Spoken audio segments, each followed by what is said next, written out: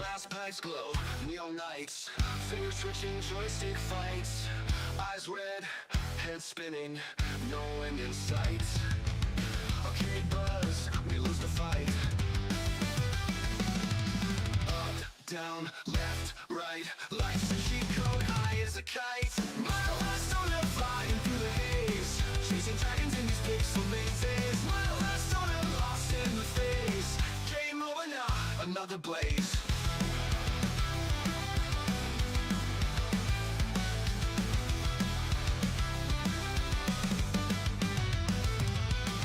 Smoke curls up, cloud the screen, every move feels like a dream. Level up, but it's all pretend. This game loops, it'll never end. Quarter in, light it up. Out of lives, but we don't give up. Mile high stoner flying through the haze, chasing dragons in these pixel mazes. Mile high stoner lost in the phase, game over now, another blaze.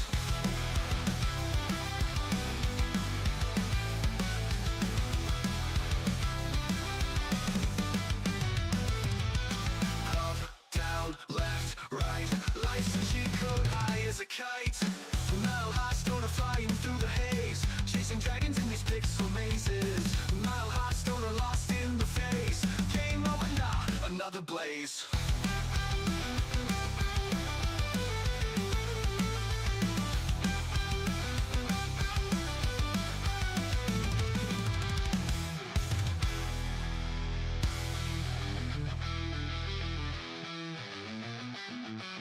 Smoke curls up, cloud the screen, every move feels like a dream.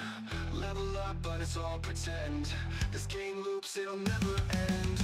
Quarter in, light it up. Out of lives, but we don't give up.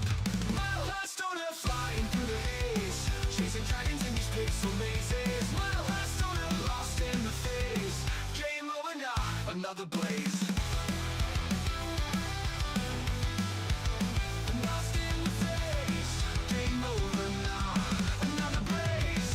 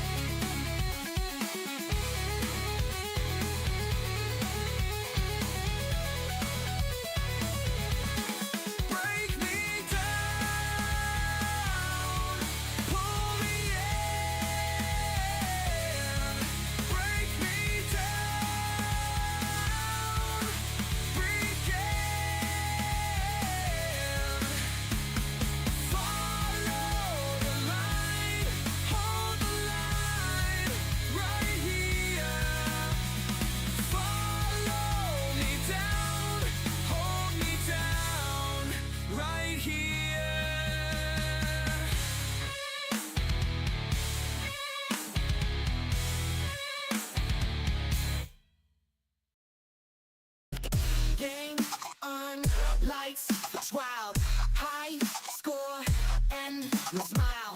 Focus, sharp in the zone. Controllers speak in the code. Eyes wide, tips see high. World spins, colors fly. Pulse beats, double time. Victory tastes so fine. We rise, no stopping. Game on feet, stopping. High score, keep topping. Sky's the limit, no dropping. Lights flash, beats drop. Level up, never stop. Headphones, all I need. Dubstep rhythm lead. Night falls, stars collide. Screens glow, hearts abide. Dreams merge, reality. Lost in virtual sea. Buzz, loud, adrenaline. Digits flash, number spin. Team up, let's make a run. Under the midnight sun.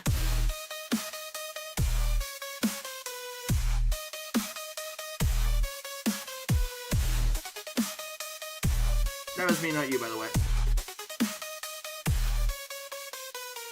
We rise, no stopping. Game on feet, stopping. High score, keep topping. Sky's the limit, no dropping. Lights flash, beats drop. Level up, never stop. Headphones, all I need. Step, rhythm lead. Nightfall, stars collide. Screens glow, hearts abide. Dreams merge reality. Lost in virtual sea. Loud adrenaline. Flash, never spin. Team up, let's make a run. Under the midnight sun.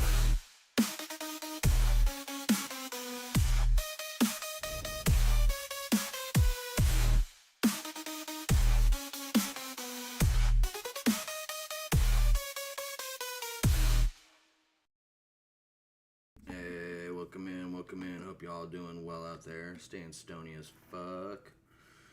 Let's get this ripper in before we jump in.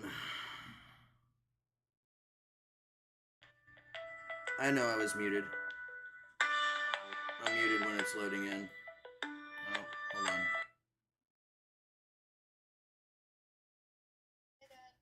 Hey, honey.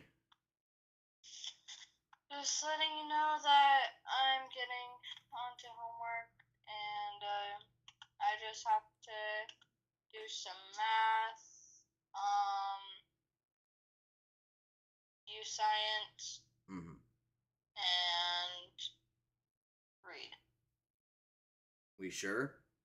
Yeah, Mom double checked and everything. But we gotta finish the book tonight because the reading's due tomorrow. Yeah. So, we need to knock out that reading then. How much do you have left? My book? Yep. Let me check.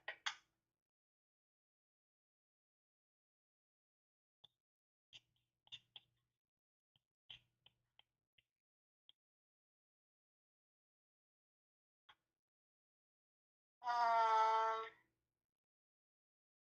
7 chapters. We gotta get on that, man. I don't know. So that's most important because that's the only thing that's due tomorrow. Yeah, so let's do reading. Get a snack and start your reading. Okay. All right. Yeah. Call me in an hour and let me know where you're at. How many chapters you have left. Okay. Love you. Love you too. Bye. Bye. Not much, man. Just chilling like a villain. Oh gosh, this shit's being slow.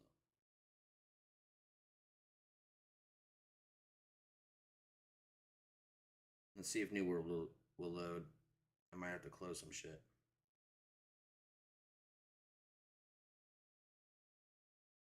See what happens when we close shit.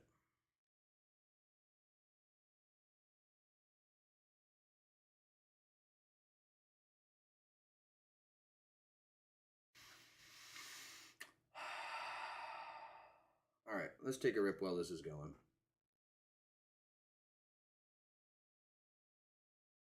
Cheers.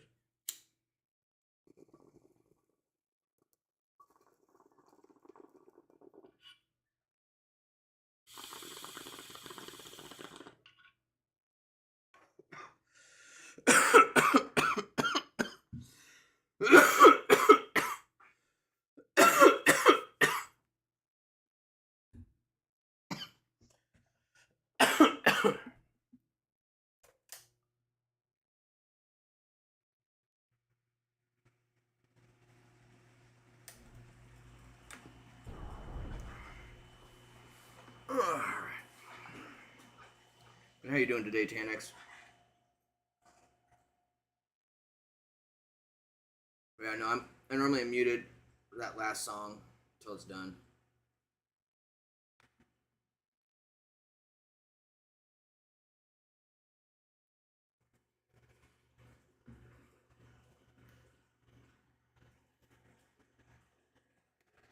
So, I was playing music yesterday. The Chronic didn't even get flagged, but that Mufasa song.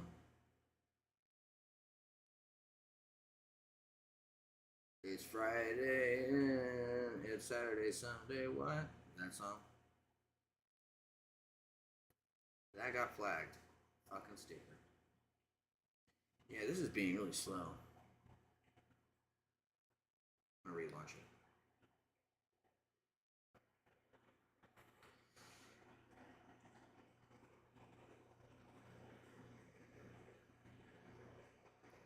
But I'm alright, man. Another day in the life.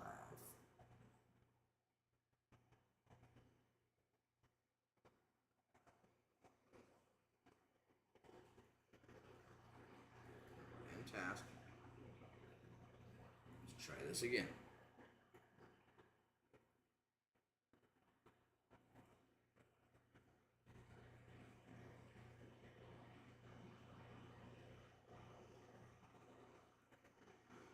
Okay, restart Steam.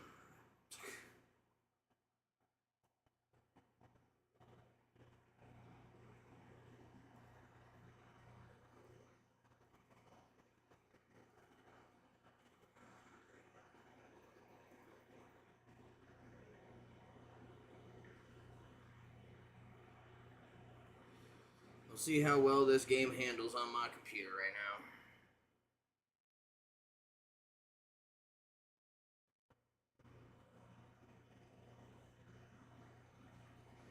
My oh my, what a wonderful day.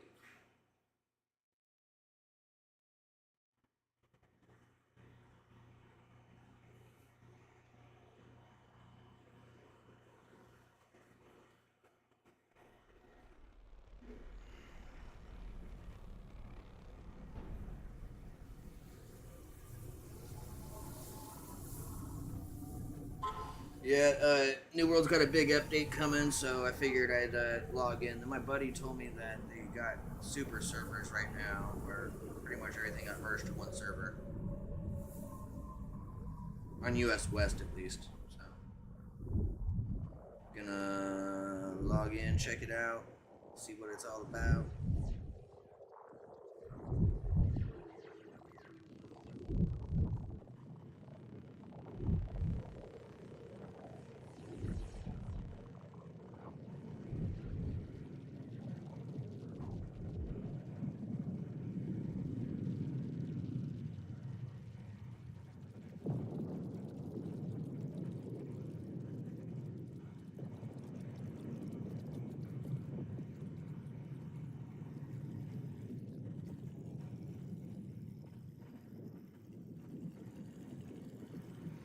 I don't believe it.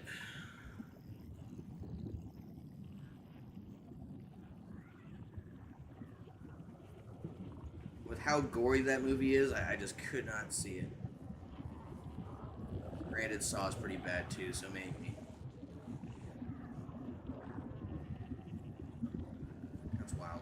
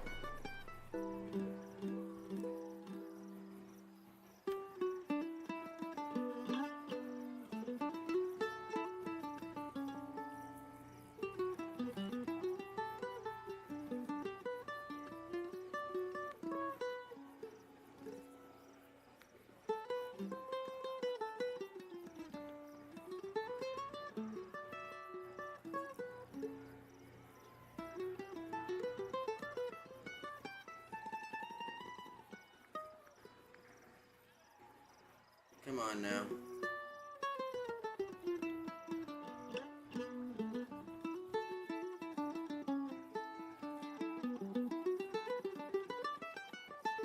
My computer just ain't having it right now. I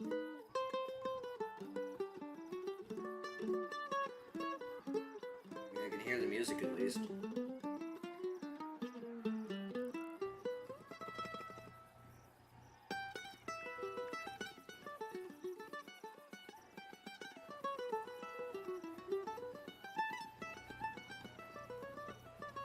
Alright, we're gonna close it and relaunch it. I don't know what to say there. That's weird.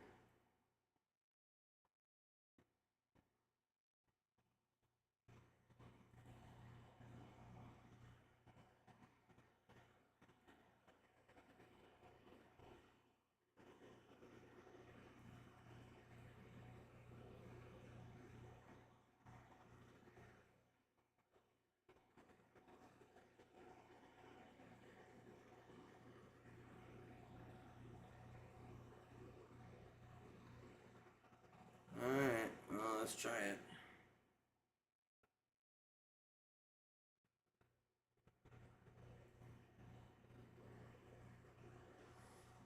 Might be my GPU accelerating fucking shit on Steam, so we'll try without it.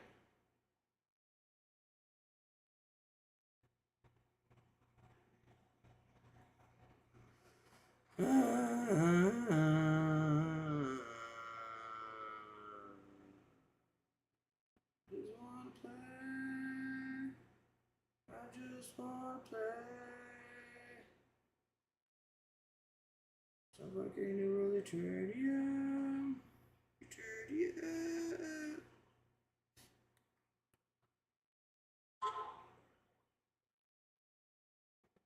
My beautiful singing, I know.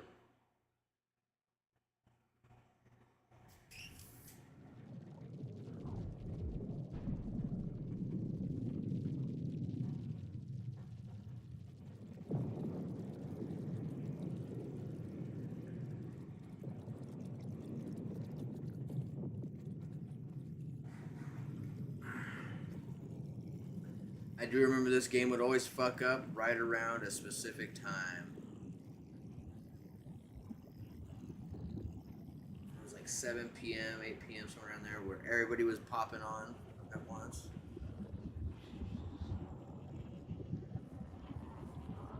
Alright. Looks like this is already loading faster than before, so we should be Gucci.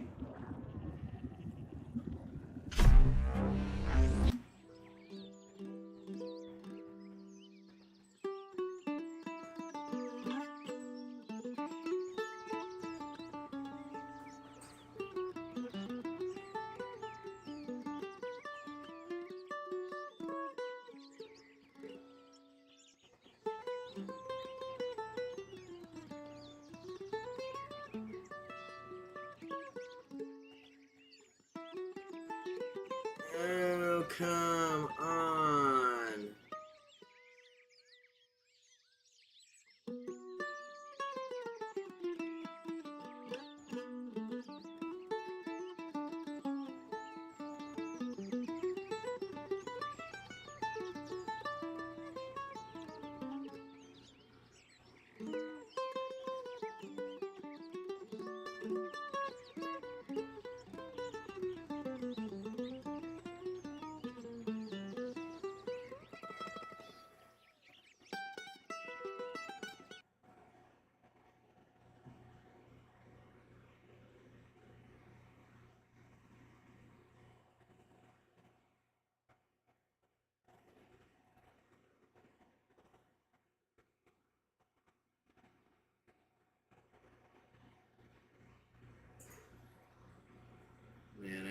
upgrade so bad.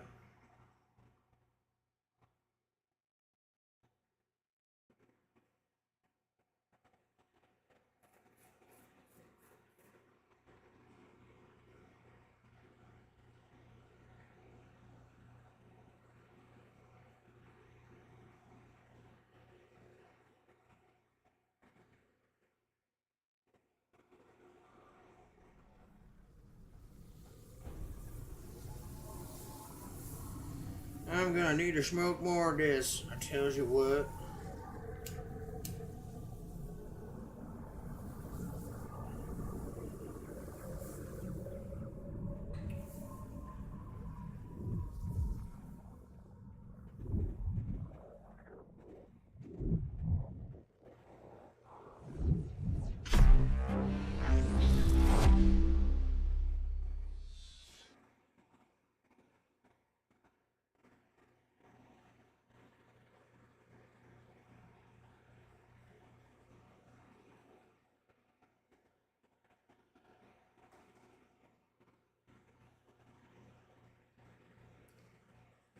See, I thought it was gonna be faster.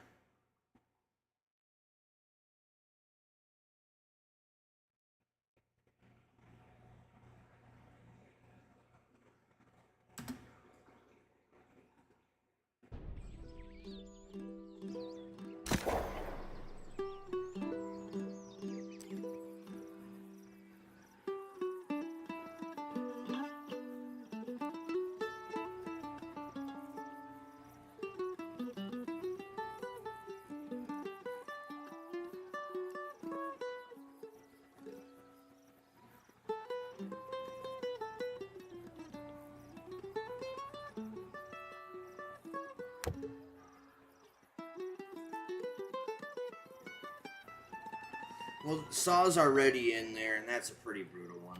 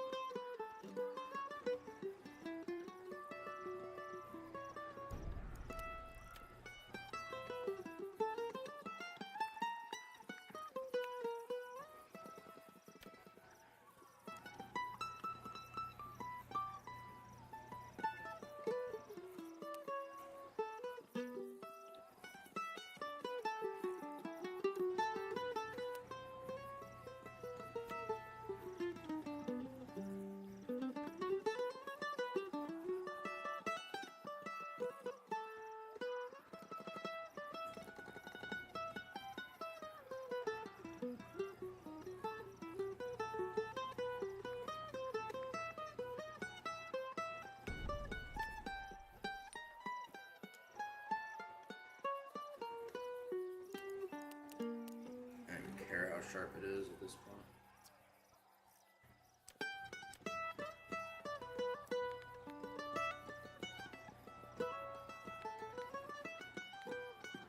So we got slots.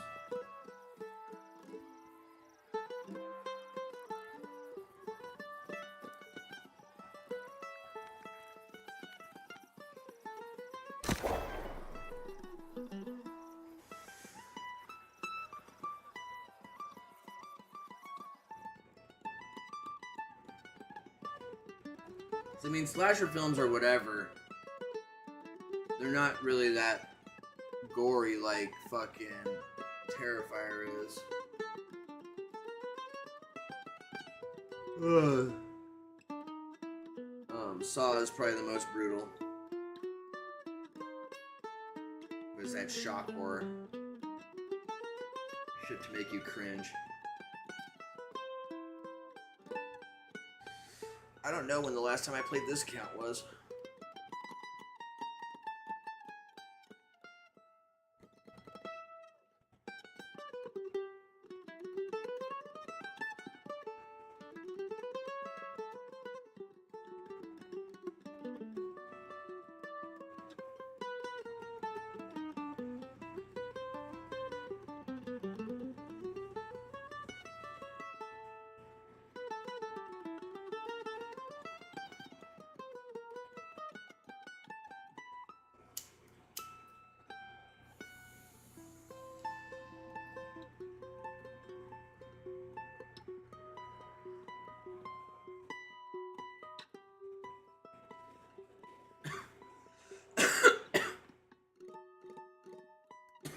That's what I was saying.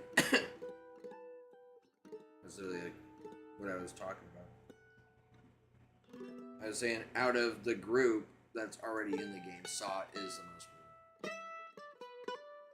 Terrifier would be the most brutal if he came in.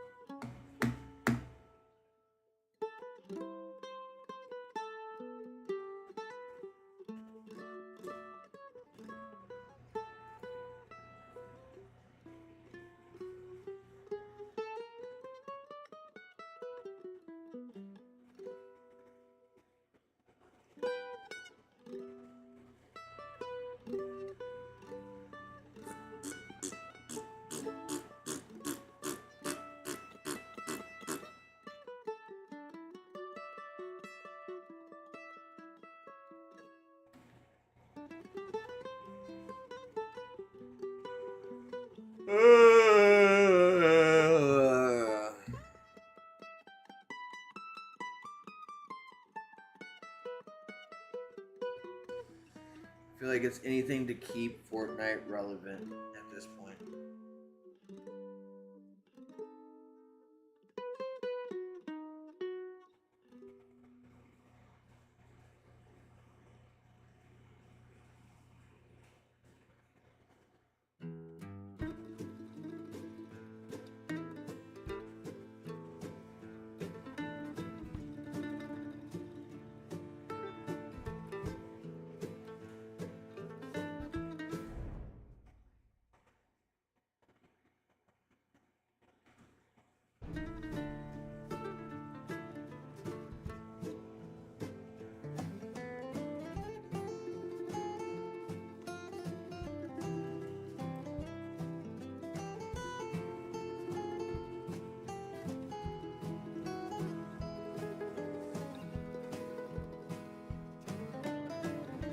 I'm gonna walk away and vape and see if this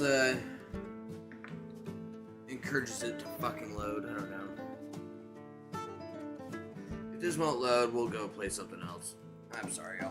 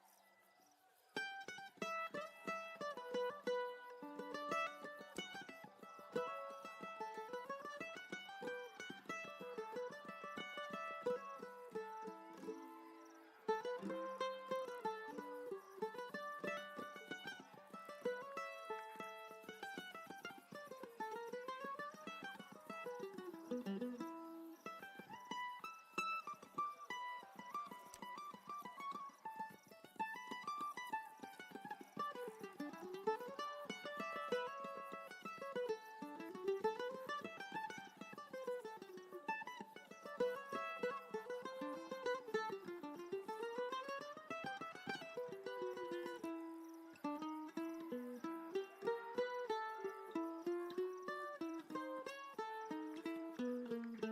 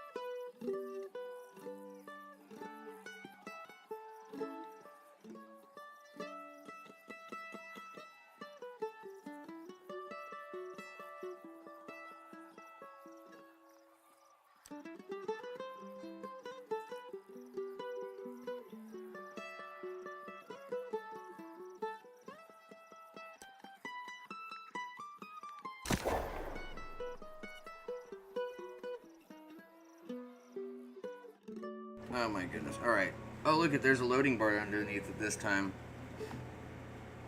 Hold on, I gotta finish seeing this. This clip was wild. Your voice feels like dying.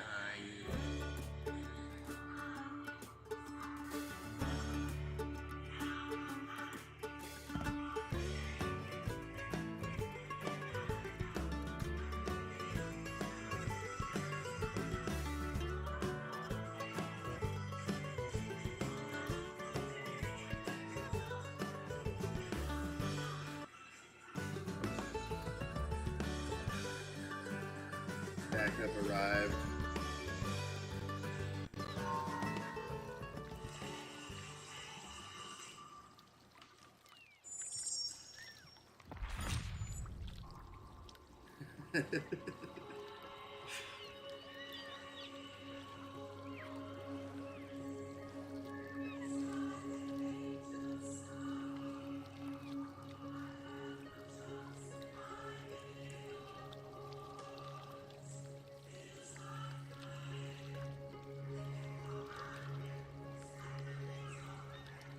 That magic was popping off though.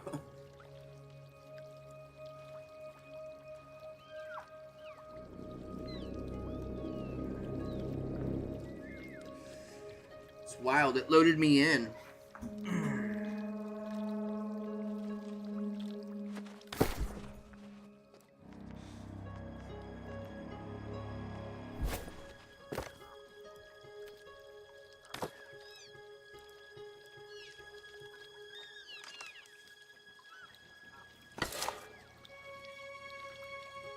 It's pretty dope looking.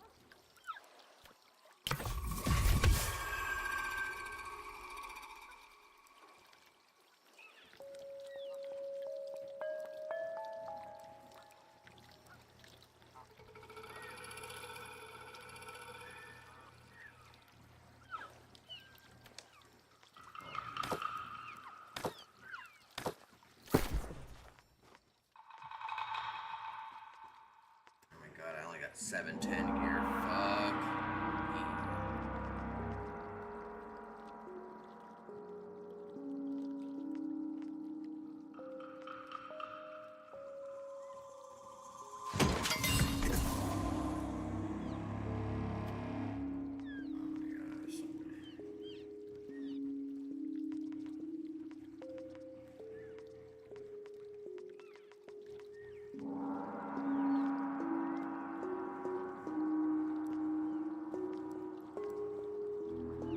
Oh yeah.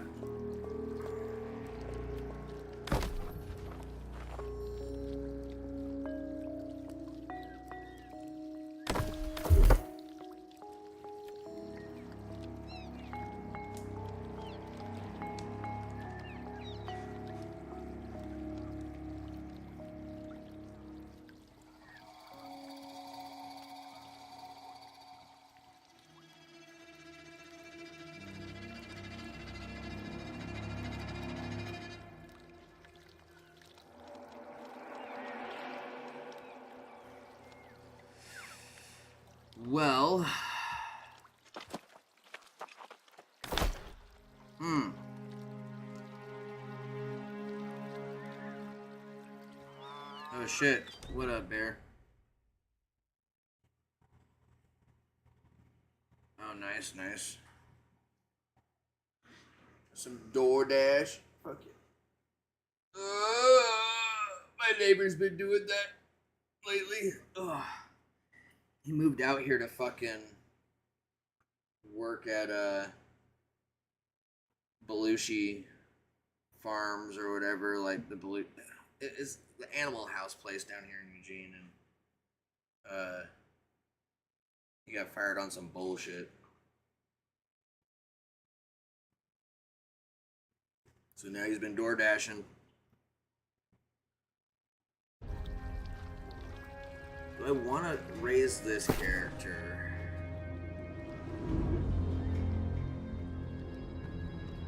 It's a lot of gold, though.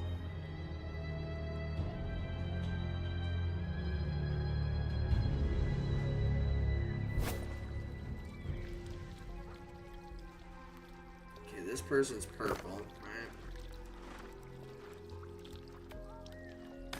In that company.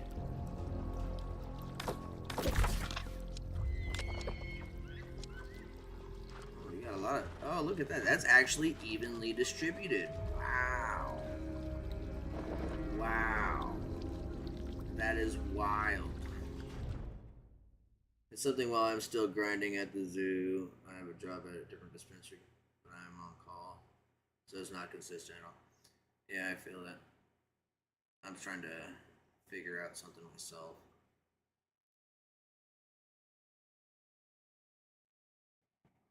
It's definitely not been easy lately. That's cool. I mean, it gets you in that fucking field. Get your experience up. I have not done any of these Summerfest shit. Where do I gotta go? How do I not have these fast travels? What the fuck? Oh, man, I must not have played this for a minute.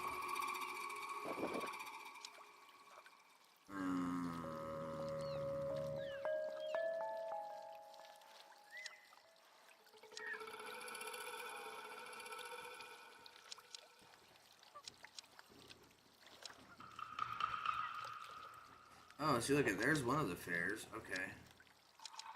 Oh, there's another.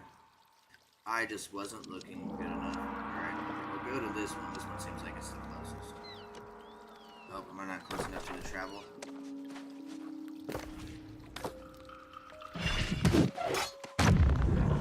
Not what I was trying to do. Sucks because both of the polar bear drives are going to be going to different zoos. Both of the polar bears are going to different zoos to hopefully become moms, but Oz will be getting a male 3-year-old sometime, so there will still be a bear at least. Hell yeah, dude.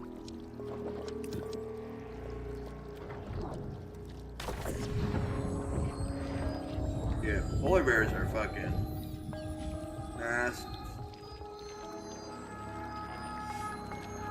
And it's funny because people are like, they got that perception of cuddliness because of Coca-Cola and the bears they have for Christmas and shit.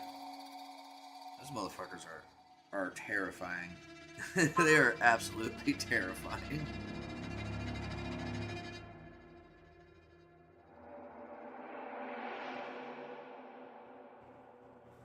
Cheers out there.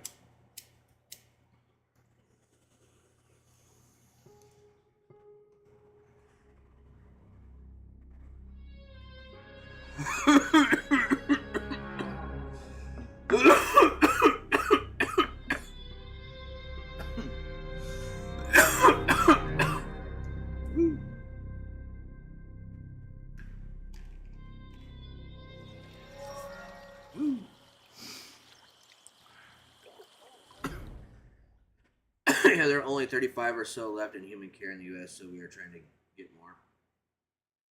That seems like it'd be a fucking task. I mean, raising a bear in captivity, you know, like from start, could be a easier way of doing it for sure. I mean, because taking out a polar bear, man,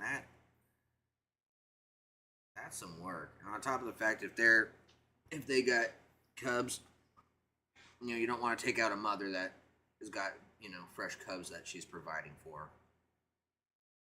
But if you have an overpopulation of males, you ain't gonna have no babies anyways. So it's like, how do you accomplish that goal?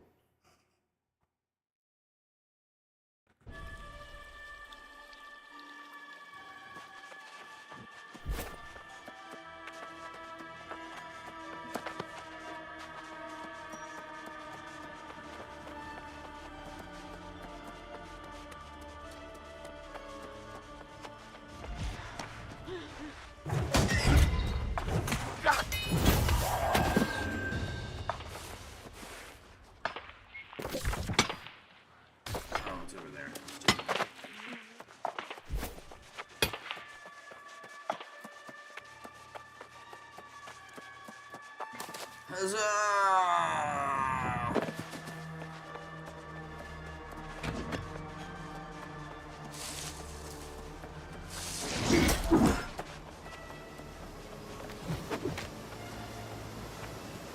Oh, I don't got the rush with this guy.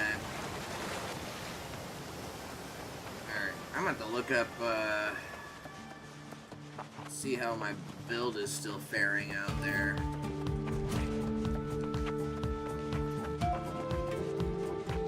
Oh yeah, man, I haven't seen this fucking fair in a minute.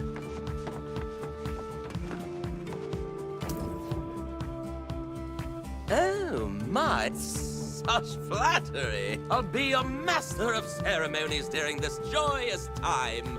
Music, fishing. Oh, of course. I've expanded festivities to Everfold. Oh, find an in.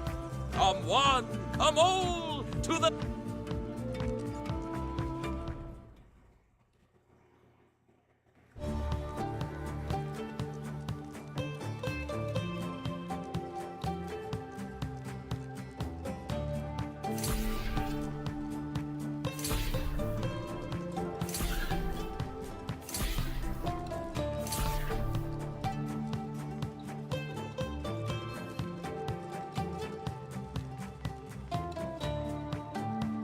So you have to shuffle from here.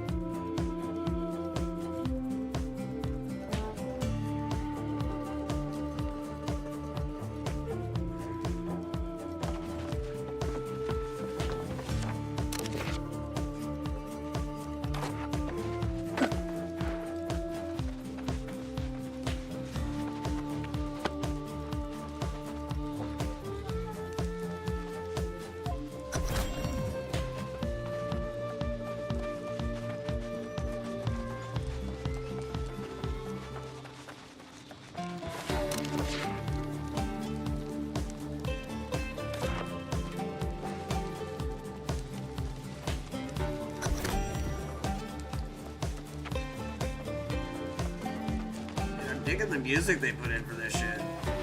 Fucking great.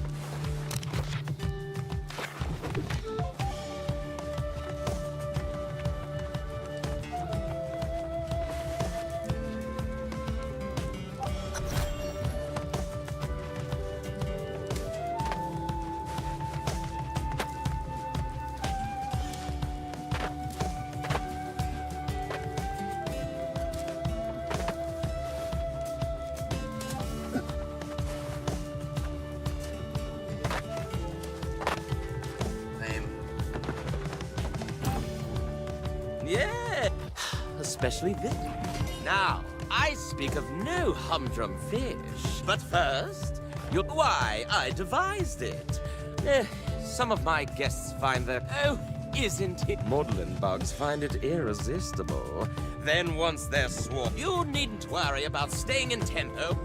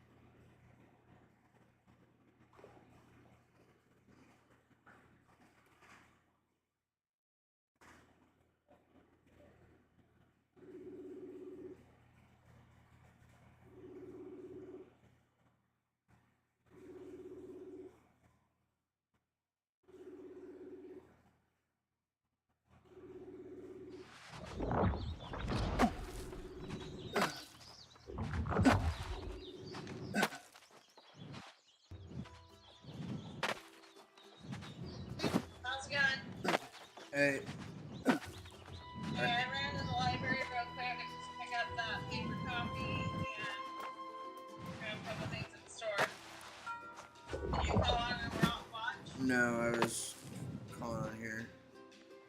Okay. I Um, figured that's why I want to let you know. I just left. alright. You know? Did you email those teachers? No, I just don't need to.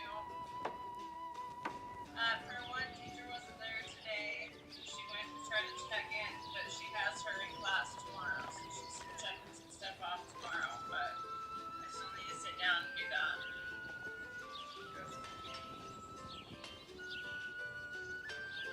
I'll try calling her phone. Okay, thanks. Bye.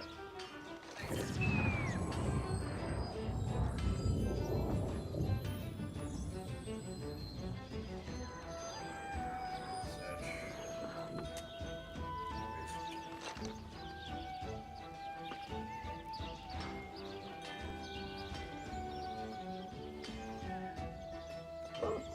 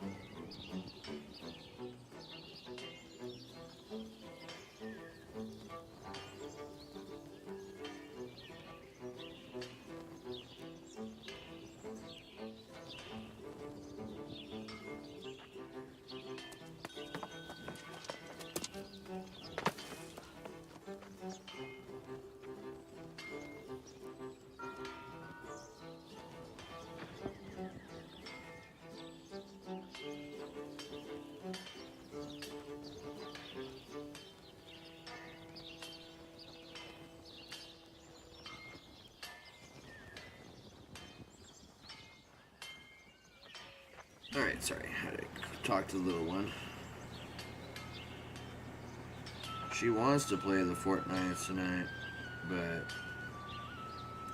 we will see.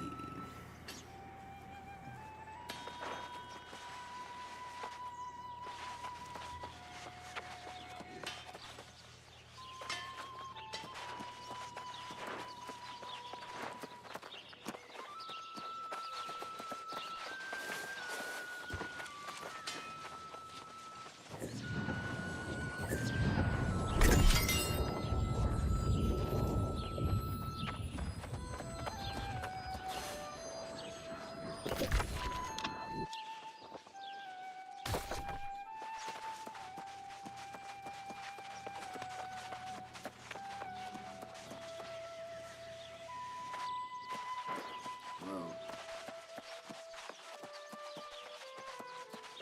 Hold on, I want to change the way this sword looks. It's bothering me.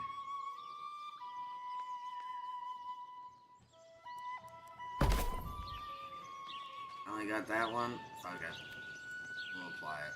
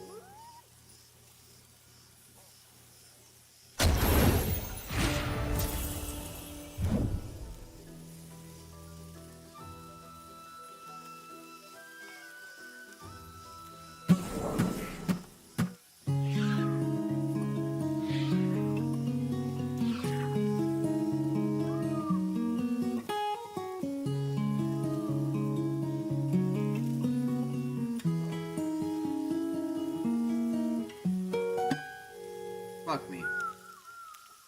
I looked over to the left to read what was being said.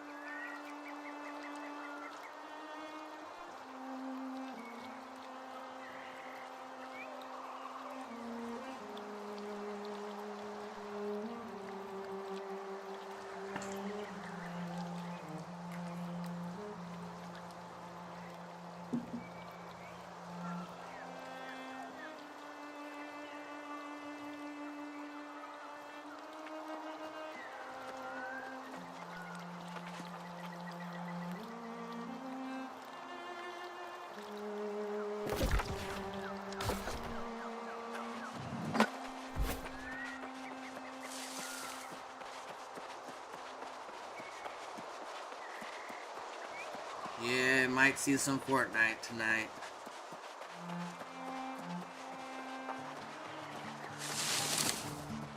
Supposed to play Repo. I told BFG just tell me a time. I don't wanna.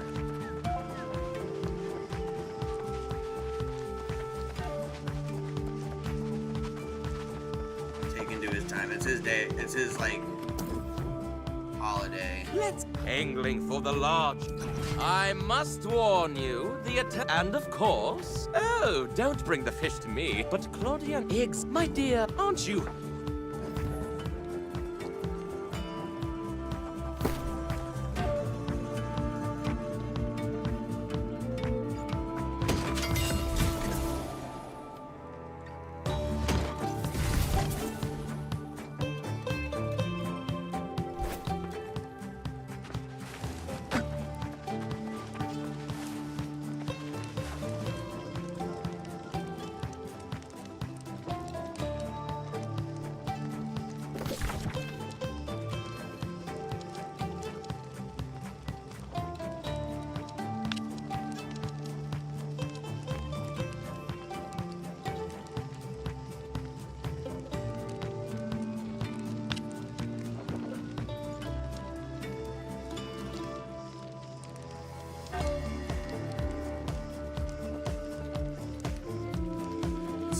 That I don't have so many of these.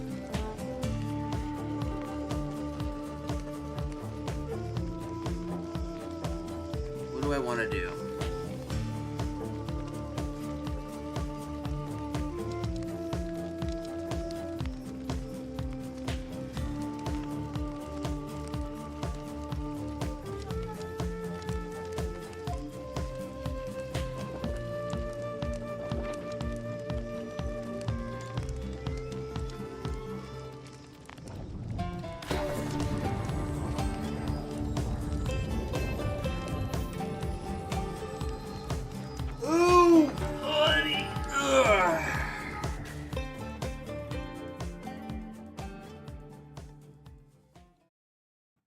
I'm gonna vape really quick.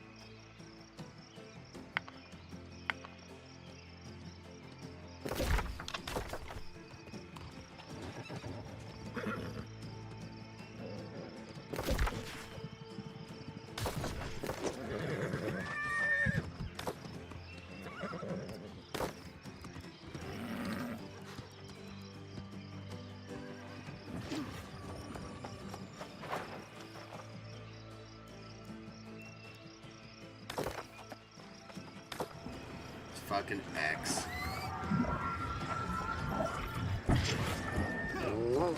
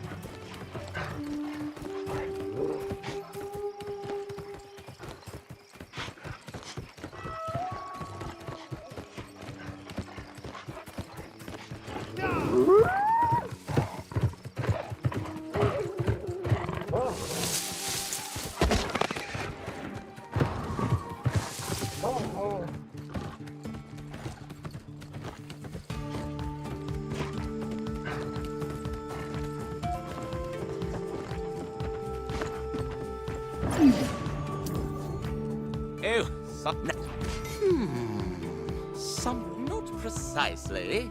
Everyone on the... So, the state... Suzanne...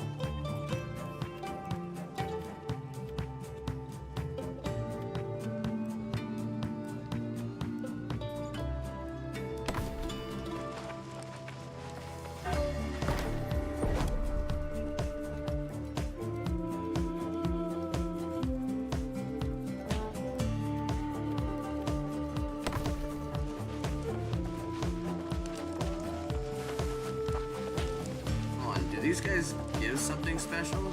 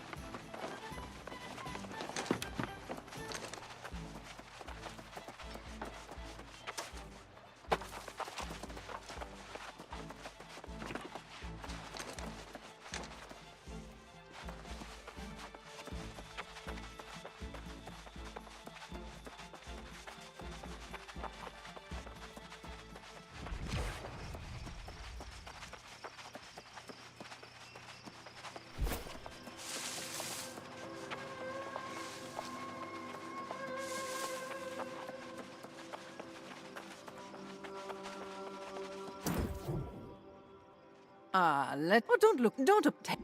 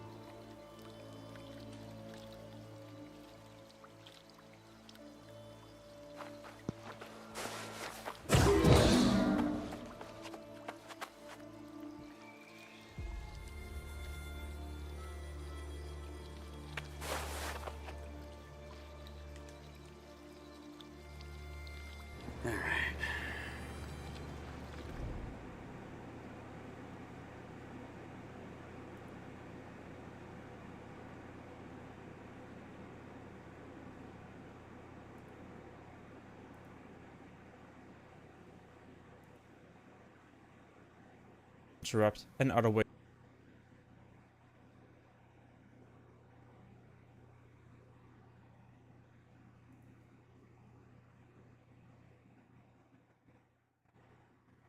Monday.com.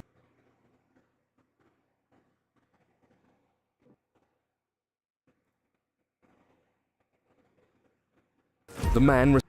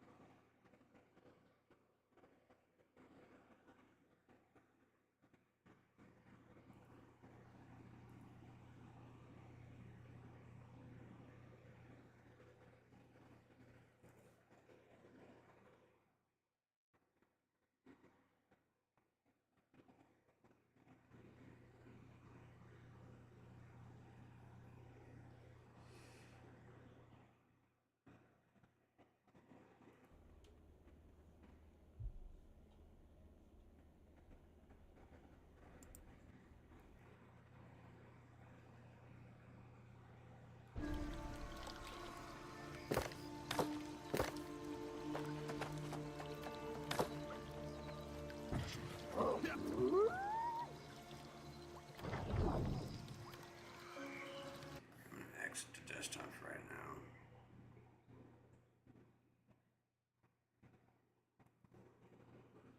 I need to eat something. I don't want to be distracted.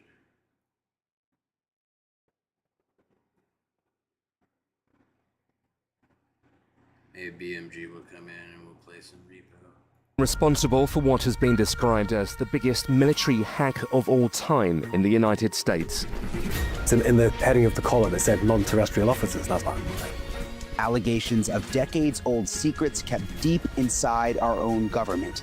something that definitely wasn't man-made. But the cigar-shaped, it had geodesic domes above, below, to the left.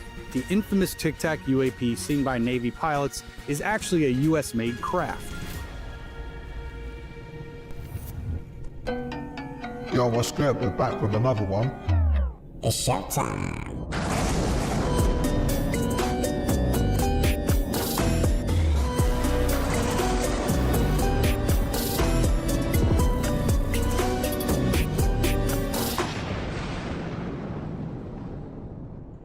March 19th, 2002. It's the middle of the night and a blacked-out van is speeding through the streets of London. Inside are several British police officers and at least one Secret Service agent. Their target? A seemingly unimportant flat in the Wood Green district. Once they arrive, the officers jump out of the van and rush towards the apartment. They quickly break down the door and immobilize a young man and his girlfriend. However, these two aren't their main objective. Instead, it was their computers. The officers quickly confiscate both of their PCs and every data storage device in the apartment. The man, Gary McKinnon, is thrown into the back of the van, and he can only watch as the agents illegally take away his possessions. The same night, all the confiscated items are immediately taken onto a private plane and sent to the United States, specifically to the Department of Defense headquarters known as the Pentagon. A British hacker accused of breaking into Pentagon and NASA systems. What a U.S. prosecutor calls the biggest military computer hack in all time. I was in search of suppressed technology, referred to as UFO technology. I think it's the biggest kept secret in the world. Did you find what you were looking for? Yes, there's UFO technology. The Americans say McKinnon is a cyber terrorist who caused almost £500,000 worth of damage to military computers. $500,000? What the fuck did he do? It's because of what he saw, bro. And he took the piss out of them. A strange message appeared on a US Army computer.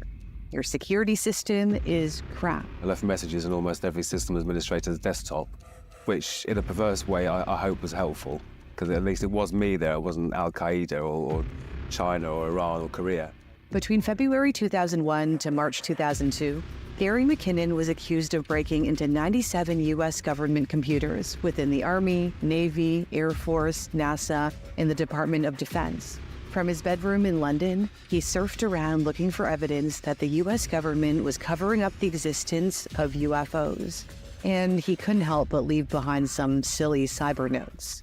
U.S. foreign policy is akin to government-sponsored terrorism these days. I am solo. I will continue to disrupt at the highest levels. It was incredibly cheeky and incredibly stupid. Gary didn't bother covering his tracks. He was soon traced to his apartment in North London, where cybercrime specialists from British law enforcement arrested him on March 19, 2002.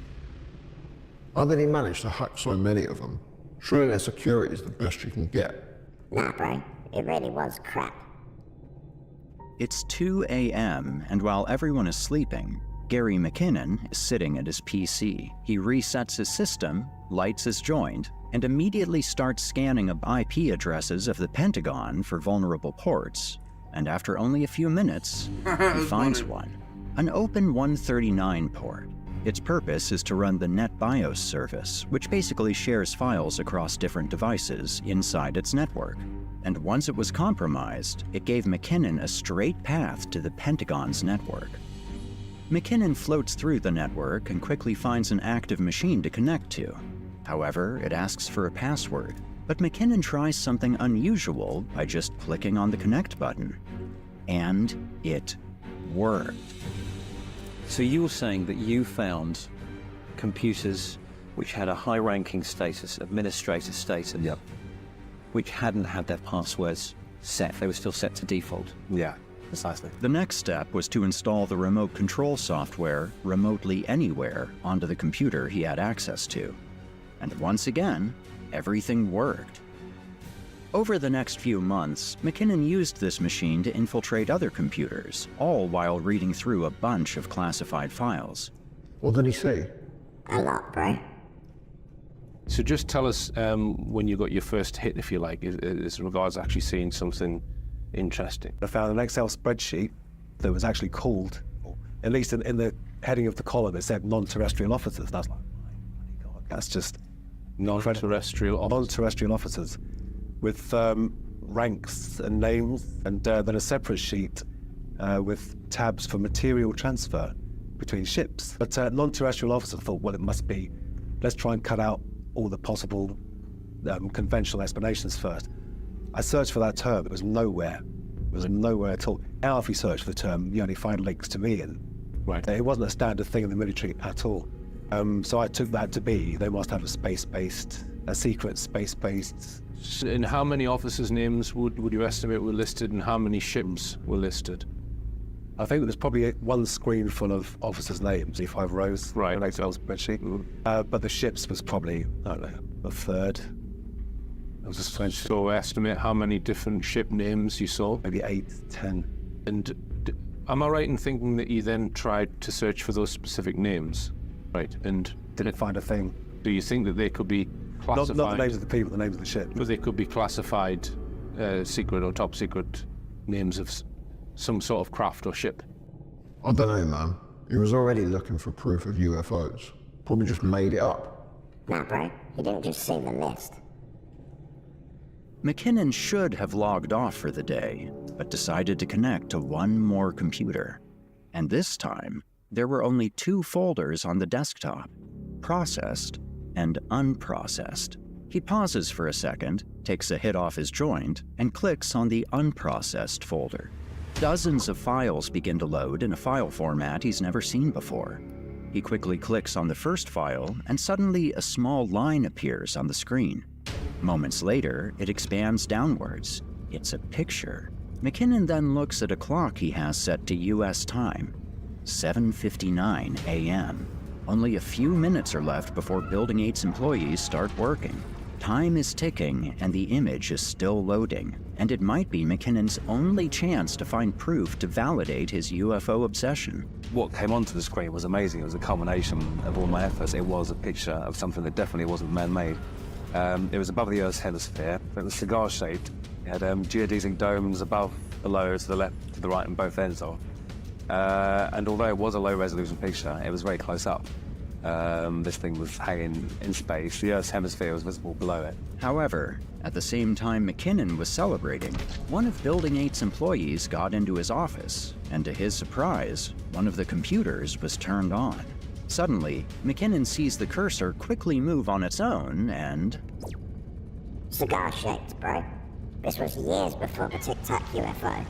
I don't know, Ted. I don't think he saw anything. Right, then why did they go after him so hard? The UK's Crown Prosecution Service did not intend to prosecute him, but the Americans did. They planned to extradite him to the United States. His mother, Janice, reacted with alarm, stating, "Extradite? At that moment, I was plunged into a state of terror, real heart-stopping terror. The kind that makes you want to grab your possessions and bundle your family into the car and head for the hills." The hacks occurred between 2001 and 2002, when British authorities required evidence to justify extradition, which the US never produced. However, the rules changed in 2003 when a new treaty came into effect and evidence was no longer required. Extradite him for looking at some files. They wanted to give him 70 years, bro. The man responsible for what has been described as the biggest military hack of all time in the United States. Gary McKinnon today has lost his battle to avoid extradition after High Court judges ruled his prescription was lawful and proportionate to his offence. The 43-year-old, who suffers from Asperger's syndrome, a form of autism, has been described by his lawyers as a UFO eccentric. After today's ruling, his solicitor Karen Todner said their fight is not finished. A heartbroken plea from Mrs. Sharp for compassion.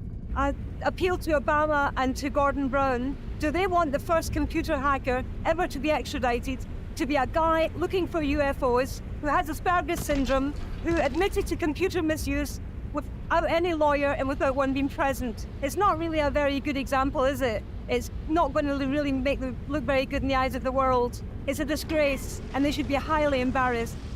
Yeah, that's fucking ridiculous. I'm telling you, bro. He saw the Tic Tac.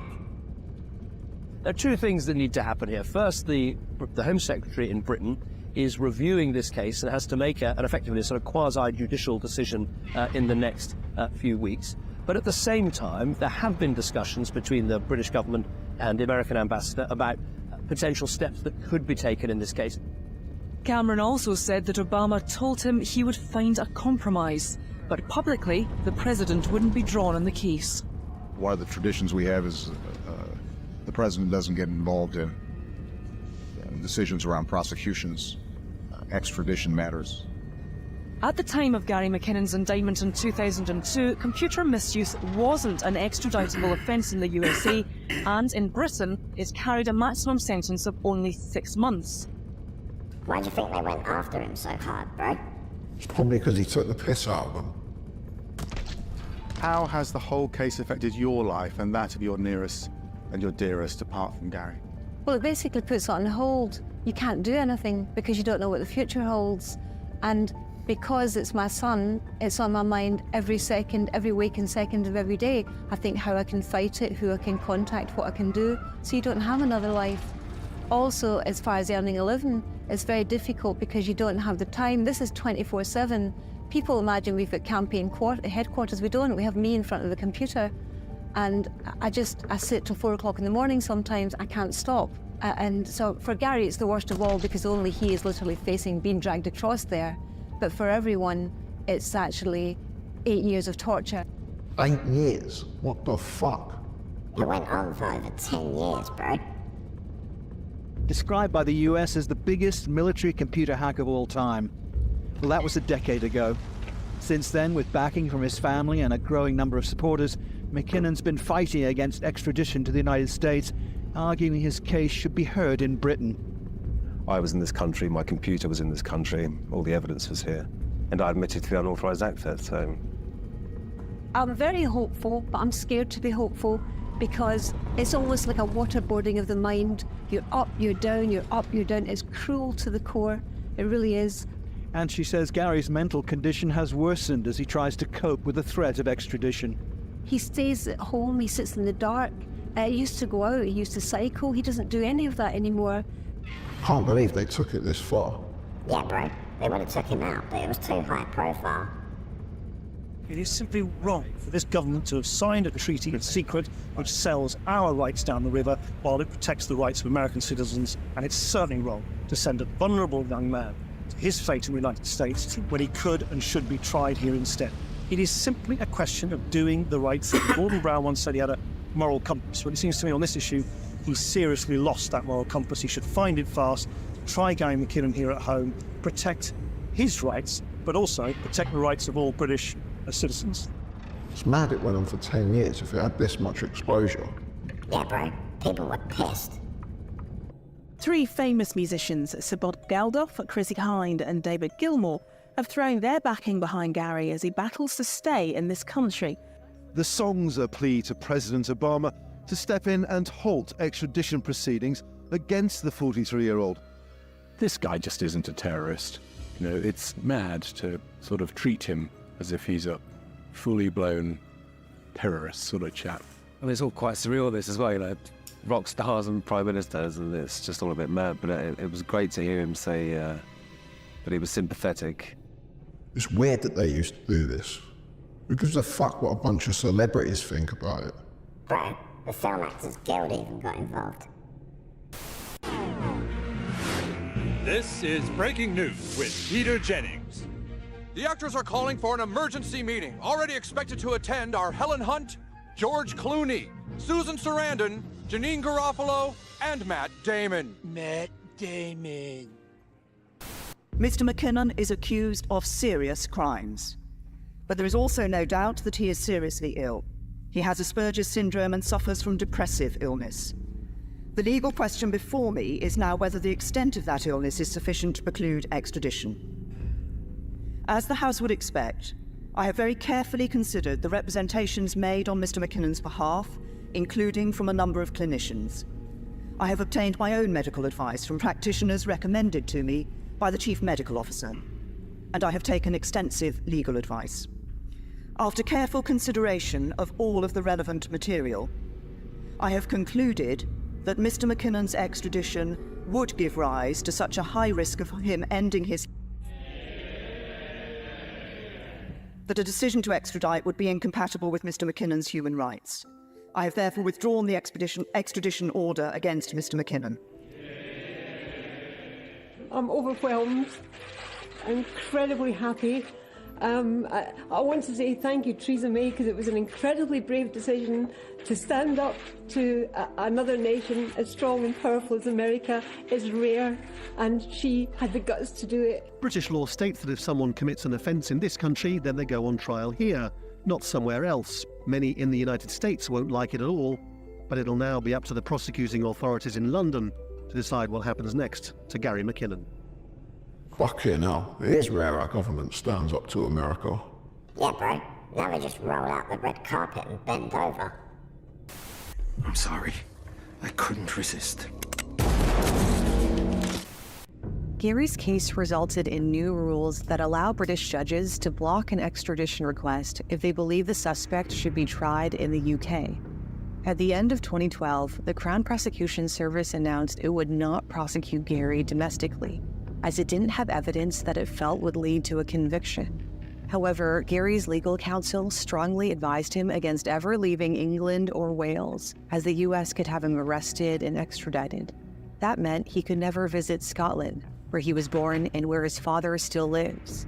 Although Scotland is part of the UK, it has its own separate legal system. Despite these restrictions, Janice expressed relief and gratitude. Nonetheless, Gary is free, and for that, we are eternally grateful. It is a bit weird that they went after him for so long. They wanted him dead, bro. Remember, this is for entertainment purposes only.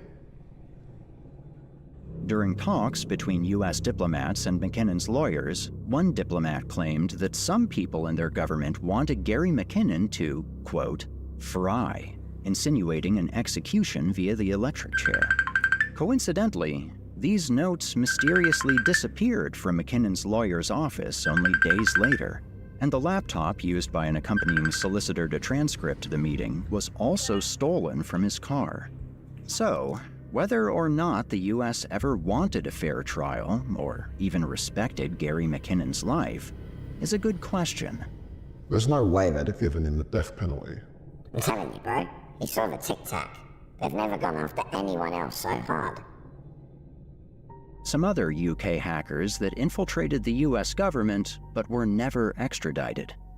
First, we have Richard Price, who hacked into a bunch of different US security departments, NASA, and even Korean nuclear facilities in the 90s. It was so bad that the US said he was, quote, causing more harm than the KGB, unquote.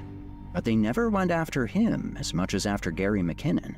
Next, we have Aaron Caffrey, who shut down the US's busiest port in 2001 and caused millions in losses for American shipping companies. Despite this, the US never pushed to extradite him. And lastly, we have Andrew Harvey and Jordan Bradley, who created a virus that infected thousands of machines from 2001 until 2003, causing millions in damages for companies and individuals in the US. Both of their trials were in the UK.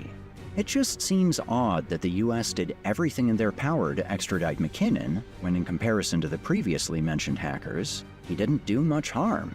So I guess the final questions are, what was the real intention behind the extradition? And did McKinnon see what we know today as the Tic Tac UFO? Bro, you gotta admit, there must be a reason they wanted him so bad. I guess they wanted to make an example of him. Bro, he described the Tic Tac to a T. I still think he made it up. He ain't the first to describe one as cigar-shaped. We were probably out here a couple of minutes. Brandy started saying, Daddy, there's something up in the sky. I didn't pay attention to her. Again, she said, Daddy, there's something up in the sky. And I still am paying attention to her. Finally, he says, Daddy, there's something in the sky. I looked up, and the sun was just on this side of the gutter here, August 27th, so we were protected from the sun here. This is what Tim saw. You're watching the actual videotape he recorded that day. Dad, can a spaceship grow bigger like that? Huh? Huh? Uh-huh. It could? Tim taped the object for more than an hour. His father also saw it. I says, my gosh, what is that thing? And to me, it appeared as a long, pencil-like aluminum foil triangle object in the sky, moving erratic, but staying just north and west of the sun. Salida means gateway. Indian legend has it that this area was a window to other worlds. In recent years, ufologists have echoed those sentiments, saying in essence that Salida is a stargate, a gateway for beings from other worlds. That just proves the Tic Tac exists, bro. I don't think it does. And after a historic week in Washington with bombshell testimony on UFOs and allegations of decades-old secrets kept deep inside our own government. All four of us, because we were in F-18Fs, so we had pilots and Wizzo in the back seat, looked down a saw a white Tic Tac object with a longitudinal axis pointing north-south and moving very abruptly over the water like a ping pong ball. There were no rotors, no rotor wash, or any sign of visible control surfaces like wings. As we started clockwise towards the object, my Wizzo and I decided to go down and take a closer look with the other aircraft staying in high cover to observe both us and the Tic Tac. We proceeded around the circle about 90 degrees from the start of our descent, and the object suddenly shifted its longitudinal axis, aligned it with my aircraft, and began to climb. We consumed 270 degrees to where and we went nose low to where the Tic Tac would have been. Our altitude at this point was about 15,000 feet, and the Tic Tac was about 12,000. As we pulled nose onto the object, within about a half mile of it, it rapidly accelerated in front of us and disappeared. Our wingmen, roughly 8,000 feet above us, lost contact also. We immediately turned back to see where the whitewater was at, and it was gone also. This was probably just a distraction from whatever fuckery they had going on that week. It's Project Bluebeam, bro. Lockheed Martin made the Tic Tac. So during a recent interview, investigative journalist Ross Coulthard said that the infamous Tic Tac UAP seen by Navy pilots in 2004 is actually a US-made craft. And not just any craft, he claims it was built by Lockheed Martin. Check it out. I now know categorically that the Tic Tac is Lockheed Martin technology. Okay. The Tic Tac is Lockheed Martin technology. Why are we being lied to? Then there's Congressman Eric Burleson. He just said in a recent interview that an insider showed him photos of the US-made Tic Tac craft as well. He didn't confirm if it was reverse engineered, but he said he believed the tech was real. Had two people come to me that say that the Tic Tac is a Lockheed Martin creation. And just a couple of months ago, an anonymous whistleblower posted classified-looking documents on Reddit claiming that the Tic Tac is U.S. tech based on exotic propulsion. Documents mention field propulsion, plasma containment, and anti-gravity stabilization. So, are all of these sources talking about the same program? Are we being slowly prepared for disclosure, or is it an elaborate misinformation campaign? We always have to consider that. But if this is real, the bigger question is, where did we get this technology? Is it reverse engineered NHI technology? Is it breakthrough science, or something else? It's Lockheed Martin, bro. But we'll have to save that for next time. Hold up, Ted, we gotta do the giveaway. Leave a comment for a chance to win in our next episode. Let's do this, bro. Bye-bye. Bye-bye. Pick something from our website and we'll send it straight out. That's terrortedstales.com. Shout out everyone buying the merch, bro. We've had some issues with the contact form on our website. It's being resolved this week. So if you tried to get in touch, don't worry, we'll get back to you.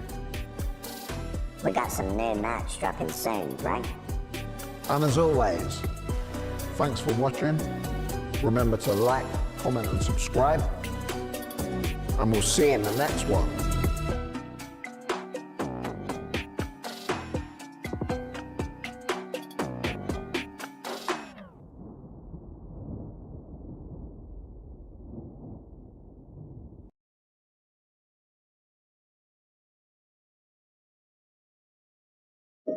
Hey guys, welcome back. Please like those videos, recommend it to others, and hit that subscribe button so you can keep seeing videos just like this. On July 10th of 2025, a security camera inside a house begins to record after sensing motion in the living room. This camera only records whenever movement is detected. The thing is though, no one is home. No one is around, or at least no person is. Although the man who lives here wasn't home at this time, his dog was. And so, upon receiving this notification, he ignores it. But unbeknownst to him, this motion-activated recording would capture something deeply unsettling at that moment. Ever since then, his dog hasn't been the same. This is what was caught.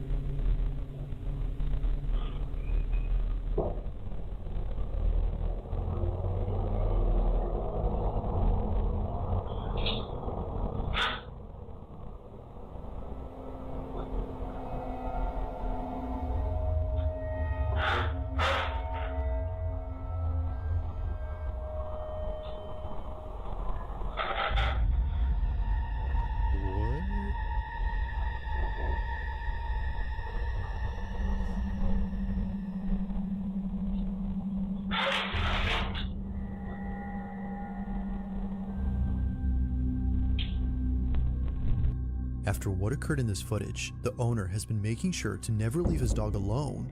As he states, something had messed with this dog. Now it's worth noting that his dog is okay and is only slightly frazzled. In the footage, we can see him looking at something that doesn't appear to be there, as the owner believes something was agitating him. Whatever it was, according to him, had to be responsible for yanking off his dog's collar. Now of course, it could be that his dog had simply shaken off his own neckband, but this wouldn't make sense according to him because the collar has no way of coming off easily unless someone removes it. Given that this never happened before, the owner can't help but think that something paranormal occurred here. But as always, I'll let you be the judge on that. Just what exactly had taken place during this recording? Let me know your thoughts on this one. Nah, it's time to move. It's time to move, bro. Something looked like it was holding him by his neck. That's definitely a ghost. or a demon.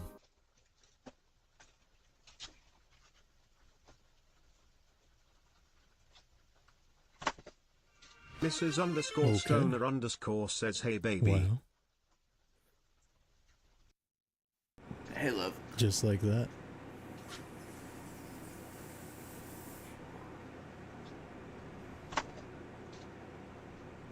The old switcheroo works every time. She wanted it that bad, I guess. Isn't that funny? Being a thief is a mental condition. What's it called? Being a klepto or something? I'm over here at the storage, and I don't know if it's me, but y'all tell me I don't see that. Oh no. Mrs. I underscore don't know Stoner if it's just a underscore fan like says, I going miss in you. and out, but the is that? Duh. Miss you too.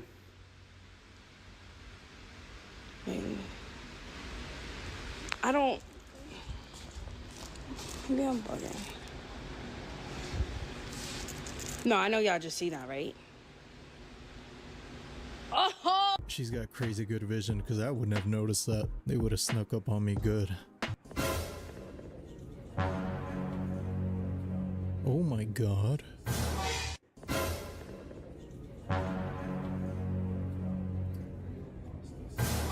Yo, that is terrifying. Why would they pick that face for a doll? Oh my god, that is nightmare fuel. What kind of labubu is that? It's a special edition. 1 of 1. People are very concerned with the way The Rock looks right now in his latest public appearance. Mrs. underscore Stoner underscore says, I why but work is so draining today. The Rock looks very different. Just in case it's been a while since you've seen The Rock, this is what he looked like during the Pain and Gain movie just a few years ago. Now this one is a drastic difference. Obviously, this is him when he was 18 years old, still very good size, and this is him at one of his biggest. And another comparison of when he first started acting to what he looked like at his biggest during the Pain and Gain movie. And when you compare those images to this one right here of him from yesterday, you can tell, look at his chest, his waist is very small, his forearms are also very small. You can tell that he's taken a drastic change from just a few years ago. Now, some people are questioning, is this new That's the only look thing I can for a think new of if I'm movie feeling role? this. Other people are claiming that he just was been on substances exhausted during his WWE and acting career to make him larger, and that now he's going to try and live long enough and fade away to just enjoy his millions and billions of dollars. Yeah, it's definitely that. You can't be roid raging into your 50s, sometimes even your 40s. He knew that era's over. I mean, that's pretty smart if you ask me. Doesn't want to says, check I out felt early. sluggish the Makes whole sense. day.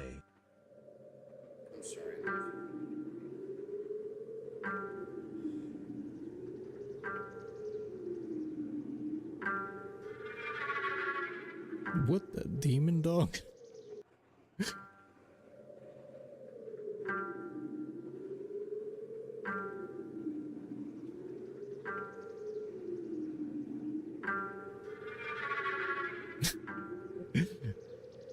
That's pretty cute. Bro thinks he's a gargoyle or Batman. They had to bless us before we could watch The Conjuring? Are we for real?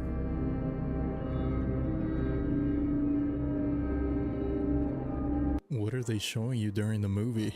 Is there something we shouldn't be seeing? Bill Gates declares the end of the smartphone era and unveils its surprising replacement. Replacement? No more smartphones. What's he going to replace it with? Electric tattoo.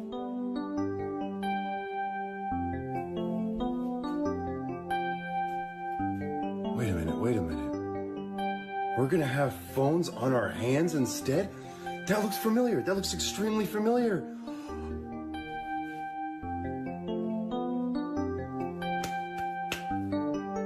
Yeah, I'm good. I'm good. Yeah, for real, what does that mean? Old Billy at it again. Not surprising. This paired with printed meat, you got yourself a nice dystopian combo right there.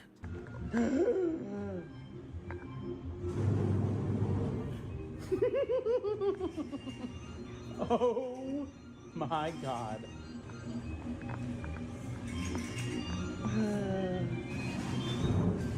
How does this make you feel?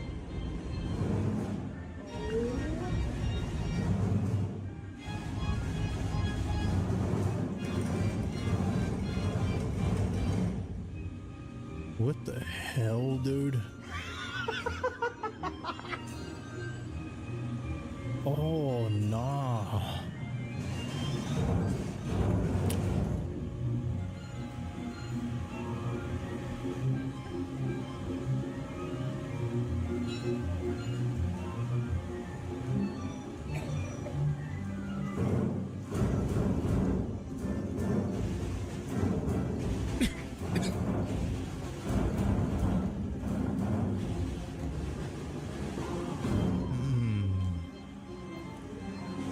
There's an upstairs.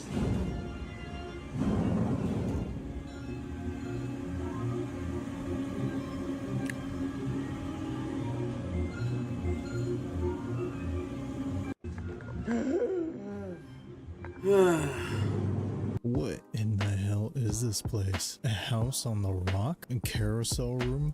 Looks like Pennywise's hideout. I don't get it. Is this meant for families? It seems like a good way to traumatize your kids. Jim Carrey's 62nd birthday party of November of 2024 was titled The Laugh Supper, by the group, of course. There's a lot to unpack in this picture. Are you on lunch, For love? one, I found it very, very interesting that Jim Carrey was wearing a Saturn shirt, while Seth Green was wearing a Mickey Mouse shirt. What is he doing to his eye? A lot of people would say I would do anything to be in this room with this group of guys. This is some of Hollywood's most famous comedians. However, have we been fooled by the characters This is they play _stoner on and off _ screen? says yes. Let's take Jim Carrey, for example. I don't exist, so they're all characters that I played, including Jim Carrey, including Joel Barish, including any of those things. They're all characters. And why would any Hollywood celebrity create a character off screen for the public? Because I thought I was just building something that people would like, but it was a character. Do any of you remember Catriona White? She took her own life in 2015 after being Jim Carrey's on and off girlfriend of 3 years. Catriona wrote a letter 2 years prior to taking her own, claiming that Jim Carrey introduced her to various things, including mental abuse, disease, substances, bad atmospheres, you name it. Catriona's mother and her ex-husband both tried to take Jim Carrey to court for the alleged wrongful Catriona. However, by February of 2018, the case was thrown out and life went on for everyone. Well, except for Catriona. And let's not forget the video he made for Emma Stone when she was just 22 years old and Jim Carrey was well over 40. And every day for the rest of your life, you would thank God that I was the appropriate age for you. So does the world only love the characters they play on and off screen? Do we ever see who they really are? And like I said previously, there's a lot to unpack in this picture. I thought Jim Carrey was leaving the industry and now it's looking like he's even deeper in. Let's kind of break down who the heck is at Jim Carrey's 62nd birthday party. I can see it, bro. I feel like most celebrities probably pretty unhinged, you know? Their lives ain't normal. They probably see him partake in a lot of weird stuff. So I accidentally walked through this spider's web yesterday. So he rebuilt it since then, but like with like markers? Now you can see it way better. Oh my gosh. Hold on. That's crazy. He's like, you're gonna see it now. But that's him. Look how visible it is now. A little extra webbing, like little extra fuzzies. That's crazy. That's pretty cool, man. They're all spaced neatly apart. I say yeah. That's a self-aware spider. So the White House dropped a photo this morning of Trump supposedly going to play golf. And the internet is already saying that's not him, that's a CIA-grade silicone mask. And let's be real, the U.S. intelligence community has had a long history with realistic masks. I'm talking about the kind of stuff you could film someone stepping out of a limo with and 99% of people wouldn't even blink. There are documented cases of operatives using hyper-realistic prosthetics for deep cover work. And for the last 4 years, people have said Joe Biden's a clone, or is Jim Carrey under a mask, or some other wild theory like that. Obviously, the internet's going to go wild because his last public event was actually a cabinet meeting on Tuesday, August 26th. And now it's Monday of the following week, and we've only got pictures and social media posts. And I guess videos of him walking to cars, but that could be a mask. And before he was seen Saturday, August 30th, he actually hadn't been seen in 4 days. He was absent from the public eye, so there was speculation about his health. You replace a feeble, senile old guy with another old guy, of course there's going to be speculation when he's missing. And of course, conservatives are mad as hell that people are speculating about Trump's health. They're calling it disrespectful and irresponsible, or obviously, fake news. The theories are going to be never ending until he steps in front of a camera and actually speaks, and the theories could still exist then.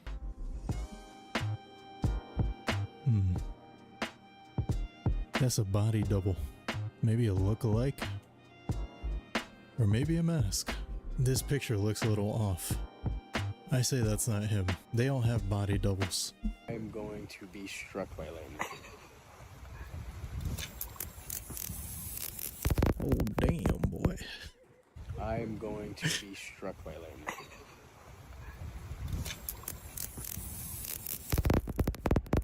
Yeah, I'd say there's a high probability. Or bro might just be Thor. One of the two. He looks like he knows what he's doing. Carry on.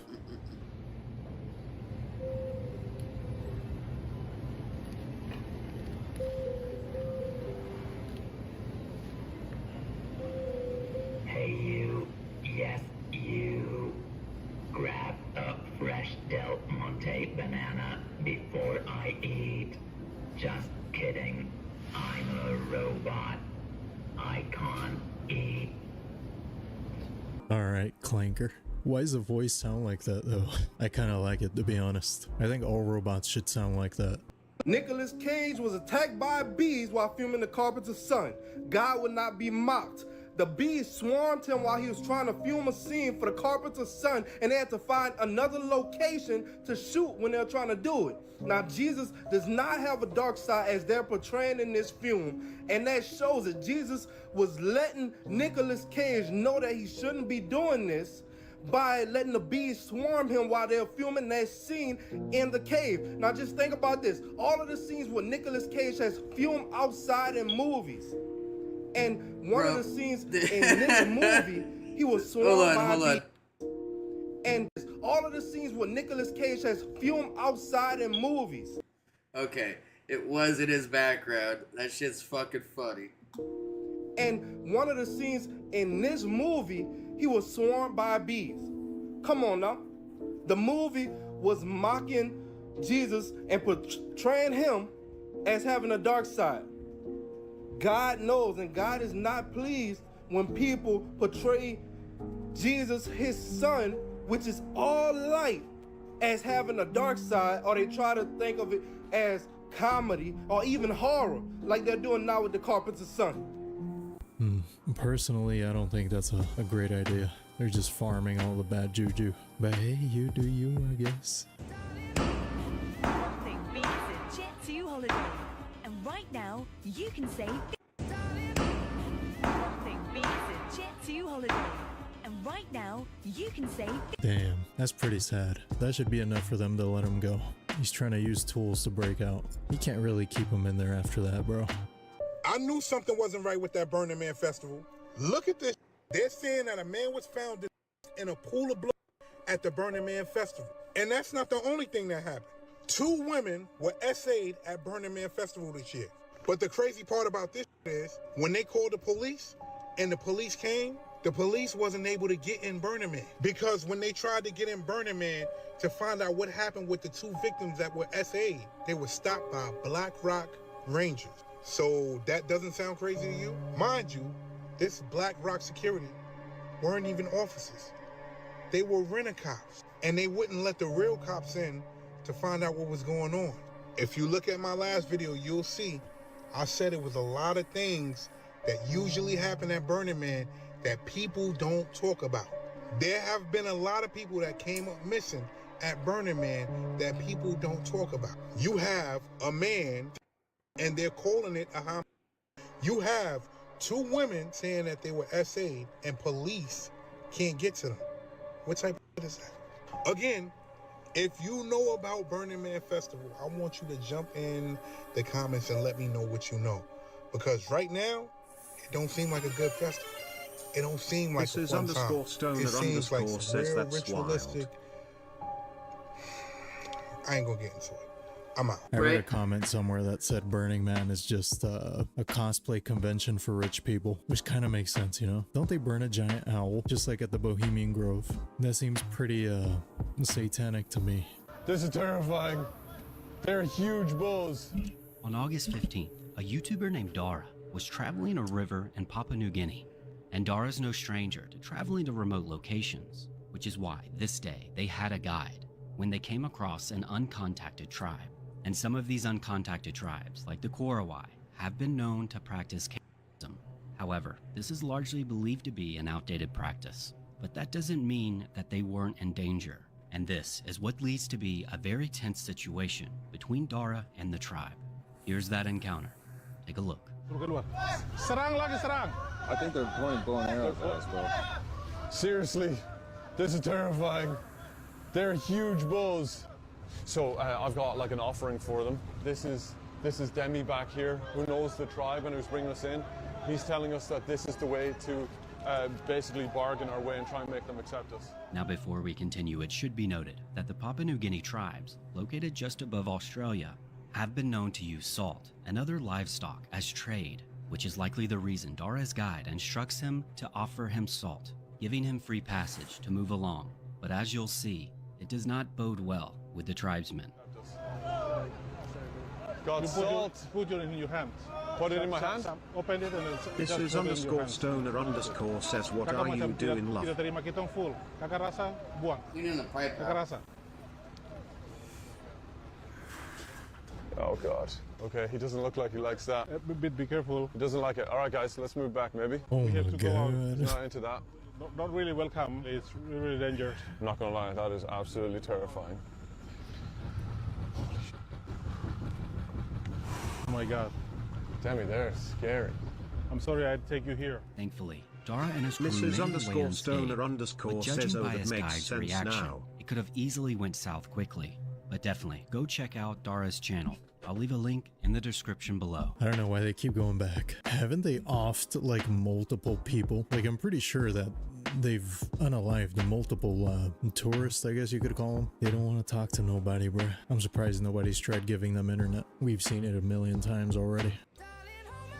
Nothing beats a Jet2 holiday. And right now, you can save £50 per person. That's £200 off for a family of 4. You're either really lucky or not super lucky. It's kind of funny because I bet he probably felt safer sleeping in his car. Only in Baltimore. It's a fin. The raccoon is on the. Look, it's stuck. He's frozen, bruh. The dolphin lean, bruh. He's on the. Not the raccoon. Bruh, this is my dog. Baltimore's off the hook. Hey, that's the craziest I've ever seen. He's slow. He's so lean. Oh, he about to fall over. There's no way. Dog, what the is going on at Baltimore? Yikes, dude. That raccoon probably has rabies. He's getting a little too close for comfort. He's gonna regret that.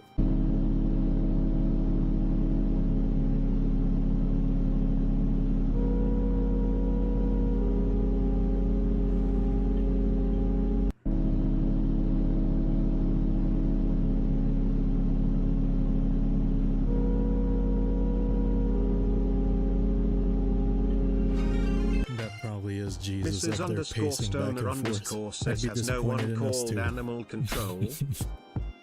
Trip, huh? Yeah. People are dumb. What the flip? Hello? They definitely doing it right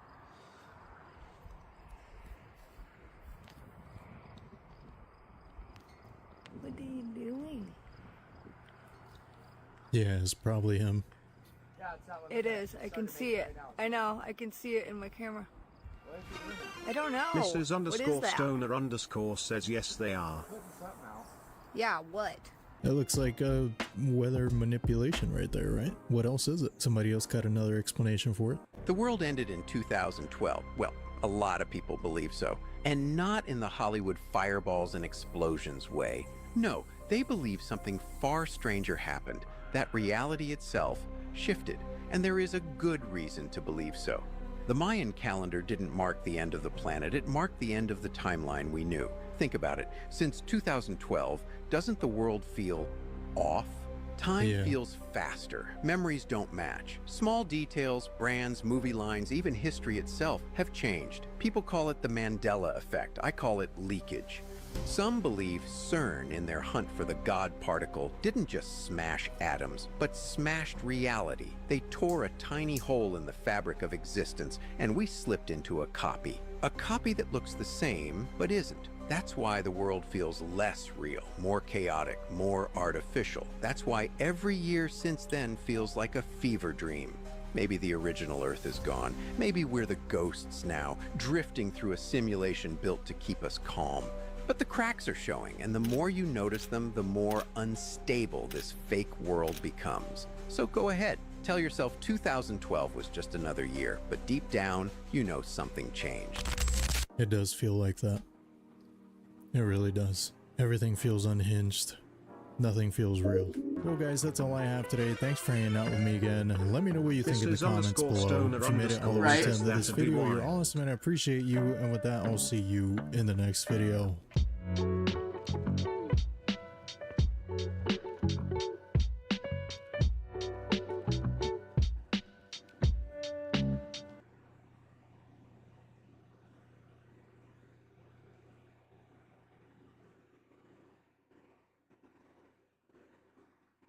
Hello, guys and gals, me, Mutahar, and you know about, I think a week ago, I was like, ooh, big deep web drama happened.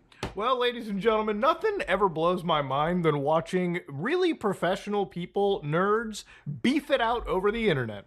Now, the reason I'm talking about this is because I use something known as NixOS. Not necessarily all the time.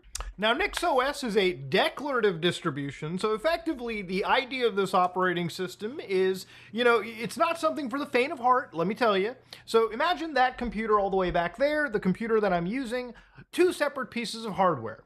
Now, if you wanted to basically configure the system to run exactly the same, right? You wanted to configure your system to have sort of the same applications, same everything, you can design NixOS and deploy a very similar operating system, a very similar like system amongst two separate pieces of hardware, right? So whether you're working on a couple computers or just mass deploying, NixOS is pretty cool. Now you might be like, whoa, what kind of internet controversy or beef or drama could happen inside a fucking Linux distribution? Well, ladies and gentlemen, never let a moderation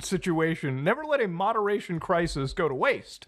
So to give you an idea, ladies and gentlemen, the NixOS system has a steering committee, okay? Now, a steering committee is an elected group of people, very democratic. SC is responsible for guiding projects in alignment with the community values, and it has these following responsibilities: project direction, decision-making, coordination with the foundation, creation and management of teams, management of official resources. Well, because of the steering committee, which, by the way, you can absolutely vote for them right now. Again, it's a very democratic world when it comes to online open source software development. But of course, alas, some massive drama had occurred. A statement from the members of the moderation team. We resign effective immediately in protest of the steering committee's ongoing pattern of attempting to interfere with moderation team operation, membership, and specific decisions. This is not a statement we enjoy making, and we apologize to the community for leaving right before an election that is bound to be contentious, and likely now more so. Man, there's elections that happen all over the world. I don't really give a shit about them. What I care about is my Linux systems, okay? I love using Linux, not because of a, political ideology, mostly because I want to use an open source, free alternative to Microsoft's crappy anti-consumer operating system. But of course, like most internet, argumentation, it always bleeds into pretty much everything. Unfortunately, the Constitution does not provide a meaningful recourse to the SC overreach, and we cannot in good faith continue operating under the current conditions.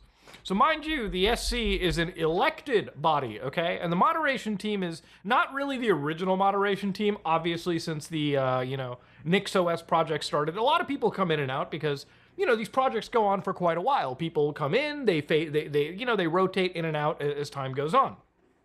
So the SC has involved itself in matters of moderation since the inception, but has repeatedly failed to understand the issues in the community. So the members attempted to stall implementation of some moderator decisions and actively subverting others. The members of the SC, the appointed elected council, asserted their authority to specifically target individual community members and topic of conversation and pressure moderation to apply additional action under threat of further interference.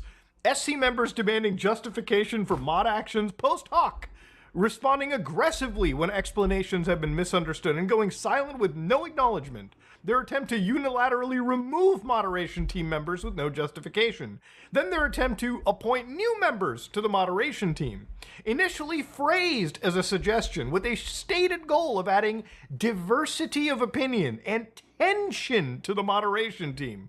Apparently trying to address perceptions of political bias by making political appointments, despite the suggestion being immediately rejected as destructive and misguided, despite the specific candidate being rejected as unsuitable by the moderation team, and agreement from SC that at least some of the reasons discussed were disqualifying, eventually phrased as a mandatory directive, and no further mention of the candidate in the intervening months.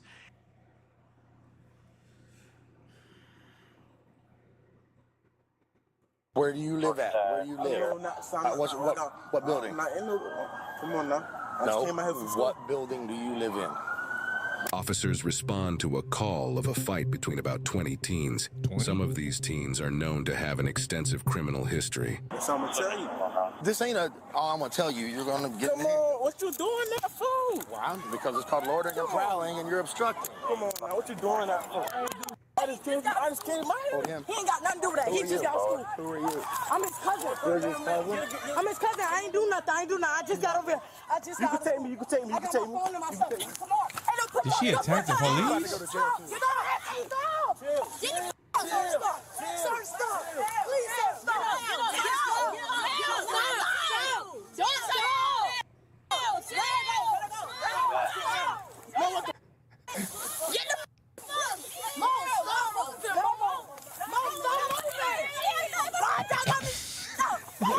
is bad, bro. Hey, y'all better back it up. It's my big sister, please. Yes, sir. I'm sorry. Oh my gosh. His little boy done for so bad. That's crazy. This country. He is obstructing. Step away. Big sister. Step away.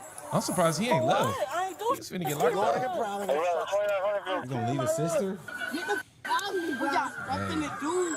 We just game over here. Get my sister the up off that ground. Or every time mistake the one of y'all off. Oh God. Now he's getting tough. I ain't got no Wi-Fi, man. Let me go.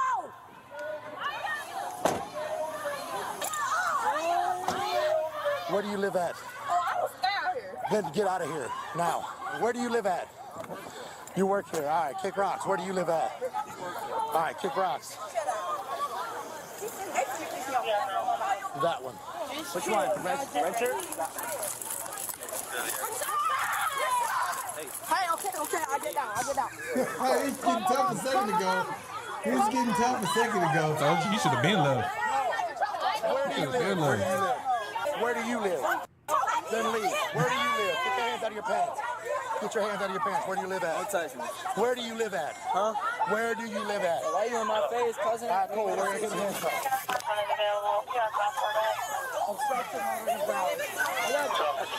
Why they can't just answer the question? They pulled up not playing. Well, it was a fight. I guess that's pretty bad. 20, they said, and they know they got criminal history. They got tipped off with that. Yeah. I mean, I'm not finna pull up playing. Yeah, think about the property owner. If anything happened to them kids, they could get sued. No, if anything happens to the property, the whole apartment complex is at risk. Yeah, I'm talking about even if a kid died, anything, they could get sued. That property owner of that property gonna get sued for that. You gotta do that. Yeah, this looks like a pretty nice apartment complex. Yeah. It is. Like that's what's crazy. They talking about we didn't have nothing else to do. We just pulled up. I don't think that's what you should be doing. Yeah, that is a security problem. I told you earlier. When I was a kid, if all the kids going somewhere and I'm not home, that ass whooping gonna be. Yeah, I can see how that's a problem for the apartment complex though, because that's a security problem. Everybody can come through the gate and y'all ain't got security and something happen. That's a problem. Yeah, you get sued for that. Y'all, I told you the dude in the red should have been left when his sister out to moving around so different. Then called mama.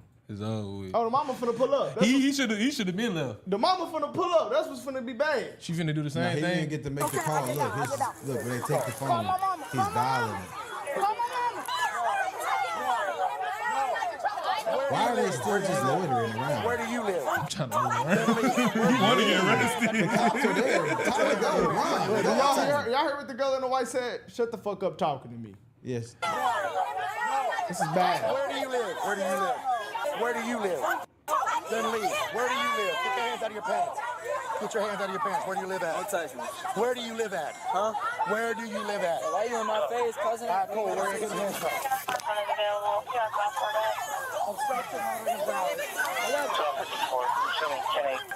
Come on. Nobody did to y'all. I didn't do nothing to you. Stand Yes, up. you did. Because all I did was put you in cuffs. Bro, give me the off this ground and get me out of these cuffs and take me home. See, I got you dropped out body cam. Calm down. Calm down. Calm down.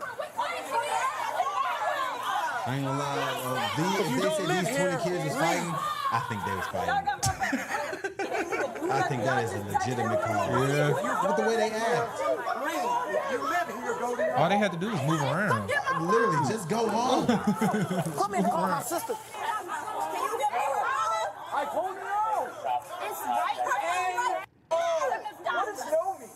She want her phone. No. She ain't did shit, so why she can't get her phone? Stand back. Just ignore us, please. Yeah, just ignore me. We will. You want to go to jail? My no. She said, I honestly don't give a fuck. Okay. Come to the garden. They got her in Good the old car. Savannah. Oh, this in Georgia. Step away. Hey, I'm on the phone. Stop talking. Why you keep talking? Boy, just wait. Just wait till my daddy get out here, boy. On my sofa. You get up, I ain't this. Y'all. Man, bro, shut up, man. Chill out, bro. You all right? You get what? You all right? Man, they just arrested him too. Where do you live at? Where do you live at? 46. All right, you're about to come here and talk to me. Where do you live at? I'm a minor. Good. You do have to talk to me. Watch me. Where do you live at? I ain't got to ask you a question. All right, then cool. We're going to handcuffs. Come on. Ain't nobody let me go now. Let me go now. My phone. All obstruction. Loitering and proud. I can do this all day long. Yeah, last time you talked to me, you said you were going to kill us all. I didn't say that. So when you put words in my mouth, you just put me in handcuffs because I didn't want to answer your questions. That's called obstruction. That's not and right now, loitering and prowling and obstruction. Do you know the rule, Lord, bro?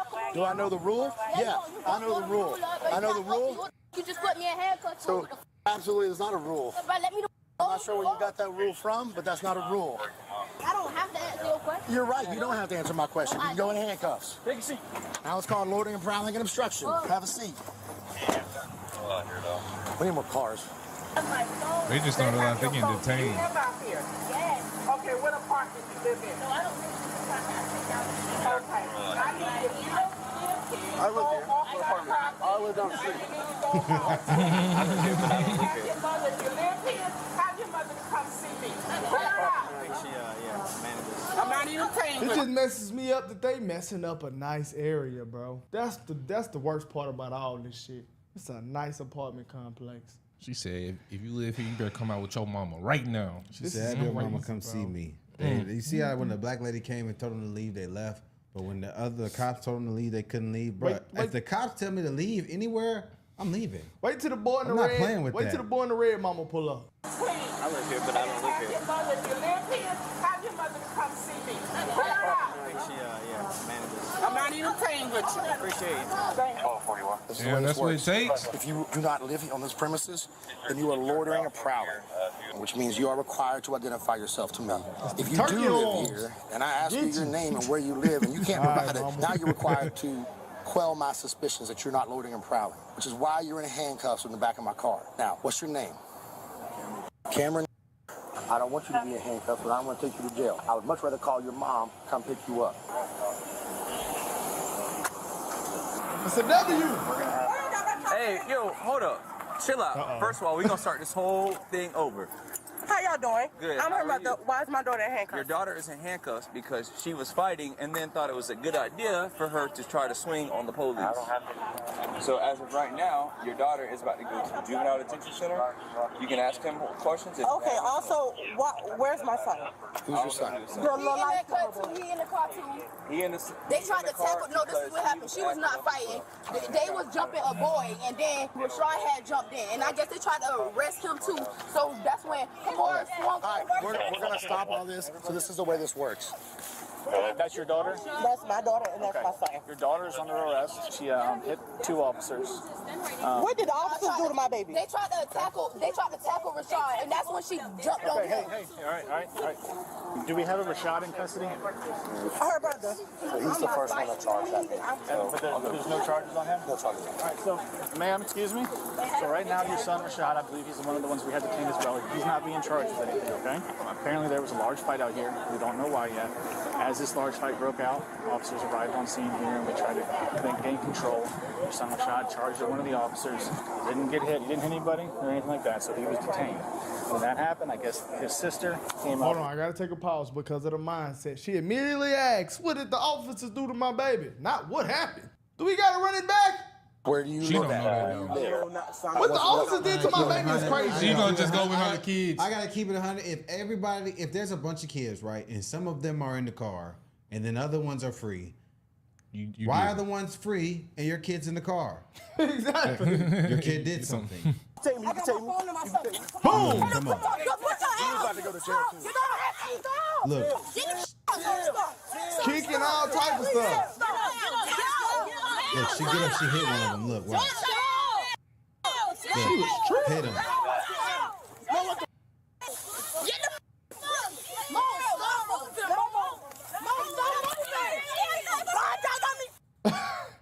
Hit him. The pause is crazy.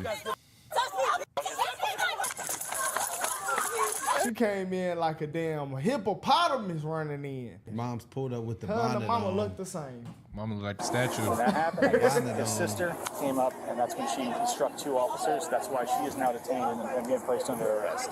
I can't take this serious. Nice apartment So out of this complex, whole man. fight, my daughter the only person going to jail? As of right now, yeah. Mom! I want to speak to my mother. Mom! Shut up, boy! I know you out there! What you keep hollering for me for? You don't think I can hear you? Do you not understand that I'm already pissed off? Because you told me that you was staying after school. So how the hell your ass end up pissed off? He called me and said, And I don't give a when nobody called you and say, and you supposed to be your ass at my house. So how you get crossed out to Savannah Gardens? because they called I don't give a why is my daughter going to jail? Because you doing some extra. No, ma'am, they was trying to jump Kamora and I jumped in. And I just started shooting. You got anything on you? Tell me now. That's A lighter? girl? Where? Don't reach for it. Wow. Have you been around weed? Because your clothes reek of it. Is there any on you? I'm going to check the back of the patrol car. I'm going to find it if it's there, okay? You might as well just tell us. In In your your sock? sock? All right. And I'll take your shoes off. Pop this up. All right. Sit back in the car. She had nothing in her boxers. Just the joint? Just the joint. She had weed on her. Yeah, we don't. No charges, right? No charges. Mom's right there. She comes He's showing over. love. No charges. No charges. Mom's on the way. Once she gets here, we'll release. Got it? She had a joint in her sock. Who does? The female in that car. Who's that one? She's the one who threatened to kill us last time, but I don't know. Okay. She threatened to kill him? That's what they said when they arrested her. Exactly. We might got to charge her or something. They got to. She got the weed. And then, we could have let her go for the weed, but y'all, you threatened to kill us last time. We got to put a little belt on your ass. So you could, because you going to be a menace when you get older. Who's that one? She's the one who threatened to kill us last time, but I don't know. Okay. here. Hello, ma'am. Tell me what exactly went on. So, our officers responded to a fight that just occurred here. There's apparently 20 individuals. Just a large fight. Yeah. When they arrived on scene, a lot of people scattered. Yeah. A couple of people came running up, and a couple people ended up getting detained because they were trying to fight the police officers. So I'm the new senior manager here. Okay. I'm not going to tolerate it. So if you are tied into this and you live on my property, you're going to get a notice to vacate. Oh, I already got it from my ADO. Have you met Linda? This is the property manager. She fucking with you. You okay? People getting evicted my for head. this. My head is hurting. I felt dead on my body. Do you want to go with EMS? Do you want him to go with EMS? No, he's fine. Where y'all taking her to?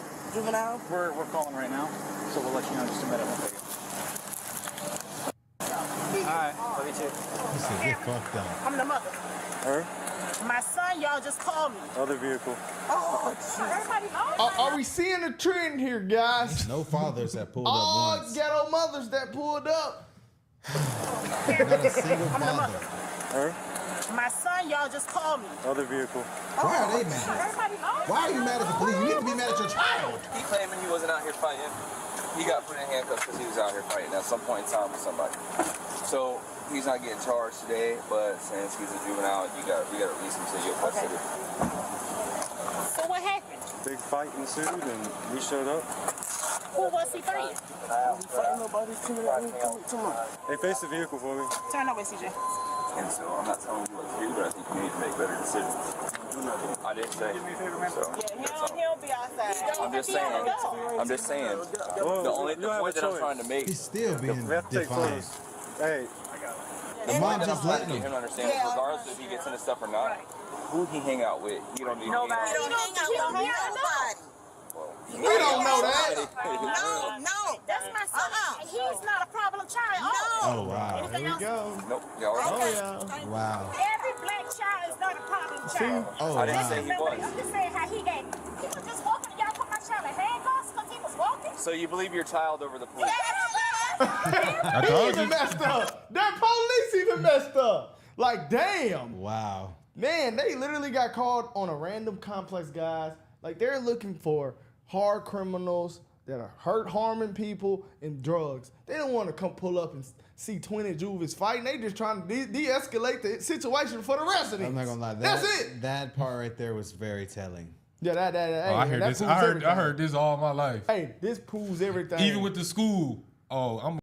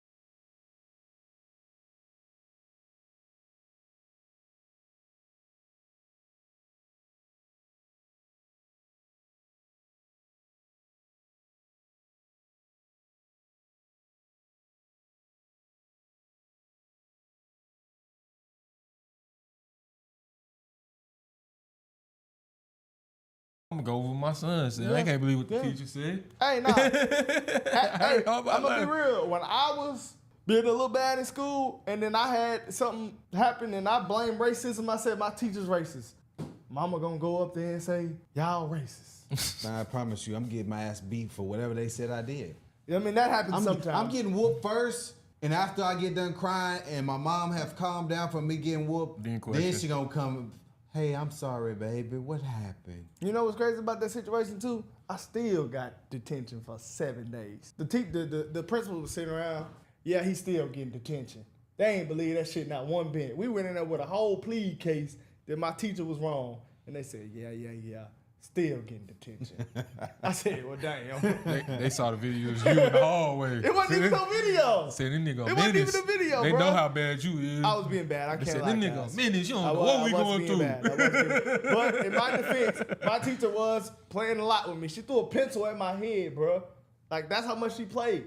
Then I went up behind her, act like I was punching her. She hit the Karen. Oh my gosh, did you act like you were punching me? I said, are you seriously gonna act like that right now? Out of all the shit you do in this class? She was like 27. She was playing around with everybody. And I said, you seriously gonna send me to the assistant principal? She did. I said, that's a problem. I remember one time in school, these other kids was playing and somebody got tripped and I was in the vicinity and I got suspended. They said, so what was your reaction? I said, I was just standing there and they start pointing at me and I got mad. And they said, and what did you say when you got mad? I said, I don't remember what I said. I think I started yelling. Oh, okay. In school suspension. I said, what the? They said, no, Brandon did it. Brandon. I said, I ain't do that. I think we was reading books. I think we was reading books, bro. And then I'm sitting there, and then somebody get tripped and fall. Everybody, Brandon did it. I said, I ain't do that. I ain't gonna lie. Go to the office. I got suspended one time for RKO and somebody on a pile of ice and it busted. It busted Oh, all yeah, in it sounds like you deserve it. That's pretty bad. Every black child is not a problem child. He was there. This is very telling. So you believe your child over the police? Okay. Wow. So out of all the kids that was actually fighting, y'all just detained the kids that wasn't. So Do you believe that? When I rolled up, everybody I'm stopped. sorry. Okay. He literally just said they was jumping my homie and I went in and helped. What is she talking about? The damn Bonnie. Y'all just detained the kids that wasn't. She has shoes on. She's barefoot. This is the way it works. When I rolled up, everybody scattered. Okay. So I don't know who was fighting, but if they don't live here, it's called loitering and prowling. What's your name and badge number anyway? There they go. Officer Johnson, 6. Okay, let me get a card. I don't have a card actually. Y'all better just go put him in He was the nicest one. And y'all ain't got to read, so I They mad at the black cop for arresting little badass black kid. My sister wasn't even fight. She got him on the video camera. Coming to the house and coming from school. Uh-huh. Y'all is something else. Y'all better go to the ones that y'all need to go to. Victims. You gotta tell me what happened. Stop that. Stop it. They arrested me for no reason. You ain't coming out until your mom says so. Send him right back in there for me, please. Yeah. Send him back in there. Uh-oh. So we got some real mob. We got one mob that actually is handling things the proper way. She older. When I showed up, everybody scattered, and then he refused to identify himself, refused to give me his name and his birthday. So at that point it became obstruction. He went to handcuffs to be detained. That's why he did it. We're not going to pursue those charges. We're going to release him to you. What are the charges? Loitering and prowling and obstruction. And obstruction. But Do you know what your charges are? Listen, if I ask you one more question and you shake your head at me and you ask me with attitude, they can go ahead and take you because I'm getting sick of this. Why don't you tell this man where you live at? This man ain't lying on you. I know your attitude. This man is not lying on you. She's older. You gotta see. You should not have came down here. It is a phone in the schoolhouse that you can use. There's several phones there. Somebody is coming to get you. You know that. And then you got an attitude. Mama, he got a beanie on in Mama, he got a beanie on in Savannah, Georgia. I heart sluts beanie. He's a pure, he's a nigga, mama. I'm sorry. She know. Clearly she know. She know. You arrested me because I didn't want to answer his question. Okay, Camaro, what's wrong with that? Camaro, you are in somebody else's property. That don't work like that. You named your daughter Camaro. The paperwork will be sent to that address that they live at over in Iowa. All right, so just wait for the court date. So I called the jail to see if they were going to take her, but the jail wasn't going to. That's literally the only reason she's not going over. Gamora was charged with felony obstruction, loitering and prowling, and 2 counts of battery. Gamoria was charged with possession of marijuana, obstruction, and loitering and prowling. The others were released to the care and custody of their parents. One parent made it clear that the blame for the entire situation was the fault of the police, who responded to numerous 911 calls related to a large fight. They are innocent until proven guilty in a court of law. This all could have been avoided if they would have just went home. Police? Where do you live at? Why would This is where it could have been solved there right here. If he just would have said, I live over there. I don't live right here. I mean, I just can't. I can move around right now. I'm sorry. if you I need me. apologize. Where you live? I'm sorry. What building? Come on now. No. Now you're detained. What building do you live in? Officers respond to a I'm call. sorry, guys. I have been in situations like this, and I always tell them my address every time. De-escalate Every the single situation. time. So where do you live? This is my address. I've never just not thought I could tell the police my address. Cause I'm thinking like, hey, if I'm a minor, like I've been in situations as a minor, and if I'm in this situation, I need a ride home. Now you know where I live at. That's what I think. I don't know, man. But you know, hey, they were doing something. All of these kids were doing something they ain't had no business doing. But I'm still messed up with the girl that knows she had weed on her and did not want to move around when the police said move around. That's like, you wanted to be. She stood there and talked back to him. That's crazy. It's like no common sense. This is definitely some black fatigue shit. Because if anybody in my family, right, I wouldn't say no, all this is that. black fatigue. Well, this is beyond black fatigue. If my brother's in handcuffs and I know, and if something's going on, I know he's a minor, even at a minor age. I say, hold on, guys, what's going on? What's going on? I'm not finna charge in like an animal and start punching the cops. That's insane. You're not gonna do that. You're not even. Even if your dad, anybody getting arrested, you're not finna go touch the cops. I ain't gonna lie, if I saw my brother getting arrested, I'm not running over there. I might walk over there, but if they say I'm finna get arrested too, I'm finna go home. I'm finna call my daddy. You don't run near the cops. Oh yeah, I'm trying to move around. You could I wouldn't even power walk near the cops. They wasn't even trying to de-escalate the situation at all. You could probably sweet talk. I feel like they could have sweet talked the police out of this shit. Like they didn't see y'all fighting. They just wanted addresses. Move around. They have no evidence that nobody was fighting.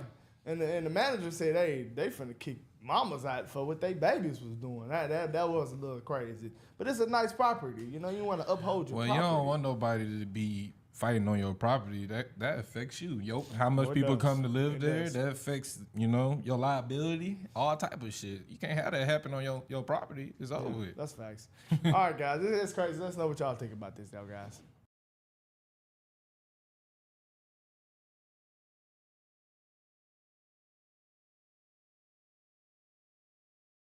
At about midnight, officers were dispatched after reports of multiple shots fired in a densely populated residential area.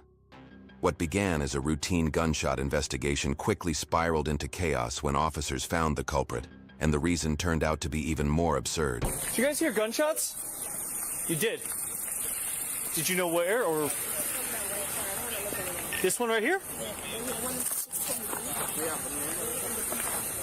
Come out! Tom, see if you can have another town respond to Englehart. Come outside. Absolutely. Come outside. Are you apartment B? What apartment number are you? Yeah. B. 5067. B? Or A? What apartment number are you? A or B? Or apartment letter? Can you come outside, senora? Outside. Come down, senora, come down. Yo, go take the front, make sure no one leaves. Who's in the house? My husband, my daughter. Okay, senora, come down, senora. Come down. What's going on? Were you guys playing, you guys have a gun inside the home or anything like that? No. Hey, how are you? Are you apartment B? No, I only see them listen music. But supposedly he jumped in a car? No, he came out of that car. Where's that? Who else is in the apartment? Who else is? My kid, my. That's it? Yeah. Where's? Now you lied to me because she said your husband's up there. Yeah, my husband, my kid. Can you have them all come out? Have everybody come out. Have everyone come out. Or with my kid? Yeah. Everybody. But make sure your hands are. Somebody said somebody shot a gun in one of your apartment. You understand? Yeah. Somebody said they shot a gun off. Did you hear that? Speak Spanish? No. You know gun? Gun? Yeah. Is there guns in there? We thought it was fireworks, to be honest, but I guess. That's what I'm saying, like, what's going on outside? 165, the original caller from not picking up the phone. We got a 911 that somebody said they shot a gun in the air, and they went to your apartment. No. But there were people here from who went into their apartment that said that's what happened. Do you know whose white car that is? No. No? You see the white Mustang over there? Is it Mustang? What is it? 165, the original caller from picking up the phone. 631. I attempted her number 4 times. No. The caller from Desperate to speak with officers. Well, it's here and upstairs, like A&B. So you guys didn't call anybody? Michelle is there. Alright, cool. Or yeah, can you open it?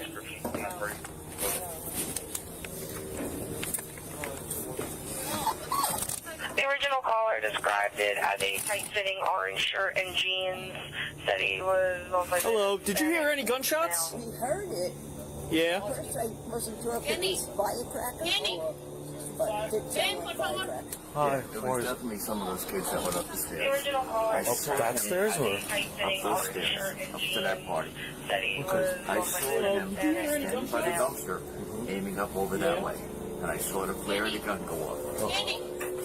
The people who had fired the gun knew exactly why the police were there, but they still refused to come out until one of the officers approached the suspected family to talk. You mind just hanging out in the front for me, brother?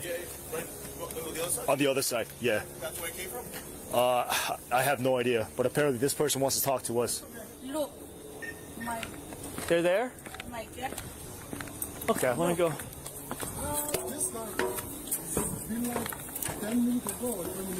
Hey, how are you? Can you do me a favor? Just let me see your hands and just step out real quick. Yeah.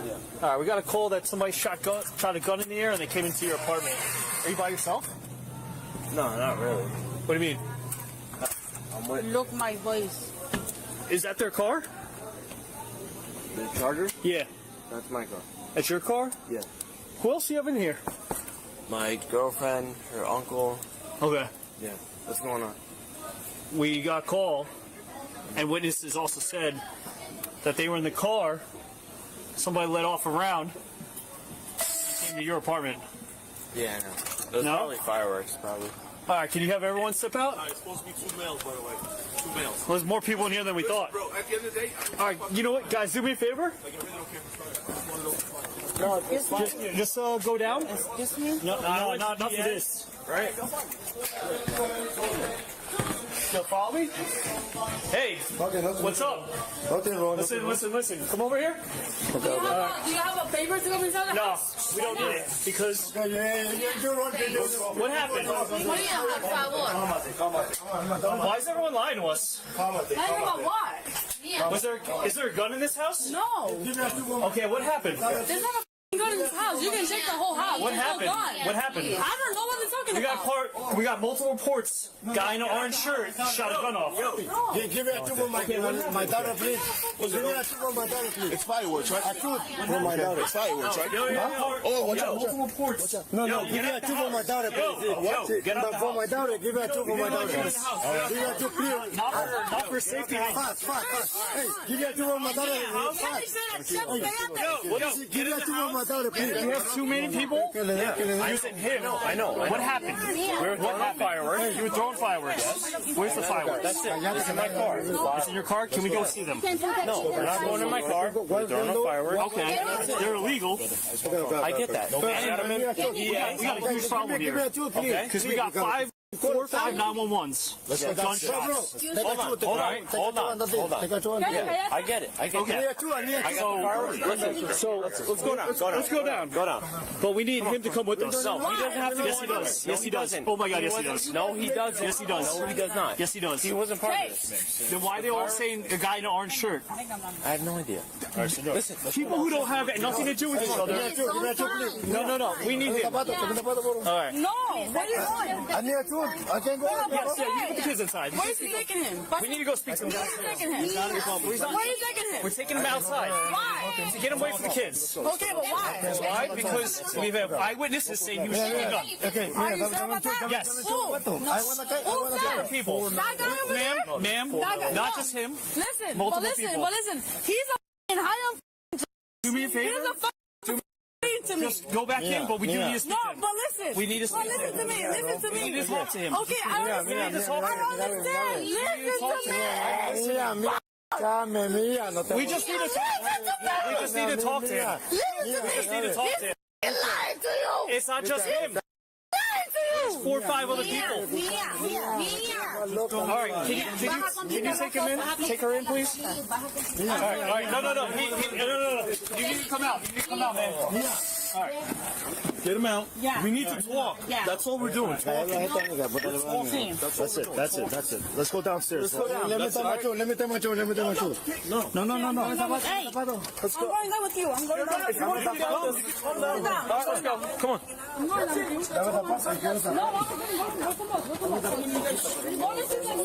Just as officers had the main suspect in custody for questioning about the shooting, his niece came down with him. A turn of events that was about to unleash a whole lot of chaos. Guys, you don't have to yell. I don't know why you guys yelling. We just need to talk. Nothing. That's it. Mia. Stop touching me. Go upstairs. I don't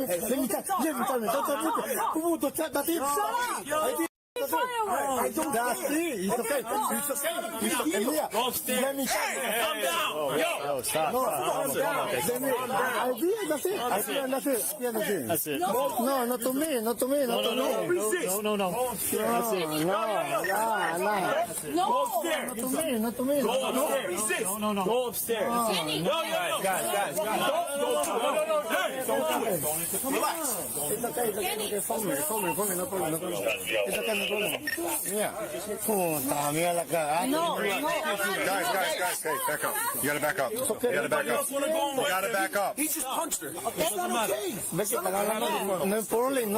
They say no problem, and that's it. It's a kombucha. Mira, date quieta. Amor, está todo bien tranquilo. Ellos viven. Ellos están tranquilos. No te bueno te digo, pero maleado con la mierda. It's all on camera. He just hit her. Stop. No, He just punched you. He just punched you. He did not. He did not punch me. He did not. No. Oh, Jesus Christ. Oh, so now it's the best. Okay. Please. I tried to.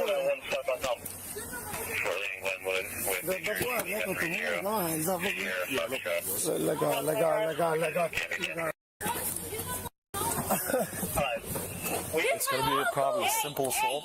It's nothing. It's nothing crazy. He didn't do it. It happened in front of us. We can't do it. I know. We can't do anything. That's why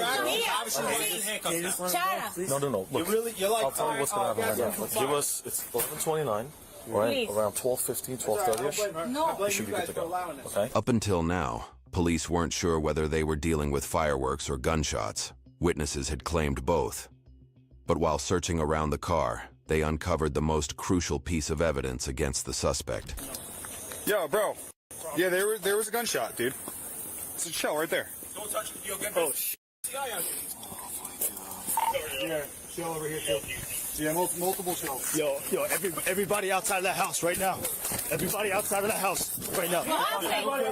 You're not in trouble, but everybody's going to cuffs. Everybody's going to cuffs. Everybody outside of the house.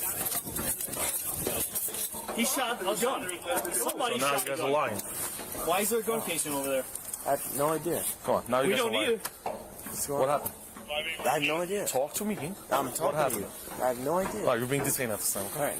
What happened? You're being detained. Yo, help me, sister. Police. Hey, guys. You guys need to go outside. Why? Go outside for me. Why? So this is a crime scene right now, okay? Why? It's a crime scene. I just need you to go outside. I'll explain everything. I promise. Is anybody else inside? Police? Hello? Hey, what's up, brother? I need you to step outside for me. I need you to step outside. You don't have any guns on you, right, brother? Please don't lie to me. Okay? I was leaving. All right, turn off me. Let's just go outside. I know somebody was shooting guns outside. They came to this house. Let me get my sweater. Is the what?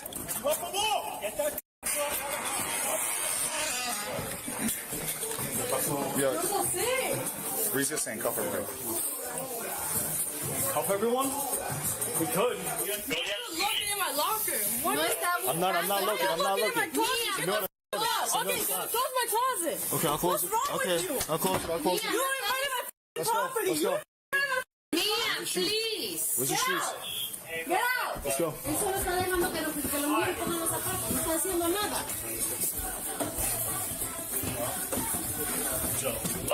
Everybody comes in. Yankee 22, Sierra, Juliet. Confirm handgun in the vehicle. Can you stop following me? No, there's a handgun on scene. Absolutely not. Can I use the vapor? No, dude. Not yet. Just give a couple minutes, all right? Go ahead. Do what you gotta do. You know what f***ing nigga shit. Get out. Okay. Get out. Get out. Get out. You're gonna get arrested too if you don't f***ing listen to me. You're Get the in my f*** out. room. Yo. Do you have a f***ing warrant to be here? Jory. Get out. And I'll go right behind you. Jory, you gotta go. You're getting arrested. You gotta go. You gotta go. Let's go. No. Let's go. She has to go. She has to go out. Let's go. Everybody out. She's gonna get arrested. Nobody comes in, all right? Yeah. This is it. This is done. Yeah, let me think about it. Mia! Nobody can leave. Body. Nobody leaves. While the suspect, Martinez, was being transported to the police department, he began repeatedly banging his head against the rear passenger side window. When officers tried to calm him, he started kicking them, injuring one officer's hand. Damn. Well, why is he kicking? What's going on? No. She's staying. Yo, Mia. No. She's staying. Stay over there. Do not touch me. Stay over there. You're not my legal dad. Do not touch me. Go over there. Okay, but don't touch me. Because Don't run over here. you got no type of f***ing warrant to be my f***ing house. You got f***ing snitch right there. No one told me. Talking about shit. Put your hands on your back. Put your hands on your back. Put your face the car. Put your hands on your back. Yo, make things worse for yourself, buddy. Quiet down. You're gonna make things worse for yourself. Quiet down. Stop. You guys are making it worse than it is. Why are we doing this to kids here, man? Yo, get your man off this. I swear to God. Let's go, man. Get your man. You get in the car. Let's go. For what, bro? Get in the car. Get in the car. Hey, brother. Man to man, are you guys part of a gang, Land Kings? No. You guys part of a set or anything like that? Nah. Nobody? Okay. All right. Just double checking. And they said it's in plain view. It's in plain view? Yeah. All right, don't touch nothing. Oh, yes. Right there between the front seat. Can you get a mutual aid for officer? We got one coming. So we found bullet casings outside of that Challenger. Danny! You might just stay here, son. Get in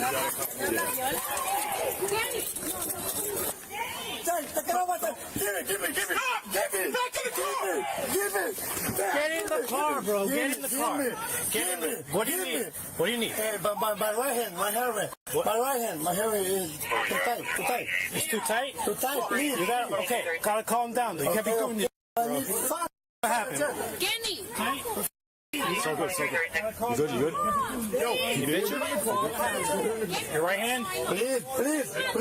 Okay, calm down. Te voy a quedar la ventana, te digo. Te voy a quedar la ventana. My Spanish isn't that good, so No, calm down. pero el otro hijo de puta sabe español. El otro hijo de puta sabe español. Calm down. Le voy a quedar la... A vos te voy a quedar la cabeza. Tú te metes Yo, don't come at me. Te voy a partir I don't care, man. Don't come at me. Okay. You want help? You don't come at me like that. Okay, made that fast. He needs his handcuffs is too tight. That's what he's saying. You're not built for comfort. Sit down. Papi. Just Hazlo rápido, chino, que te voy a quedar la nariz. Te voy a quedar la nariz. You don't seem as bad as the rest of these people. No, I'm not doing nothing, bro. Like, All right, just you're detained for right now, all right? Just, you're getting a little loud and... Listen. Leave the door open. I'm detained. I'm not under arrest. I cannot leave the door open. I'm not under arrest. Leave the door open. My man, listen. You're going to get disorderly if you don't listen. We got a crime scene here. No, this is a crime scene. I understand. All right. But I'm not doing nothing. All right. We're going to close the door, though. We're going to close the door. He's my uncle, man! No, Joey got the other party right now. I'm gonna go get my car. I'll come right back. Can you let me talk to him? Good, he's calming him down right now. Oh, yeah, but he's my uncle. Let me talk to him, please. I'm begging you. Please. Let me talk to Look, my this is what's going on. There's a police officer speak Spanish there. I know. Okay, so he's going to talk to him, okay? Yeah. Chicken headquarters. We don't have to do this guy any favors right now. Bueno. Open the door. I don't need a vení, ponete frente. All right. Come here. Bobby, relax. Come here, mother. Talk to me. Come on here, mother. Okay. Come here. Pay more attention to me, mother. Okay, listen, I'm gonna take you out, all right? Let's go. Let's get out of here, all right? Let's go.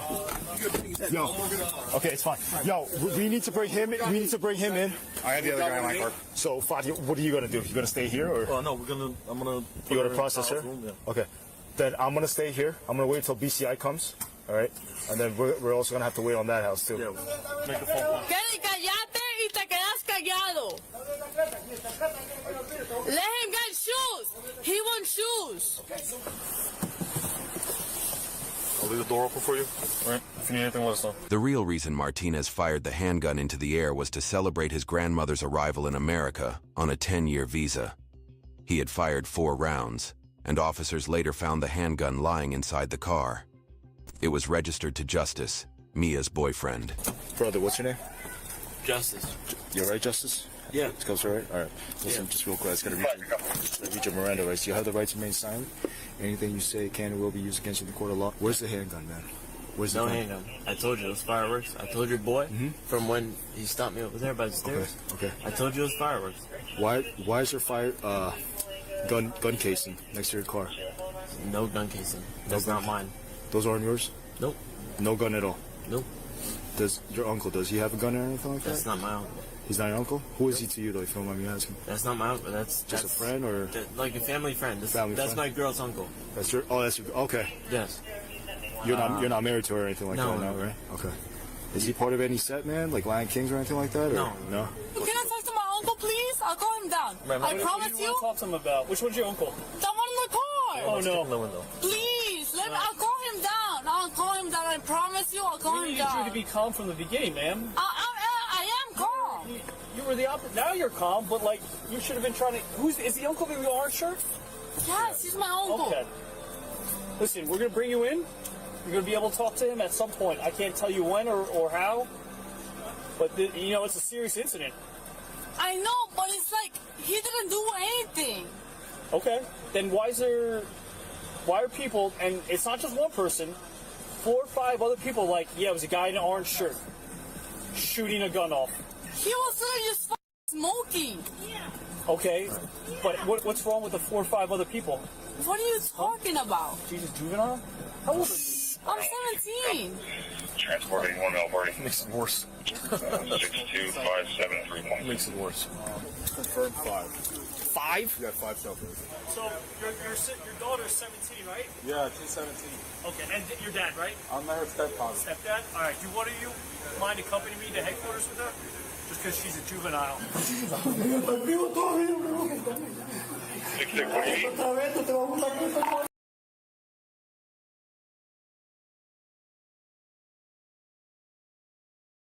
There was like one group that was particularly active in anti-psychedelic reporting. This group called Symposia, they've actually advised people to start engaging in terrorist tactics. It just kept getting worse and worse and worse. The problem was that these people were uncontrollable. They were seriously insane. One of the people was pretending to be indigenous and was outed for lying to the FDA and beating her boyfriend with a broom. The other one distributed underage revenge pornography and stalked ex-girlfriend. The other is living with his wife, who is a co-worker, which I think is ethically questionable. And one of them, I don't know, he's probably just gonna be like a freelance psycho harassing people on Twitter. And those are the core Symposia members? Yeah. Those are the people that stopped MDMA from being legal for use for PTSD therapy? It's almost inspiring if it weren't so horrible. All right, we are here right now with an extremely special guest, Mr. Hamilton Morris. Thank you so much for joining the Fivecast today, man. We're gonna get into some super spicy, potentially lawsuit-inducing conversation pretty soon. But before we get into that, for those who don't know, can you tell the people about what you do and what you're working on right now? Yes, I made a documentary series about psychoactive drugs for many years, over a decade. Humanity has a complex relationship with psychoactive substances. Come with me as I travel the world to study their chemistry and impact on society. And while I was doing that, I also worked in a lab and created new psychedelics. Did that full-time for years, invented a bunch of new psychedelic drugs, published it in scientific journals occasionally, and now I'm totally independently making documentaries about the chemistry of psychedelics that you can watch on my Patreon. Hell yeah. Yeah. We gotta make the people pay for that. How much is it per month? $5. All right, we're gonna put the link in the description. If you're watching this, you actually have to get Hamilton's Patreon. It's required if you guys want to continue to watch this programming. What's the next one you got coming out, man? It's a massive scale LSD chemistry project, or something very close to LSD. I created a new LSD type molecule with this chemist, Alex Stratford, and then we tested it and learned a lot about how LSD is made. Who was the first guy to make it? Albert Hoffman. Yeah. And Timothy Leary was the first guy to publicize information about it? He was the first real LSD evangelist. Arguably, there was actually there were some people before him. I mean, it's a pretty dazzling chemical. Most of the people that tried it, including Albert Hoffman, were blown away because the experience is pretty damn wild. But Leary was the one who was able to make it into a media event. I love Timothy Leary. He's extremely funny, I think. People hate on him now because they think his lack of seriousness and scientific rigor somehow destroyed the psychedelic movement, but I think that's a pretty dumb take. Yeah. The psychedelic movement has definitely reached a crescendo in the past maybe 10, 15 years, right?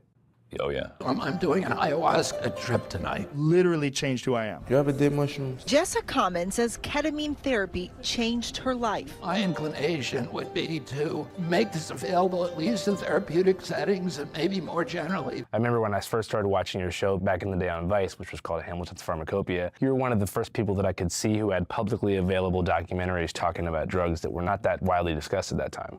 Yeah. Yeah, it's weird because at that point there were very few people doing it, despite there being a huge audience for it. Mm-hmm. Like, it was this obscure subject that anytime I made anything about it, millions of people would watch it. So there was clearly an appetite for it, and then that interest just kept growing, yet it remained a subject that was treated as if it was somehow obscure. Like when Vice disintegrated, a few of these post-mortem analyses would say, like, you know, they were so crazy they even had a guy who was reporting on drugs, like as if this was like so unthinkable that there would be somebody who would specialize in reporting on this domain. Science is the problem. Hamilton. Wow, what an experience. So they saw that as a factor in the downfall, or they saw that as just a notable point of discussion? Like a notable point, like this wild media organization even was so crazy that they had somebody who was reporting on drugs. Yeah, I remember seeing that meme back in the day where someone, it was like a dildo thrown onto a whiteboard.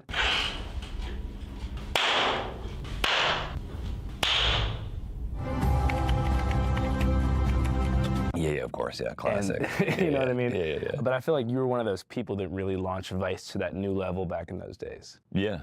I mean, there were a lot of things that they were doing, but it was definitely a domain that legacy media has and continues to fail at miserably. And drug issues, for whatever reason, remain this like marginalized thing where it's totally normalized for journalists to do an absurdly bad job covering them. Like, that's just expected, that it will be absolutely terrible. And why do you think that is? I think because no matter how serious it is, right? You had like over 100,000 people in the United States die of drug overdoses in 2021 and 2022. More people that died than in the Vietnam War. Like, it's a huge deal.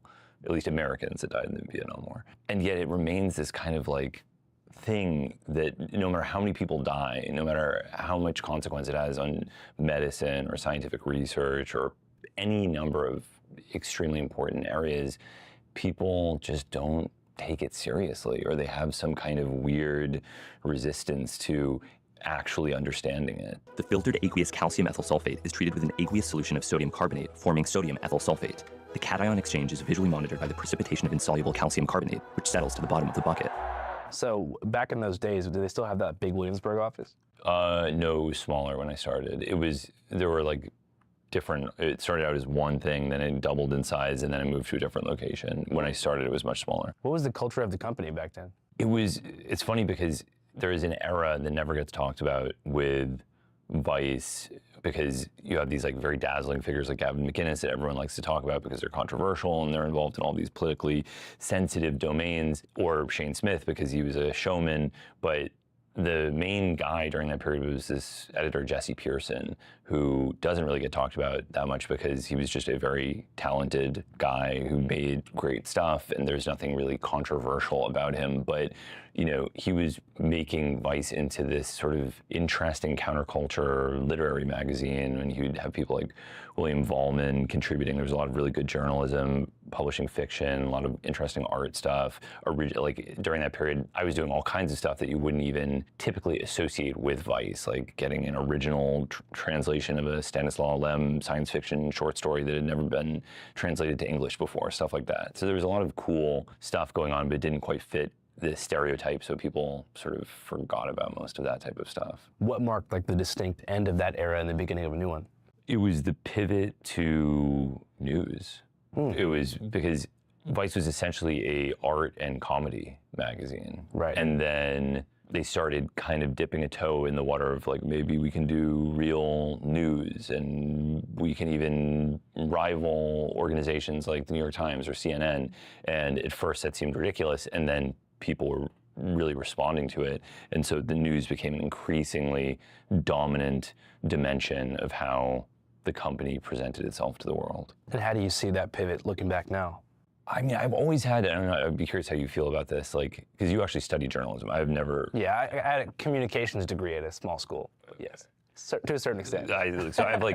I've never studied journalism in any way. Yeah. My sense of journalistic ethics is entirely self-constructed based on my sense of what is right and wrong. I don't even really know what is, like, I know that I have to tell the truth, but I don't know what is taught to a student. I know that a lot of the people that I see that do have like graduate degrees in journalism and things like that tend to be some of the worst journalists that I see. And I actually have a snarky hypothesis for that, which is that one of your primary tasks as a journalist is to assess whether or not you're being scammed by somebody. Right. And so if you pay $100,000 or your parents pay $100,000 for you to get a master's degree from Columbia for a journalism degree, you're probably not very perceptive to scams. I'm at Columbia because it's the best place to learn journalism, period. If this is like what you're doing to become like a blogger at some... Definitely. Yeah. And also, like the way things have changed now, I'm sure it was like a bit different 8 and 10 years ago, but you're more likely to have success as a journalist now in the field and just like through developing your own personal following than you are through a newsroom hierarchy. And I of course agree. I think like the entire old way of doing things is kind of broken down and has become very independent, which is kind of amazing for people like you and me. It's not great for these legacy institutions because they're going to continue to experience brain drain, because anybody that has a following of more than a couple thousand people can make more money than they would working at the New York Times with an independent news show of some kind. And then the main advantage of these legacy media institutions is legal protection, so that journalists can take risks and they can say things that are dangerous, but the institution is there to protect them with lawyers, to allow them to be free to say whatever it is that they want to say. But that is also breaking down, I think. I think so too. You're talking about like the CBS settlement and the Paramount lawsuit and stuff like that? I wasn't referring to that specifically, but that would be an example. But more and more, I see fact-checking not as something that is done to establish factuality, but as something that is done to limit legal liability of a media outlet. Like the fact-checker doesn't really care about what is true, they care about what can result in a lawsuit. So meaning that if somebody has more capital, they're going to be more cautious about criticizing them. And that's the whole point should be that if you have a big institution, the advantage is the freedom to actually say things and not be afraid of somebody intimidating you with a lawsuit of one kind or another. And that's why we need court reform. Oh yeah. You know? I'm getting legally threatened as well. And I'm planning to ignore it, but even getting to the point of saying, all right, fuck it, I'm gonna ignore it, that required lawyers to say, okay, I think you can ignore this. So the thing that you're getting legally threatened about is what we're gonna talk about today. Yes. So the audience is gonna get an extremely juicy insider look into a thing that could land you in trouble. But if you do, we'll help you. Thank you, I appreciate that.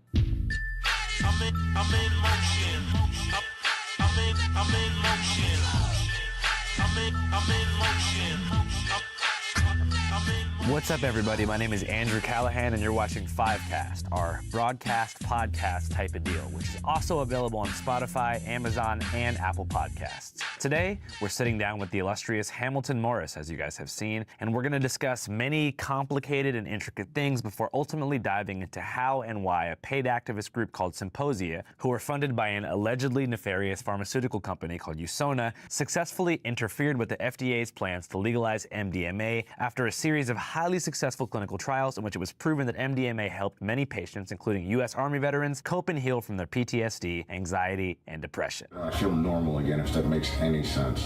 My world changed.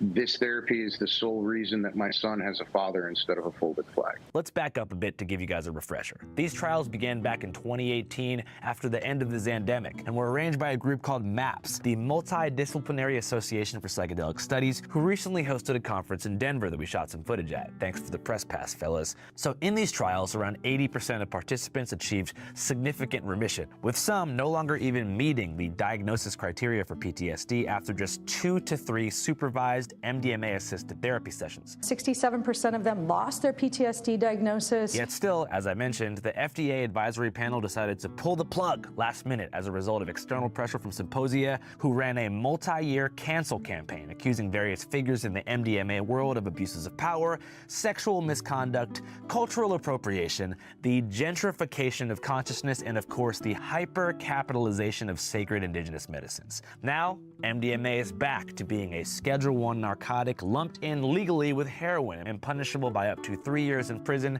and or a $10,000 fine. So we're back to more people being in jail for drugs and treating mental health disorders by bombing people's brains with Prozac and other mind-numbing SSRIs. But anyways, I think this story is very important because the phrase paid protester often reads like some George Floyd-era phony baloney Soros bullshit conspiracy used to delegitimize righteous anger about something. But the suits have truly entered the vampire castle, for real this time, and are using progressive language to destroy progressive causes. And alternative media is complicit. Anyways, like I mentioned, Hamilton's gonna cover a lot of ground today. This episode actually took me 2 separate watches to really digest in its totality, so if you wanna watch this whole thing on half speed and low pitch, I don't blame you. So, what the heck is going on? With the whole psychedelic world? No, with the legal threats you're getting. Oh, with the legal threats I'm getting. Yeah. Yeah, it's interesting, these legal threats that I'm getting. So in the psychedelic world, there's been a weird turn that has taken place where there was a period where pretty much all of the reporting that you saw was extremely positive. We are in the early stages of what future generations may one day describe as a kind of psychedelic renaissance. I thought it was like vaguely corny, but as far as problems go, it was a very minor one to have. You know, everyone is writing these stories like, gee whiz, magic mushrooms, you thought they were a drug, but they're actually a treatment for depression. And there's actually a study going on at Johns Hopkins University, and they're finding out that these magic mushrooms occasion mystical type experience. Like, so it's like, all right, whatever. We get a bunch of news articles saying that psychedelics aren't bad. This is not really a very exciting revelation to me, but it's a hell of a lot better than stories about how it's good that someone's getting arrested for possessing drugs or something like that, which is kind of the norm. And this was around the time that I left journalism to just do chemistry full time for a couple of years. I was like, this is all on autopilot. Like, people are going to write, the clinical trials will progress, people will write their puff pieces about the pharmaceutical companies and how they're doing something good, which, as far as I'm concerned, they are, actually. Like, I think it's a good thing to develop MDMA or psilocybin for treatment of depression. But as soon as I left the public sphere, I just started to notice more and more of these extremely negative articles coming out that seemed to nonsensically scaremonger in various ways. There's a term for it that this scholar Oliver Davis gave it. He called it the entrepreneurship of psychedelic negativity. And it's like, it almost was like its own microeconomy in this world of people writing these articles about the gentrification of consciousness or Whoa. We got to back up a bit. What is the gentrification of consciousness? How do you gentrify something that doesn't exist? Well, it does exist, but not in a tangible form. You'll have to write a think piece about it. I don't know. No, I mean, what the hell does that mean? Who the fuck knows what that means? No, you read the article. What are they saying that means? That it's bad that psychedelics are being developed as medicines because conceivably somebody might make money off of it. Oh, like white capitalists? Yeah. And okay, so this has to do with Native Americans. Vaguely. Because they use psychedelics like peyote for ceremonies. So they're saying that like the suits making things like the sacred medicines of the indigenous peoples available for therapy is gentrifying the medicine. Basically, yes. Okay, cool. So I figured it out. Yeah. All right, dope. You so you're seeing a bunch of negative puff pieces about different kinds of drugs. Yeah. The psychedelic industrial complex, a lot of this kind of moralistic hand-wringing about patents, weird articles about the ethics of treating PTSD in veterans. They're sticking up for veterans. No. Actually, this is like essentially anti-veteran. They're saying essentially they got PTSD by fighting wars for the American war machine, therefore they deserve to suffer. This is the basic idea. Even for Vietnam vets, they feel this way? 17-year-old kids who got drafted?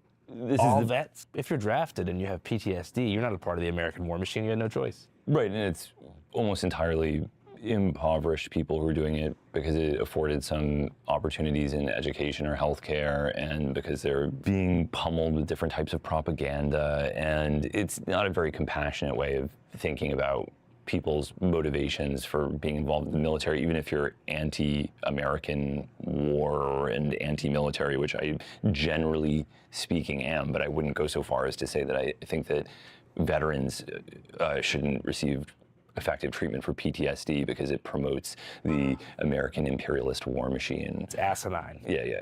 But you saw more and more of this stuff, and I'm looking at it and I'm just thinking, oh God, everyone has to write with this tone. It has to always be another one of these articles making psychedelics look bad for something seemingly innocuous or not even bad at all. Mm-hmm. And so I started wondering more and more about how things were getting this bad, how it had gotten to the point that more and more of the reporting was just this sort of nonsense. And I started talking to people about it. One of the things that had become very prominent was this patent scaremongering. This was like immensely prevalent. And at the beginning, there was this patent attorney named Graham Pechenik. And he told me the story himself, actually, where he'd gone to a MAPS conference and he felt bad that no one was really interested in his work as a patent attorney.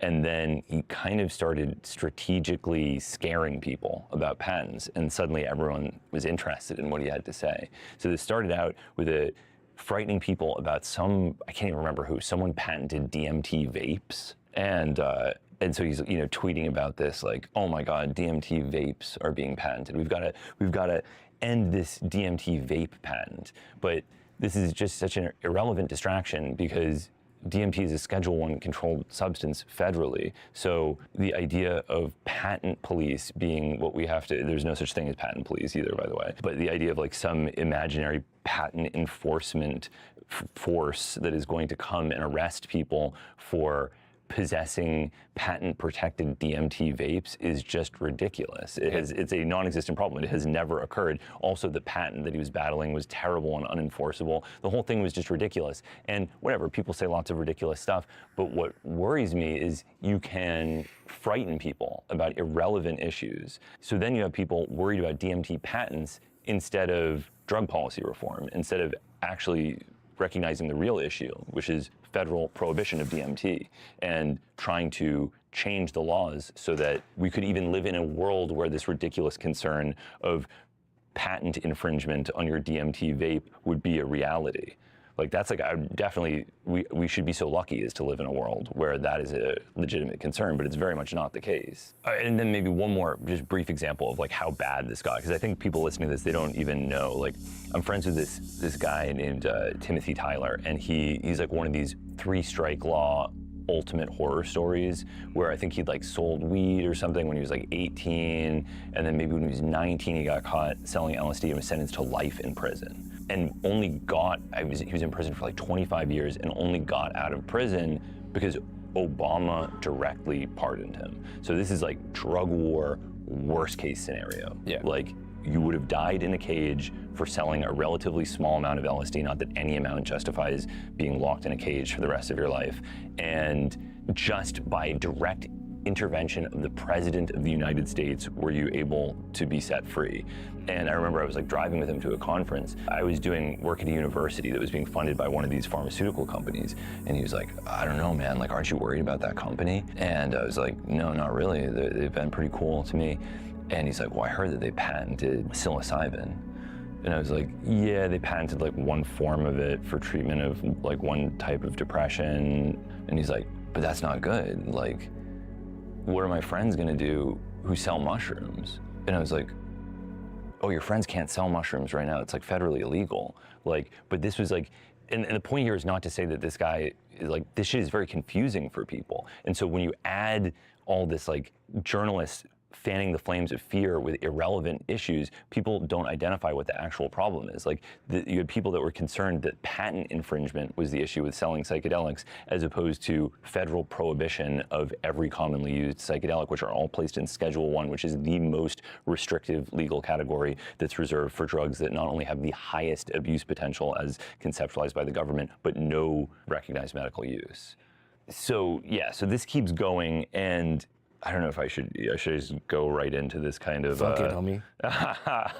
So there was like one group that was particularly active in anti-psychedelic reporting. They had become, and I think like every community has some version of this group. Like comedy had that guy, Seth Simons, you know what I'm talking about? Mm-mm. He was like the person who got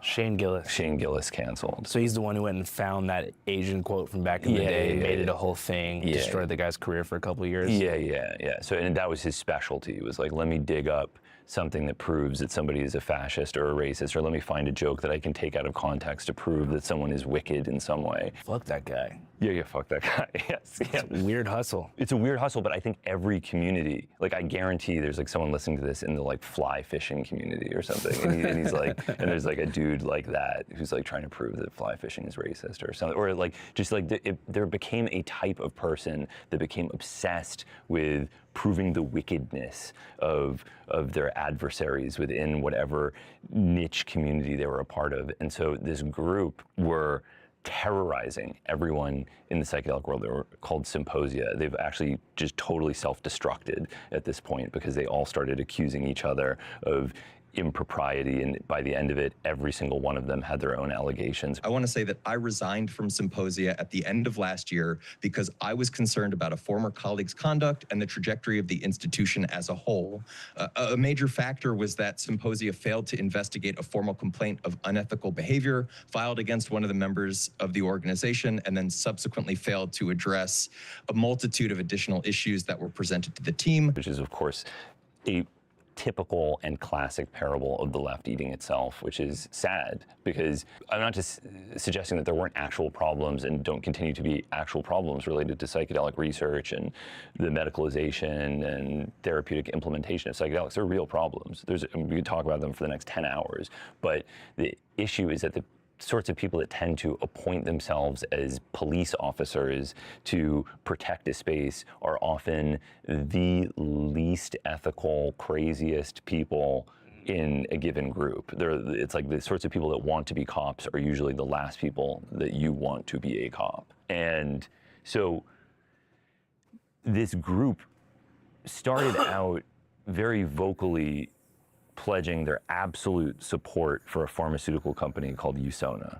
at one time leader of the group, who went by the pseudonym David Nichols, which was oddly stolen from a prominent psychedelic chemist, which makes it confusing to talk about. And so he had announced his absolute support for the pharmaceutical company Usona, but in the same announcement, advised people to start terrorizing and engaging in terrorist tactics against any individuals involved with Usona's competitor Compass. And this became kind of the de facto stance of all reporting, creating this highly simplistic moral binary where Usona were the good guys and their business competitor Compass were the bad guys. I think we also need to ask, who are the gatekeepers in such a model? And as some of these places talk about mainstreaming psychedelics, we have to ask, what is the mainstream? What are the effects of mainstreaming psychedelics? And are the benefits, supposed benefits,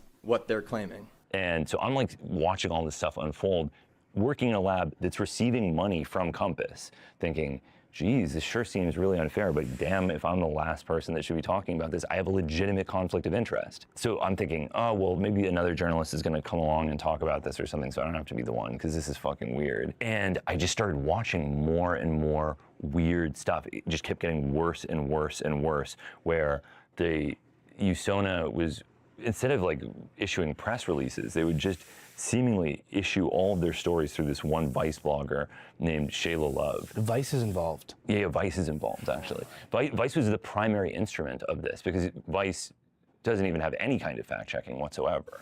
Maybe for a very brief period at the magazine they had fact-checking, but Vice was a perfect tool for this particular thing. Like any person I've ever talked to advice about this, no one has been surprised at all that this happened. So they would say things, representatives or funders of Usona would leak these stories to this Vice blogger, Shayla Love, saying these things like, oh, Compass is interfering with legalization efforts in Oregon. And we gotta sound the alarm on this. So they were making it seem like Compass was actually gatekeeping and blocking the legalization of psychedelics. Which is a very powerful idea, because that's kind of what you would expect would happen, right? You have a bunch of ultra-rich people getting involved in funding multi-million-dollar clinical trials on psychedelics. It's costing a huge amount of money. Wouldn't non-medical use of psychedelics represent a threat to their business? So it makes intuitive sense when you think about it that a pharmaceutical company would do that. The issue was that it just wasn't true. And if you read the article, it's very bizarre.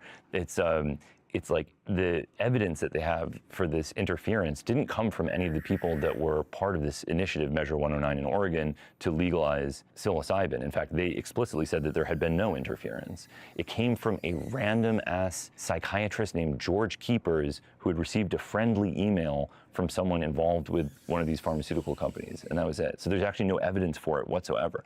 Again, this is almost hard to talk about. Like, as I'm telling you, I'm like, damn, this is a complicated story, and it involves all these names. But the real takeaway is that there was an enormous amount of extremely bad reporting that was coming out that was distorting the way people thought about these things. It's an ironic twist that this false information about Compass interfering with legalization efforts in Oregon came from a funder of Usona, a company that was providing direct financial incentives to MAPS, saying they would give them money if they halted all drug policy reform. So the company that was actually interfering with drug policy reform was then planting an idea that their competitor was doing exactly what they were truly doing. So double gaslighting. Yeah, double gaslighting. Again, complicated shit. InfoWars. So who does fund you guys? Where do you guys get funding from? So we are not currently discussing our funders. InfoWars. And I mean, this is like one of the weird things about journalism and storytelling is when a story gets complicated enough, it just starts to sound like the gibberish of a conspiracy theorist. No, I'm following you. Okay. It's like, when you talk to someone, they're like, oh, Alan Dulles and Sidney Gottlieb, and they were working with Operation Paperclip. And you just... We're going to have visual aid for this interview. Okay. All right, okay, so I'll go into it. So at the juncture we're at right now is that you have this pharmaceutical company making it seem like their rival pharmaceutical company is trying to block the legalization of psychedelics, but it's actually them that are trying to block legalization of psychedelics.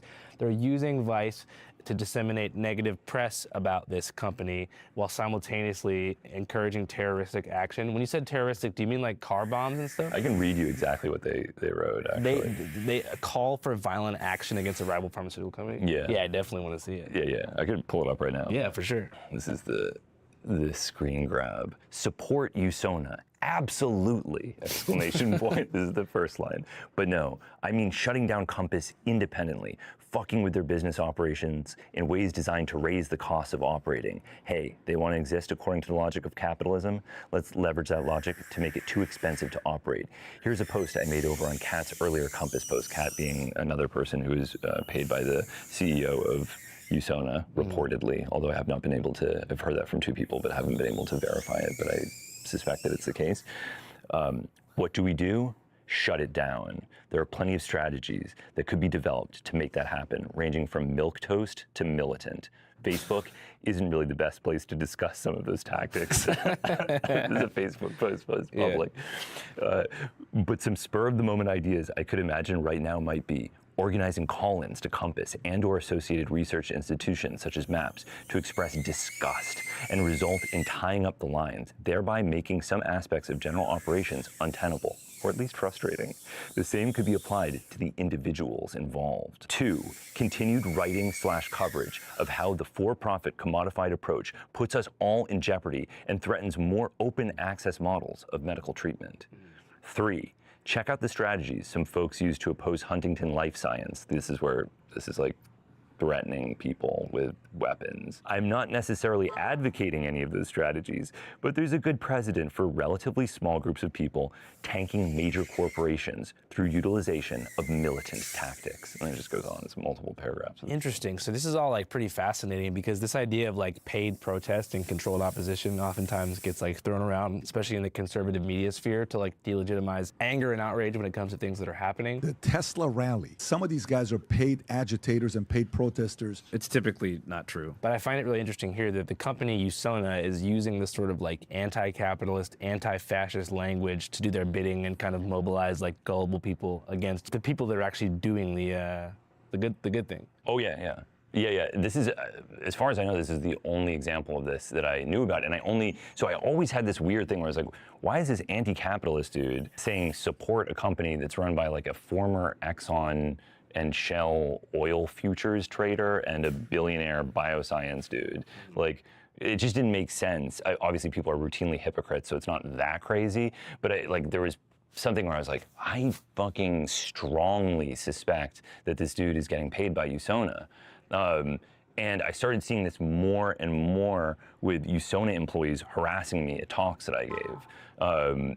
It's like a couple stories, but just weird stuff. There's one where a USONA employee who never identified herself as such was like, I want you to explain what you're giving back to the indigenous people of the world, or something like that. Right, and the audience erupts into applause. Yeah, thank you. I have a 2-part question about the psilocybin polymorph A compound that Compass has recently patented. And so from your perspective as an obviously very accomplished chemist, Hamilton, who has, as I understand, recently made a career transition to work with that company, I wonder what your thoughts on the legitimacy of that patent as a new innovation, first, and if you're able to speak to that, and 2, how you think that patent impacts the supply chain, and particularly in the context of the issues of indigenous reciprocity that we've been talking about this afternoon.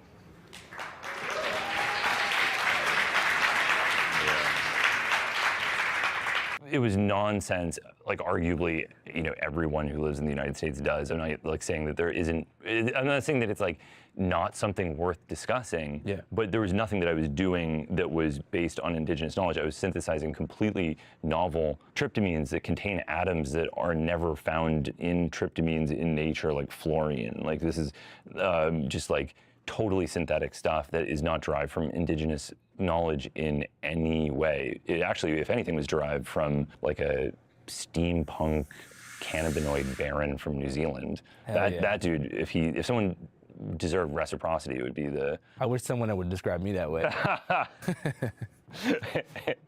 So someone's tripping on you at a conference about not giving back to indigenous people. They're a paid plant from a pharmaceutical corporation. Yes. How does that make you feel? It makes me feel sad. It makes me feel hurt. It makes me feel vaguely disgusted by all of this. And it was not even just this woman. There was another USONA employee who hit me with one of my least favorite. Actually, this is like my true Achilles heel. I made multiple pieces about psychedelic toad venom, but like one of the most pedantic, irritating criticisms is people will say, "Oh, it's not really a venom. Technically, it's a poison." Like many amphibians, Bufo alvarius possesses a powerful defense against predators. When bitten, the toad secretes a milky white fluid from its parotoid glands that can poison its attacker, making them extremely ill and sometimes causing cardiac arrest. That makes your blood boil? Yeah, it makes my blood boil. Do you start yelling? I can't picture you yelling. No. I'm sure you've done it before. There's a video recording of this. I actually was able to contain my volcanic rage. So what did you say? I said, I don't know, something like, oh, that's a teleological distinction, and it's really not a recognized one by anyone in the toxicology community. Like, there's a hyper-restrictive definition of the word venom that it has to be injected by a fang. It's not the dictionary definition of venom. I think a better one is to think about venoms as something that are actively delivered defensively as opposed to like a passive substance, which would be a poison. Anyway, it is a venom. All scholars who have ever studied this have called it a venom. Anyway, so the USONA employee, after I gave a talk about this, corrected me, saying that it's not a venom. And they're coming and tripping, they're being rude to you and interrupting your talks because of your association with Compass, or just because they feel like you're a leading figure in the pro-psychedelic legalization movement? Because of the Compass stuff. Okay, specifically because of your chemistry work with Compass. Yeah, that was the reason, yeah. And because I was considered, I think they had pretty much totally monopolized any media coverage. Everything was pro-USONA. The New York Times wrote an article with a kind of glowing profile of the work that was done by USONA, profiling this guy, Bob Jesse, and never even mentioning that he was employed by the pharmaceutical company. Very weird stuff. And USONA did something very complicated where they divided themselves into all of these different companies. So USONA is a nonprofit. They receive their money from a for-profit, massive biotech company called Promega. So the profits from Promega are swept into USONA. There was a lawsuit from the shareholders of Promega suing the owner of USONA for funneling profit into, because they have a huge amount of money. I think they have, I looked on GuideStar, and just the property that USONA owns alone is like 80 million in Wisconsin. But then USONA has additional companies connected to it that are the same company, the same tax ID number, but they don't represent themselves as being connected. So there's Freedom to Operate, which is their patent liberation company, where they target anybody that holds patents that are competing with USONA and try to destroy them. Then there's Porta Sophia, which is a psychedelic prior art database where they index literature that could be used to interfere with competitors' patents, but notably do not list prior art for the patents held by the owners of USONA. So this is really like it's almost like a deep state situation. Well, it's like, this is the thing, is like, I have a lot of stories to tell. Like, we could talk about this forever. I'm annoyed that I have to be the one to say this stuff because it's so fucking obvious, right? It's so obvious that these like billionaires do not have people's best interests in mind, and that they create these like pledges to no, they're not making money off of psychedelics pledge, and frame themselves as doing all this advocacy work, when the reality is they are incentivizing MAPS, ceasing drug policy reform work, paying activists to terrorize their competitors, creating a fraudulent prior art database that doesn't index any of the work that would interfere with their own patents, and asking for donations from the public as if what they're doing serves the Commonwealth in some way, when it's just about their own shitty business. What's the connection between them and Symposia? Is that jumping too far ahead? No, it's not jumping too far ahead. So Symposia had a lot of people that were involved. It was kind of like the gutter that collected the dregs of the psychedelic world, and most of the people were nutcases. Occasionally, there would be someone who's actually, as I said previously, there are legitimate criticisms of the psychedelic scape. So like, sometimes someone would come along and they would be legitimately anti-capitalist, and they'd say, oh, look, there's this group, the Critical Psychedelic Studies, they're shining light on the problems with sexual abuse or whatever. And there was this guy named Travis Kitchens, who had written some anti-psychedelic articles that were like, why the state shouldn't fund ibogaine research, because I can't remember what his reason was. I disagreed with it. And so I'd always been suspicious of this guy because he wrote for Symposia and because he wrote anti-drug articles that struck me as anti-drug. He's subsequently written some articles that I really like. So he had written to me before, and I hadn't responded to him because I was suspicious, and they said, we really need to talk. And at this point, I already knew that Symposia had been receiving money from the Sarlo family, which is another thing. But the USONA connection was the one that I had heard indirectly from an enormous number of people. And he said, you're not going to believe this, but these people, they're not legitimate. They're actually receiving money to behave this way. And I was like, yeah, I fucking know. Everyone knows. No journalists are writing about it, but everyone knows. And he's like, oh, and they're receiving money from Bob Jesse from USONA. I start telling people about this, and Bob Jesse admits to secretly providing money to David Nichols at the time that he announced his absolute support for USONA and began to advocate terrorist action against individuals involved with Compass. We then confronted him at the MAPS conference, and he admitted to doing this. Can I ask you a quick question? You may. Hi. Hey, I don't know if we've met. Maybe we met a long time ago. I think we might have been on stage once a long time ago, but didn't actually say hi. Yeah. But your reputation precedes you. Good to see you. So, I feel like this is sort of an aggressive question. I feel bad asking, but a couple of ex-Symposia members have contacted me, and they told me that you had been providing them with money and intel in what they felt was a effort to destroy Compass. No. No. Let's see. Not directly my money, but I'm responsible for having sent to Symposia before things really blew up and got nasty. 2 separate donations, small amounts of money, and not for the purpose of getting them to do anything. So why do you think they said that? Yeah, and why were you giving them money? Well, because for a little while they were saying things no one else would say. The same reason you would give Lucid News money. And then, because I know that you were involved with the Sarlo Family Foundation, and they've, paid an enormous amount of money to Niche and to Symposia to run this campaign against MAPS, $185,000 reportedly. I didn't know that, but that was long after I left that foundation. Yeah. Long after. And they're suing me now, or attempting to. Why? Because I said that they had done this. Well, suing you for something like defamation or national damage? Defamation. Well, guess what? My understanding, not a lawyer, is that truth is an absolute defense against defamation. He then came up to me and said that we couldn't use the audio because audio is sacred. Then he said that he'd talk to me about it off the record. I mean, at this point, I don't even really care. It's just, but the question is, why would somebody do something like this? And I think they thought they could control this extremist group of nutcases and give them a little money, give them a little intel, and sick them on Compass because it had worked so well with other people. Like this Vice blogger, Shayla Love, was totally obedient to the interests of USONA. Anything they told her, she would uncritically repeat. So you should be able to do the same thing with everyone. It had worked very well for them in the past. And the problem was that these people were uncontrollable. They were seriously insane. With wizardry and everything like that, yeah, it kind of is. That's what patents are. They're like magic spells, essentially. And the introduction says of his and book ready when lays you that are out. my I dude. pasted a thing. Tracing here. it back to alchemy. Discord, man. Like literally. Yeah, he traces it back to alchemy. this out really It's quick. amazing. I'm almost done. Dangerously insane.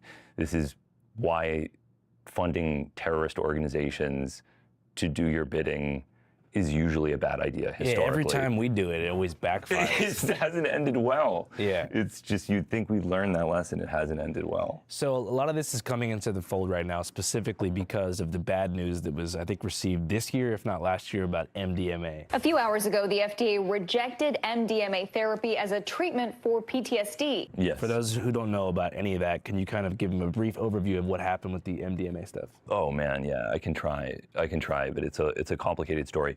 But MDMA is this drug that people had been investigating therapeutically for decades. It was made illegal in 1986. The DEA's own administrative law judge had actually recommended against its placement in Schedule 1. He had felt that the case made for its therapeutic use didn't warrant its placement in Schedule 1. He thought people should be able to pursue it medically, but the DEA ignored their own judge's ruling and placed it in Schedule 1. So this guy, Rick Doblin, was totally radicalized by this. He actually was selling MDMA at the time to fund the legal defense to prevent the prohibition of MDMA, which is pretty badass. He said, I want to be a psychedelic psychotherapist. And we just laughed. Here we are, 41, 42 years later, where he has just stayed on that path. That's pretty awesome. Yeah, he's a really cool guy. Yeah, we had a guy in Seattle named Phoenix Jones. He was a superhero who would like go out with a gold cape to kind of like bust up drug dealers and drug operations. My name is Phoenix Jones, and I'm the leader of the Seattle superhero movement. He got caught with a giant underground MDMA lab and distribution center where he would sell all the MDMA still dressed as Phoenix Jones, which I thought was dope, but it kind of ruined his reputation as a superhero.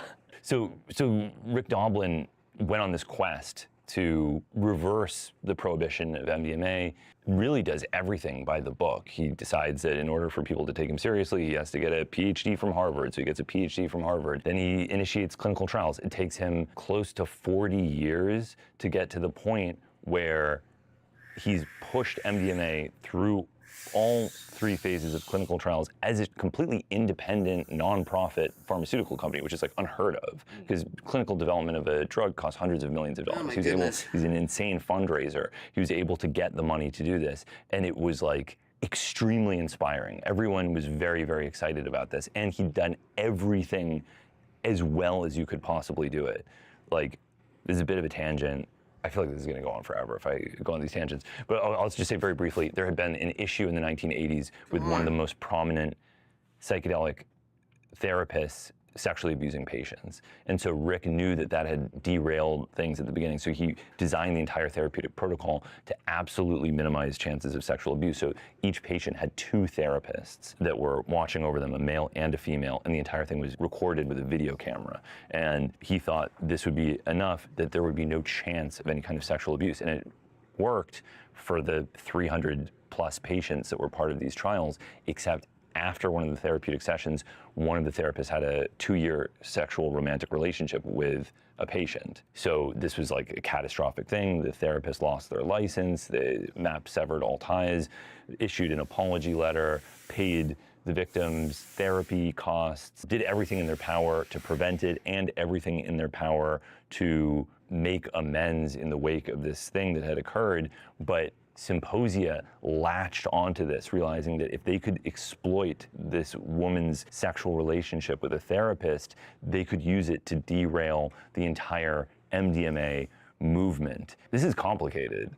And they were also receiving money from this other group as well. And so they hired a firm to issue press releases to journalists. I guess there's like journalists that actually just respond to press releases and will do uncritically stories that are told to them as... There is? Yeah. And so they get all these, stories in Vox where they're getting interviews about how they're crusading to protect women from sexual abuse or whatever. And the whole thing is very unsettling. They have a citizen's petition to the FDA to have a hearing to call into question the legitimacy of the clinical trials. And during this hearing, it was disastrous.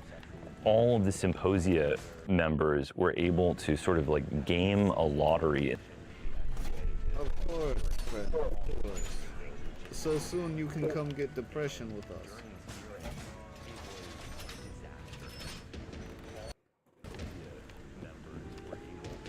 This game gives you depression. I don't know, we'll fix it though. We can fix it though. Oh, I'm logged in on here, so. Okay.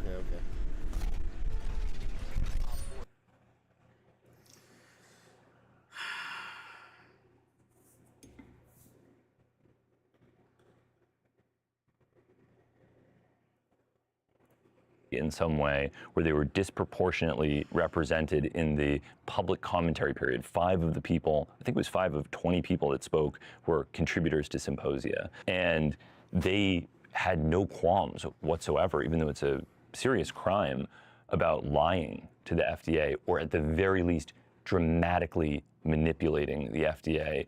Like, even some of the true things they said were said in such a way as to frighten people in nonsense manipulations of one kind or another. Like, there was this one really horrifying guy named Brian Pace. My name is Brian Pace. I am a lecturer teaching psychedelic studies in the Department of Plant Pathology at The Ohio State University. He says very seriously, like, if MDMA is approved, these harms will scale. Harms and misconduct will scale if they are allowed to train and certify therapists. And he's right. The harms probably will scale, but the harms were extremely minimal and outweighed by the benefits, which will also scale. Harms always scale with benefits. I mean, that's just what you'd expect. It's like, if you allow people to ride bicycles, the harms associated with riding bicycles will scale, as will the benefits. It's just a nonsense bullshit statement, but if you say it the right way, you can really frighten people. It was a lot of that. Really, the most notable instance was the kind of ringleader of Symposia at this point claimed that a MAPS therapist named Veronica Gold had pinned down a patient while they screamed, "Get your fucking hands off of me," but that she would not stop. Veronica Gold, a Lykos supervisor, trainer, and phase 3 therapist, describes pinning down a patient as their distress escalated to the point of shouting, quote, "Go away, get your effing hands away from me," end quote. But Gold did not stop. And I remember hearing this and thinking, this is crazy. I thought I knew about everything that was going on. I hadn't heard never heard this woman's name before. I hadn't heard about any of this. And I looked at her citation for this claim, and it's a book called Integral Psychedelic Therapy with a chapter written by this therapist, but it's not a MAPS trial, and it's not MDMA. And the section that she's describing is a patient who's speaking to the memory of their father, saying, "Get your fucking hands off." So a ghost. Yeah. Like being pinned down by your dad's ghost. Well, actually, the pin down thing was completely fabricated. Oh, it sounds horrible, or potentially therapeutic, but it doesn't I'm sound not like like talking directly into my mic right this second either.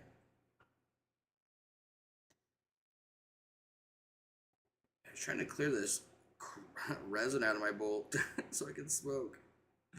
And it's like so close. There's like just this one glob left, and I've just been sitting here while listening to fucking what's his name? Hamilton Morris. Know who that is? No. Have you ever watched Vice News? He was the drug guy.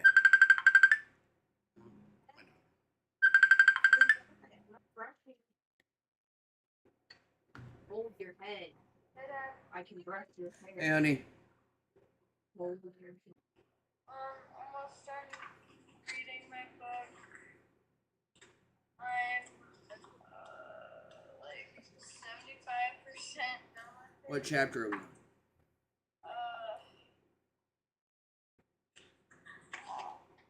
Oh, Jesus.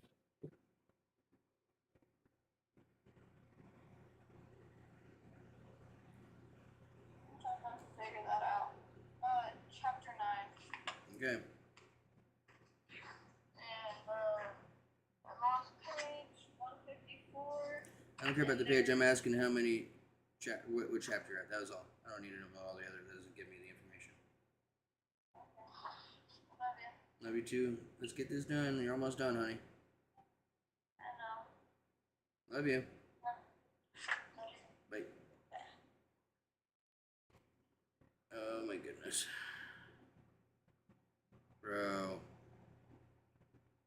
Her mom was supposed to have fucking messaged her teachers forever ago. Asked her today if she did it. She's like, "Oh no, I forgot." Well, Oh, this is goddamn. about our child needing to not fail.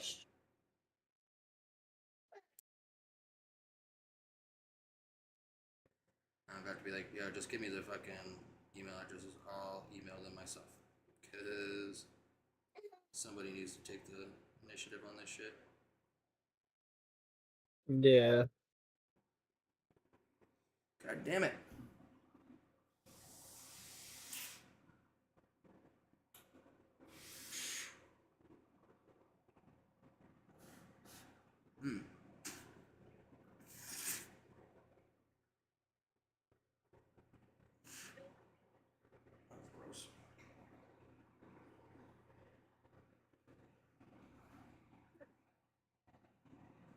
Bro, if I could just show you all the crap that has come out of my pipe today so far. Oh god dang. Bro, you'd be like, what the fuck? And it's just this one little clump that where it'll make it so I can't, where it's making where I can't hit my bowl. So I've been working on getting that clump out, and it ended up just like being the whole fucking thing. Damn. If it's anything, well, like I kind of remember how you had your other pipes when I seen you in Vegas, so I can only imagine. Like, Yeah, bro. how that one is. This one's pretty bad right now. Literally smoked them till they were so full of resin you couldn't even freaking hit out of them anymore. Yep. That's about it. It's like I'm trying to keep this one like clean and shit because. And then I was like, well, why don't you just clean them, dude? And you're like, well, I just don't like the smell of the resin. I'm like, No, dude. It makes my hands smell gross. Like I'm already frustrated about the smell as it is, but I'm like, I just want to smoke at this point, so I'm just trying to get it done. It's almost. Oh god, let me just move this resin to the side so I can fucking smoke. How about that? Can you give me that at least?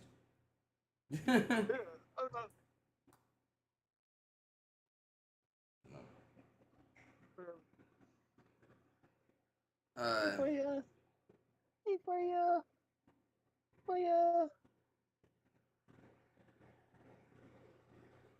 The kitties. The kitties. Yeah.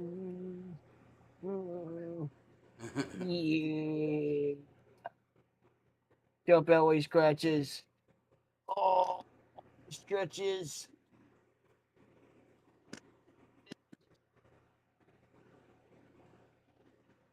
There we go. Oh my gosh.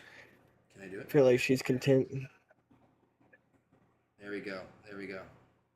I think I can hit through my pipe now. There's still a bit in there, and I'll just get it later. I was like, I just want to smoke. God damn it. Been working on this for like the past like hour and some change. Dang. I was just slaying on like the beast all day pretty much. Yeah. I only did one mission, or 2 missions really. And out of the whole 6 hours, I was just like going into dark zones, getting money, or getting loot to make money, fucking going resourcing bullets and shit so I can start using guns because the bullets are kind of rare. But I found this one convoy that's really good for pistol rounds. So I'll just go through and get a bunch of those. And I've just been stacking. I'm like level 7 and I'm not even a quarter of the way through the story, and the max level's 15. So I'm like almost halfway to max level already. I'm starting a new one, by the way. Because we were on level 5 for that last one. Like, I do not want to jump into a blood moon thingy. Oh no. I'm fine. I need some time to warm up. It's been a minute. Yeah, no, that's facts. That's why I'm like, no, we're not doing level 5 yet. Weeds in the grind it all. I need to get some more flour. Oh, never mind. I was gonna invite. Reaching in the Discord. Yeah.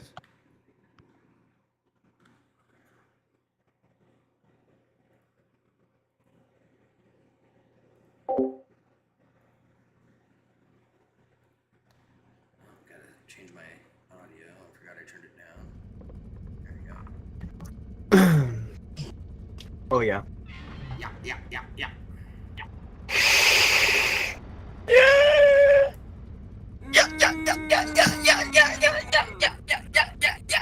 Friends. It's time to make friends. Hey for ya. I'm gonna make some. You wanna make friends too? I'm gonna make some friends. Hopefully they don't. They never loved me for long enough. Oh. Hey. What's up for ya? You're just. Ow! Why'd you love nipped me? That hurt. Loki was doing that to Maya last night, which was funny. She's like, stop biting me. You know, I'm like, does he just like love biting you? You know, like just playful? And she's like, I don't know. I'm like, well, you would know because he bites. Like, I've gotten him to bite me good, but it's because I was fucking around with him. Yeah. Like if it's just like a little nibble, you know, that's all it really is. Yeah, he'll do that with me sometimes. Like he did it earlier because he wanted me to keep petting him, but it's like such a light one. He just like puts his teeth on you. He doesn't actually bite. He just like he's like, hey, attention.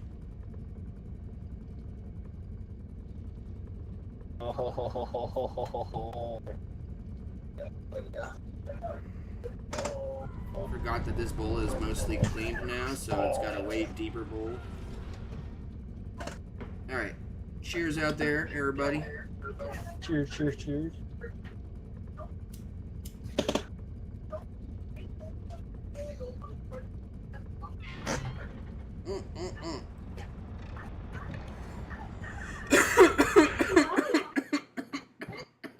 I say I got that. What's your claw about that pet? Stop it. Stop it. Stop it. Your Demon Slayer one? Yep, my Gyu backpack. Yeah. You! You! You say you! The friends.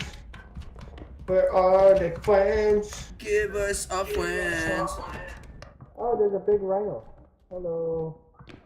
Eh. Eh.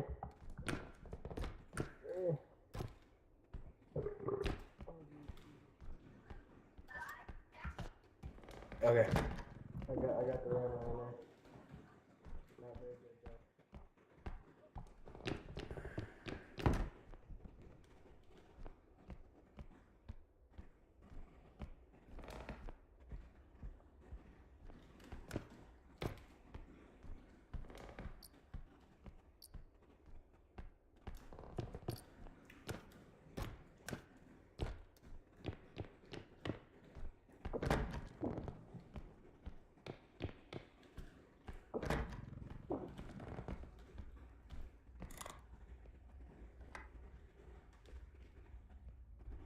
Oh, nothing there. Alright.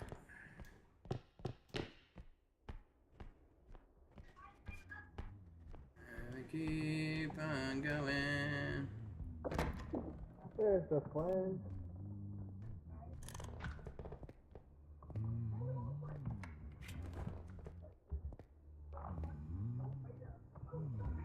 It's a friend!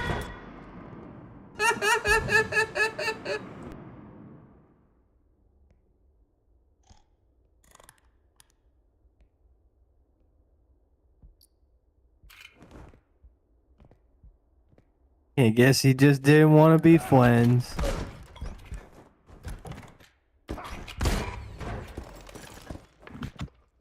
No friends.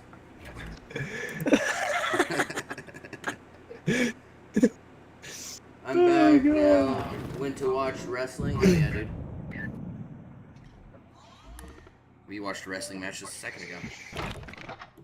Me and Old Man Jenkins. The old man Jenks. Woo!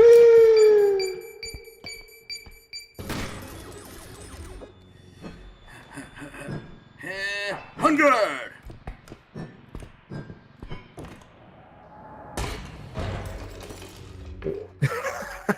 Everyone's a loser. Everyone. But mostly BMG. Yeah.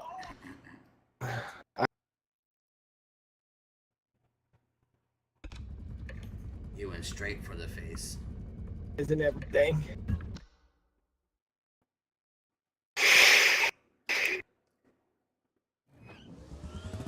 Ah, god damn it. We're back. No. We're back. We're back. You know it. I'm gonna steal your fucking shit and repo it. We back.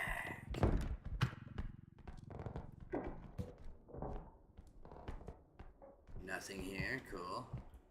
No. Your favorite items over here, the one that I can never do, the twirly one. There's another twirly one right here too. Oh my god. There's two twirlies. Fucking twirls.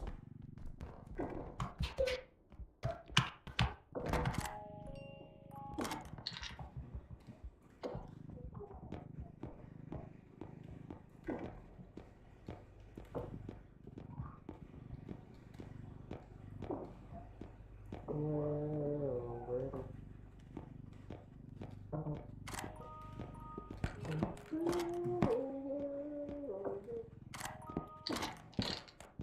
my god. There's something. I found something. Dude, this thing don't want to work right. Okay. Well. It's a big old horn.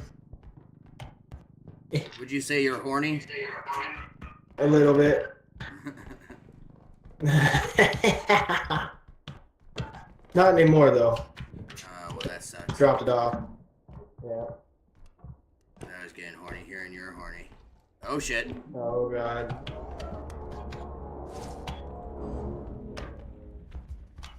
It's a friend! Sweet baby. Friend! It's a friend! Hey!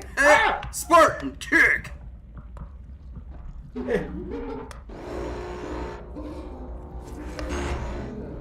friend! He loves me! He hasn't told me yet. Hey, fuck you! Hi, friend! Hi, friend!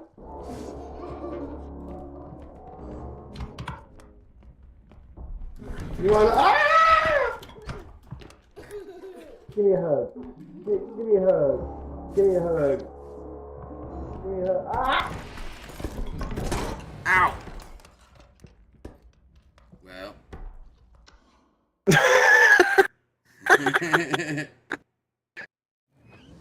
Hey, I was, you know, he wasn't killing me for a minute until I gave him too many hugs. So.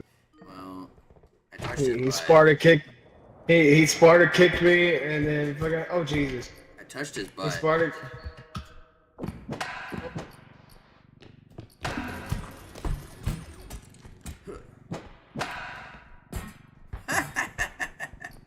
Pinata! Don't. Swing, batter. Swing! Aw. Alright, how about this one?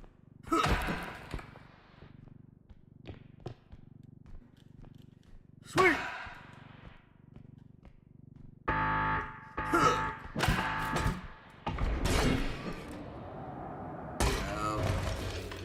I almost hit everything.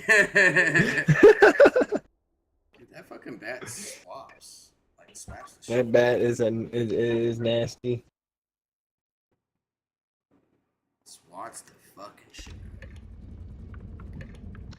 Yes. I jumped off, and it was just you and him. And you wasn't even there, and he used a sledgehammer and killed himself. We got a museum, natural history. Hey, look at that dog. Is my wiener big now? What happened? Is my wiener big now? Stop looking at my wiener, weirdo. It's still standard. Still standard. Still average? Fuck.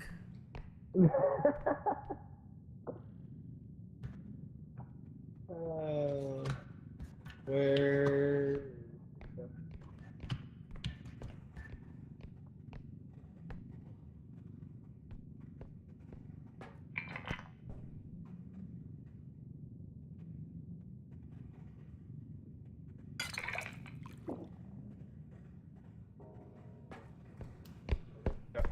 Fuck me. It's a lady duck.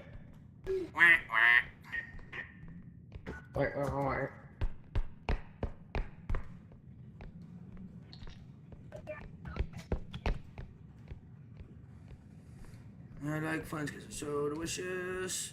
Then they kill me.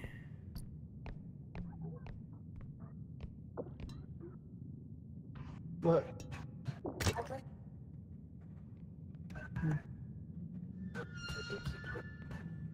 They don't want to show, yeah. It's queso. See? Oh, my bad. Oh, my bad. Oh, shit, Josh.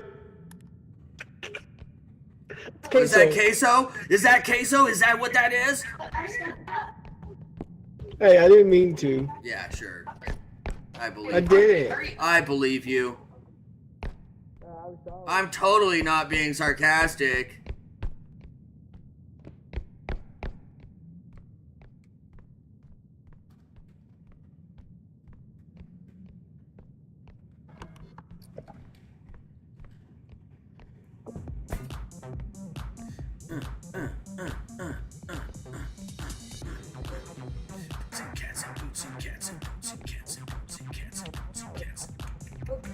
Oh yeah. Party all the way.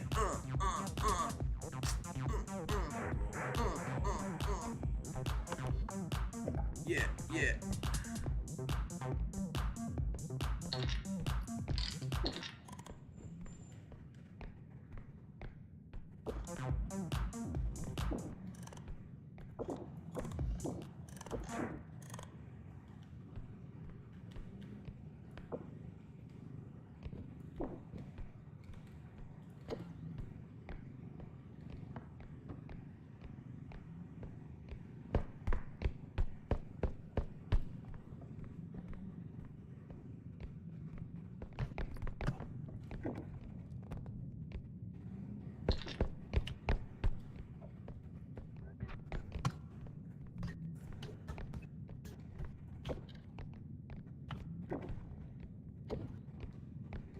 Oh, it's the Nintendo logo.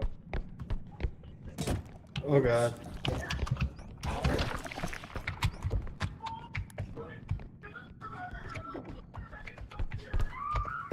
Oh god. Friend. Ow!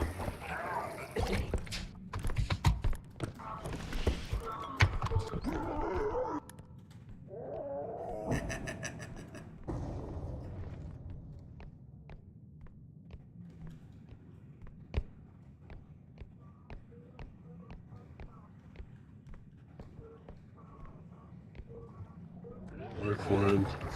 He's right there, friend.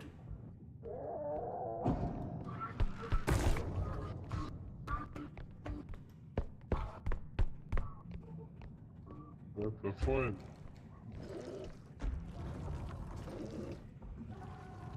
Should throw up on him. This must be what it looks like on Van Jeff the Last Burger.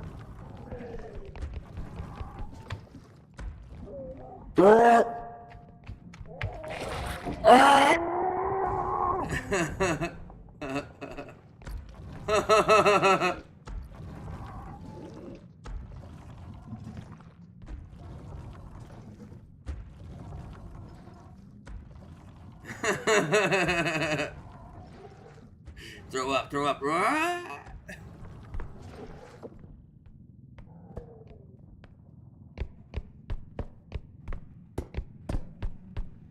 Well then.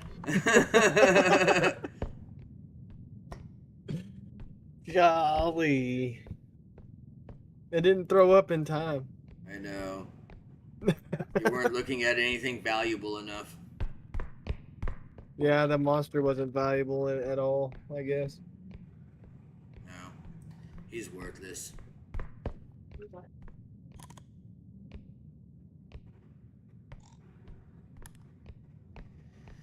So crouching still does make it go back faster, but not as fast. Guess what? Nobody wants your cheap followers, bud. Banhammer. Follow me now. Buy your followers here.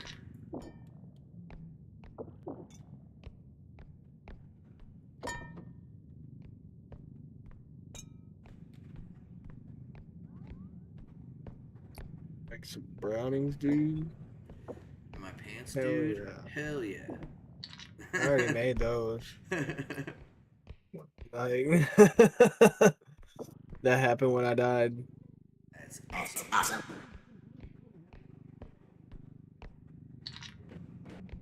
Got him. Why is this on? This is a dead end room, so where the fuck that dude go? You gonna go lay down? Good night, bud.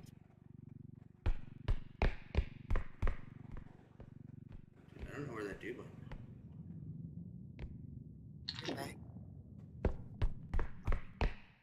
Is that your friend? Yep. We're Well, enemies. he died the last one. We all died. You died first both times. That's because I was trying to make friends, Well, and they didn't want to be You can't friends. sit there and deflect. That was I didn't. your fault. I said we both died. I didn't say you died. I said we both died. No. You No, over here you trying died to- and left trying me to do something alone, and else. I had no choice because I was so depressed. It's all your Uh-huh. fault. Uh-huh. It's all your fault. You could have carried with the strong arms. I can't. I don't have a strong heart. No. So I have the strong arms, but not the strong heart. Where is this dildo?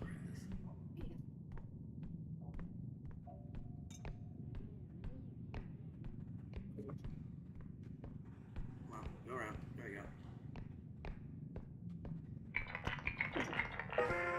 go. Well, monies at least. 12,000 a piece. So that should be well 20. Goddamn.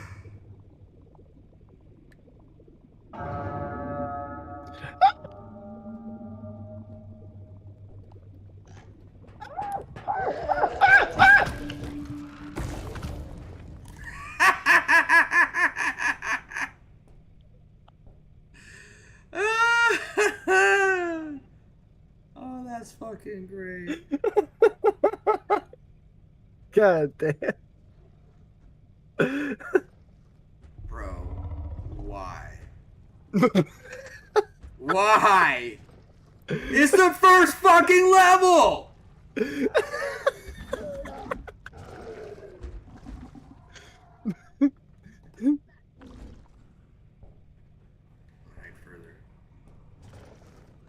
No, he's waiting on you, bud. He's just standing there. No. Oh, well, yep, there he goes. And there goes Why the don't you Sparky go? boy. Why don't you go get on that guy, Spurly man?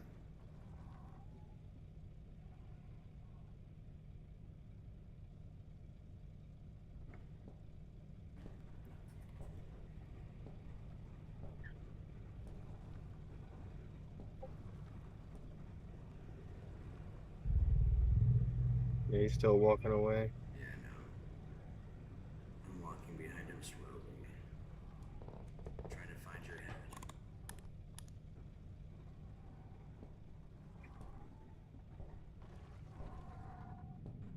Oh, it's in the corner behind the cart. There we go. I saved you. Yay! The hell was that? I don't know. I sound like a monkey. I sound like a monkey. It's like, "Ah!" Oh man, that was fun. Got mute the Discord. Got double audio. Not bad. There's no strength. Why the fuck isn't there strength?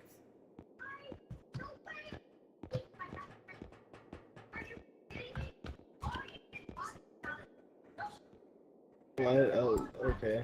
I'll just get a stam, and then if there's a good health pack, that'd be my 12.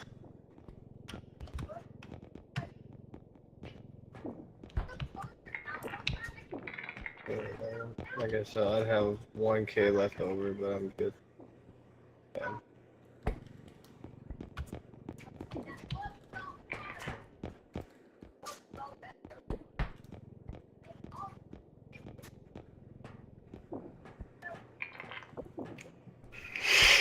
Oh god dang, just yeeted it out of there, bud. So rest, health, and stamina.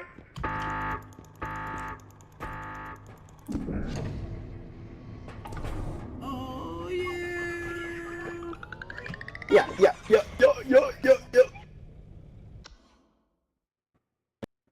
Stamp and a upgrade, or not a health upgrade, but a health pack.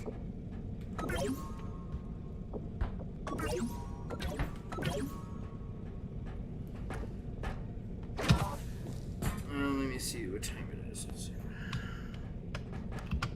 Let me make sure.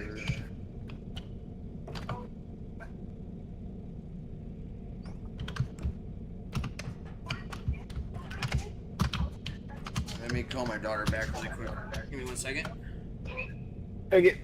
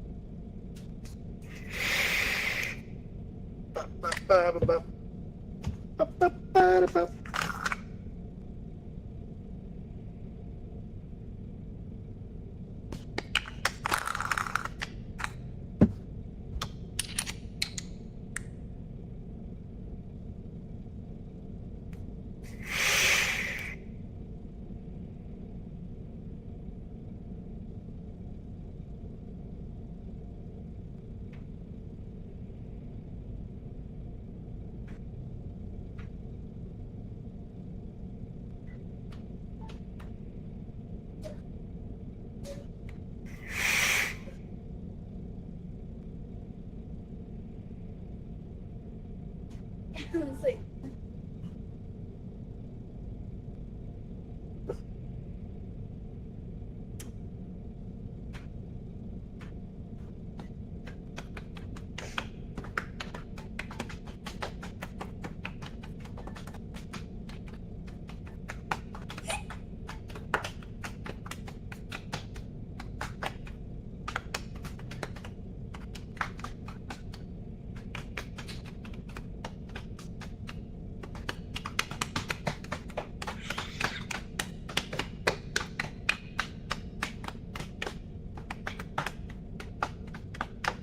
actually feels kind of good.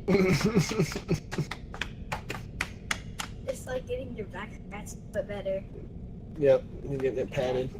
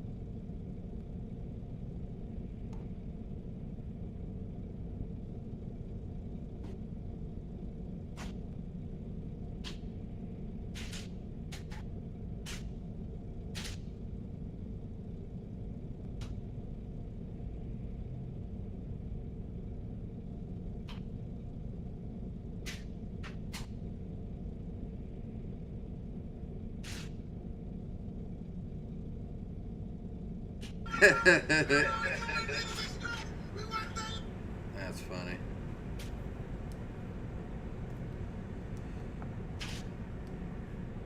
All right. Ready, sir? Yes, sir.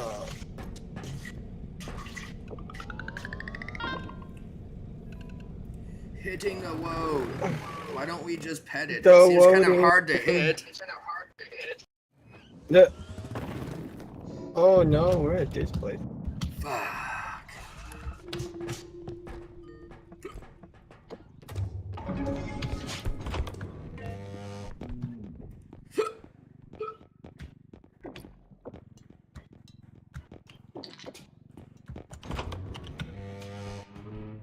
Always the big open room. Of course it is. Is there a whole nother one in there?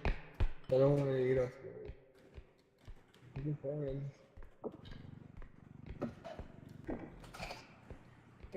I got something in it. So delicious. I don't know what the fuck's inside of it.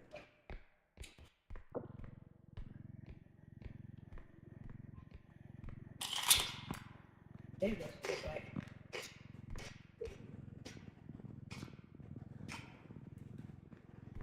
You like it?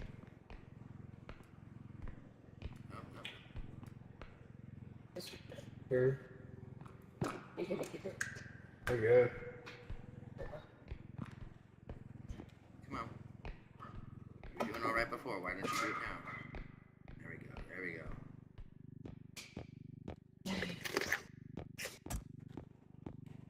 Move it past his fat butt. Come on. I don't really like it. Hmm. You think you can keep it in there? I don't like it. We'll just throw it back in there. I hope the monsters get you.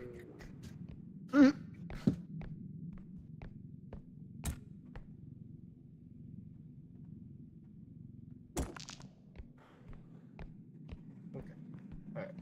Where were Oh, come on now. Alright, that's 10,000 already there.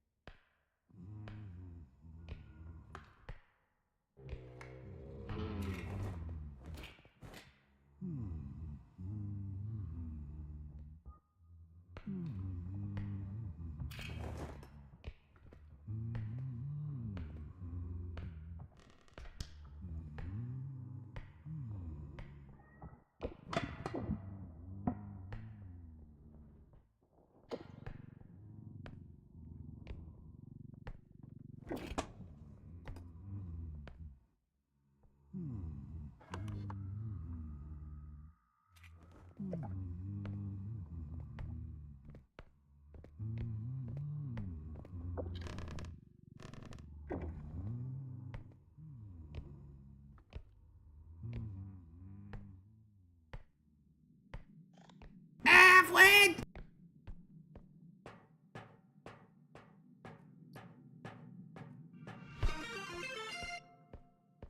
Jaming68 says the blind man is camping me. He's by the... He went to the front now.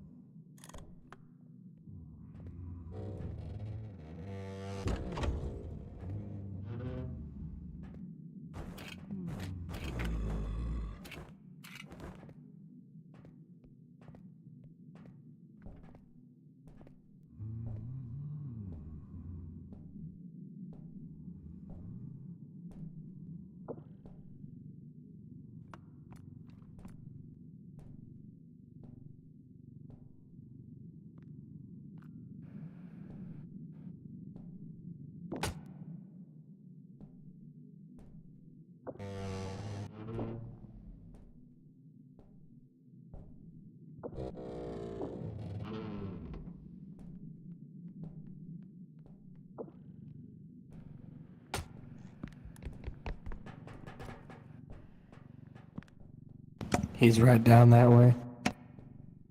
I know.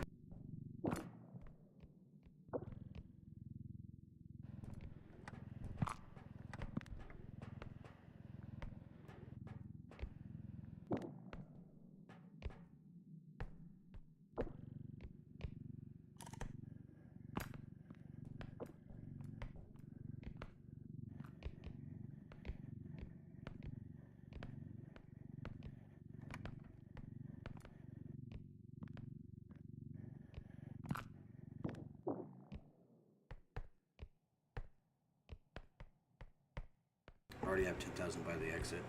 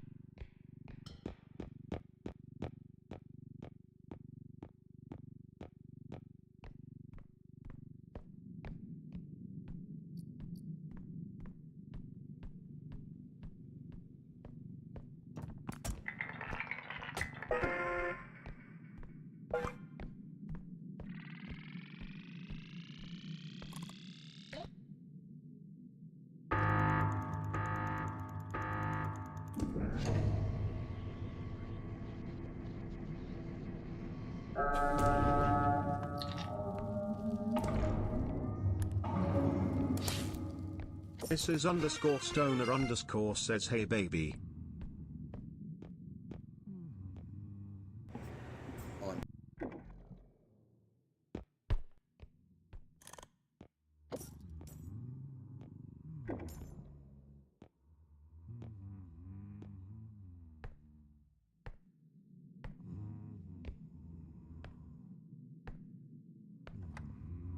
Can't talk right now.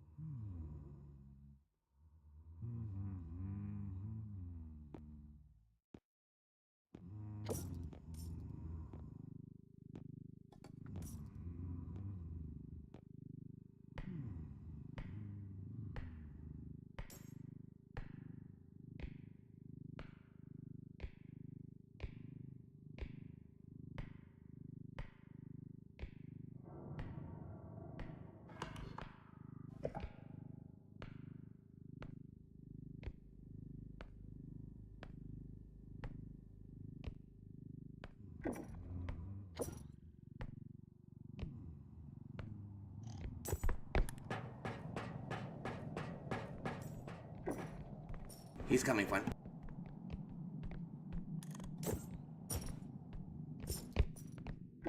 I got explosive barrel on the thing, point. Worth 9k point. Nice one.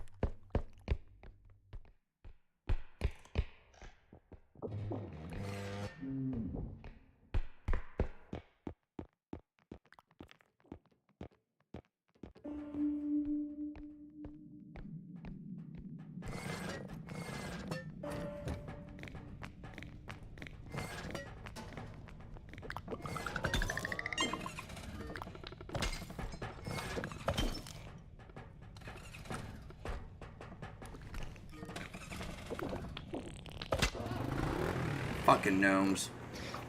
Fucking deaf man. Jesus Christ. Like, dude. What? Oh, man. 20k a pop? You have 1k left over anyways. Yeah. Fucking strength, where the fuck are you?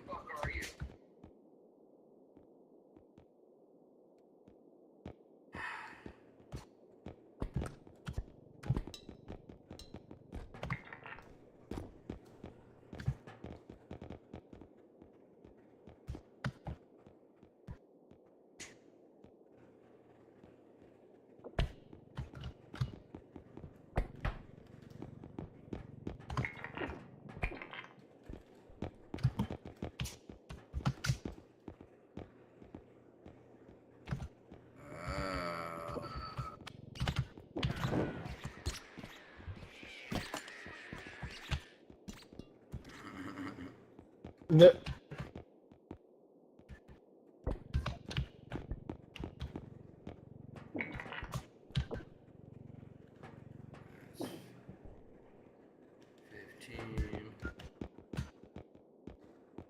Screw it, I'll take this one. I'll make my 21. 21.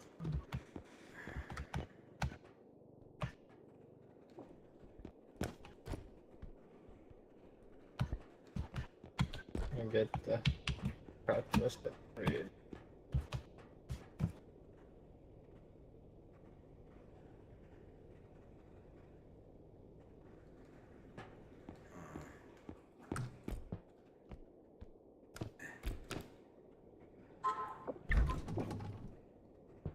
I want to see what's up there for me.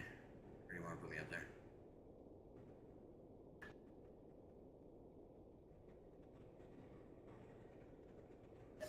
Oh, you don't want to see what's up there? Oh, my bad.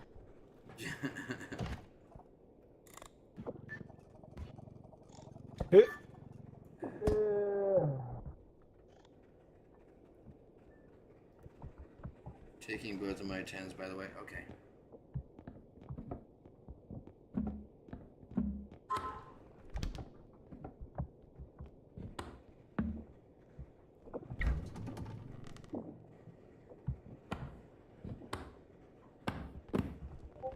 Don't need that. Any granadas?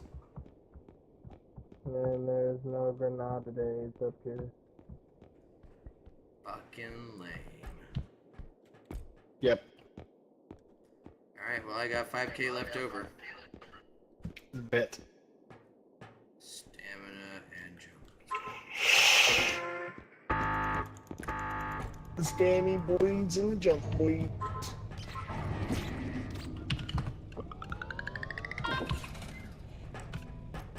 Woo! Woo! Ugh.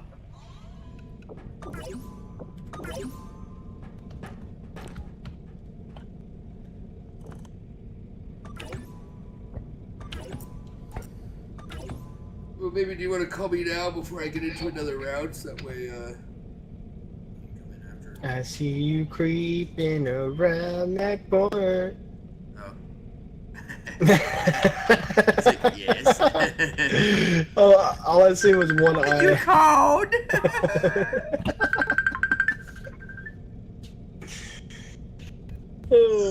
It's so sweet of you. Hey, baby. Hey, love.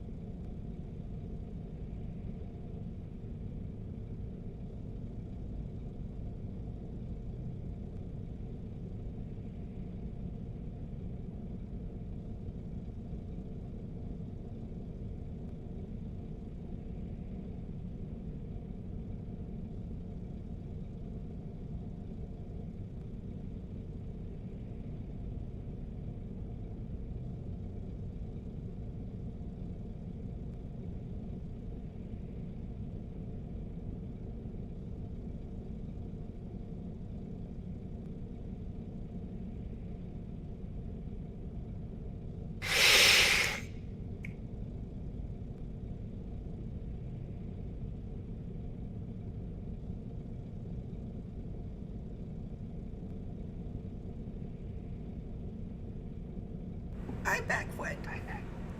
Take that back. I'm back. I'm back. I'm back. I'm back.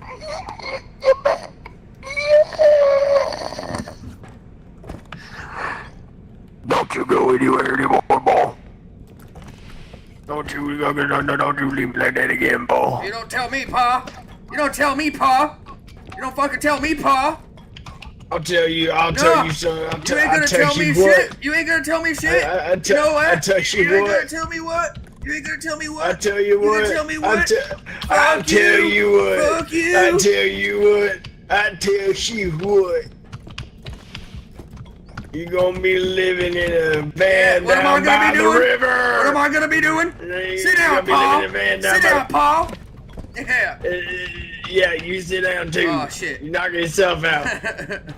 I'll get up there. Look at that. I'll knock you out up here too. Yeah, you look like you're failing, son. Oh, we want a challenge now, Pa?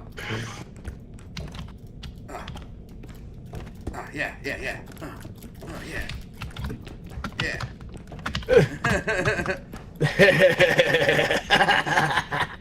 What's this, Pa?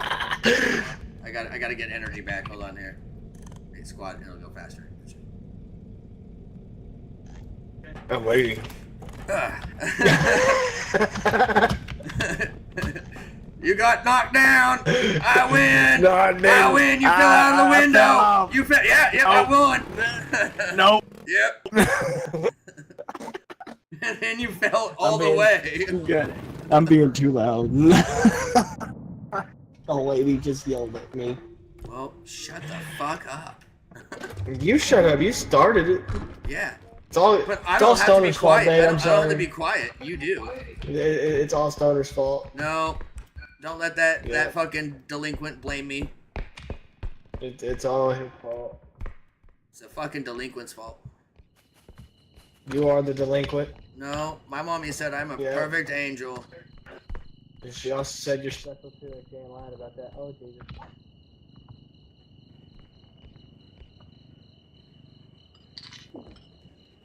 Hey, Brian. Are you not coming back?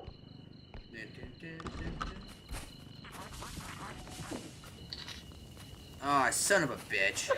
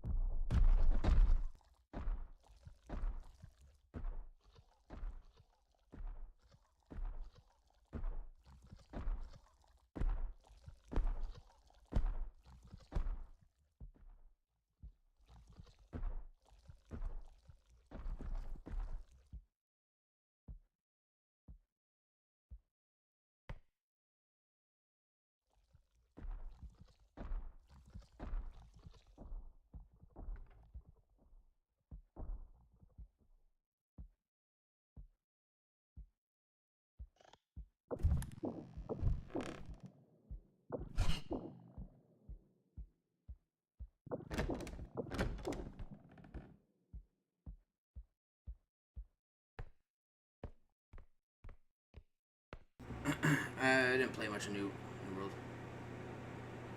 Alright, love you, bye.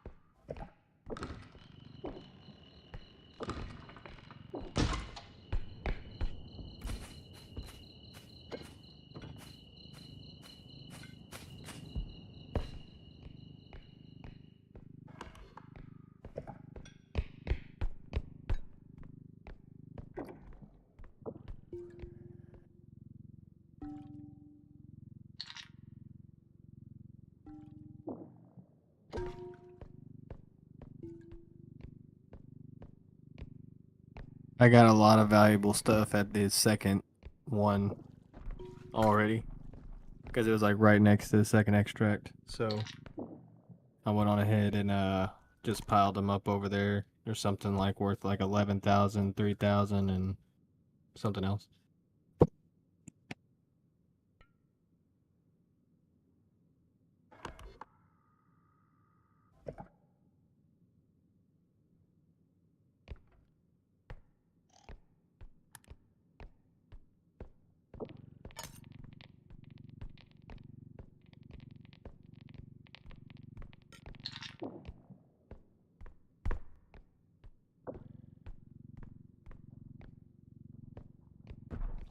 Is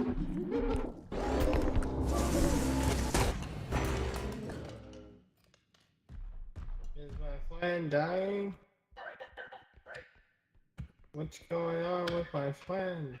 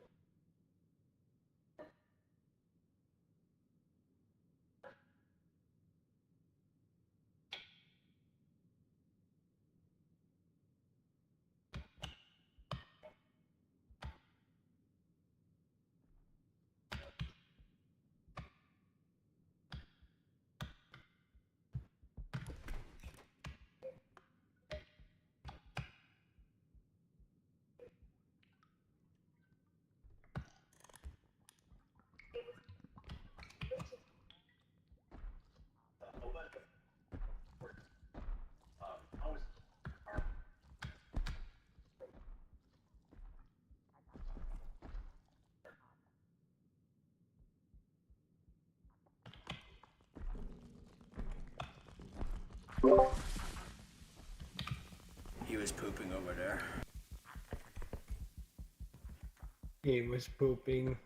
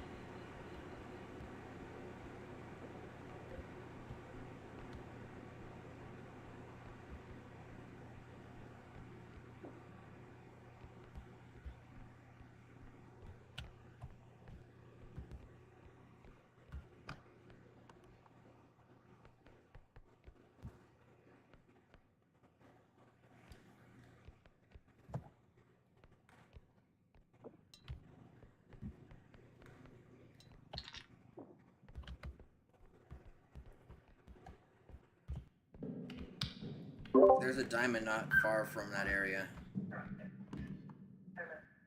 where you just were. Okay. Bet. Yeah, it's in a shelf.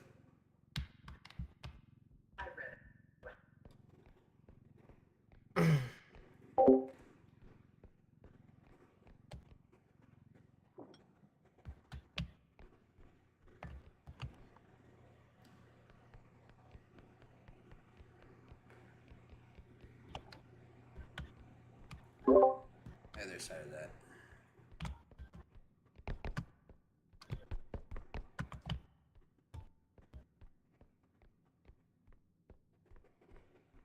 It should be to your left. At the end. Shelf.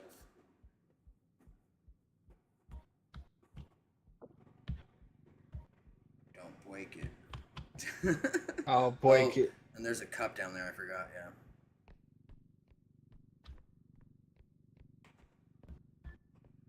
But yeah, that was all over there.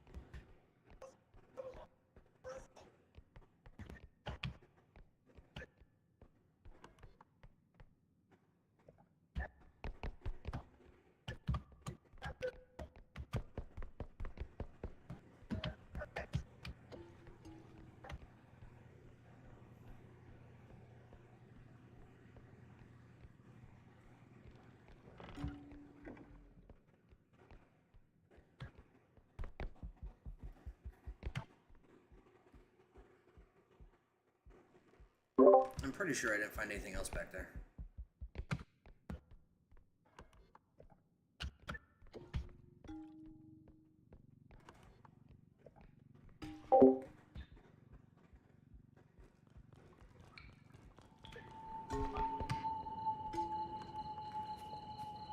How did that skeleton just walk right past you?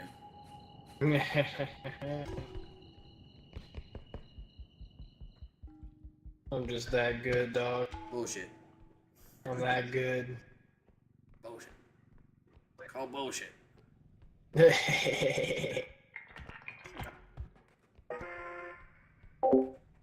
My friend's back.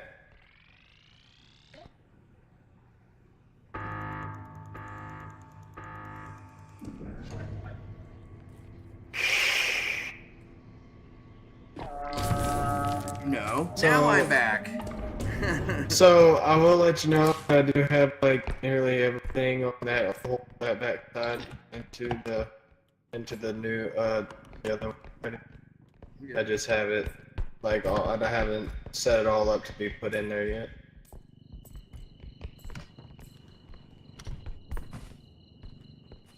Only side I didn't. Oh, there's a dude with an eye right there.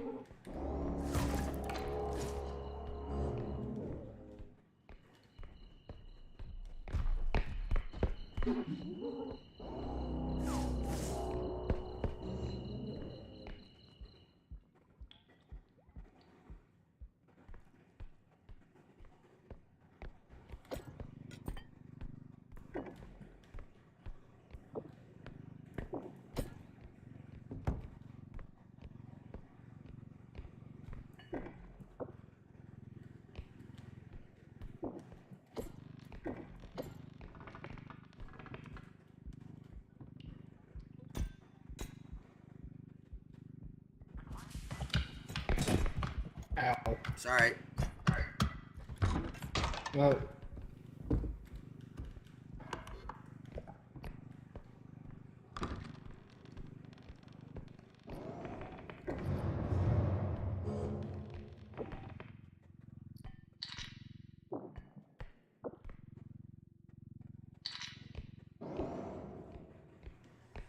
Oh Lord.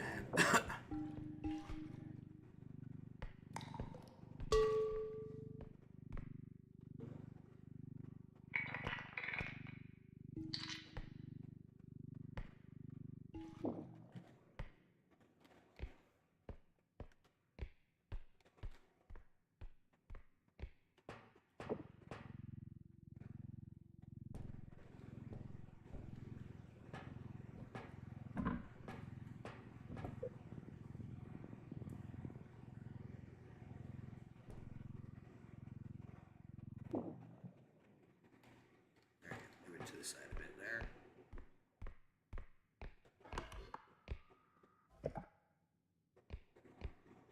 Is that everything, friend?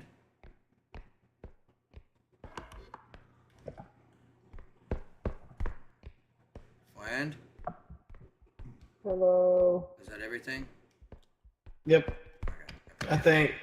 Did you find the? Yep. Okay. Got your phone, the base, and all that. Yep.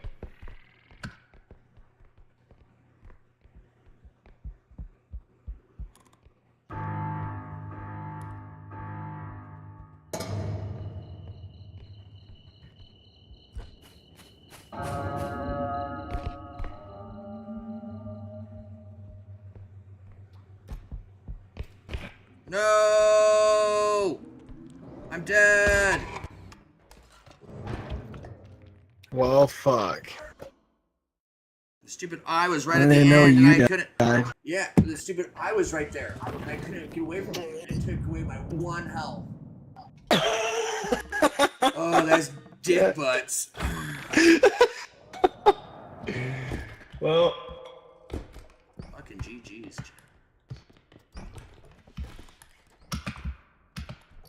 Woo! Woo!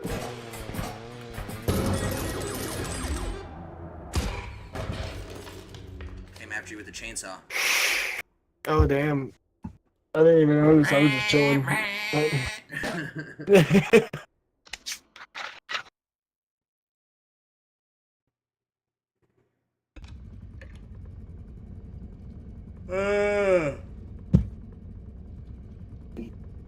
Alright, where is this child? It is getting.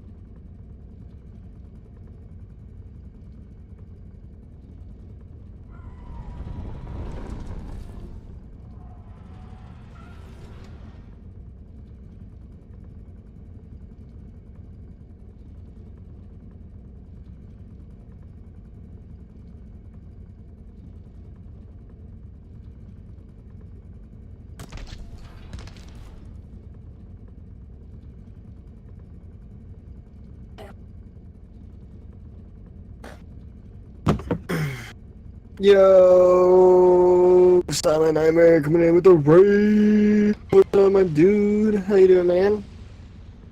We're just chilling. Just chilling at the moment. Well, Steve, at least done with reading. Fuck me, man.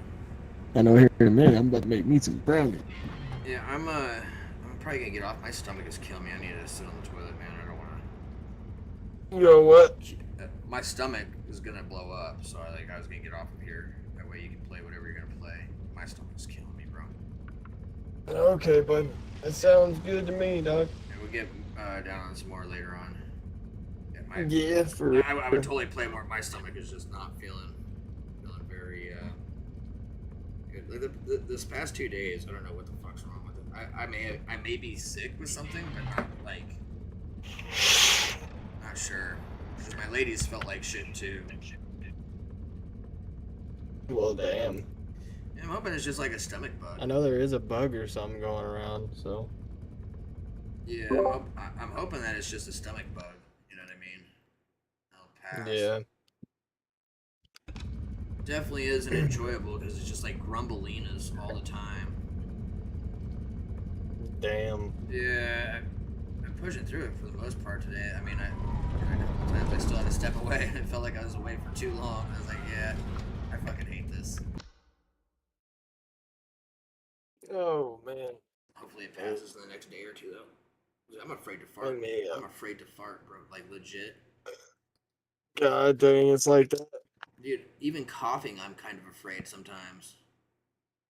Jesus Christ, bud. It was like, I was using the bathroom last night or something, and I coughed, and it was just like, whoop! I was like, oh, shit. What the fuck is wrong with my stomach? Yeah, damn, son. Yeah, I mean, thankfully I was in the right place at the right time, but I can only imagine another spot just would not be so good. Yeah, I can see that. But I'm gonna go use the bathroom, man. I will catch you here later. I think I still got your stream up. Alright, bud. Yeah, I'm trying to figure out what I'm gonna play. Might play some Rivals. I don't know. Yeah, I've been getting Seth's level up. He's like level 10 or 11 now. Hell yeah. But Gotta get above the 15 so we can get ranked. yeah, he's been using Iron Man, doing pretty good with him too. Like he got better than me score wise the other night, last night. Like fuck yeah, dude. There we go. You're outdoing me. You're doing way better. Because I suck, but even I'm not horrible. As long as you do better, that's all that matters. I went ham on the Beast a lot today, so I'm not for sure. If I keep playing it. Yeah. Speaking of Beast, I gotta look into this Red Death. Red Death. Batman. It's one of those alternate universe ones where he hunts the Flash and instead of asking for his help, it hunts him and then merges with him and like rips the Speed Force like straight out of him type deal and becomes essentially the Batman with fucking Flash's speed, but it's like a fucked up world. So yeah, so after seeing the short of it, I'm like, yep, I'm gonna go look into that one. Cause that sounds fucking wild. Like, you know, it's kind of like the Batman Who Laughs type shit, like fucked up shit. Oh damn. Yeah. Red Death, Batman. That's what I gotta make sure to check out. All right, Bernie. I will catch you here after a bit or whatever. I'll be in stream. All right, bud. All right. Right. Later.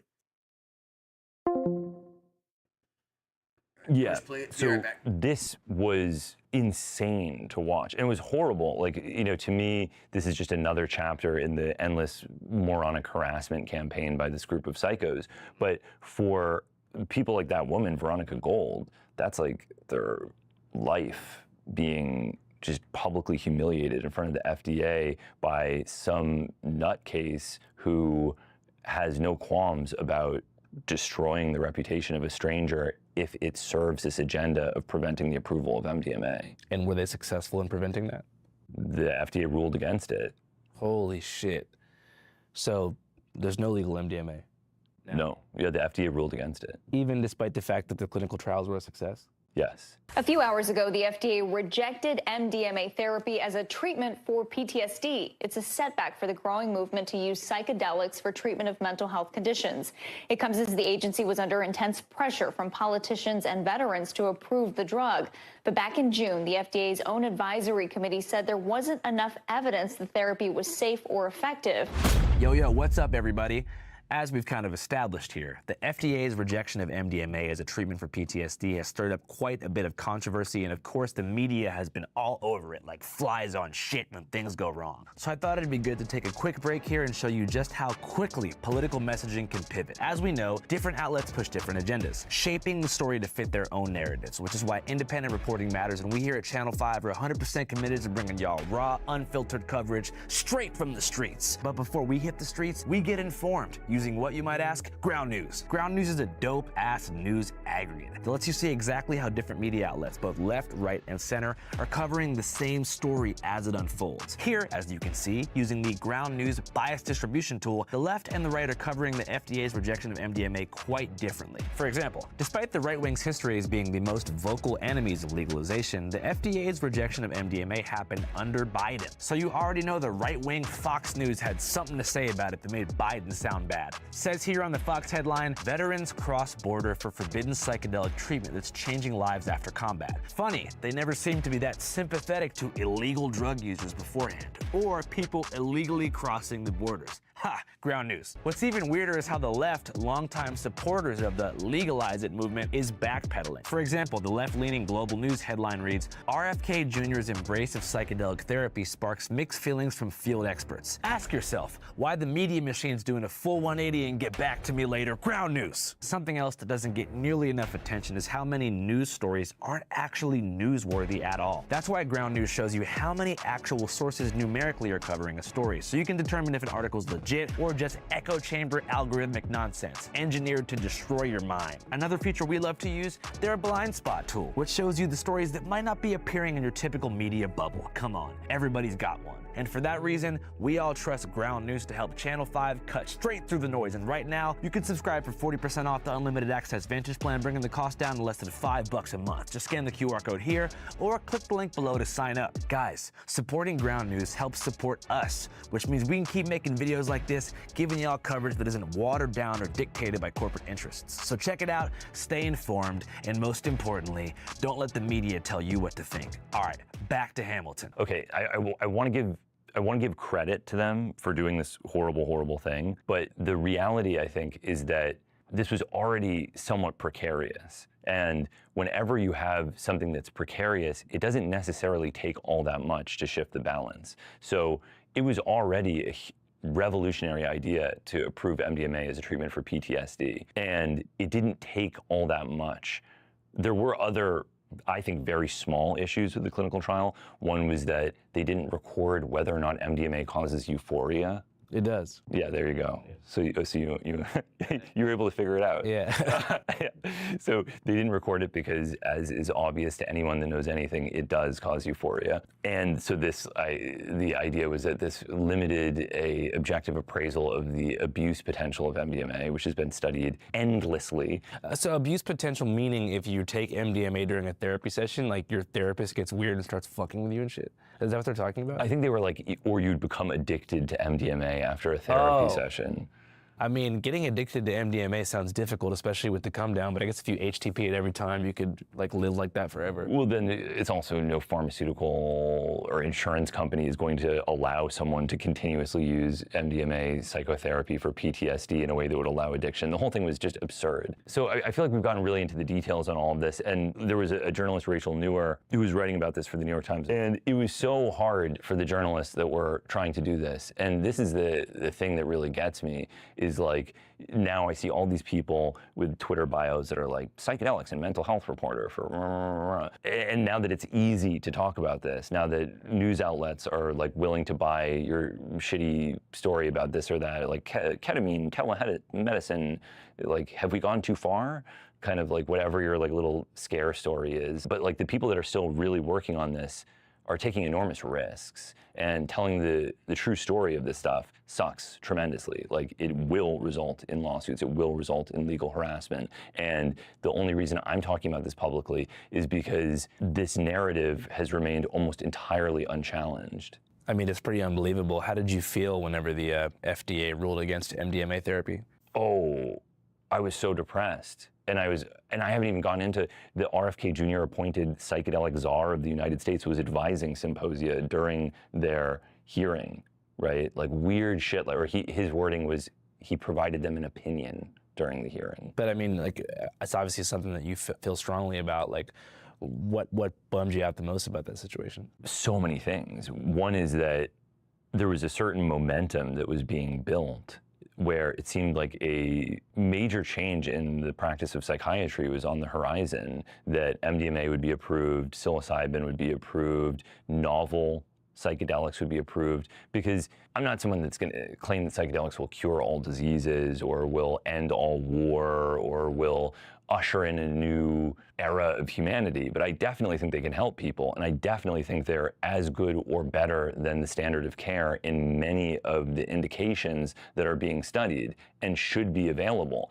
And so MDMA for PTSD was considered the safest bet. That was considered the one that, like, of course MDMA for PTSD, of course that one is going to work. So to get rejected on the one that everyone was confident was going to work was immensely discouraging, especially when you consider that this was the culmination of a lifetime of work by Rick Doblin against all odds, doing this as an independent, nonprofit pharmaceutical company, actually right up until the finish line when they shifted to a for-profit by necessity. But like, it was like a genuinely inspiring story.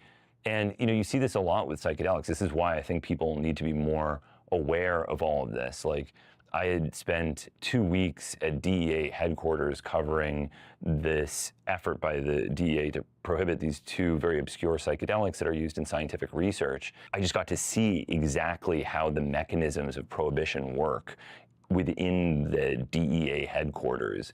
And it's not pleasant, and it highlighted the absurdity of all this like gentrification of consciousness type stuff. It's like, we've got real good old-fashioned narcs, like people that are just down to lock people in cages for the rest of their lives for having drugs. There's no shortage of those people in the government right now, and their paychecks depend on that. And if people instead focus on nonsensical issues about who patented a DMT vape and not old-fashioned Nixon-Reagan era prohibitionist law that's still in place, we are not going to live in a free society. Yeah, I think that's kind of a microcosm of like the whole left right now in general. I mean, I think now they're realizing it's too late. But for a long time, it's like people were so busy with this just like infighting and moral grandstanding that they don't realize that the enemy's so unified.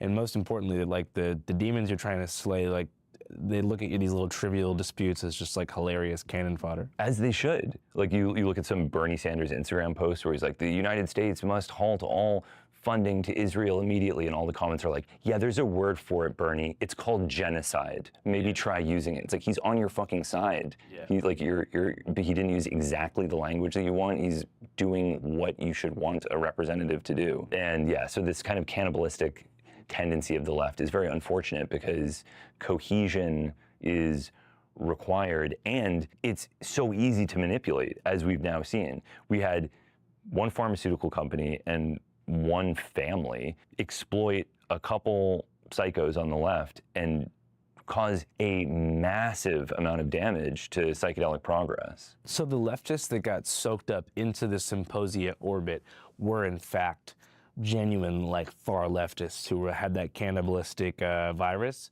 Because okay, so the stoner theory here is like, oh fuck, this corporation who stopped MDMA from being legalized, that's just like big pharma and the Sackler family and the SSRI lobby like trying to stop acid from healing the world, bro. MDMA. Obviously, we know it's not that simple. Yeah. So what is the deeper agenda of the other side? There's multiple agendas. And the deeper agenda is a complicated story, but it's because a very rich Holocaust survivor was befriended by a board member of MAPS who gave him MDMA. He had a cathartic release of his emotional trauma related to surviving the Holocaust, decided to leave his fortune to MAPS. His estranged daughter, Susie, was horrified that she was going to lose part of her inheritance and then funded the opposition campaign against MAPS. That's what happened. And that's why MDMA was banned from being legalized? That's a potential major reason, yes. So there's what are some of the other reasons that could possibly be in the shadows here? I think also USONA funding Symposia played a role as well. USONA was absolutely delighted by the rejection. What's USONA's deeper agenda? Vengeance. Against Compass? Yeah, Compass vengeance was a big one. In terms of company rivalry? Just arbitrary profit motivation? Yeah, and I think these are very skilled businessmen that run USONA. I think that they want a form of domination, maybe even more than that, a sense of moral superiority, which was driving a lot of what they were doing. Okay, so it's not as simple as like the people who make Prozac are trying to stop veterans from getting care. No, because here's the thing about that take, is the people that make Prozac only really care about money. And so if there's money to be made, they'll just buy the thing that's profitable. Yeah. Like if you can make money selling psilocybin, let Pfizer buy the company that's selling psilocybin. That's the way this stuff works. The real question is, why did it take so long to get to this place that we're at right now? I'm just tripped out because the clinical trials for MDMA were a big success.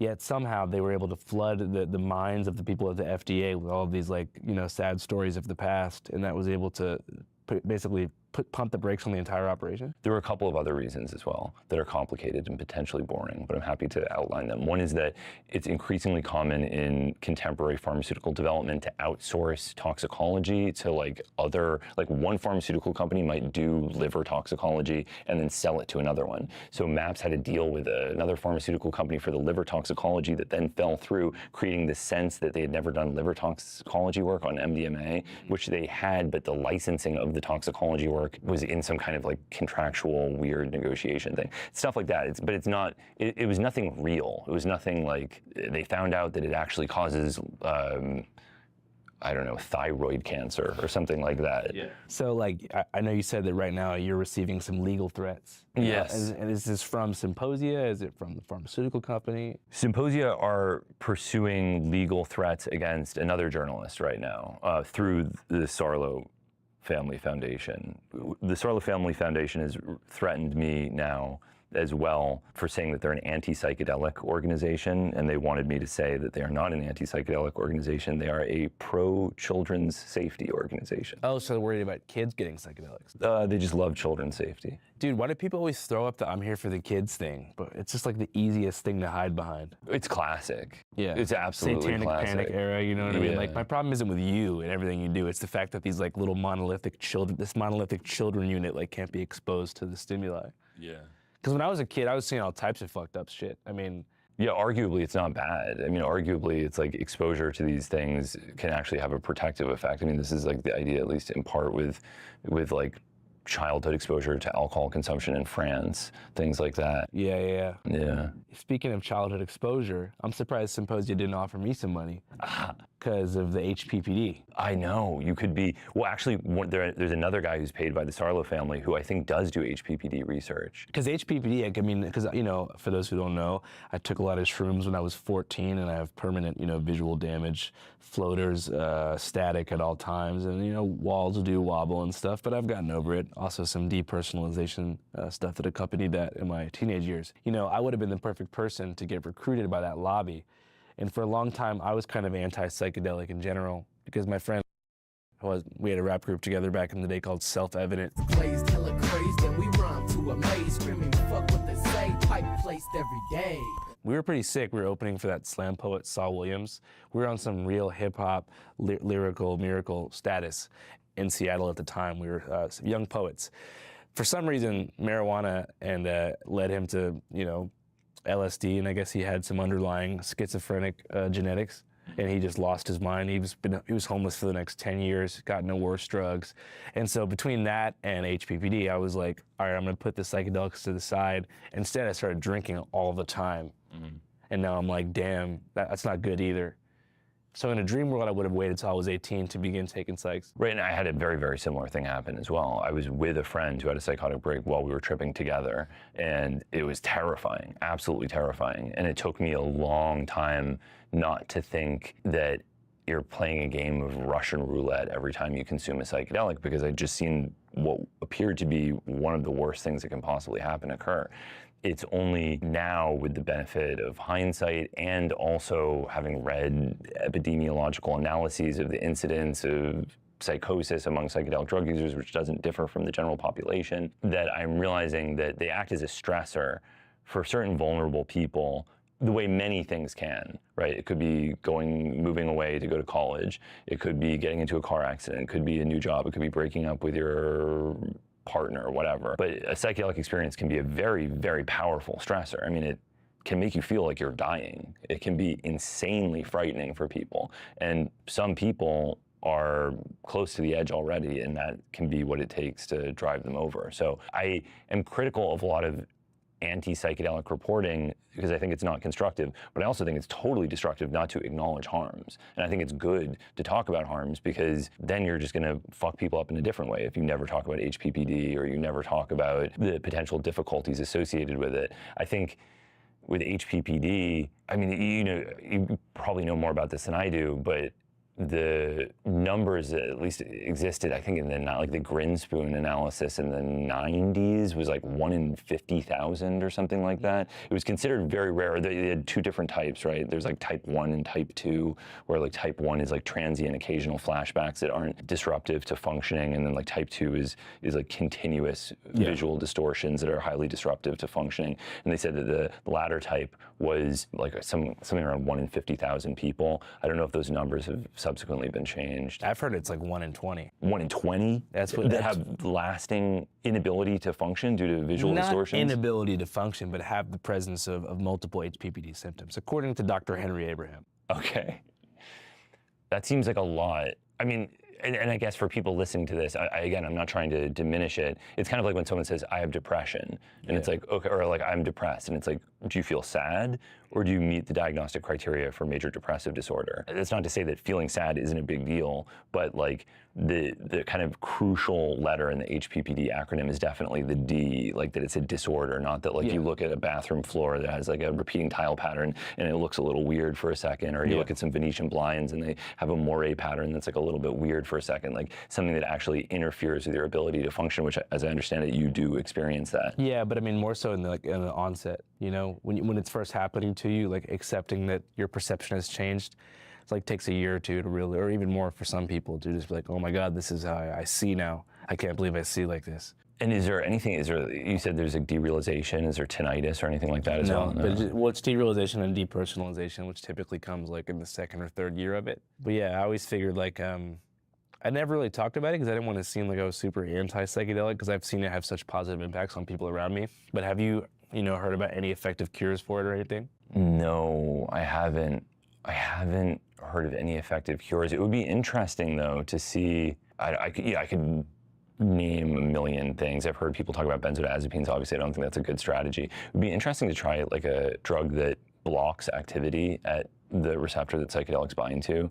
There's one called ketanserin. There's another called pimavanserin that are both relatively easy to get, and they're also like very easygoing substances. They actually are like really nice for sleep. You think you could get me some?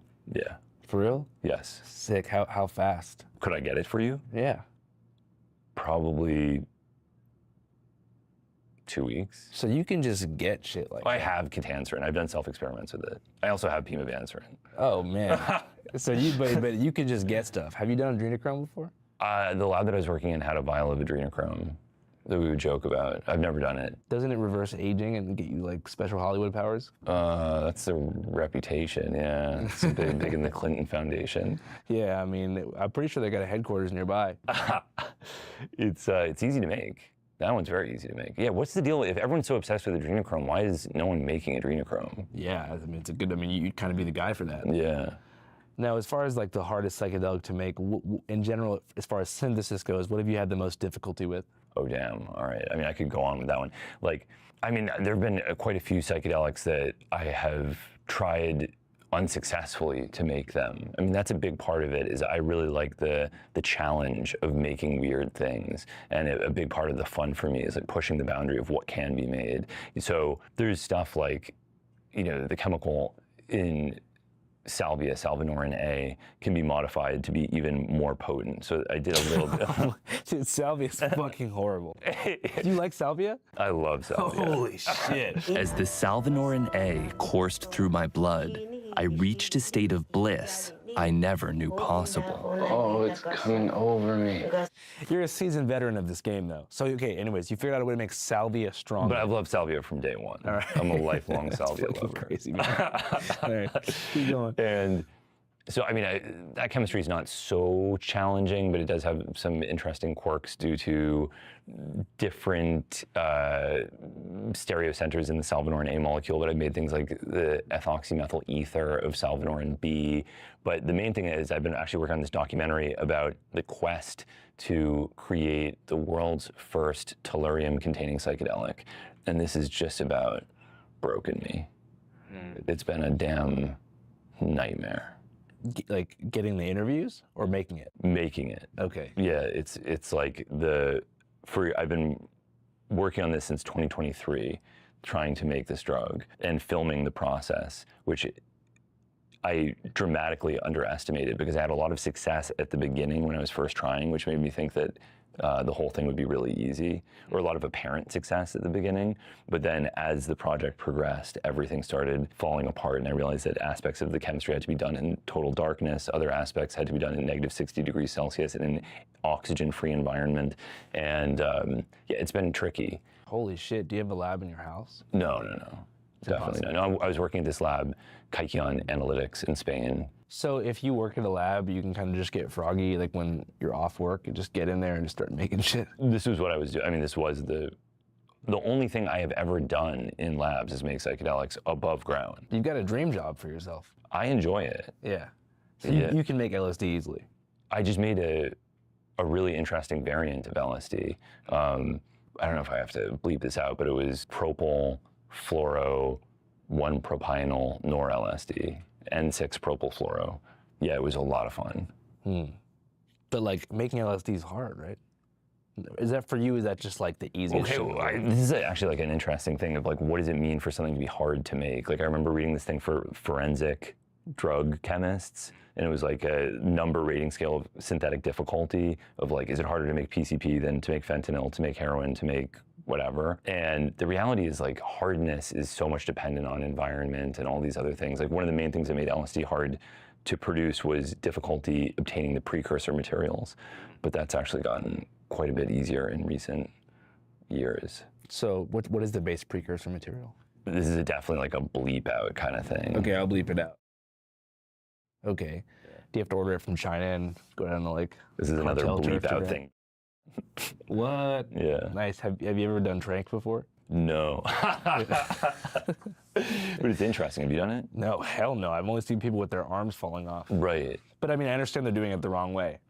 Actually, that's something that I wonder about, because normally when you see like with the crocodile type stuff, it's like the issue is people injecting substances that are impure dangerously with, you know, non-sterile needles and things like that. But there's actually evidence that xylazine is intrinsically dangerous and causes tissue necrosis even when administered under medical circumstances in animals. Like So it's just bad news. It's something you don't want to inject, I don't think. Yeah, I interviewed these guys who synthesize it kind of in Philadelphia, and they'd always say, okay, well, any addict who has an arm falling off, they must have missed a vein and it's their fault. Yeah. Yeah, it seems like it's dangerous to inject it. Yeah, you can't do it, period. I wouldn't. What else would you not do? I mean, most of the stuff that people do regularly, I think, is a little dangerous. It's kind of weird how if you say like that you tried a drug called 2CT7, everyone will think like you're crazy. But if you smoke cigarettes and drink alcohol every day, people are just like, whatever. Yo, what's up, everybody? Whether you're picking up some you-know-what at a Grateful Dead concert or going on vacation in Cabo, everybody needs to take a trip once in a while. So let me tell you about a service that helps me stay connected around the world. It's called Saily. It allows you to score an easy-to-use virtual SIM card with a single download, no matter where you're headed. I honestly wish I'd known about Saily earlier. In the past, like when I visited Ukraine, I did what most people did. I got off the plane, stumbled through immigration, and then stood in a 45-minute line to get a Wi-Fi box that connected me with 3G internet that somehow couldn't send photos or videos. After that, I bought a sketchy SIM card that was supposed to be unlimited, but it ran out in 2 days. Eventually, I bit the bullet and I paid T-Mobile, but it cost me $3 grand for 1 week of data. It sucked, but with Saily, never could have happened. It doesn't have to suck. Just download the app, install the eSIM one time, and boom, it works in every single country you visit. No lines, no sketchy kiosk, no overpriced airport SIM traps. Just fast data for a low price with no stress. For real, it's not even that expensive. Saily's eSIM plans are affordable, cover regional and global travel, and even warn you before you run out of data, which can be massively helpful when you're going through a long stretch of travel. Saily works on iOS and Android, and if you got some kind of crazy phone that isn't compatible with Saily, they'll give you a full refund. It's for real so easy. Now here's the real pro move here. Plug in my code in all caps, channel 5 at checkout. You'll get a whopping 15% off, and boom, your eSIM is ready at a discount and you're on a flight overseas with no problems. Full internet access from the moment wheels touch the ground. Don't get stuck in the data matrix. All right, guys, enough fooling around. Go download Saily today. Like right now. Again, it's so easy. Again, use the QR code on screen as I mentioned. Plug in my coupon code channel5, all caps channel5, for 15% off. Stay connected, avoid scams, and Saily through international waters without fear. All right, back to Hamilton. I think actually most of the common patterns of drug consumption are surprisingly dangerous, and people overestimate the danger associated with some of these like weirder things that I'm interested in. Not to say that there aren't dangers, of course there are. What are some of the most dangerous drugs that are accepted among common society? In terms of drugs that aren't as stigmatized that you feel like carry a lot of danger that could, you bless the people with some real game. Because I'm not trying to scare people. You're not gonna scare them, but I mean like some shit to be careful with. Yeah, to be careful with. I mean, I think benzodiazepines are a really good way to fuck yourself up. And they're very seductive because people try them, and most people are like a little bit anxious. And so they try them and they're like, oh, fuck, I had anxiety all along. That's why I felt that way. And the reality is that's just being human. Like everyone is, or probably like 90% of people are a little bit anxious or a little bit tense about something all the time. And so it makes you very susceptible because you take Xanax or Klonopin or Valium or Ativan or whatever, and you try and you're like, oh damn, that's the solution to all of my problems. And it's very easy to medicalize your own use, where you think like, oh, I've got an anxiety disorder, I need to be taking this stuff. And then you set yourself up to become dependent on these things, which will ultimately not address the underlying issues with anxiety and make you horrendously dependent. But the nice thing about alcohol is that there's very little medical pretense. So if you're having a beer, it's like you're having a beer because you're trying to relax. You're not doing it because you're like, oh damn, my generalized anxiety disorder is acting up. I need my treatment right now. Like you know that you're doing it to loosen up and have a good time. But I think people paradoxically get into more trouble with medicalized use than with recreational use in some circumstances, particularly with addictive drugs. This I don't think applies quite as much to psychedelics, although there are issues there as well. Because if you can medicalize your use of something that's potentially addictive, like amphetamine and Adderall, or really anything, then you've created a justification framework where you've given yourself permission to do something that otherwise might seem dangerous or unsafe or unsustainable. One thing you talked about too is how the kind of movement for legalization of psychedelics took a big setback with the MDMA block. As it currently stands, like when I drive on the highways here, I see, ketamine clinic advertisements everywhere. What is the status nationwide of psychedelic legality? Well, ketamine is an interesting one because it was already approved. So ketamine is, according to some World Health Organization documents, the most widely used anesthetic in the world. People say, oh, that shit's horse tranquilizer. It's everything tranquilizer. It's used on horses, it's used on cats, it's used on dogs, it's used on people. It's a drug that every organism that is involved with human medicine ends up getting injected with at some point, right? It is very effective. It has a very high therapeutic index. No one is allergic to it, or essentially no one is allergic to it. And so it's kind of like the first line. And because of that, you already had enormous numbers of people that were familiar with ketamine, knew how to administer it, and were able to prescribe it off-label for psychiatric use. So they never even had to get permission from the FDA to do this, because a physician can use a drug off-label if it's already approved. Then subsequently, they also developed an FDA-approved antidepressant ketamine formulation, but the majority of those clinics that you see advertisements for are not using the FDA-approved formulation. They're using off-label ketamine preparations. Yeah. But is LSD legal anywhere? No. Is not in the United States. Shrooms? They are in some states, yeah. In like Denver, Colorado. I think they're decriminalized in Somerville and possibly Cambridge, Massachusetts, and in Oakland, I believe, as well.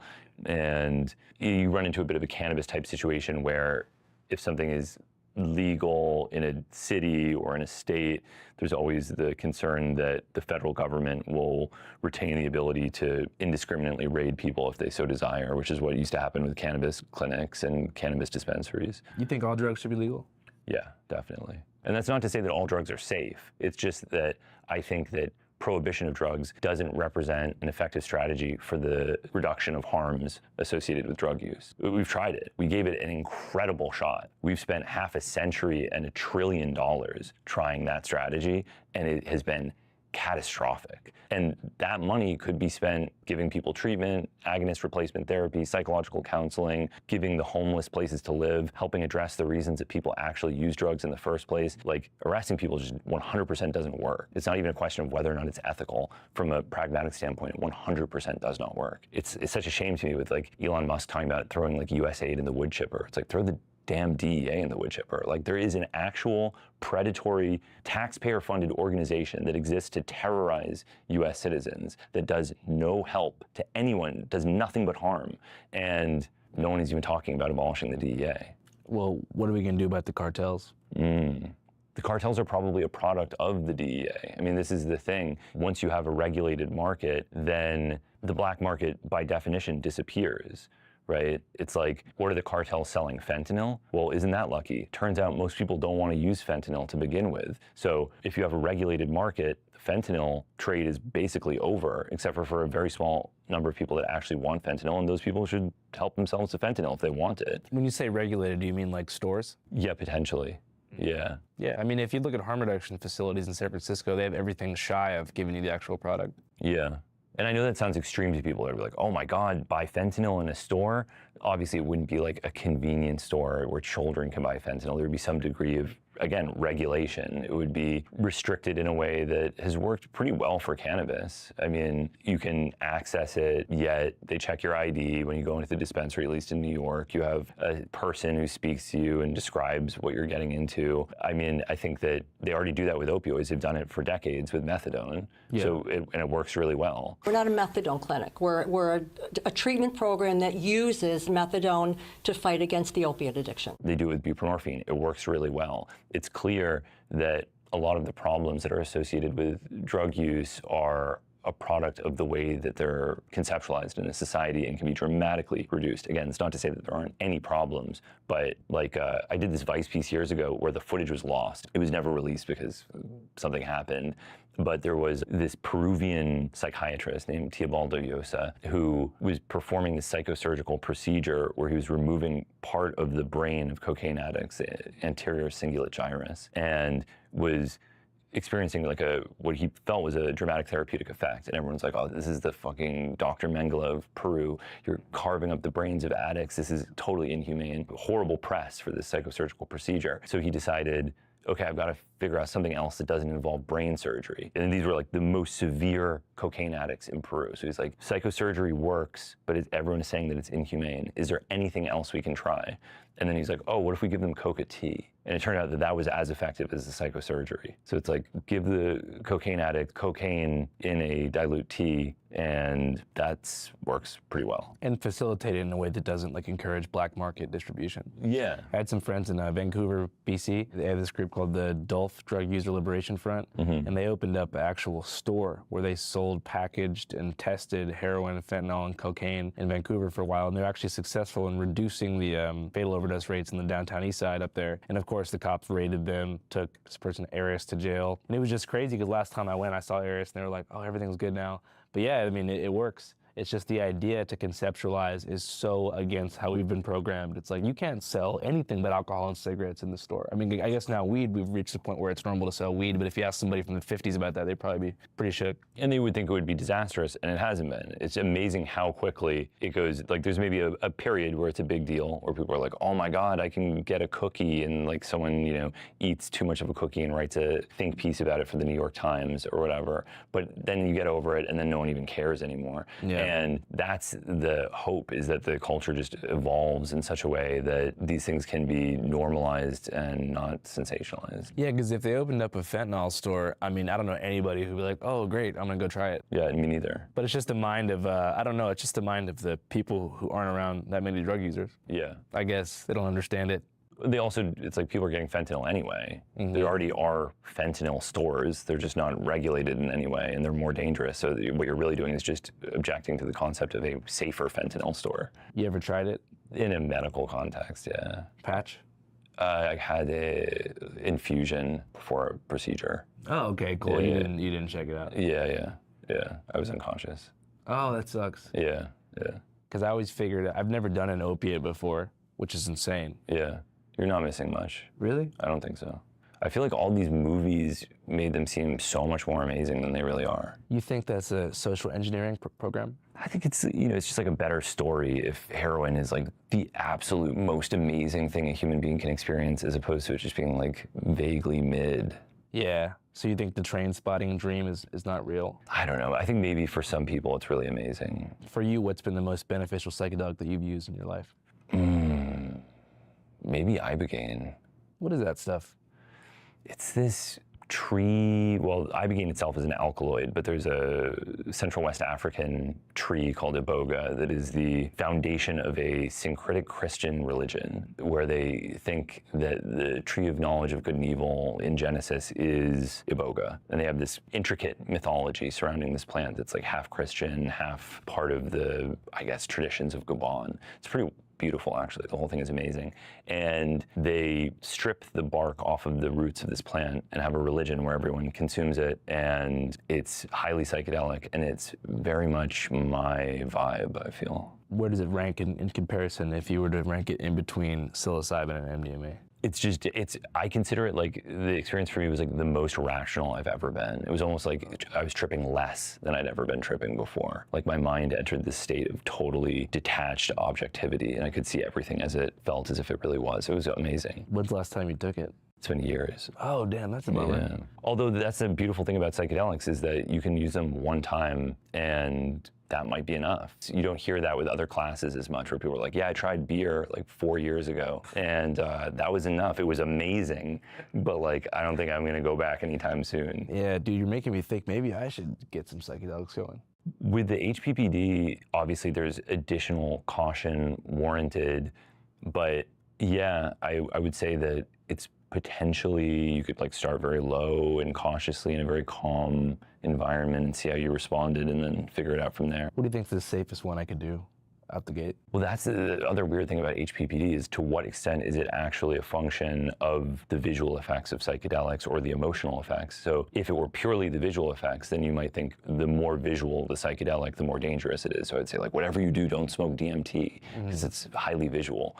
But I don't think it is that simple. And it wouldn't surprise me if something like DMT actually was less disruptive than something like Ibogaine, which tends to be much less visual. I don't know. Yeah, I mean, short answer is I have no idea. I'd probably want to do something with less visual symptoms. That's why I've been able to do MDMA like many times since then, because it doesn't present any visual stimuli. It's just a euphoric feeling, and I've taken sassafras actually, which some psych has a visual component, and it's been fine. It's just the hard psychs are the ones that I'm scared of. But every time I do them, I learn something. Yeah, I think it would be interesting, especially because you're so publicly part of this.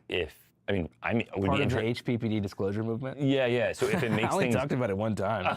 Yeah. But I hear people mention you talking about, they're like, oh, like Andrew has, why do you need to talk about that? And so if it made things worse, not that I would want anything bad to happen to you, but it would be good to know that as well. And if it made things better, that would be awesome to know. And of course, it would just be one data point in all the different people that have it. But so I'm not suggesting that you should, but whatever happens, it would be probably good for people to know. Yeah, I'll definitely document it. I want to try that thing that you mentioned first, the one you say can get me in 2 weeks. Ah, yeah. Ketanserin. I was also thinking you're in like a pretty unique position because you introduced so many unique ideas and new substances that people may abuse, you know, if they don't do it with the proper supervision or care.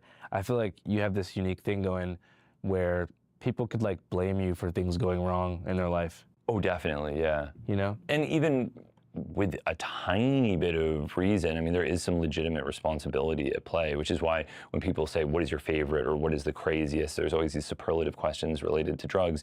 And it makes me a tiny bit uncomfortable because I know that if I say Ibogaine is my favorite or whatever, that then it becomes an advertisement for that particular substance, sometimes literally. Like I've seen people cut up interviews that I've done and post them on Instagram to advertise Ibogaine clinics or whatever. Totally. So that is a reality that I've seen. Or even for me, because I'm so interested in obscure drugs that no one has heard of, I know that if I talk about it during this interview and I say, you know, let me tell you about how amazing the ethoxymethyl ether of salvinorin B is or whatever, which by the way, I've never tried, I've only synthesized it. So I can't tell you that it's amazing, but I do suspect it's very interesting. And then people will want to talk about it, and then there's a responsibility associated with that. You know, I wrote an article years ago for Vice about a chemical methoxetamine, and after that article, it became a big thing. I wrote another article about a chemical 5-bromo-DMT. After that article, people started selling it, right? So I've seen that happens. I know that happens, and there is an associated responsibility.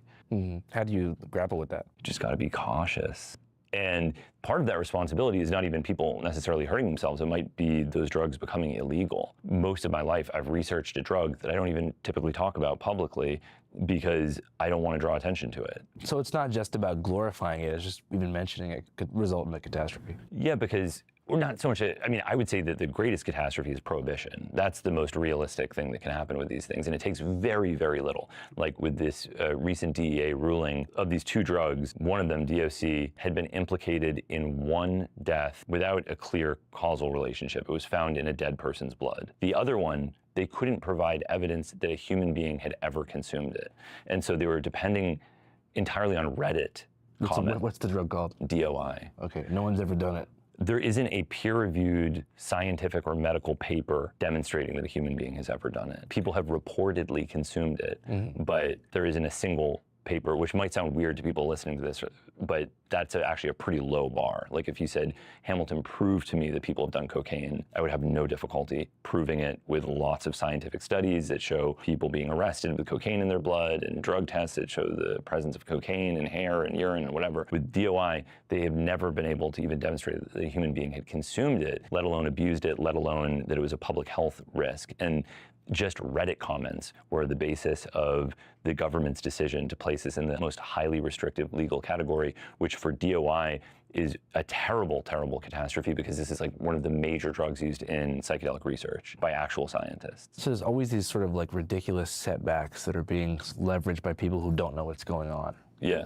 Yeah, I think about responsibility too sometimes. Like I used to always say when I was first doing interviews and podcasts, I would be like, man, don't get a job, just quit your job, just hit the road, it will figure itself out. And I always felt like people would email me sometimes and they'd be like, hey man, I was so inspired by that interview, I just broke the lease at my apartment and I'm hitchhiking across the country. And I'm like, Jesus. And if you die or something, or you get picked up by a serial killer and get your head chopped off, I don't want to be the guy they look at. Yeah, yeah, exactly. You know, but you also don't want to self-censor as well. You want to be real to your feelings. And so I want to make it clear to the people out there, you're more than a pundit who explores psychedelic culture. You're a chemist. You're a scientist. Sure. Have a real brain that functions beyond the world of content. You're doing things the average viewer cannot possibly comprehend. You're synthesizing. You told me that you can read every element on the periodic table. You asked me if I could read every element on the periodic table, and I said that I could, but I'm not even sure what that question means necessarily. I mean, I can read the names of them, sure. It means that you're not, I'm just trying to make it clear that you're more than the drug guy from Vice. You have a very broad career, and you've done a lot of cool stuff. That's kind of you, thank you. Yeah. But I also don't mean that, like, it makes it sound like I have some kind of elite stance on this sort of thing, which I don't. I think that cultivating a informed relationship with these things is totally possible, but I appreciate this from a cautionary perspective. Yeah, well, you just had such a high profile during that time. I mean, especially when they went to HBO, like you were straight up on TV, like Kevin Hart. Yeah. And I just remember seeing that shit and being like, dude, I wanted to be you when I was younger. Interesting. Well, I wanted to be on Vice. Yeah. Not necessarily be you. I wanted to be somebody with a Vice show. Could be Action Bronson, Maddie Matheson, Eddie, people like that. Yeah, it was a fun time. I want to talk about Vice a little bit. You tired about talking about Vice? No, I actually don't talk about Vice very much. If you look up Vice on YouTube, there's like this big narrative that Vice like collapsed or they sold out. I'm not really a Vice hater to that degree. Yeah. I think that they made a lot of really, great content, much of which you were a part of. But obviously there was a financial collapse of the company that occurred, I guess, sometime between 2015 and 2020. Yeah. You left in 2021, kind of on the heels of that collapse. Yeah. Looking back, before you left, what do you think caused the fallout and kind of the disintegration of the company? Yeah. Yeah, I'm not a Vice hater either. In fact, I'm very grateful for having had the opportunity to do so much stuff, especially because I've seen how difficult it is to sell stories to other publications. I mean, it's very hard. I'm making things completely independently now, partially by necessity. It's like, I'm not going to sell my show to National Geographic. I have to make it on Patreon. And Vice allowed me a huge amount of freedom. So to be clear, I'm actually not a Vice hater. I'm a Vice appreciator, and if anything, I feel a sadness. I feel like a sense of lost potential because something bad happened, which was a lot of things that happened at different companies in different ways, happening in concert in a very major and destructive way. One is like hiring executives that you pay multi-million-dollar salaries to, which is a pretty common thing at major media institutions. But I think the president of Vice, Nancy Duboc, was making like $2 million or something like that a year, maybe even more. And she wasn't like a journalist. No, and I think that's probably more than like the editor-in-chief of the New York Times gets paid, right? So it's like right off the bat, that's like the budgets of these companies are a zero-sum game. And if you pay the CEO or whomever millions of dollars, that's money that you're not paying to journalists. And ultimately, you need to support people who are being tasked with risking their lives to tell stories and taking these enormous risks on a daily basis. So part of it was coasting on the coolness of the early 2000s where they had a bad habit of underpaying people significantly, which was fine, when I was 21 or something like that. Like, oh, yeah, well, we're going to pay you for this magazine article, but, we can't pay you to do this video, but, like, we can allow you to make the video. Like, that was kind of the way a lot of stuff was at the beginning, where they would come up with some little way of shortchanging you, but it was so fun to make these things that it was easy to say, all right, fuck it. And it's like the hippest thing around. So you're thinking like, all right, even if I don't get paid for this particular piece, I'm still gonna be able to grow my profile and maybe make different bags and do different hustles outside of this, right? Right, and when you're 21, it's really easy to manipulate people when they're young because you have that feeling of, I'm sure you had this as well, where I think you've talked about this before with All Gas No Breaks, where they were like, oh, we can just, he's just a mic stand. We can just find someone else to be Andrew, right? So that's a game that all these people love to play, where they want you not to recognize your own worth. And, it's like, oh, well, you want to go to the Amazon and get paid? Well, there's someone over there and they'll probably go for free. So you can play those kinds of games with people, especially until they recognize their value. And so that was part of it, overpaying executives, underpaying the people who were responsible for carrying the company. Like my show was, depending on exactly what metric you looked at, either number 1 or number 2 between my show and Desus and Mero. And instead of really investing in supporting the show, there was a lot of resistance. They also did let me get away with a lot of crazy stuff, so I don't want to sound too ungrateful, because there is part of me that recognizes that there was something really cool about the entire enterprise. There was that. Then there were, of course, culture war type, cancellation type issues with a lot of the executives at the company who had built their brand on being ultra edgy and partying hard and selling advertisements by having sex with executives and having it was sort of, there was a lot of press about the non-standard workplace environment. I never really saw that much. I mean, people definitely partied, but it wasn't like, Wasn't like lines of coke in the bathroom, people banging by the fridge or anything. No, definitely not. That's what I thought it was. Yeah. There was a bar inside of the New York office though, right? Yeah, but everyone was working so hard. Like, I mean, I don't really drink, so it's not that surprising, but I never drank a single drink at that bar. And I don't think I know anyone that did. It was just there as a courtesy. Yeah, and yeah, maybe someone who's touring could go get a drink at that bar, but everyone else was probably so stressed about getting whatever it was they were making done that they weren't even thinking about having a good time. So that was part of it. There was a massive campaign to destroy them. Once the story of someone's destruction becomes a story in and of itself, it has this sort of self-sustaining destructive effect. You see this actually a lot on YouTube, where like someone almost becomes more famous for their disintegration than for who they really are, and then people just keep making videos. Like this happened with this guy iDubbbz. I don't know if you know who this is. Also Brendan Schaub. I don't know if you know him. Brendan Schaub is another one. They just fucking tear him apart. Right. I mean, it's kind of happening with Will Smith right now. I'm not sure if you saw his recent freestyle. I have not seen it. Oh man. This is the bounce back. Here come the bounce back. He's on this sort of hip hop revival PR run.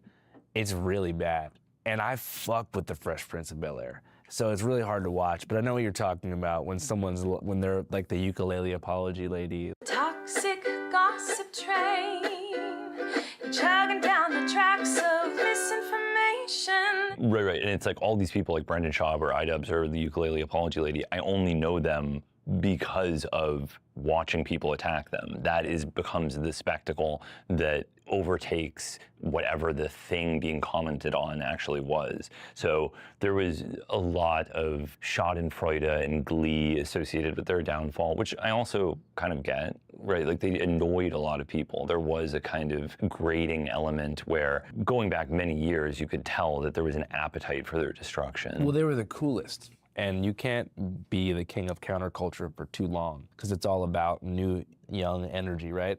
I mean, if they would have just corporatized and stood on it, I don't think there would have been such glee about the downfall. If they were just like, we're gonna sell out entirely and we're just gonna become like absolutely nerded out to the core.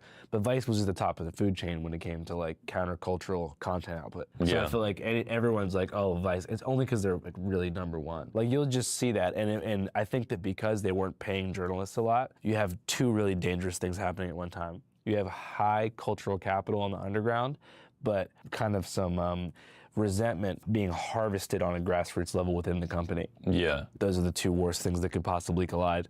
Yeah. Because people from within are like, yeah, we're cool, but did you know these fucking dudes who are up top aren't cool, and we're actually the cool ones and we're not getting paid?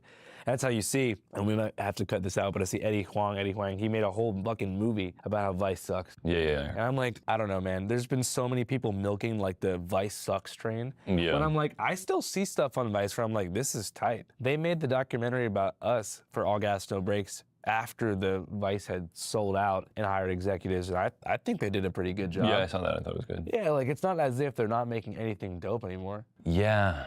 It's also weird because a lot of what made Vice so good was, at least for me, the hands-off approach. That there was very little bureaucracy and micromanagement of what I was doing in a way that would have been totally impossible elsewhere. I got away with some crazy shit. That's the second time you said that. What is the most heinous thing that you were able to get away with on the company dime working for Vice? I mean, I made a episode of my show that demonstrated entirely how to make MDMA from start to finish. In like a tutorial. I wouldn't call it a tutorial. It was documentary work, but it showed in tremendous detail exactly how MDMA is made. And the entire time I was doing it, I was thinking, am I gonna get away with this? Am I just gonna actually televise the entire process in exquisite detail? And the answer was, yeah, I got away with it. And I made an advertising campaign for the show that ran in the New York subway system that also showed how to make MDMA and just told people that it didn't, and that was enough. And how easy is it to synthesize into MDMA? Depending on how you do it, it's pretty accessible. Yeah. There's a way that became popular that's very accessible. Do you like MDMA? Not really MDMA itself, but I like some related drugs. The come up is terrifying. I've always felt that way. Yeah, I find that like earth shattering, like all the blood in your body hits your head, and like, how would you describe with ornate words what it's like to get hit by the MDMA train. I find it very unpleasant. But for me, the feeling is that I think I feel like a little bit of shame associated with drug use, believe it or not. And there's always this feeling, especially with like weed, where I'm like, oh, I'm being lazy, or this is hedonistic and excessive and unnecessary, and I shouldn't be doing this. I should be working, or I should be involved in something that's more purposive and productive and constructive. And there's something about the come up of MDMA that makes me feel like I've just done something really irresponsible, where I'm like, oh man, really? Yeah. Like, is this really like the thing? I need to do that now? I need to go into a flood of intense euphoria, and I have stuff to do, and this is gonna potentially interfere with the stuff that I have to do, because maybe I'll be emotionally destabilized and feel sad in the wake of this, and isn't that irresponsible? And so I have that kind of, this like, cycle of regret usually during the come up. Yeah, last time I did MDMA was at Burning Man in 2019. I had this juggalo in the tent next to me named Gary, and he knocked on my RV and he's like, hey man, you want some MDMA? I got these moon rocks for you, right? And so he gives me 3, I thought they were half a point each, right? Inside of the tablets, or the capsules. So I get 3, I'm thinking it's a 1.5. So after I take him, Gary comes back to the RV and he's banging on the door. He's like, Andrew, he's like, there was actually 2 points of MDMA in each of those. And I was like, fuck. So I know I'm like, I'm not gonna throw this up. I have 6 points of MDMA I have to hit my bloodstream. So I walk out onto the outer playa of Burning Man, and it just hit me at one time. You know, next thing you know, I'm butt naked. Yeah! I don't know why. I'm sweating so hard. I jump over the trash fence, and the Bureau of Land Management rangers just tackle me and then throw me over the fence. And I was like trying to find my girlfriend, and she was like, what's wrong with you? And I was like, I love you. Even if you had AIDS, I would still have sex with you. You know, just saying crazy shit that, you know, I was like, why the fuck? I was only dating her for 2 weeks, you know, just saying shit like that. I'm like, fuck, somebody save me. And I went to this place called the Zendo Project. It was like it was a tent. There's a tent where you, if you have a bad trip, they call you now. Yeah. Rick Doblin runs a lot of that. Oh, word. So I go in there, everyone else is having the worst trip of their fucking life. There's like people like, as if they're about to jump out of a fucking 10-story building, you know what I mean? Like, going into the fucking loony bin. So I'm like, why would I come here to calm down, you know? Ended up going back. Gary kind of gave me a massage and shit. Ended up smoothing out. 600 milligrams of MDMA. Yeah. Damn. Yeah, big time. I hadn't done it since the Andre Nicotina concert 4 years prior. And so it was just, it was a nightmare. But I want to do it again. Yeah, get a scale, weigh it more carefully. Yeah, I would do 1 point. That seems like a responsible amount. And it's a good thing for maybe an anniversary trip. You know, you could really bond with somebody you love off at 1 point. Yeah. 2 points, you could bond with anybody.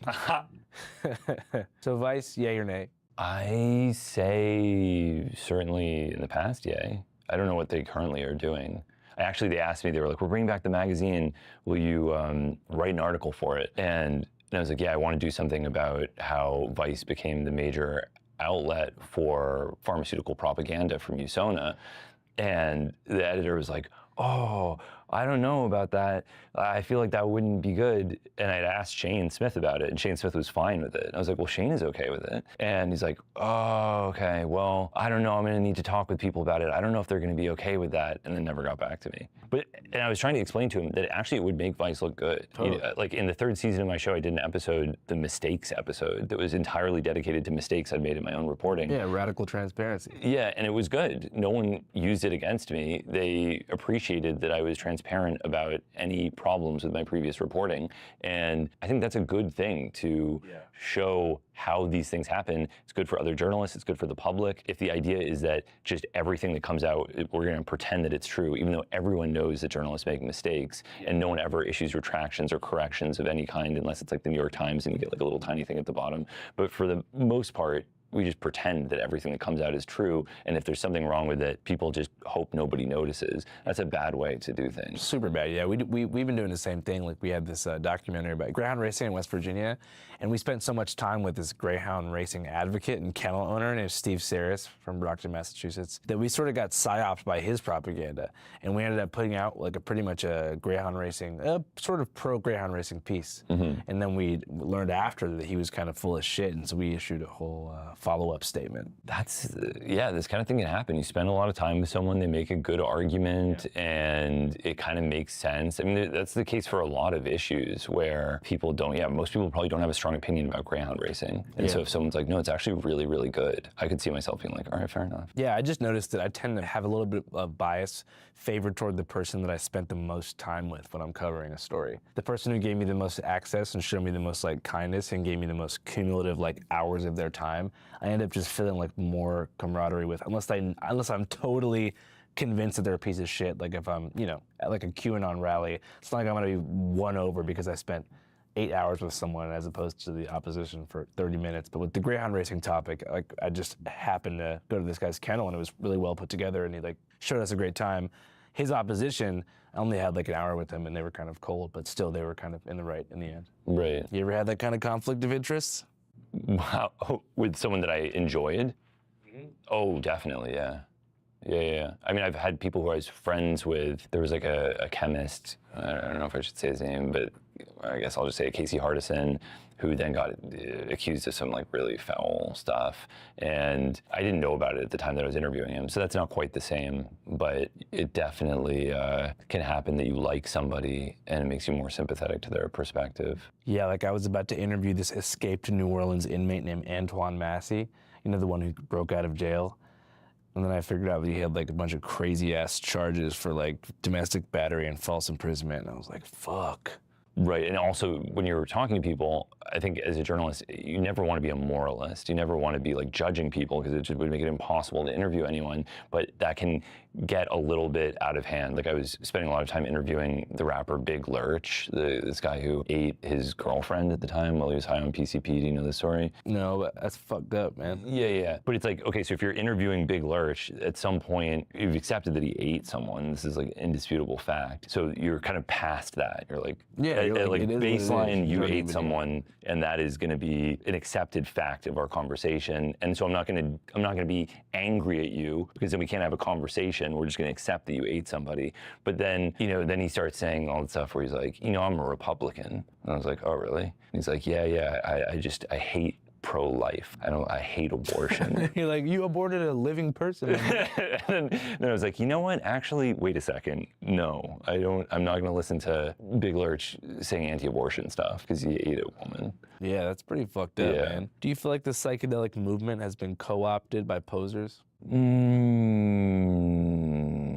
Co-opted by posers. I mean, there were a lot of people that hated the financial interests or like, oh, these companies selling like bullshit microdosing classes or whatever. I don't really care about stuff like that. Like if you're not harming someone, let people do whatever they want. Let them have their microdosing classes or their mushroom supplements or whatever. Like that's not my issue. I don't even mind people writing dumb shit. For the most part, it's really what bothers me is when people get involved in this very delicate space and introduce ideas that corrupt the movement or interfere with freedom and progress. So is it such a big deal that this guy frightened everyone about DMT patents? No, but every single person that became afraid of DMT patents was using their energy to be afraid of an irrelevant concern and not federal prohibition of DMT. And the same is the case for so much of this stuff, where it's like people like railing against Compass and the clinical development of psilocybin. It's like, okay, you don't like the medical model? That's fine. Fight for policy reform so that you can use it non-medically and wherever you live. And that way you don't have to spend your life waving your fist at a pharmaceutical company. You can be free to do whatever you want, which would be ideal. Definitely. So is it safe to say that Symposia kind of really destroyed the fight for legal MDMA? Well, so it was a kamikaze mission. After they had this disastrous campaign to destroy MDMA, it came out that the lead woman was accused of beating her lover with a broom in a very Tom and Jerry style domestic abuse type situation. So she had beaten a man with a broom. And the really crazy thing is that one of the main Symposia people who had tried to have Rick Doblin canceled, once for patting someone on the shoulder non-sexually and transiently, but also because of an appearance on Joe Rogan, where this clip is like so unbelievably innocuous. I'm sure you can find it, but it's Joe Rogan is saying something like, it's crazy to believe that people used to live without technology. You know what I mean? Like cavemen didn't have technology. And Rick Doblin is like, well, many people still live without technology, like people that live in the Amazon. And so this guy said that Rick Doblin had compared indigenous people in the Amazon to cavemen. It's like, well, they're all in the Stone Age.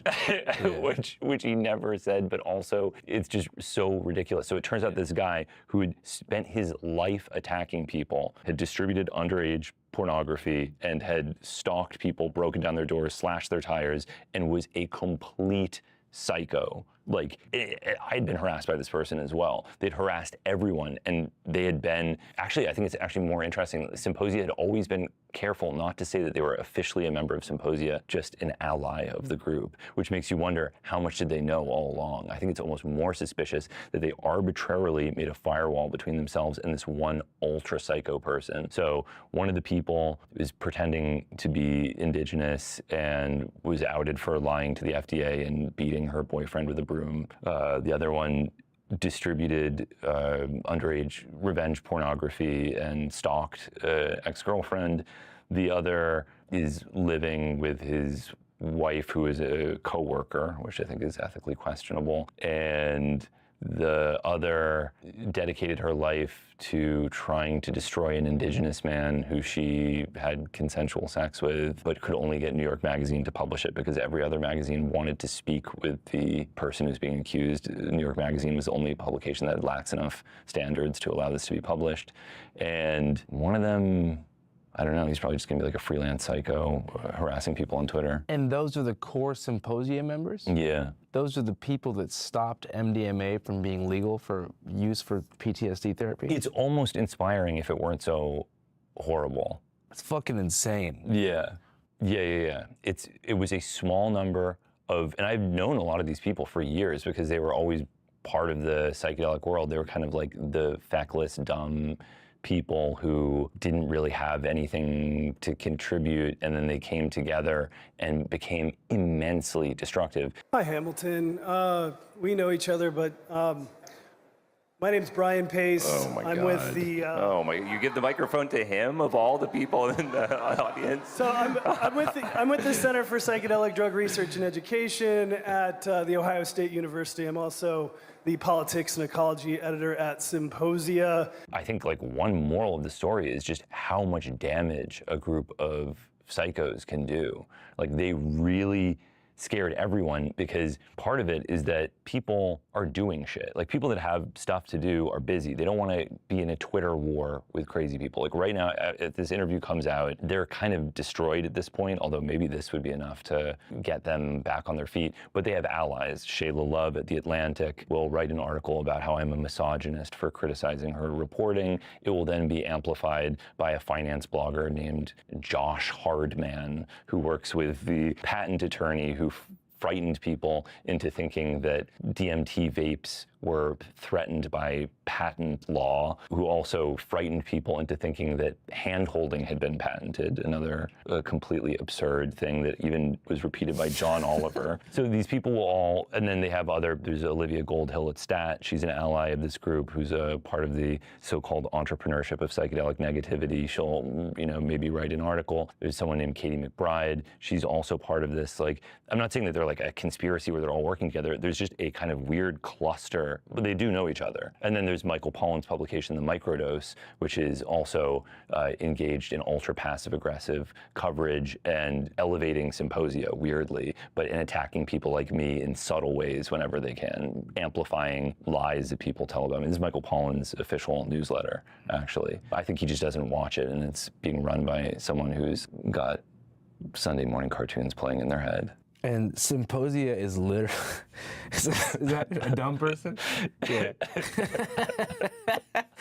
I'm gonna use that one. So Symposia is a useless group of paid activists trying to throw a wrench in the game for no reason. Yes. What's their reason? Just money?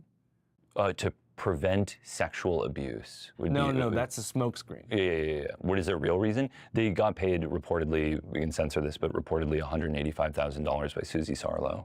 And that's not including the money that Bob Jesse paid them while he was part of the board of directors of USONA.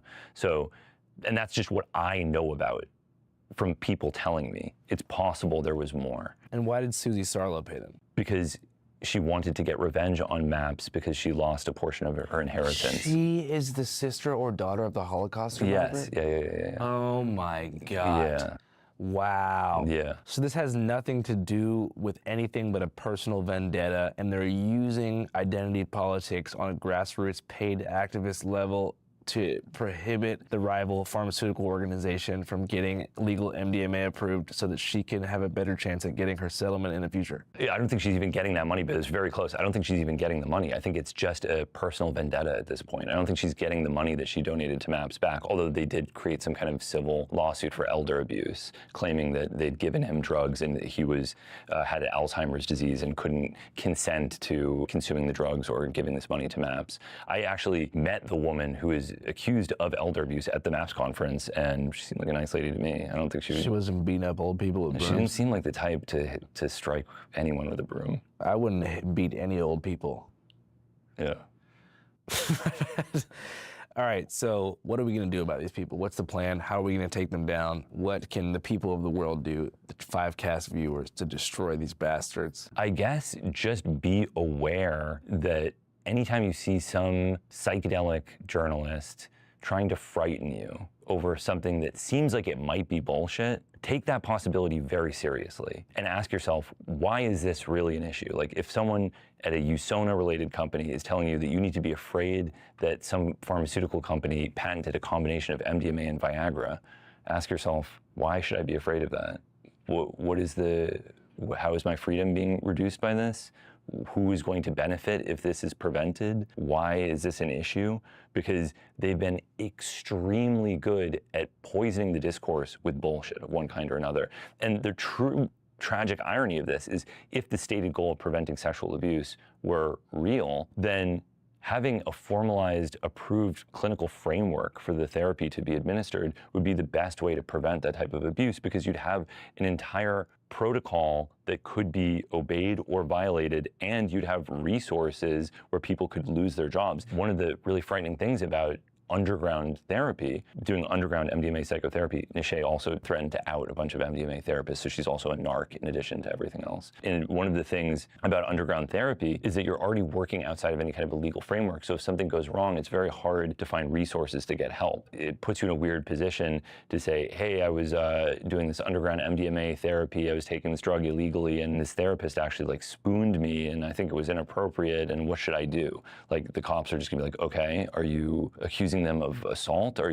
they drug dealers? Like, they're not going to try to adjudicate whether a therapeutic transgression had occurred. They're just going to figure out whether or not it was a drug crime. So in their like stated quest to prevent sexual abuse, all they did was prevent the creation of a framework that would have real accountability and a protocol to prevent the very type of abuse that they claim to be so dangerous. And they knew that if they could find an example of sexual abuse in particular, with how incendiary that stuff is in the press, that'd be the best shot they have at delegitimizing the opposition. Yes, and even the one who was distributing underage revenge pornography would go to participants in the trials and try to coerce them into saying that they had been brainwashed by MAPS or that they'd been abused. So they would take vulnerable people who had a PTSD diagnosis and would tell them that they were crazy, and that if they didn't think that they had been abused, it was because they had been brainwashed, right? This is insane that they did this. And I know one of the women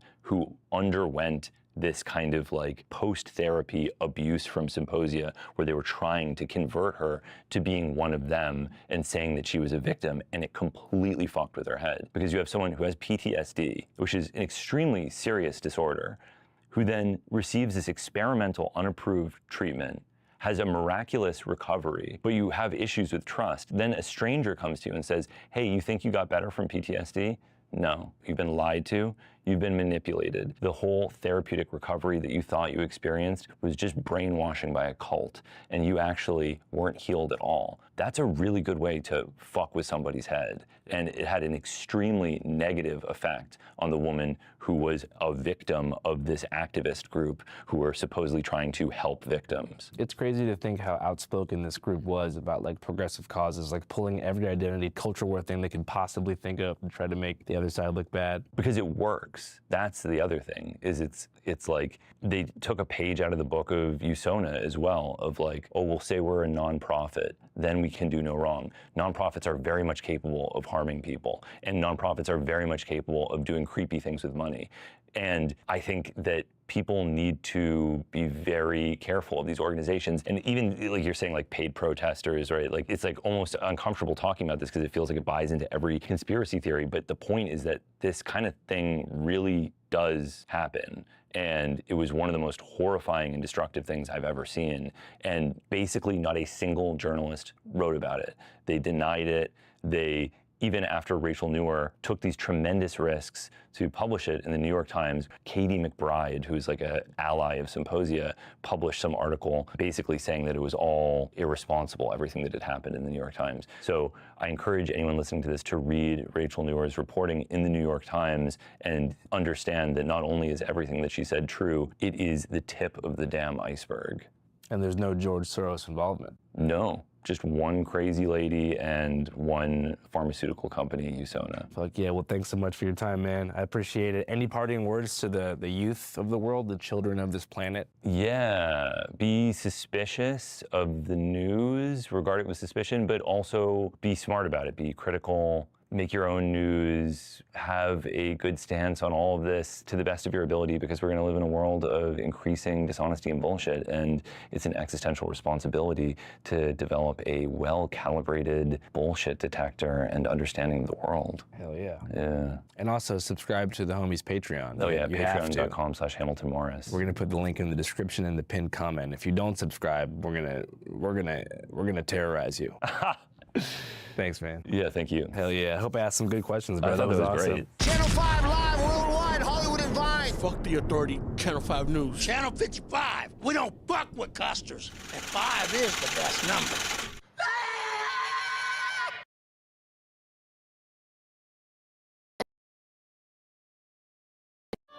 Love for your cat can get lost in translation. It's actually from the both of us.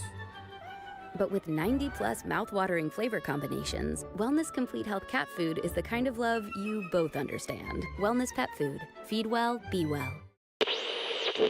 Bada bing, bada boo. It's definitely a weird place for a black hearse to pull up.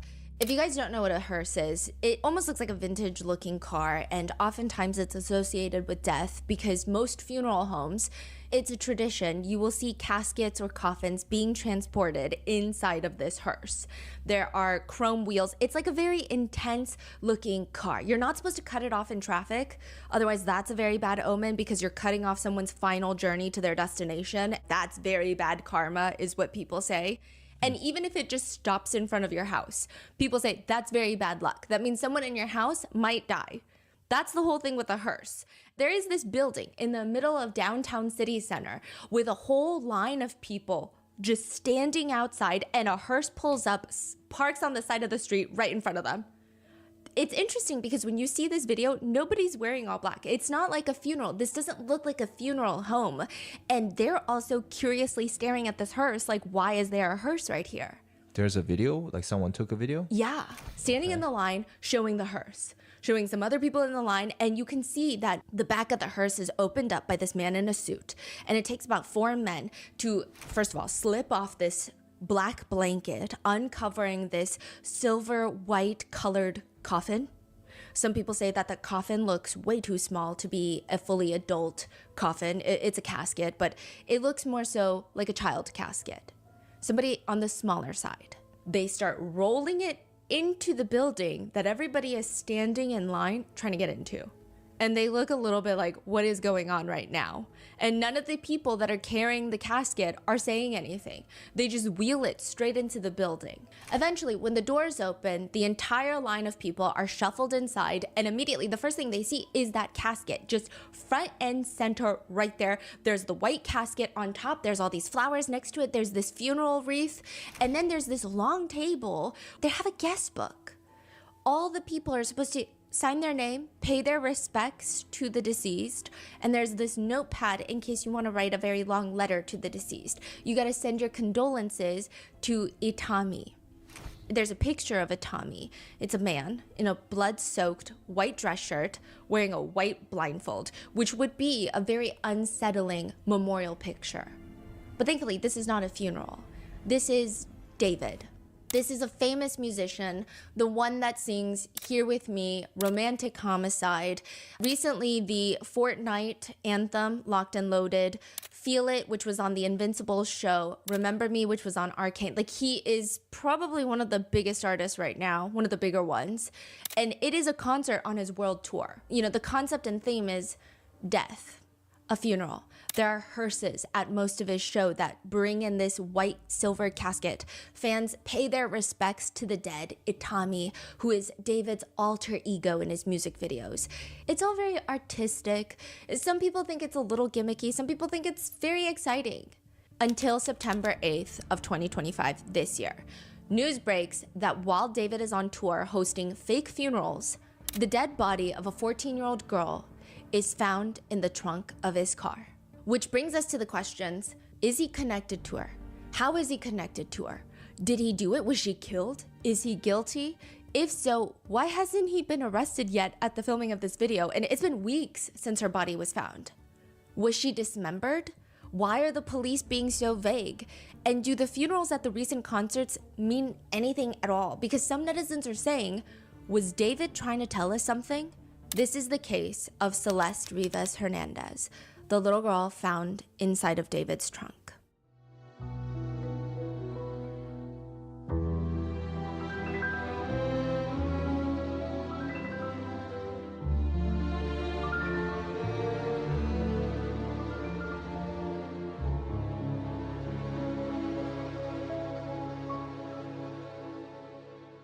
We would like to thank today's sponsors who have made it possible for Rotten Mango to support NCMEC, the National Center for Missing and Exploited Children. They are the nation's largest and most influential child protection organization. And this episode's partnerships have also made it possible to support Rotten Mango's growing team. And we'd also like to thank you guys for your continued support. As always, full show notes are available at RottenMangoPodcast.com. A few sensitive topics for this case include allegations of grooming, CSA, as well as themes like gore, potential dismemberment, and decomp. Now, a super big part of this case is that as of filming this, there have been 0 arrest, convictions, or just really anything concrete besides these little tidbits of very vague, very polished press releases that authorities have given out. We're going to be covering all of those details and specifying which one is confirmed, but basically function on the assumption that everything is alleged. We did our best to debunk and verify all of the online rumors, and there are so many online rumors. We went down a whole maze of just online speculations, screenshots, screen recordings, people posting unreleased songs. And one thing we can deduce is that we don't really know anything at this point. We also want to disclaim that all screenshots and or media posted by people online can be edited or faked. We did our best to verify and try to get down to the original source, but even when we did, it's like they could have edited it. It could have been doctored. There's no way to say that this is real, and there's no way to even say that that's the exact person they're alleging behind the account. So there's so many different things until it's confirmed by authorities. I can't tell you what's real, what's fake. We tried to do our best, but one thing is clear, that everyone involved is technically innocent until proven guilty beyond a reasonable doubt. So with that being said, let's get started. The musician David really likes the Korean invisible string theory. And I didn't even know that that was what it was called. And then I was talking to my dad about it, and it's called 인연, which is a very intense concept. It's the concept that every single person in your life, you are tied to them by fate. So in Korea, there's this idea that you are tied to your soulmate through your pinkies with this invisible red string. And everything you do in life is just getting you closer to meeting your soulmate. Every single person that you meet on the street is supposed to propel you closer to your soulmate. Unless you fuck it up. Unless you're really mean to a friend and then the string falls off your finger. Some people believe that can happen. Other people say there's no way. You're tied to your soulmate forever. And it does also get dark. My dad was telling me that citizens of the lawn are ready for fall. You know, the lawn's the place to be during fall. Past pennons running all over the place back here. Fall's the best time to feed the lawn with Turf Builder, and it comes back greener in spring. Strengthen to protect all winter with Turf Builder Winter Guard. Feed your lawn. Feed it.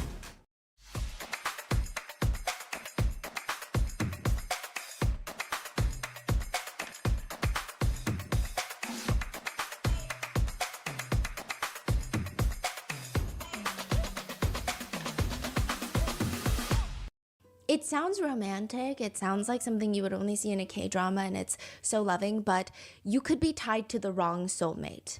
What does that mean? It's not happily ever after. It's this idea that every soulmate tie is formed after 8,000 lifetimes of karmic connections. So it's almost like after 8,000 karmic reactions, you finally have your soulmate. But those could have been bad karmic connections. So now you're tied to your soulmate, who happens to be either a very bad person or is very bad for you in your life. And then the next life you live, you're still going to be tied to that person. And it's just like this repetition of having the world's worst soulmate, if you will, to put it simply and not romantically. So soulmate doesn't mean they're perfect for you. It just means you are stuck with this person. You're going to marry this person. Okay. Yeah, and you're going to be stuck with them. But it's not the concept of, oh, this is true love. Some people take it as that, but my dad was like, well, most people don't, considering divorce rates these days. So it's more so that. Now, in an interview with Zach Sang, David, spelled D4VD, he says, I love that theory that everybody's connected in some way, in some form, spiritually. Zach Sang is asking him to break it down, and David says, so basically it's a South Korean ideology where from birth we are connected to our soulmate. That could be a lover, friends, teachers, anybody you're connected to them from birth. And you're led to them through the course of your life to meet them or interact with them at some point or to help them. They add something to your life. It's almost transactional, but it's like an emotional transaction.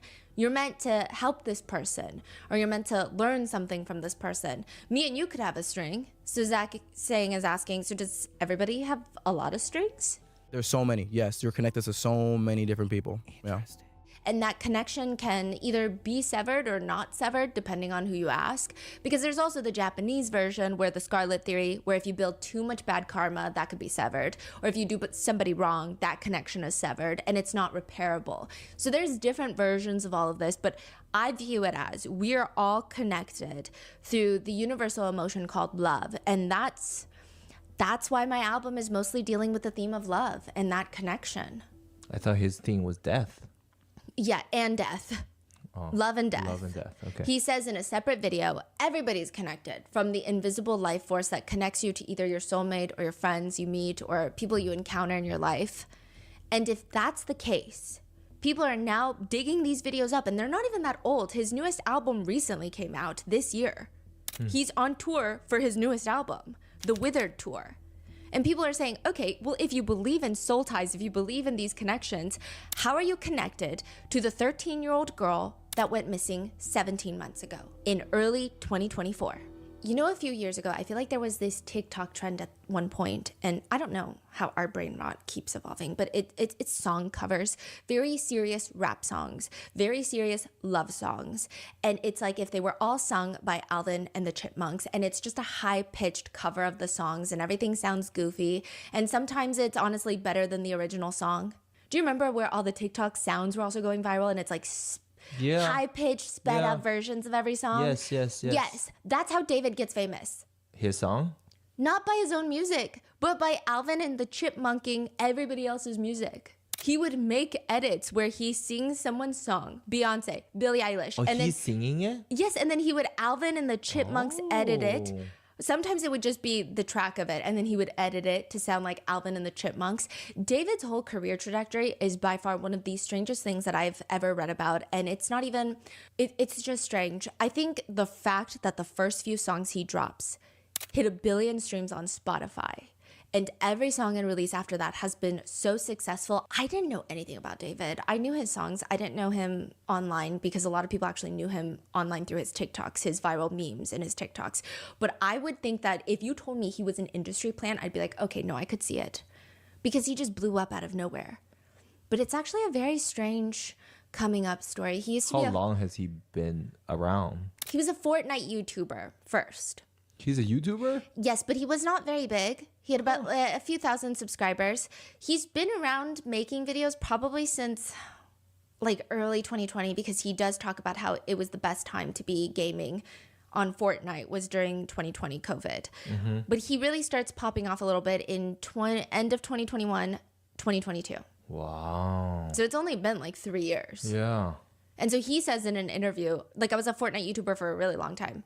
He says that, I think he said he was since 2017, but he said, I really wanted to be a content creator and a streamer and all that kind of stuff. I was making montages on YouTube of my gameplay. You know, those people that do the Fortnite? Yeah. Yes.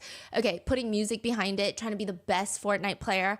And then my videos got copyright striked, so I couldn't make money off of it. And I was like, yo, I don't know what to do. Because he's just playing like Jay-Z in the back of it, which of course you're gonna get copy striked.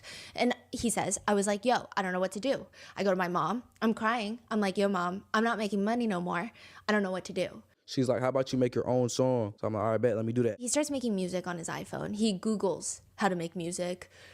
That's wow. He downloads BandLab and he goes into his sister's closet and he uses his wired headphones to make his very first song.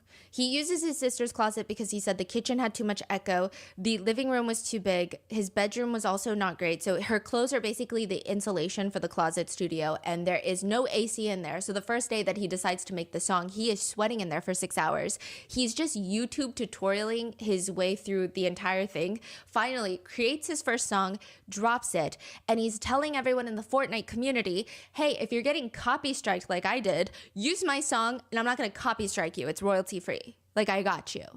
So these are people that have been very pissed off about copy striking. So yeah, they're gonna use his freaking song. And he said it goes crazy. But it really only goes crazy in the Fortnite community. Meanwhile, he's working at Starbucks, still making the Fortnite montages, but with his own music now. And then he gets fired from Starbucks. Like he has the very strange life story. He says his manager had given him this discount code. The manager's like, if you ever need to buy a sandwich and you're $3 short, use this code. He uses it a few times. He thinks it's an employee discount code. When new hires come in, he's training them, telling them the code and explaining it's an employee discount code. So once in a while, if you're $3 short, just use the discount code. It's not an employee discount code. He gets called to the manager's office and they accuse him of committing felonies. Wait, I'm confused. What is that code? I don't know. He never really further explains. That is weird. So is that like kind of like a hack? That like, oh, just use this, you get a little discount, and he just start telling him, why, just use this. I think so, and I think he only saved like $14. He only used about $14 of it, but the manager says you're committing felonies, so he gets fired. It's not the same type of felonies, nor comparable to the severity of what he's accused by the internet as of right now of having committed, but David states that Starbucks accused him of committing many crimes, and he was fired. And he said, these are all the sandwiches that you stole from us in the past 3 weeks. Like, this is what his manager is telling him. David argues, again, he thought it was a discount code, and he was like, just take it out of my paycheck. The app is telling you all of this? It shows you all your expenses in one place, and it can even help you create a budget, which I think you need. Coming for me, but okay. Don't worry about those 13 subscriptions you didn't know you had. You can cancel the ones you don't want right through the app, and it can even help you try and get a refund.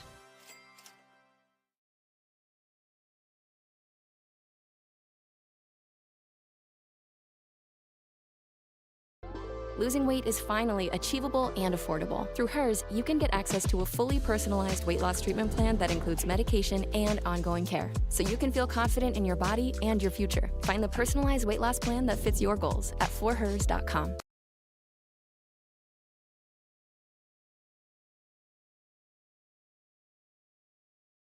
But they refused. He said the whole situation was just crazy, bro. And I was like, you know what? It's a blessing in disguise. That means I get more time to work on music, which I'm already about to make money on. You know what I'm saying?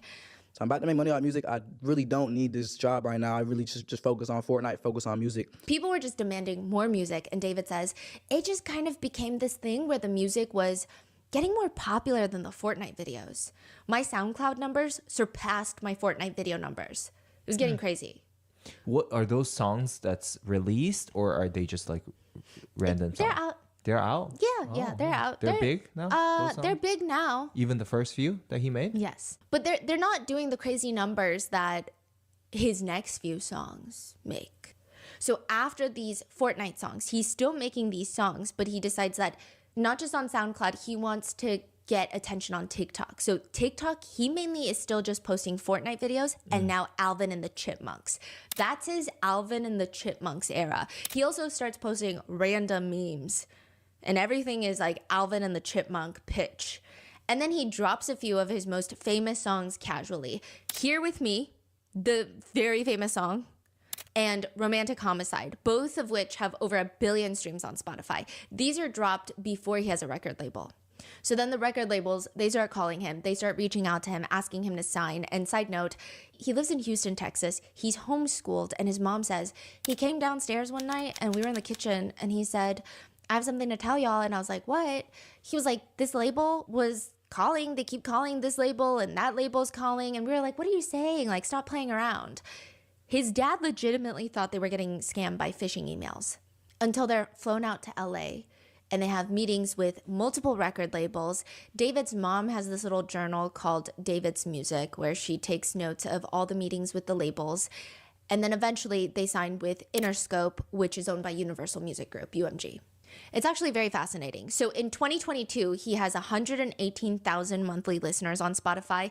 And right now he's sitting at 38.5 million monthly listeners, which I believe on Spotify, only 100 or 200 artists in the entire globe have 35 million monthly listeners or more. He has had a recent push in his music because of everything that's been happening, but But he's been like, he's gone that big. Wow. He's opening for SZA's SOS tour. He opened for that tour.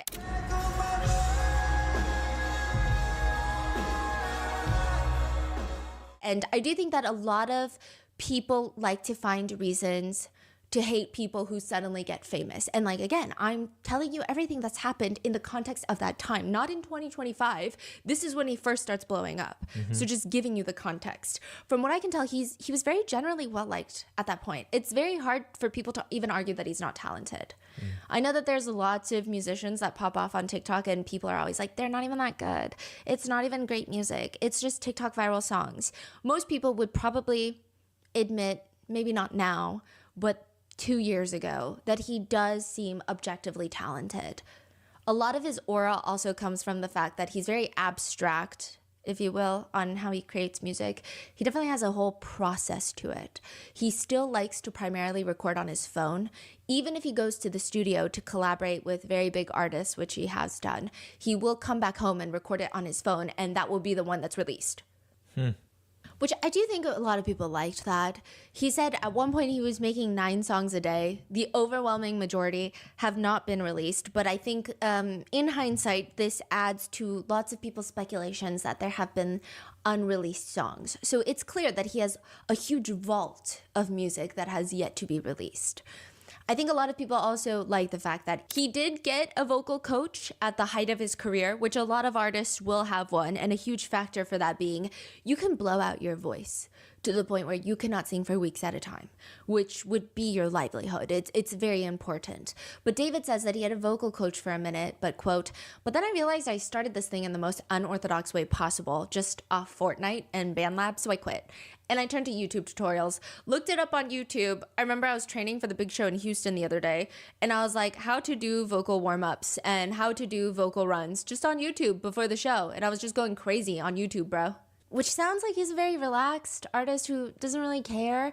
But one reporter who interviewed David for a magazine cover says he is not going to let anything stand between him and making his dreams a reality. His career blows up so quickly that there's just no transitioning into it. David says, "I went from never going to a concert.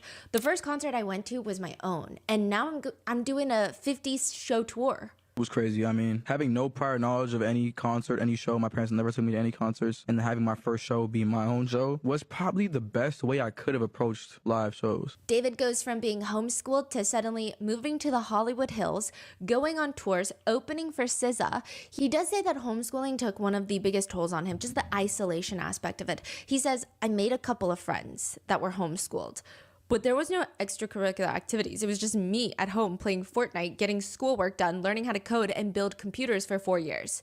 Wait, how old is he? He was only homeschooled for 4 years in high school, but right now, today, he's 20 years old. He's 20 right now? Yes. So, and this is like 3 years ago, right? Yes. So he was like 17? Yes. 17, 18? Wow. Wait, is he? Yes, he's 20 right now. But one of the big outlets he has when he's being homeschooled is parkour.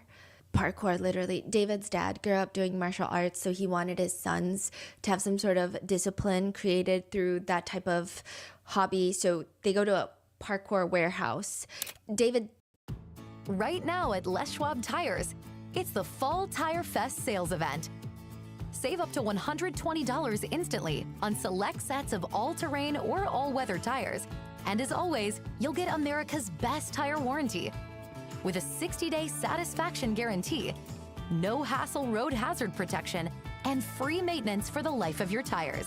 Get dependable all-weather traction with the best service in the business. Get more from Les.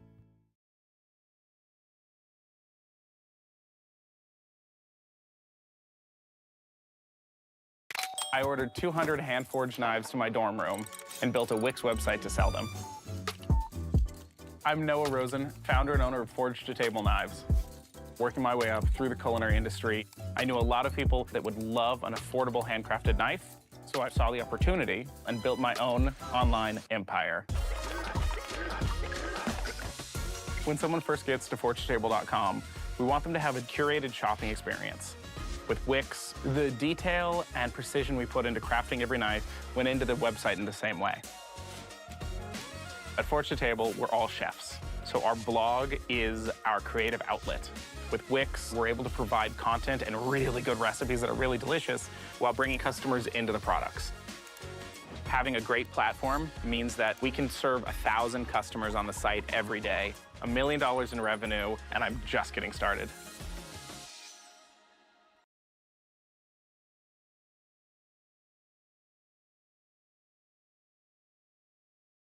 Did go viral because he attempted a backflip at Coachella and he lost infinite aura. That was like the meme because he tried to use the stage as leverage for a backflip. It was very slippery, so he just fell straight on his back and his neck. He says, "I'm embracing it. We all miss a backflip once in our lives." But even the guys that work at the parkour facility in Houston, I mean, they've known David for a minute. They say that when he started homeschooling for high school, they could tell. They say, "I could just see the shift in his energy." I could see the shift in his energy. This becomes important later. I've always kind of noticed when he would come in, just headphones on, it was just the fact that I think he felt very disconnected. David says, transitioning from public school to homeschool is tragic. I thought I had a lot of friends in middle school, and then after being homeschooled, nobody's hitting me up. Nobody's asking me where I'm at. Why am I not coming to school today? It made me question, what is the real friend? Like, do I have any of those? He says, but it was cool, I guess, because I did find a lot of new passions, just being alone and finding myself individually, being myself and being a nerd and watching anime and not being made fun of for watching anime, like doing this, that, and the third. So just to give you an idea, David's whole aura online is creative, artistic, religious, grew up in a super Christian household in Texas, somewhat sheltered from homeschooling, but ultimately very talented. People say that he's genreless, or well, that's what they said, that he was very genreless. He didn't have a specific style that he stuck to. He seemed very experimental. He doesn't give off that very strong bad boy fucking around in LA type of aura. He seems very chill, family oriented. September 8th, 2025 at 12:30 p.m., employees from Hollywood Tow, they call the police. The report reads, there is a 2023 Tesla Model Y that is emanating a foul odor and attracting flies. A few things are worth noting. September 8th, 2025 is a notably colder day in the Hollywood Hills, so it's not even thick and humid and muggy weather. The car just has that strong of a foul scent. And the car has been impounded.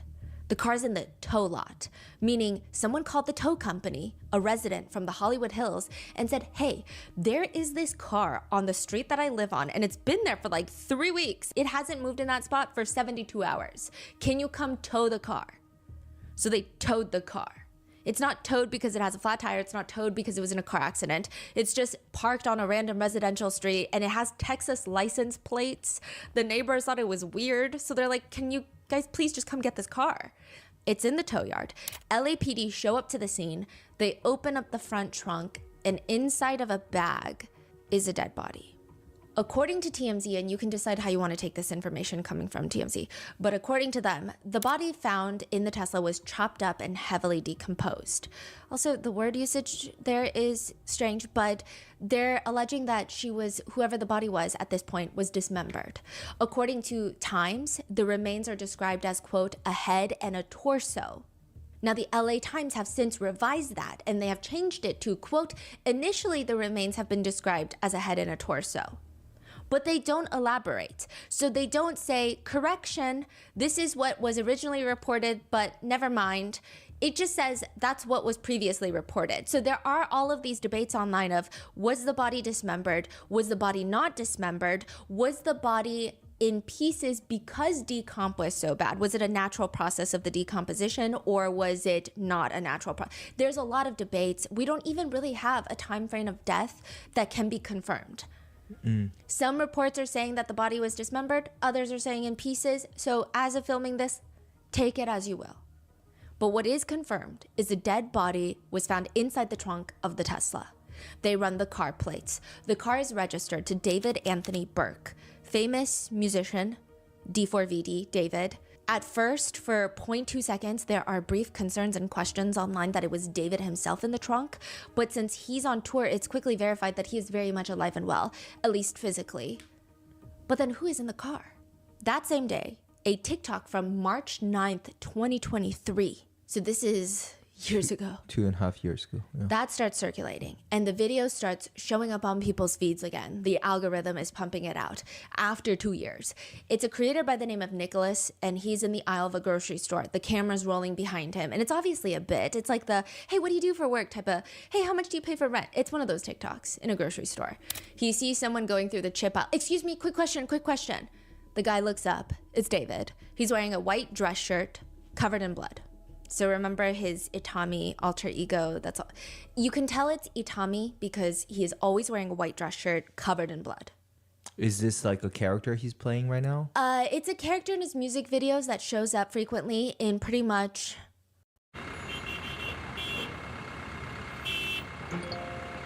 Taxes was feeling so stuck. Now Taxes is having a TurboTax expert who does your taxes from start to finish. While you check in anytime and get the most money back on your time. Now this is Taxes.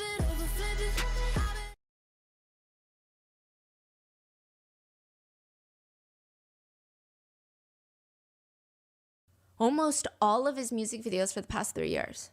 Oh, every video. Almost all of them. Wow. Almost all. And this one, he's at a grocery store dressed up as that character. Yes. I see. And there's like a bloody handprint on one side of the shirt. He's holding a giant tub of Tide laundry detergent. When he turns around, Nicholas notices I mean, it's obviously a staged collaboration. Oh shit, what are you up to? You call me my work clothes, bro. You know, I still got the tie. I'm trying to clean up a little bit. You think Tyler's gonna get all that out? I hope so. What's your name? David. How are you feeling today? It's raining outside. I think I got a cold. I'm kind of sick. What song do you put on when you're in bed and feeling sick? Romantic Homicide. How does that one go? I'm scared. And in the middle of the chip aisle, David starts singing, I'm scared, it feels like you don't care, in the back of my mind, you died. The video starts getting pushed out to the algorithms once the news breaks that a body was found inside of his trunk.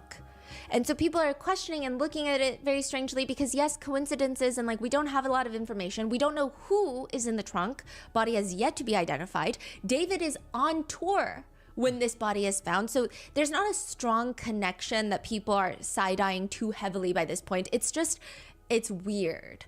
And this video, people are almost making memes. I don't think it's appropriate, but they are making memes of like, oh, work clothes, you say?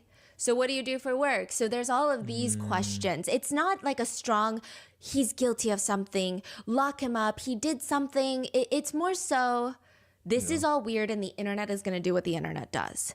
But that's all we really know at this point. I mean, and it's practically nothing. We know that a body is found in his trunk. We know that his Tesla was left out on a public street outside of his Hollywood Hills house that his manager was renting, that David was most likely living in. So the lease is under his manager's name, Josh Marshall, but David is most likely living there. The Tesla was parked for the past 3 weeks, but 72 hours, it hasn't really moved. People in LA do not play about parking your car on the street without parking permits. It gets towed to Hollywood Tow. They call, they say it's a cent, and this car has never been registered as stolen. Which doesn't necessarily mean it wasn't stolen. It just has not been reported as being stolen. So as netizens are waiting for updates, simultaneously, people online are digging up another music video to the song One More Dance by David. And this starts going viral. Clips of it start going viral immediately on TikTok. This was posted February 7th, 2025. So almost exactly 8 months before a body is found in David's car. The music video opens with Itami wearing the bloody dress shirt and a white blindfold, dragging another version of David, regular David, dragging his unconscious body onto the ground.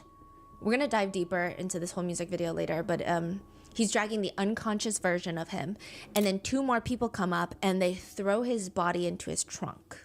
So like he has so many videos about death. And trunks and cars. Yeah. So everything is like, oh my God, look at this. And blood and funeral. And at the time that the news breaks, he has those caskets at his concert. So it's like, this is happening when the news breaks. It's not a tour from last year. It's going on right now.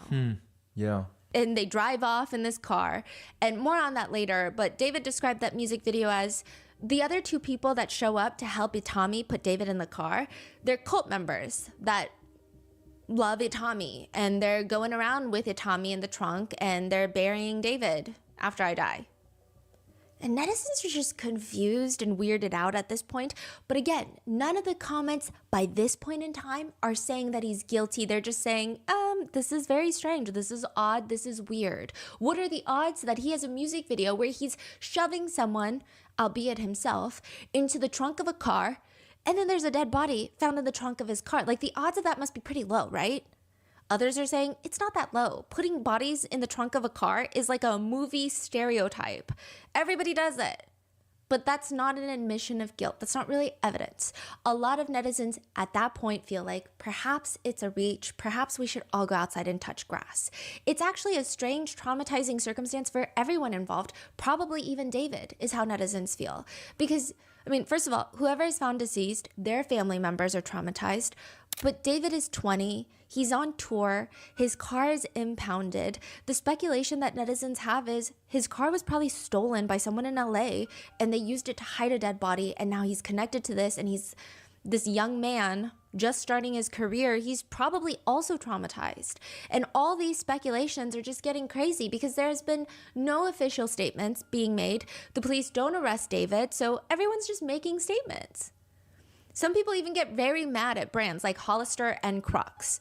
Hollister and Crocs have a collaboration. David was the main model for that collab. They quietly pull most of his images from the Hollister website.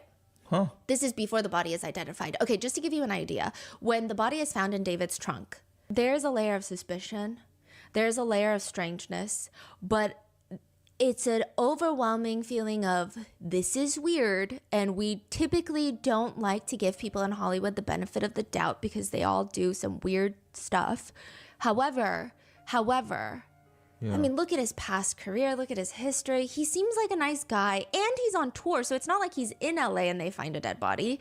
It just seems like it's just a very shitty circumstance for everyone.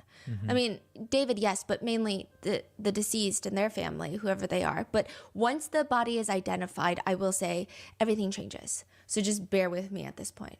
People are saying, I mean, Hollister, them pulling that, people are commenting, I hope David's fans boycott Hollister because immediately, the day after? It was like the day after. Wow. Innocent until proven guilty. Another comment agrees. I agree. The poor guy is on tour and this happens to him. I mean, it's probably freaky for a 20-year-old to go through. Others are saying, I guess it's good advertising for Hollister because now everyone knows about them. But it's also not good if this guy is completely innocent. No one's going to risk working with them ever again. Eventually, Hollister and Crocs make a statement which reads very plainly, we are aware of this developing story. With respect to the current situation, we have removed the campaign content featuring David while the investigation continues. Again, very vague. News networks are trying to get police to give them more information, trying to reach out to David's camp. All they get is David's spokesperson telling NBC News that the singer has been, quote, informed about what's happened. That makes it sound like he just found out. So 20 years until retirement. At this rate, it's probably going to be more like 40. Okay, no, way too long. Let's see how much you're spending. Download an app called Rocket Money. Oh, wow. I've got 3 DoorDash accounts. I totally forgot to cancel those. You know you can cancel those right in the app? Rocket Money has a clear dashboard that shows you all your income and expenses, helping you stay in control of your goals. It also shows you a list of all your subscriptions and how much you're paying all in one place. Is this the best budgeting app? Yes, and it's called Rocket Money.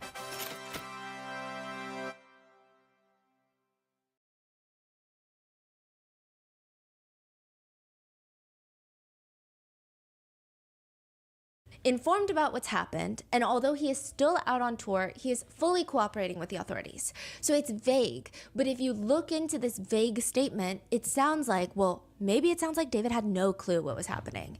This car was impounded, there was a body found. It sounds like he just heard about the news along with everyone, and now he's doing everything to be as helpful as possible with the police.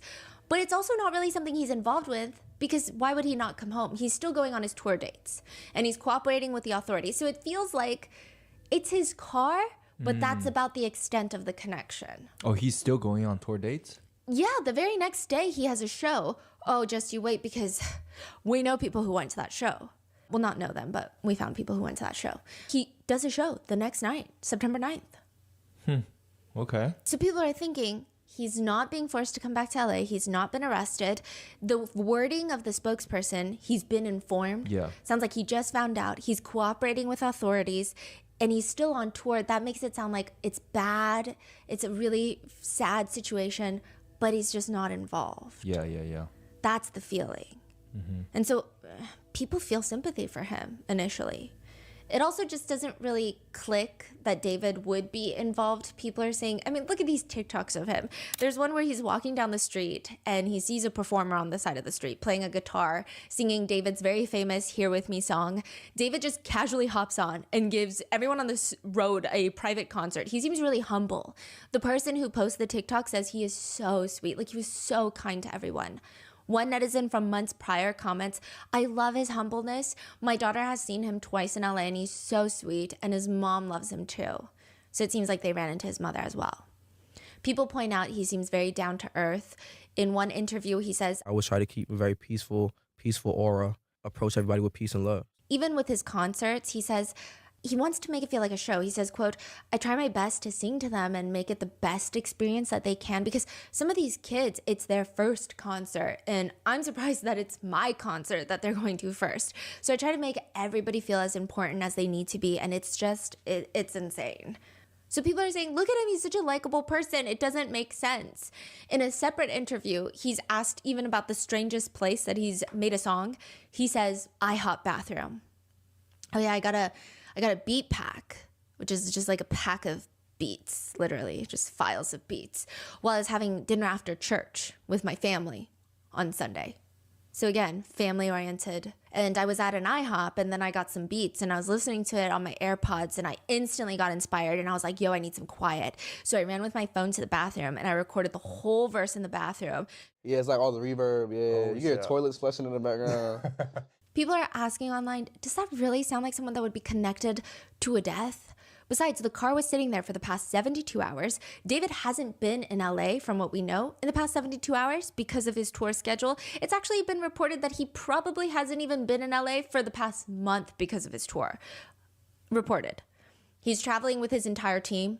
Probably is not getting free time right now. Tours are crazy. Celebrities, they say it's like the most insane thing you'll ever do.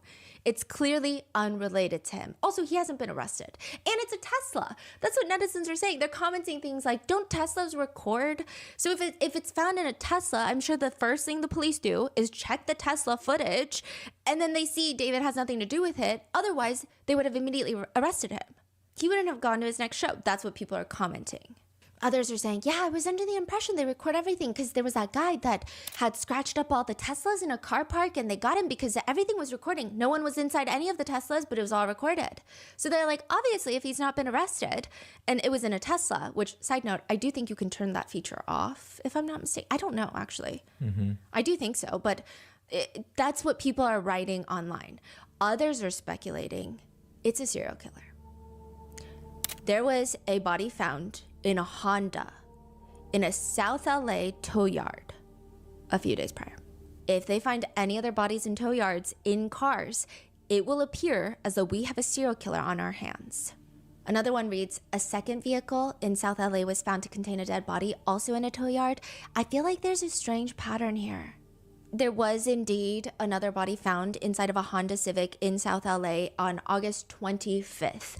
This is a completely separate tow yard, and South LA is relatively quite a distance from Hollywood Tow. Details are pretty limited. However, the investigation is not tied to the Hollywood Tow Yard investigation. The police have confirmed that.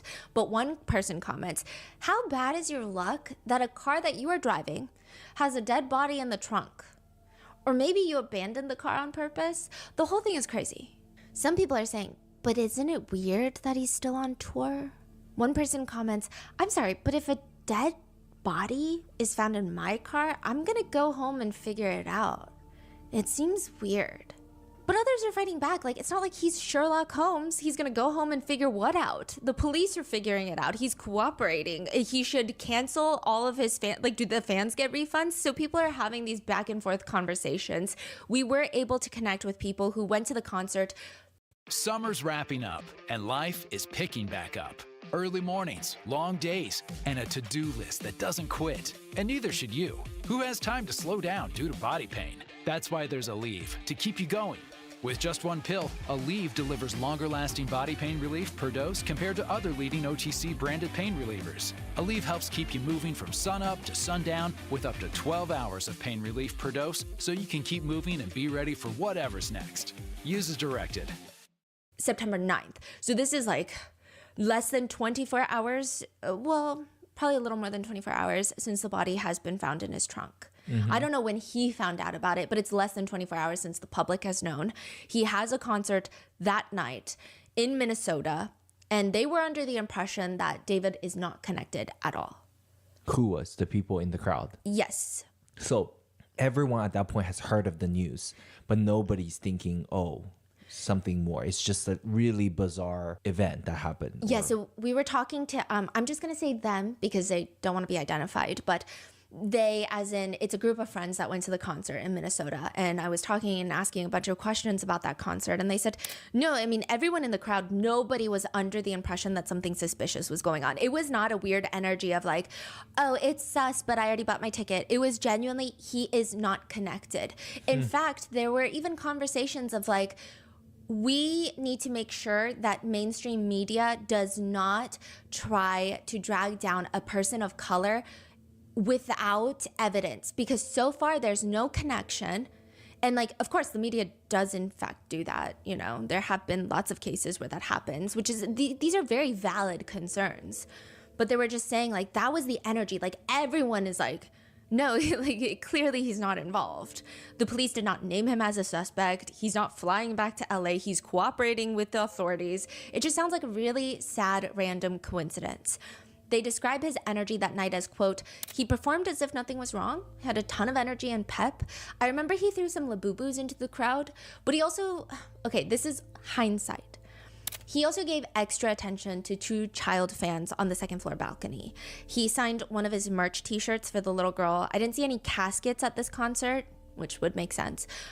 There wasn't any more... Oh, really? Yeah. Is that like a change he made after the discovery? Yeah, it seems like it. Huh. I couldn't verify that every single place had a casket prior, but...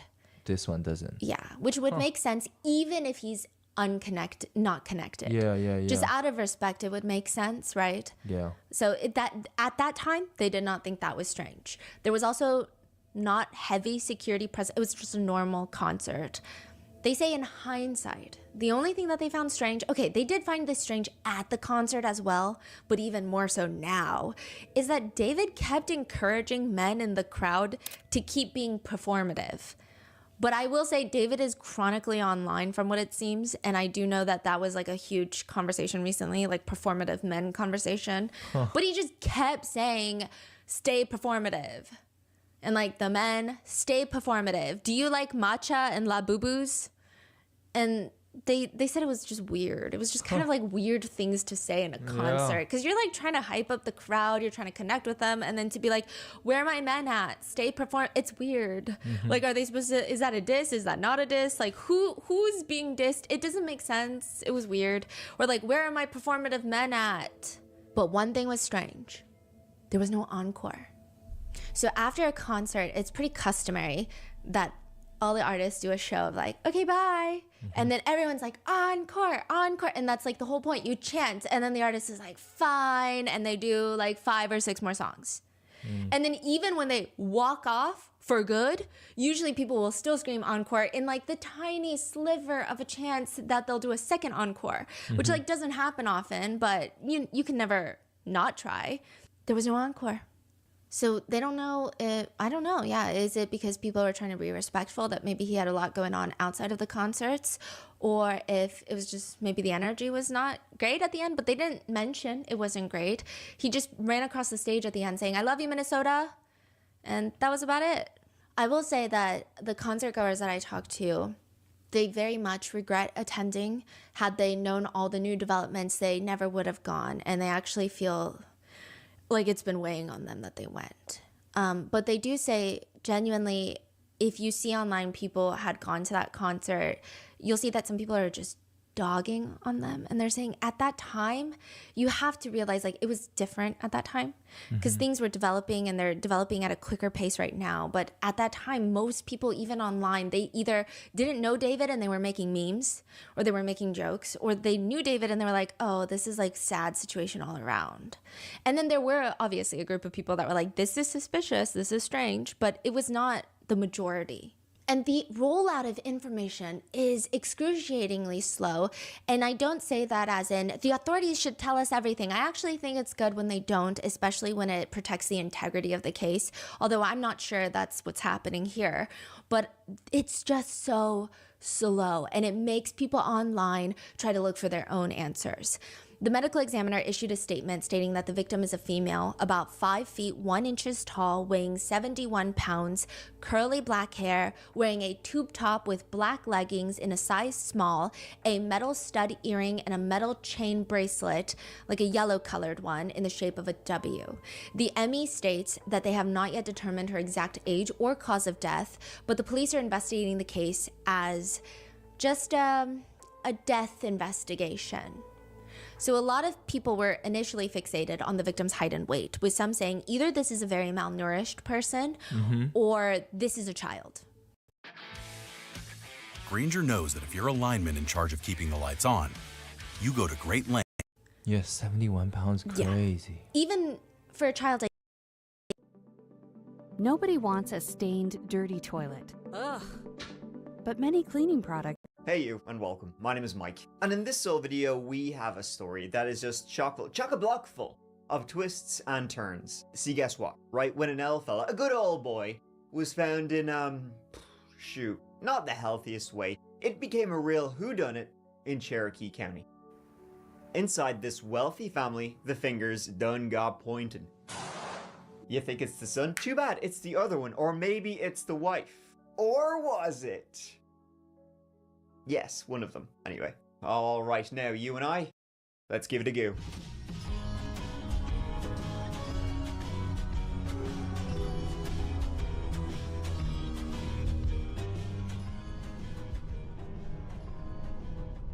Cherokee County, north of Atlanta, Georgia, not the font or the country, the state. That is where we are today. It's part of the greater metro Atlanta area, and it's a pretty place, growing all the time. These days, you bet your bottom dollar there's about 300,000 people living there, and sure, why not?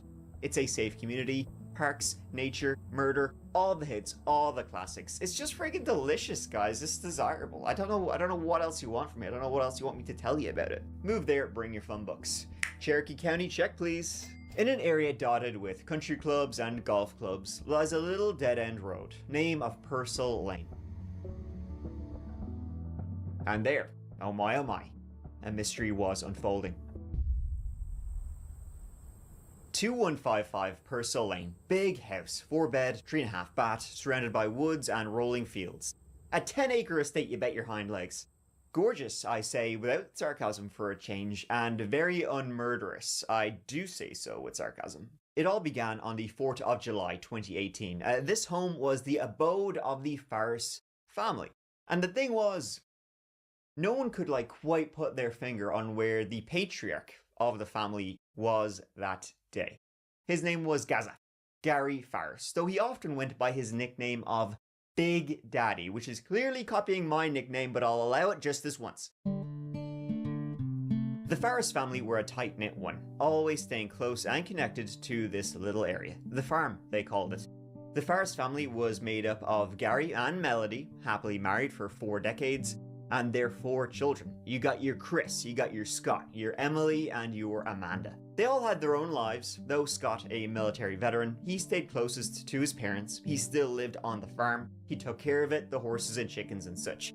But each of them would return frequently, themselves, their partners, their children. It was a place for the birthdays, the celebrations, the grandkids would be there. An idyllic, happy place. It all came from Gary, Big Daddy. He was a prominent lawman from Atlanta. In 2018, he was 58 years of age, a Georgia boy in and around. He was a partner at Burr and Foreman. He founded the company's Atlanta office in 1995, and he had been practicing the law since 1988. He was pretty good though, a prestigious fella. He had the honors and awards to his name. He was also he's a pretty big name. He was also a pretty big guy for you. He was 6'5", a good 300 pounds. He'd be drinking Mountain Dew by the carton load, huffing darts like there was no tomorrow. And he was well loved by his family. He did it all for them. So when no one could find him on this July 4th, it was concerning. He had been, on the farm. He'd been seen there the day before, July 3rd, by 2 of his sons, Scott, who lived there, and Chris, who had been around with his own kids. He'd been seen, he was fine. He was doing grand. He then just vanished off the property. His wife, Melody, knew not where he was. Come the 4th of July, she realized she hadn't seen him all day. Nobody has seen him at all come that July 4th. Now, it was a large property. I'm sure he's around, but he was no answering on the phone, and his car was still there. When that day ended, and the next one began, July 5th, and still no one could find him, things became worrisome. All the kids came back to the farm and started looking around for him, hoping to find him. I mean, the fear was, he was a big guy. He didn't, live the most healthiest of lifestyles, so people were thinking maybe he'd been out there in the woods doing something. Maybe he had a heart attack. The old ticker done give out, and he's lying there in the woods. He needs help. Nobody knew. Now, his son, Chris and Scott, they did remember, though, that when they had last spoken to him, when they had last seen him, when anybody had last seen him, July 3rd, he did say he was going to go out and do a burn pile. And he was mad for the burn piles. He couldn't get enough of them, honestly. He would go out into the woods, branches, any old shite he could find. Light that sucker up. Tell that, Gary Farris would say. nothing better. And so searching around the property, they did eventually find that burn pile he said he was going to do, and he had did it. The burn pile was, burnt, but there was no sign or, clues of him there. Until his sons, Scott and Chris, looked a little closer at the burn pile. And, their father's last known activity from at least the day before, and they realized some of the rocks in the burn pile, they weren't rocks at all. They appeared to be bones. The fire must have been intense to burn a human body like that, but it appeared they'd finally found their missing Big Daddy. Police arrived to investigate and try to ascertain what exactly happened out here. How and why. Had Gary Big Daddy Farris gone to trip and fall school and tumbled into his own blaze? Or not? And sure, wouldn't Melody say to the police when she was questioned, he's been having a few dizzy spells over the last few months. He takes his blood pressure medicine with a Mountain Dew, and he said, and tastes it with cigarette. He was in the hospital in April, but he's been having these spells, and they get more and more and more frequent. Perhaps he fell at the worst possible time. The residents at the location located some human remains on the property. Frightening, deputies say Thursday on this picturesque property in the hills of Cherokee County. The owners made a gruesome discovery. Someone's remains to the rear of the residence. Investigators don't know if they belong to a man or a woman. An extreme amount of wooded areas on the property, so it's just a matter of making sure we cover every inch of land for any kind of evidence. And soon, suspicion would fall on each of them, going from one Farris to the other, like some kind of wheel, like a wheel, like one of those wheels that have at amusement parks. What are they called? Anyways, all the Farrises were questioned, and if you can believe it, each Farris had a secret of their own. Any thoughts of it being some sort of a freak accident, though, where he somersaulted into his own burn pile? Any thoughts that were swiftly kicked up the arse when they found a few indications that hadn't happened. I mean, if you're going to fall into the fire, it's unlikely the entirety of your body will be consumed. And not only that, a bullet was found in Gary's ribcage. And it's pretty hard to fall on a bullet so much it gets lodged in your ribs. But who shot him dead? Alrighty, folks, 2 terrible shootings over the weekend by Iraq War veterans. We'll get into all the details. Plus, the New York Times unleashes on Charlie Kirk. They've brought forth 2 of their most annoying and storied writers to do all of this. Plus, we'll get to some foreign policy, government shutdown, all the rest. First, when the left attacks, the answer is not silence. The answer is not to retreat. It isn't to do less. The answer is to show up everywhere and make our voices louder than ever. To push out more content, more truth, more breaking news, more investigative journalism, we have to fight harder than we ever have before. And that's what we're doing at the Daily Wire. This October, Daily Wire Plus members are getting more new films, more new series, more new documentaries, and more of everything you expect from us. Join now, get it all with 40% off new Daily Wire Plus annual memberships. This is where the fight actually happens, and now is the time to join. Unfortunately, over the weekend, a spate of mass shootings that has plagued the nation continues. According to the Wall Street Journal, a shooter left 4 people dead and several people injured at a church about 50 miles north of Detroit. On Sunday, according to the police, hundreds of people were at a Church of Jesus Christ of Latter-day Saints service, that is the Mormon temple, when a man drove through the front doors, got out of the vehicle, began firing with a rifle at 10:25 a.m. local time in Grand Blanc, Michigan, according to the township police chief. Photos from the scene showed a silver truck flying 2 American flags that had rammed into the church. Apparently, the gunman then set the church on fire using gasoline as an accelerant. When people attempted to respond, he then began shooting. The suspect is 40 years old.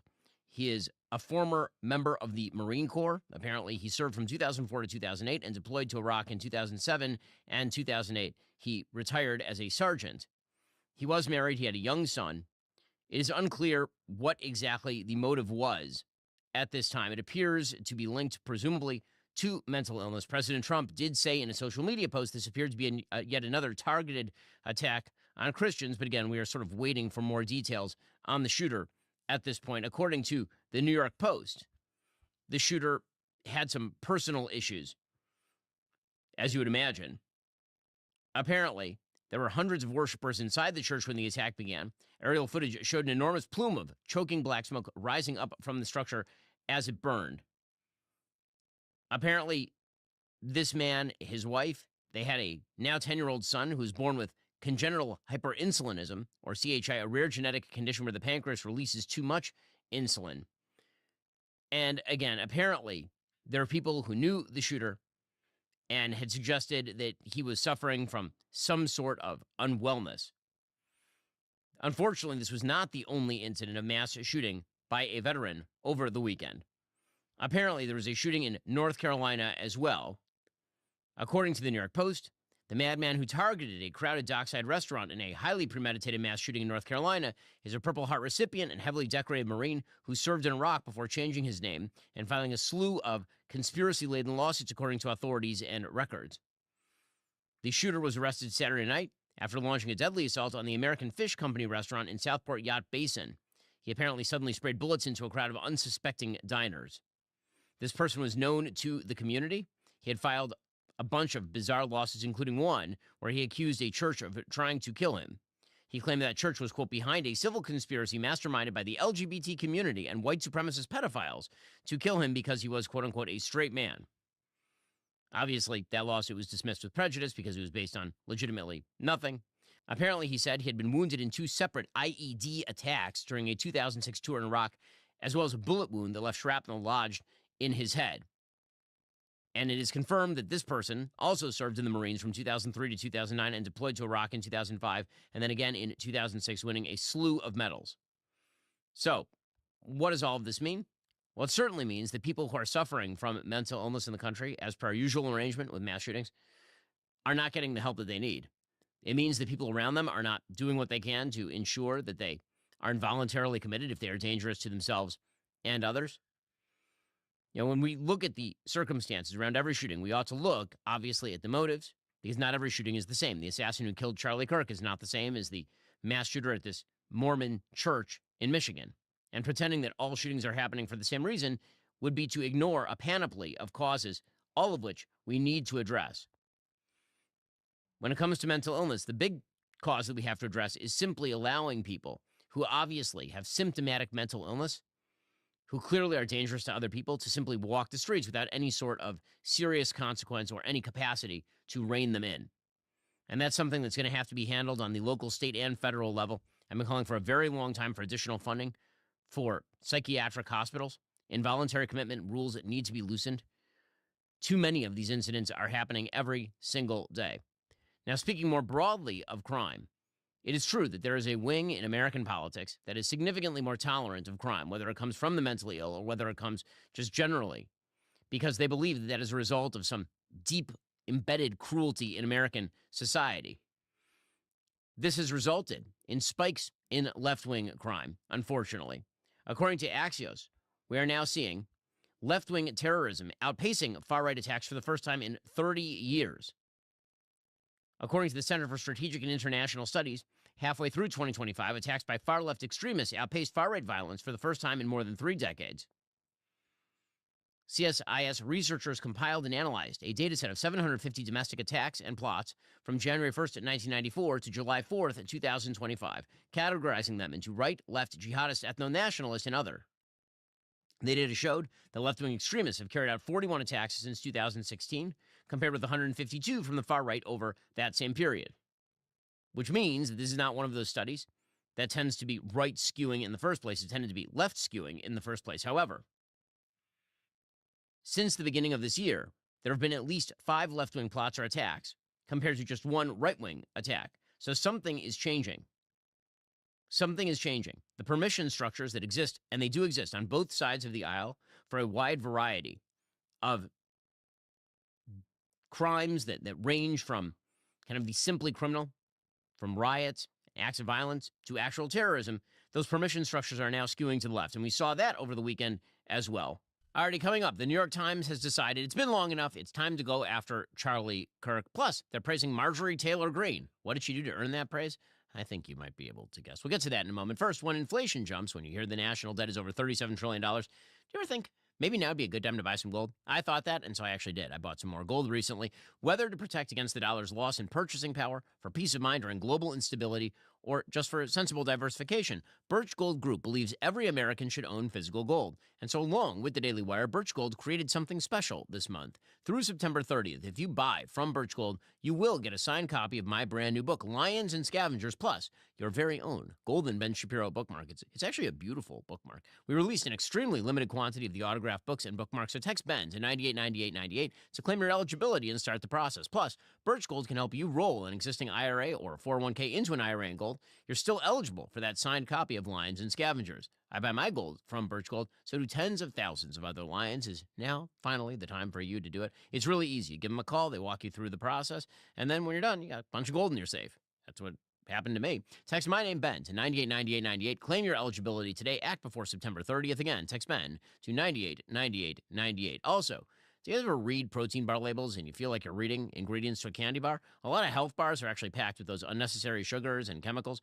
My team and I have tried a bunch of different bars that either taste like trash or left you hungry again within the hour. Luckily, my team found Equip Foods Prime Bars, the first of its kind grass-fed beef protein bar with only real food ingredients and absolutely nothing to hide, with 20 grams of clean protein. Starting today, my listeners receive an exclusive discount on Equip's Prime Bar. Has become the team's favorite protein bar on the market with 20 grams of protein in every bar. It's a heavy protein bar made with just 11 clean ingredients like collagen and colostrum. These bars deliver 20 grams of grass-fed beef protein without that bloat. They're free from whey, seed oils, and artificial additives. Plus, they're naturally sweetened with dates and honey, so they taste like dessert without the guilt. Producer Justin, he's been using these things. He's trying to bulk up a little bit, get more protein in the diet. It's working for him. Whenever he's on the road, he is chowing down on one of these bars. If you want to try the cleanest protein bar on the market that already sold out once, go to equipfoods.com/Ben Shapiro and use code Ben Shapiro at checkout to get 25% off one-time purchases or 40% off your first subscription order for a limited time. That's equipfoods.com/Ben Shapiro and use code Ben Shapiro at checkout. Apparently, protesters clashed with ICE agents again, this time in Portland. According to the New York Post, federal agents began arriving in war-ravaged Portland, Oregon over the weekend after President Trump ordered military deployment to the city, with at least one clash already erupting outside an ICE facility. One ICE officer was seen Friday shoving a protester to the ground. Another demonstrator was detained as agents confronted crowds outside the South Portland site. And it's Portland, which means that they're dressed up as cartoon characters. The video itself is bizarre. You have people who are dressed up in what appear to be Pokemon outfits, people who are wearing American flags and onesie PJs. It's Portland. You know, delightful people. If one protester who apparently is dressed up as some sort of strange Bob Dylan knockoff wearing a rainbow lanyard and a sign that says F off feds with the peace sign. President Trump immediately deployed troops to Portland. These people showed up in response to those troops being deployed to Portland to protect the ICE agents, of course. That did not stop the Oregon governor from bashing President Trump. Again, Democrats, they're significantly more bothered by National Guard showing up to protect ICE agents doing their job than they are by actual crime. Here is the governor of Oregon. There is no insurrection.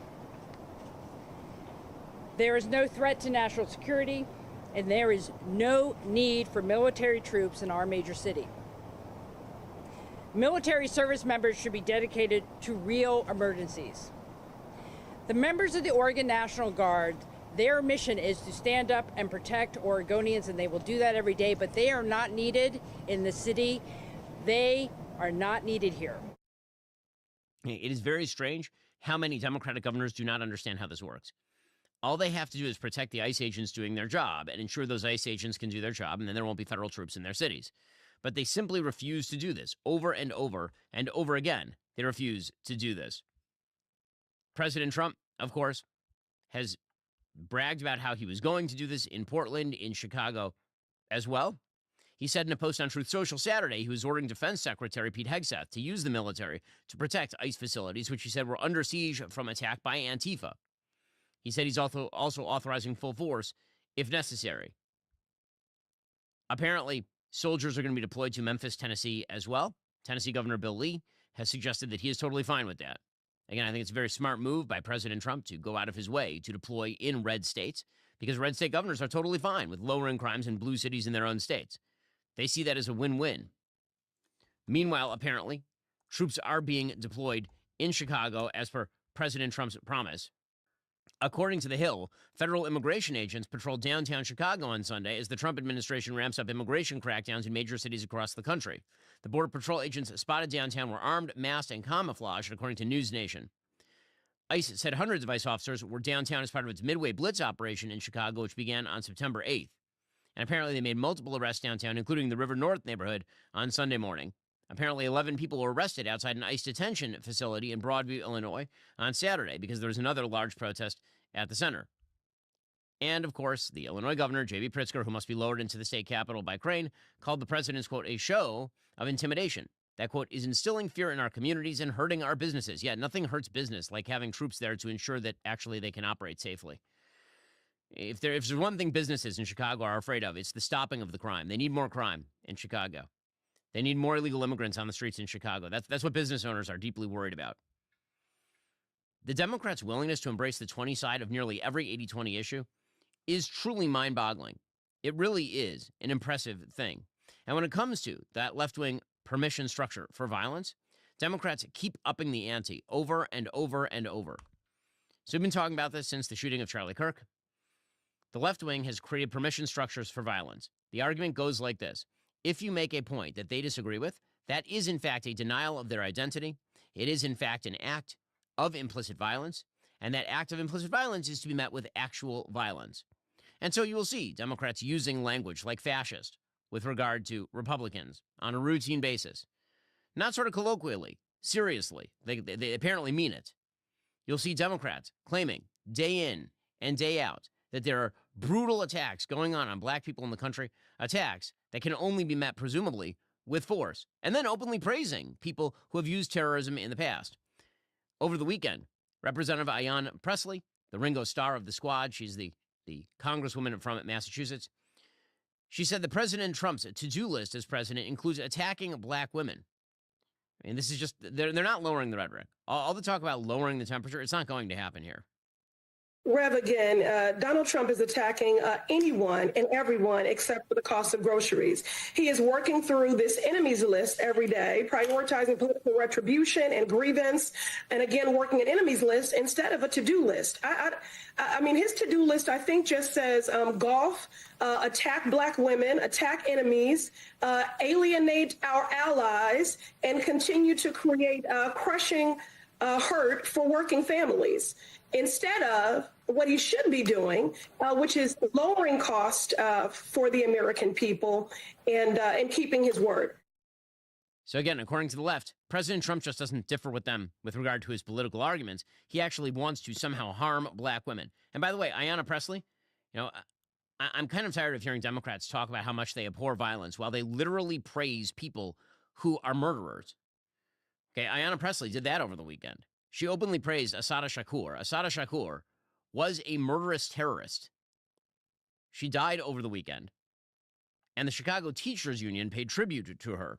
She died while she was living in Cuba because she was in exile since she was on the FBI's most wanted list, having escaped prison in 1979 after being convicted of the first-degree murder of a New Jersey state trooper. And that was after, of course, she had joined the so-called Black Liberation Army that engaged in a campaign of guerrilla activities against the United States government, ranging from bank holdups to murdering drug dealers and police. Here is Ayanna Pressley openly praising Assata Shakur. I'm going to do a little call and response, one of my favorite in the words of Assata Shakur. So I will say it and you respond and repeat it back. It is our duty to fight for our freedom. It is our duty to fight for our freedom. It is our duty to win. It is our duty to win. We must love each other and support each other. We must love each other and support each other. We have nothing to lose but our chains. We have nothing to lose but our chains. I mean, apparently you have your independence to lose as you speak like a robot, the words that Ayanna Pressley dictates to you while praising, a person who actively killed a member of American law enforcement. Pretty impressive stuff. Meanwhile, again, other major Democrats continue to trot out the exact same inflammatory language that's been carved into bullets. Now, remember that into the casing, the shell casing of one of the bullets that was going to be aimed at Charlie Kirk was the phrase, "Hey, fascist, catch." That's not stopping Democrats from continuing to use that sort of language. Gavin Newsom, the governor of California, over the weekend, put out via his press office, Stephen Miller is a fascist, all capital letters, because he's still doing this annoying routine where he pretends that he's like President Trump. And then Randy Weingarten, the head of the American Federation of Teachers, she says that actually it's her job to fight fascism. That's what she's doing. She's not fighting the American taxpayer on behalf of teachers who want to teach less and do a bad job with your children. She's actually fighting fascism. What's clear to me is that people don't know what fascism is. They don't know what authoritarian is. So what they see is they think we're just being, or people, when they use a term, are just being political. We want critical thinking for not only adults, but for our kids. And what I wanted to do here is not only do a warning, but also what is the antidote? HBCUs are the antidote. Public education done well is the antidote. When teachers in classrooms are trying to create a safe and welcoming environment, that's the antidote to political violence. Let them have the resources and the supports to do those kind of things. Right. And what's the biggest antidote? Kids really understanding and discerning fact from fiction. Them understanding, as the founders asked us to do, to actually make education the foundation stone of this country. So do the things that she wants, or you're a fascist. And if you don't do what she wants, then you're fomenting violence. It's these sorts of arguments that actually create the permission structures for violence, of course. And those permission structures find their apex at the New York Times. I have to say, the New York Times is such a horribly edited newspaper. And I say this advisedly. There are people at the New York Times with whom I politically disagree very strongly, but I like personally. Ezra Klein is one of those people. I recently did a very long interview with Ezra Klein. We sat down. We disagreed on nearly everything, but it was very conciliatory. It was really interesting. We held our positions, but it was sort of a fascinating clarification. The New York Times, however, has spent pretty much every day since the assassination of Charlie Kirk, with the exception of Ezra's work over there, really pushing that permission structure for violence. And over the weekend, they truly outdid themselves, really outdid themselves. In a minute, we'll get to more from the New York Times. Nicole Hannah-Jones makes her grand return to the pages of her alma mater. Plus, the New York Times is now praising Marjorie Taylor Greene, and we'll get to the latest talks regarding Gaza. We'll also get to the government shutdown. A lot going on in the news today. First, with the holidays just around the corner, companies are getting ready for their busiest time of the year by looking for all sorts of extra help. It's not just retail these days. You'll find businesses searching for people to work at winter festivals, wrap gifts, help with big events, manage deliveries, even step in as personal shoppers. There's a real need for anyone with handy skills, event experience, or special licenses, since these roles aren't always easy to fill when demand spikes. Whether you're hiring for one of those roles or any other role, the best way to find the perfect match for your role is on ZipRecruiter. Right now, you can try it for free at ziprecruiter.com/dailywire. As a business owner, I can really appreciate how ZipRecruiter's technology quickly matches job postings with qualified candidates, so you're not wasting days sifting through the wrong applications. Plus, you can instantly see how many people in your area are actually qualified for a position. That helps you make hiring decisions a lot faster. You can even reach out to top candidates directly from their resume database, making the recruitment process smoother and more efficient. Let ZipRecruiter find the right people for your roles, seasonal or otherwise. 4 out of 5 employers who post on ZipRecruiter get a quality candidate within the very first day. And right now, you can try it for free at ziprecruiter.com/dailywire. Again, that's ziprecruiter.com/dailywire. ZipRecruiter is the smartest way to hire. Also, I found that when it comes to updating your home, those details, they make all the difference. Maybe you thought about upgrading those window treatments, but it's kind of a hassle. Usually it just isn't worth it. All that waiting around for a designer, sky-high quote, and then trying to coordinate installation, it's a pain in the butt. Well, that's why I want to tell you about Blinds.com. Blinds.com totally changed my outlook on home updates. Instead of waiting around for appointments, you can actually browse their huge selection, even talk to an expert from the comfort of your own home. If you want somebody to measure it and install it for you, they'll do it. Prefer to do it yourself? Well, you can do that too. They'll have expert support every step of the way. Their samples show up fast, free. Picking the perfect color or texture is simple. Whether you're looking for bamboo shades, classic shutters, or even outdoor options for the patio, they've got you covered, all for a price that beats the showroom every single time. Best part? No stress. Just a simple process with a 100% satisfaction guarantee from the folks who've been doing this for 29 years and have covered over 25 million windows. Right now, Blinds.com is giving our listeners an exclusive $50 off when you spend $500 or more. Just use promo code Shapiro at checkout. Limited time offer. Rules and restrictions apply. See Blinds.com for details. So, you just have to understand that the New York Times, as a newspaper, is perhaps the chief purveyor of this permission structure. Right after Charlie died, they had not one but 2 separate pieces concerning Hassan Piker, the Twitch streamer who is more than warm to terrorist violence. They had one piece that was an obit for Charlie by Hassan Piker, basically blaming capitalism for Charlie's death. And then they had a profile of Hassan Piker as though he was some sort of great exemplar of moral debate, anti-violent debate, which is insane. I mean, the man has, as we've covered on the show, over and over and over, endorsed the use of violence. In fact, here he wasn't all that long ago singing Bella Ciao. Bella Ciao is a revolutionary song that was literally carved again into one of the bullets that was next to the gun used to kill Charlie Kirk.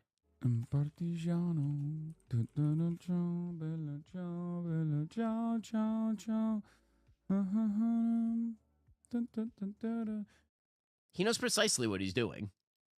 First of all, can't sing, but also knows precisely what he's doing. He's not doing that for fun. He's doing that because there is a tacit and not so tacit endorsement of violence by members of the left. Well, over the weekend, the New York Times decided it was time. There'd been too much tolerance for opposing views in the New York Times. That had to stop. And so they called forth the Halley's Comet of stupidity. They appear upon the horizon once every few years. They emerge from their cozy sinecures, being paid much money to do virtually nothing by the New York Times and by other elite publications. They trotted out Ta-Nehisi Coates. Any society that treats Ta-Nehisi Coates as a public intellectual is a society that truly deserves whatever happens to it, because Ta-Nehisi Coates is not only a purple writer, he is an awful thinker. So they tried out Ta-Nehisi Coates, and they also tried out Nicole Hannah-Jones, who is back from the intellectual dead. She hasn't written anything for years, but she's still on the New York Times' payroll. First, Ezra had on Ta-Nehisi Coates to essentially chide him for the great sin of being upset over Charlie's death. Ta-Nehisi Coates, who literally just wrote a book, essentially creating the case for why terrorists are fine against Israel, calling Israel an apartheid state, likening Israel to the Jim Crow South, not mentioning a single time Palestinian terrorism. Ta-Nehisi Coates, the same person who has over and over and over again made light of terrorism, including 9/11. He wrote in his book, Between the World and Me, about sitting on top of an apartment building, watching the towers as they burned and feeling nothing, stoned out of his mind. Ta-Nehisi Coates, a perfect person for the New York Times to bring in as a sort of voice of morality. And what was he upset about? He was upset that Ezra Klein had written a couple of columns in which he treated Charlie Kirk as a good example of people trying to debate issues. So Ta-Nehisi put out this interview with Ezra Klein, and Ezra Klein says to him in the interview, quote, "After that happened, I thought about me, I thought about you, I thought about all kinds of people I know. So I do think there's something about when violence takes hold, there's something about it that begins to breach all lines. That's part of my reaction too." He said, "I worry that we are already in a cycle of political violence, of mimetic violence. I think about Nancy Pelosi, I think about Josh Shapiro, I think about the near assassination of Trump." Ta-Nehisi Coates' reply was, quote, "I think all of that is understandable, but was silence not an option? But was silence not an option?" So you're supposed to stay silent when a major political commentator on the other side of the aisle is shot to death while debating issues, according to Ta-Nehisi Coates, because he thought the wrong things. Because he thought the wrong things. And then Ta-Nehisi Coates just does his usual routine about how America is a deeply evil and racist place. And then he mischaracterizes Charlie's positions over and over and over again, calling Charlie a racist, lying about what Charlie had to say, and suggesting that Charlie made the debate worse. Ta-Nehisi Coates didn't make the debate worse by suggesting over and over and over that America was deeply racist, unfixable, terrible, so terrible he had to run out of the country, while simultaneously writing comic books for DC Comics.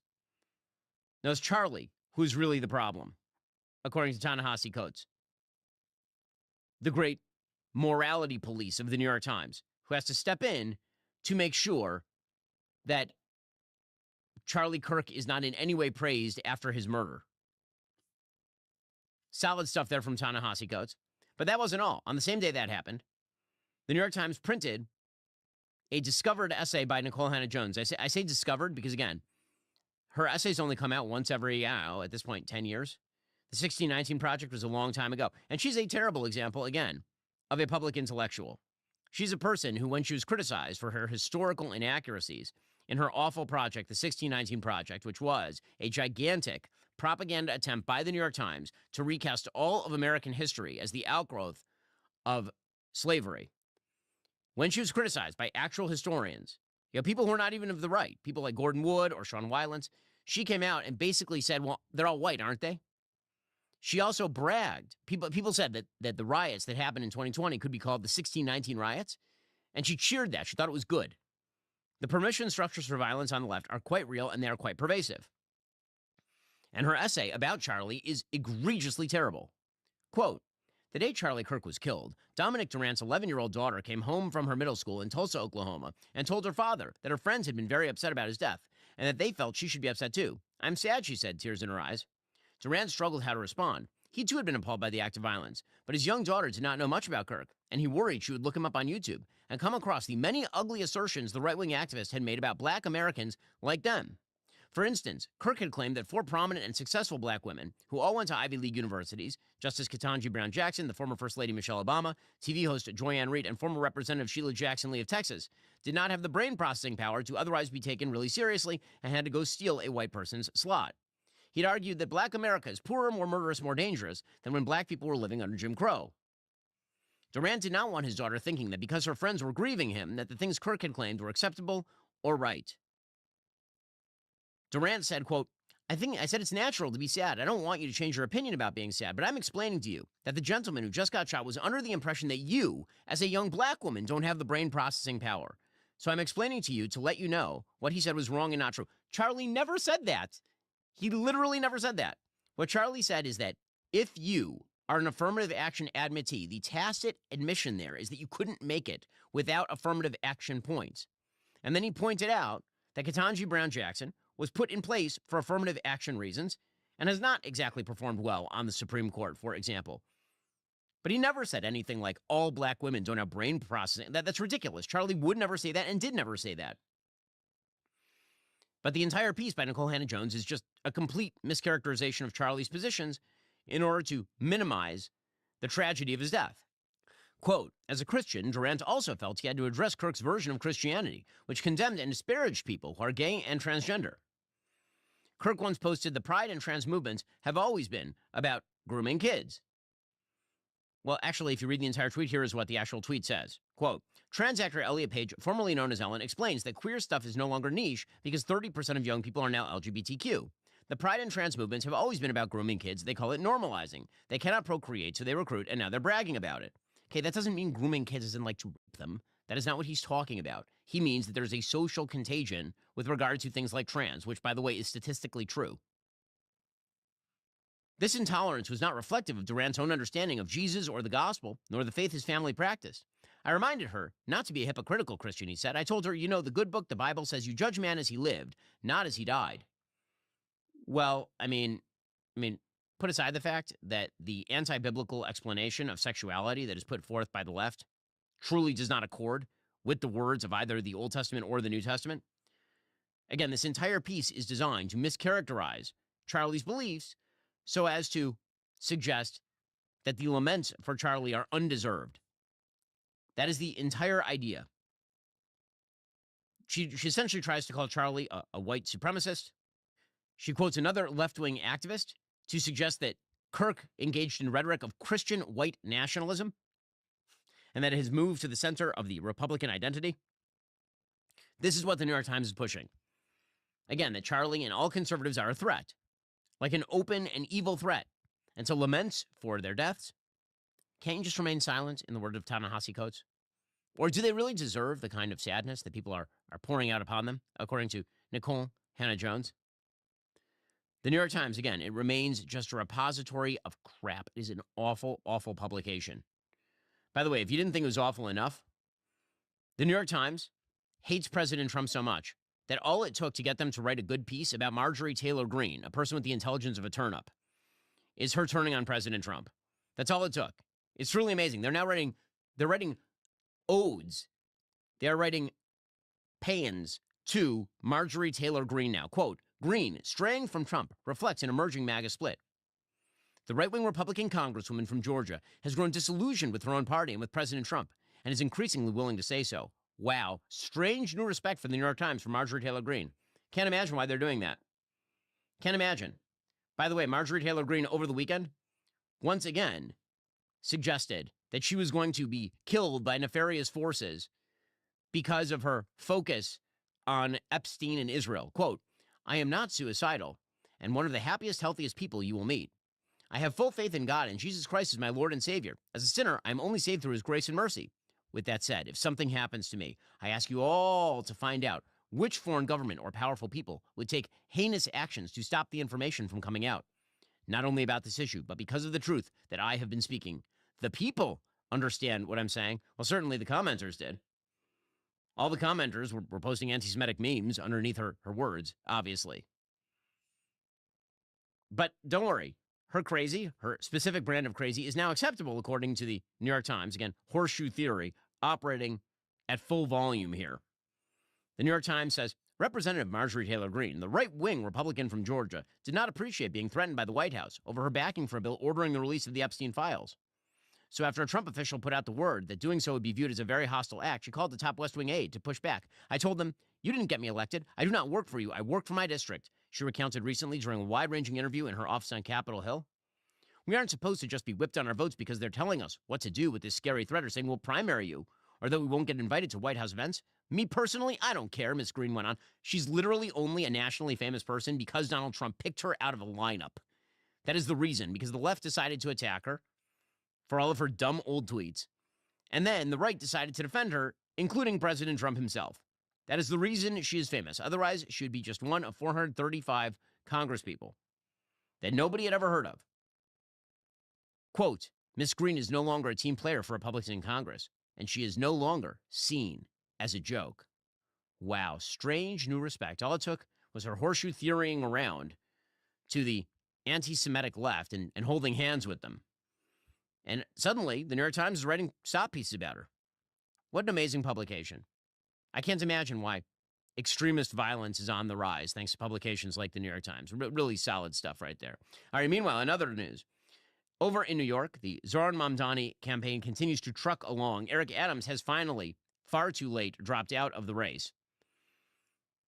Again, when you look at Polymarket, he's still the heavy favorite, Mamdani, to win the New York mayoral election. And Adams dropping out really did not affect things very much. Mamdani is still about an 85% favorite to win. Eric Adams was running in the low double digits here. In any case, here he was dropping out of the race yesterday, far too late. It has been my honor to be your mayor, and I'm proud to say that we took that victory 4 years ago and turned it into action. And yet, despite all we've achieved, I cannot continue my re-election campaign. The constant media speculation about my future and the campaign finance board's decision to withhold millions of dollars have undermined my ability to raise the funds needed for a serious campaign. My fellow New Yorkers, this is your city. Its leaders work for you. I am one of you. My story is your story. I lived the struggle, but I never stopped loving this city. That is why I ran for mayor, to turn my pain into purpose. And I will keep fighting for the city, no matter what, from City Hall or beyond, because I am a New Yorker. Oh, boy. Well, glad he could stick around long enough to make sure that his successor is a communist with Islamist tendencies. That's really wonderful. Speaking of that communist, Mamdani says that the solution to affordable housing in New York will be for the city to buy up housing from private owners. Presumably, he would do it through eminent domain or something, and then make it city-run, because nothing has succeeded like city-run housing. It's been working amazing for decades. We've never tried government housing before. It never results in slums. It never results in horrible living conditions, people abusing their housing. It's always just glorious. I mean, every place government housing is tried, it just works amazing. Well, speaking of public housing, I asked our sponsors and friends over at Comet, which is a project of perplexity, to tell me about the public housing failures of the 60s and 70s in the U.S., just as a reminder.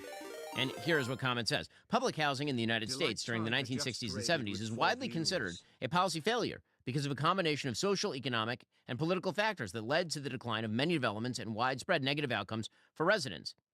Causes of public housing failure include chronic underfunding and federal disinvestment, Authorities often placed public housing projects in already impoverished, racially segregated neighborhoods, worsening poverty and social isolation. Government efforts to reduce construction costs resulted in buildings that suffered from poor design and insufficient maintenance projects. Strict eligibility rules evicted families that saw even modest financial improvement, concentrating the poorest and most vulnerable populations together while driving out stable working-class tenants. And if you think none of this is going to happen, you're out of your mind. A lot of this is going to happen because, as it turns out, if you try to keep costs down, you end up basically doing it on the cheap, and then the housing is crap. If you try to use it as a labor program, you end up paying way too much, and at that point, you're impoverishing the taxpayer. And if you have no standards as to who is living there, people end up wrecking the housing because they don't actually own the housing, and they're not even responsible for what happens to the housing they live in. And so, as Comment points out, public housing projects became increasingly associated with crime, drugs, and gang activity as a result of concentrated poverty and lack of employment opportunities. Some of the biggest examples include the famous Prout Ego Complex in St. Louis, Missouri. There are entire books that have been written about this complex. It's a disaster area. So I'm glad that New York has decided to do all this again. How could it go wrong? So Zohran Mamdani enthusiastically endorses it based on his longtime experience as a failed rapper with a trust fund. We'll have to go beyond the market. We can establish community land trusts to gradually buy up housing on the private market and convert it to community ownership. We can give tenants a right of first refusal to buy out their landlords when buildings go up for sale. And we can fully commit to a new era of social housing, ending subsidies for luxury housing development and using our wealth to build beautiful, high-quality social housing projects that offer good homes and strong communities to everyone. We won't decommodify housing overnight, but we know what we have to do, and we have history to guide us.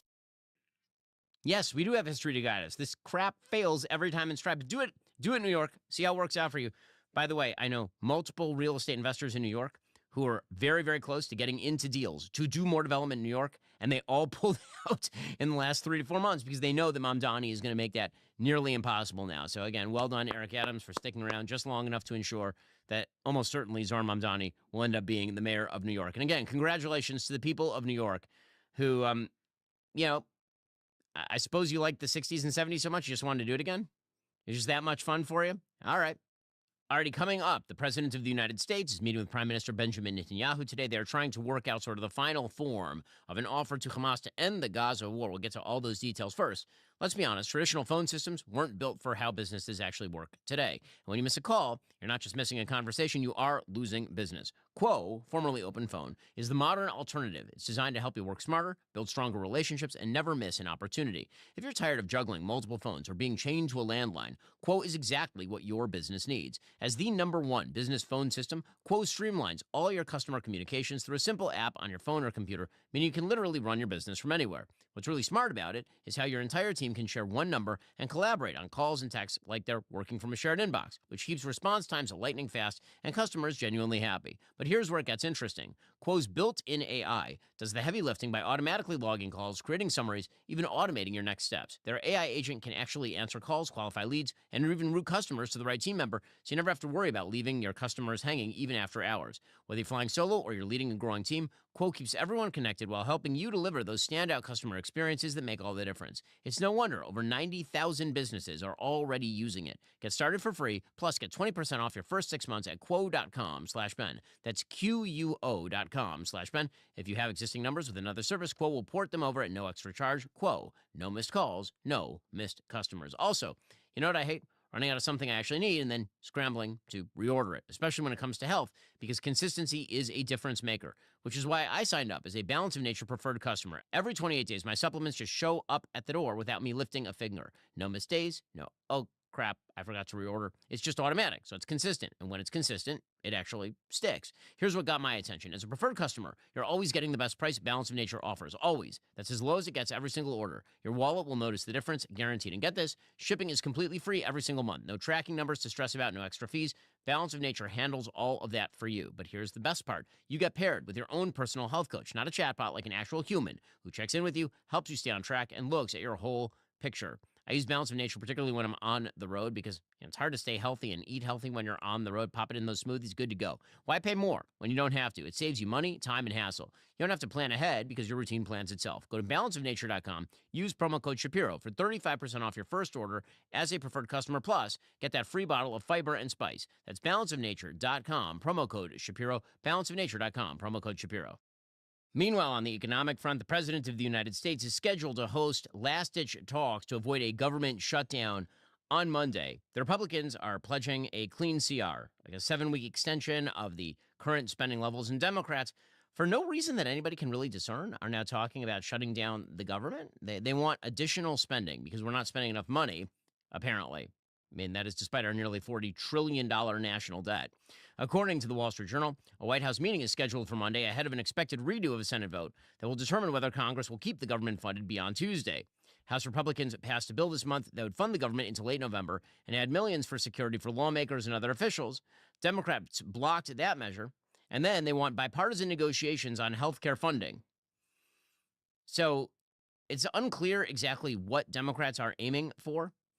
They want more money for Obamacare subsidies that are set to expire. Apparently, both Chuck Schumer, Senate Minority Leader, and Senate Majority Leader Thune have said that any resolution to the standoff would likely involve some sort of negotiation over Obamacare credits. John Thune says the ball's in Democrats' court. Like, all we are doing is just extending current spending levels here. Is the government going to shut down this week, Leader Thune? Totally up to the Democrats. The ball is in their court. There is a bill sitting at the desk in the Senate right now. We could pick it up today and pass it. That has been passed by the House, that will be signed into law by the President to keep the government open.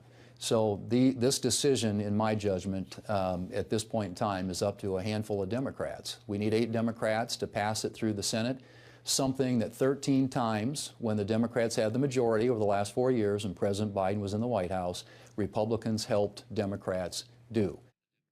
And so that is also being said by Speaker Johnson, who says the real goal here is to somehow increase payments for health care for illegal immigrants, which isn't even legal in the first place.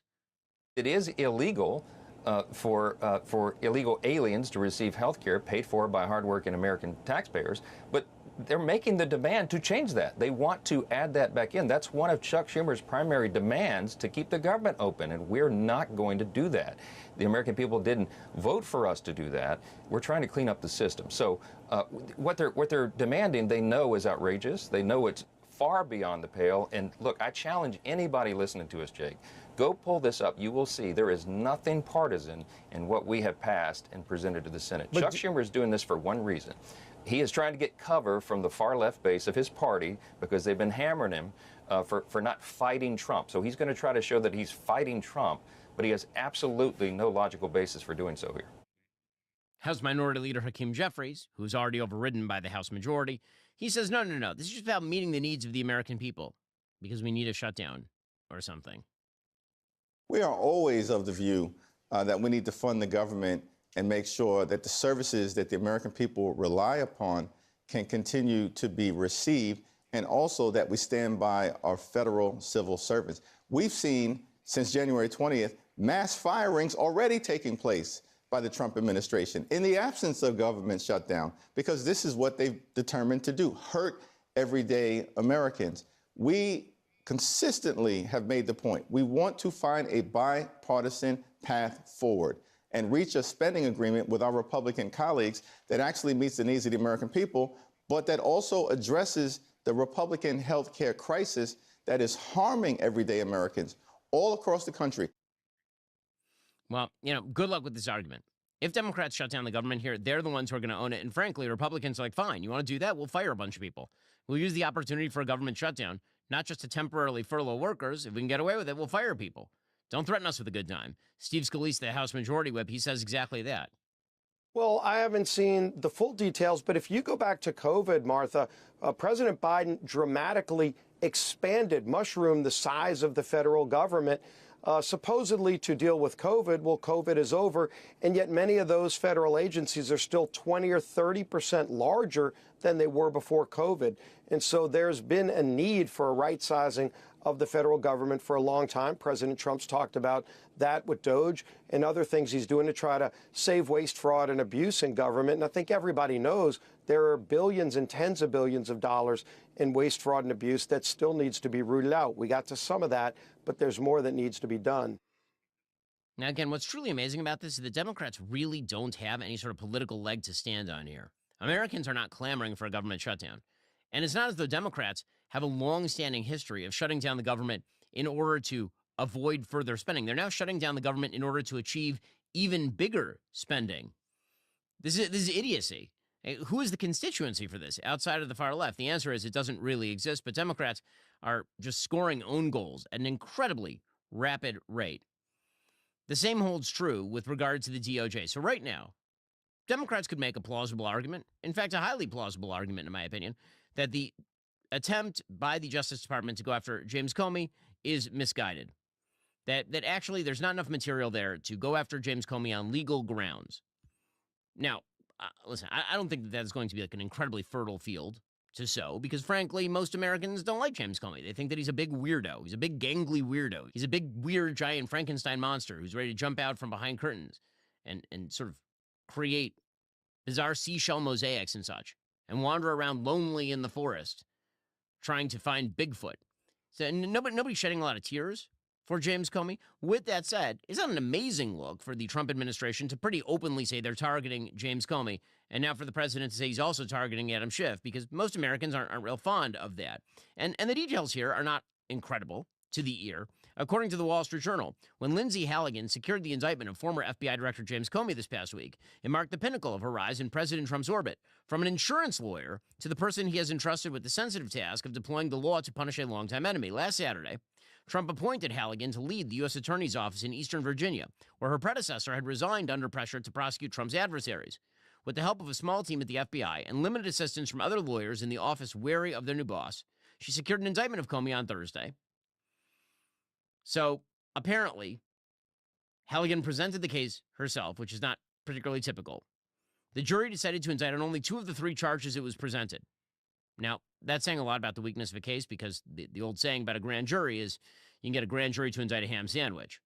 So if you bring 3 charges and the grand jury says no to one of them, that is one thing. Then the judge told Lindsay Halligan she had 2 documents before her that were inconsistent with one another. One document contained only 2 of the charges. The other document had all 3.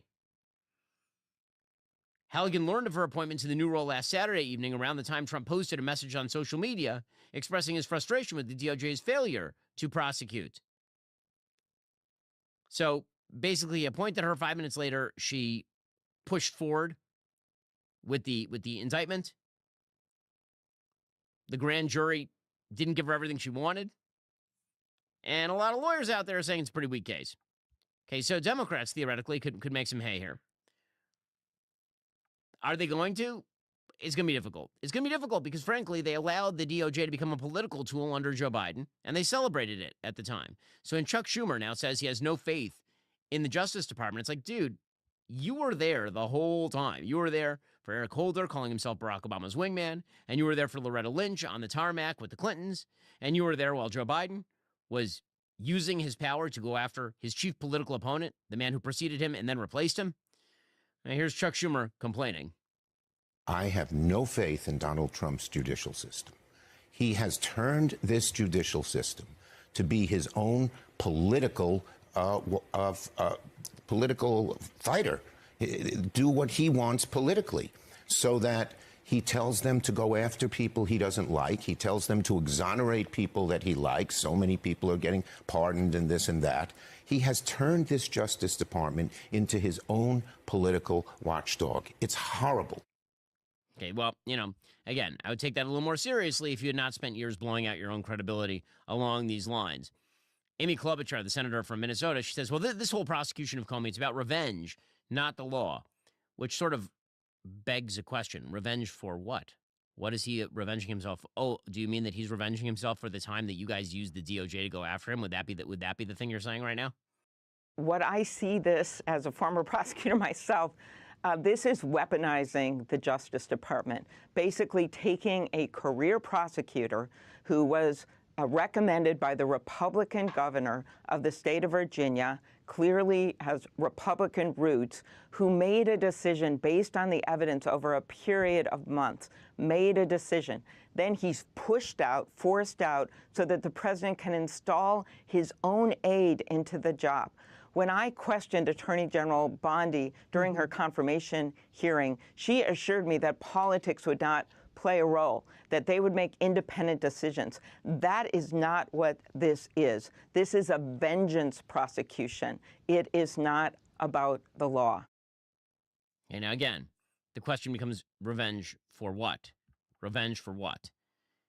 If you didn't speak out while the DOJ was targeting Donald Trump and while Russiagate was going on, you're touting the magic of Russiagate, it's very difficult now to turn around and claim that what Trump is doing is unprecedented and terrifying. What's good for the goose has to be good for the gander in order for any of this to work. Okay, meanwhile, on foreign policy, the President of the United States is slated to hold talks with Prime Minister of Israel, Benjamin Netanyahu, today. There have been major negotiations over an offer to Hamas to essentially end the Gaza war. Now, essentially, the people who are negotiating right now are negotiating with themselves. They have no idea what Hamas is going to say. Qatar has been rewriting the proposals. Egypt has been rewriting the proposals. Other Arab countries are involved in the proposals. The United States is involved. Israel is involved. It appears that the United States and Israel are now sort of on the same page. The President of the United States put out a statement saying that talks appeared to be nearing their end, that the war was in its final stages. Now, again, President Trump has been very optimistic about a number of possible deals over the course of his second presidency, ranging from Russia-Ukraine to deals having to do with Iran. So it would not be a shock if this all fell apart because Hamas has no interest, actually, in surrendering the hostages. The original draft of the 21-point document shared by the United States with a handful of Arab and Muslim countries earlier this week on the UN General Assembly sidelines, the plan is fairly controversial. It is significantly looser on Hamas in the Gaza Strip than Israelis would probably like. With that said, it does put the onus on Hamas to release the hostages and the onus on the temporary government to change its constituency so that Hamas isn't running the place. The 21-point plan, not to go through the whole thing, includes provisions like Gaza will be a de-radicalized, terror-free zone that does not pose a threat to its neighbors, which sounds great in theory. The question is how you make that happen in practice. If Israel and Hamas agree to the proposal, the war will immediately end, with the IDF halting all operations and gradually withdrawing from the Strip. Within 48 hours of Israel publicly accepting the deal, all living and deceased hostages would be returned. Once the hostages were returned, Israel would free several hundred Palestinian security prisoners serving life sentences. That means murderers and terrorists. Again, that's not the United States' fault. That's Israel's fault. Israel has a bizarre view with regard to hostages, which is that basically any price ought to be paid for hostages. Again, you have to understand the emotional empathy that Israelis have for hostages and their families, which has been crippling the country since October 7th and well before. But it is a bad warfighting strategy. What led all of this off in the first place was an idiotic deal pursued by then Prime Minister Benjamin Netanyahu to get an IDF soldier named Gilad Shalit back for 1,000 Hamas terrorists, including Yahya Sinwar, the architect of October 7th. So this sort of math is always bad. Nonetheless, once the hostages are returned, Hamas members who commit to peaceful coexistence will be granted amnesty, while members who wish to leave the Strip will be granted safe passage to receiving countries. Now, I don't even know how you commit to peaceful coexistence if you're a Hamas member. All that means, presumably, is that you lie and you say that you are now willing to, what, live in peace with everybody else? And if Israel isn't there to police the place, how exactly are you stopped from, rearming?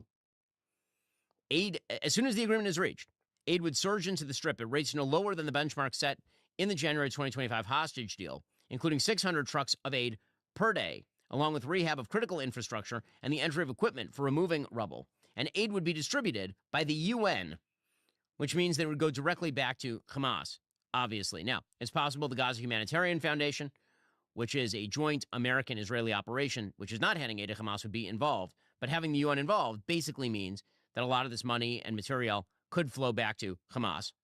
Gaza would be administered by a temporary transitional government of Palestinian technocrats who will be responsible for providing day-to-day services for the people of the Strip. The committee will be supervised by a new international body established by the U.S. in consultation with Arab and European partners. It will establish a framework for funding the redevelopment of Gaza until the Palestinian Authority has completed its reform program. Well, good luck to that. The Palestinian Authority is deeply corrupt. It still retains a form of pay for slay, meaning they pay people to kill Jews. The Palestinian Authority doesn't really even handle security in the so-called West Bank anymore. It's a disaster area. The Palestinian Authority is in a state of full-scale collapse in Judea and Samaria, but I guess the idea is that the PA is going to somehow handle the Gaza Strip. And then an economic zone would be established. Now, again, some of this is unobjectionable. Some of this is really bad planning, because I can recall a time when Israel made an international commitment to pull out from the Gaza Strip, have no military forces in the Gaza Strip, hand over running of the Gaza Strip to the Palestinian Authority. European aid would flow in. Some American oversight would take place. It was called 2005. Israel did it. Hamas took over within a year and then used it as a terror base. So Israel can't afford that right now, obviously. Now, with that said, it's very doubtful any of this comes to fruition, because I really, really, really doubt that Hamas is going to take Israel up on any of this. Anything that even titularly gets rid of Hamas as the ruling party in Gaza is unlikely to be accepted by Hamas. Hamas is running out of running room here, with that said. Apparently, one of the conditions of the deal here is that if Hamas does not accept the deal, Qatar will expel Hamas leadership from the country. Hamas leadership knows that once it's expelled from the country, it's kind of fair game for Israel to kill them. Apparently, some of the other provisions that would create pressure on Hamas, the biggest thing that's happening right now is that Israel is being extraordinarily successful in its campaign in Gaza City. You remember all of the run-up to Rafah earlier in March 2024 or so. All eyes on Rafah. Israel's going to commit genocide in Rafah. And then it turns out that Israel did an impeccable job of clearing the city of civilians and taking out the terrorists with minimal loss of life. You recall that. Well, the same thing seems to be happening in Gaza City, where over 800,000 Palestinian civilians have already evacuated, despite the fact that Hamas is trying to shoot people as they leave. So that military victory in Gaza City seems to be the end of the war, no matter how you slice it, whether there is a deal or not. Even if the hostages are not back, it is very likely at that point the United States and Israel say the war has effectively ended. Military counterinsurgency has now begun. Those operations will continue until the release or the freeing of the hostages by the IDF. Benjamin Netanyahu last night appeared on Fox News, where he praised President Trump for his efforts. Well, we're working on it, Jackie. It's not been finalized yet, but we're working with President Trump's team, actually as we speak, and I hope we can make it a go, because we want to free our hostages. We want to get rid of Hamas rule and have them disarmed, Gaza demilitarized, and a new future set up for Gazans and Israelis alike, and for the whole region. So, obviously, there's a lot of optimism today. We'll see very, very soon whether that optimism is justified based on Hamas's reaction to all of this. Alrighty, folks, the show continues for our members right now. In just a moment, we'll get to China and Russia. Russia continues to slam Ukraine, and America's policy seems to be changing pretty radically in response. Remember, in order to watch, you have to be a member. If you're not a member, become a member. Use code Shapiro. Check out for 2 months free on all annual plans. Click that link in the description and join us.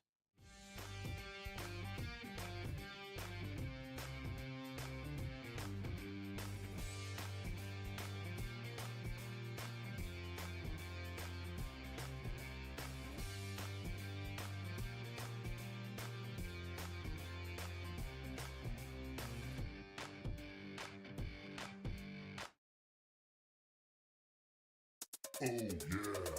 Ooh. That's sexy.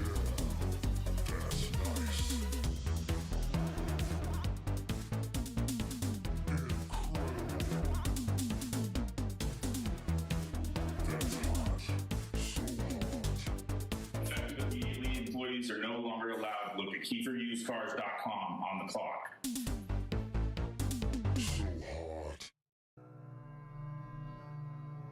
It could have been any of his family members. He was always happy to hand out money he earned. Some likely wanted it very badly and weren't asking. Melody, the last person to see him and his wife, was questioned first. So you were the last one to see Gary alive on Tuesday night? Right. Did you hear any gunshots? No, but there was a ton of, like fireworks and firecrackers and all kinds of stuff going off. Do I need to get an attorney? That's up to you. It's one of your rights. I would have never, ever hurt him. Never. The unfortunate thing is somebody did, and we don't know who did, and it's our job to determine that. You know, you're the spouse. We have to do everything in our power to rule you out or to rule you in, you know? And sure, you know yourself. If you can believe it, wouldn't Gary have a good old...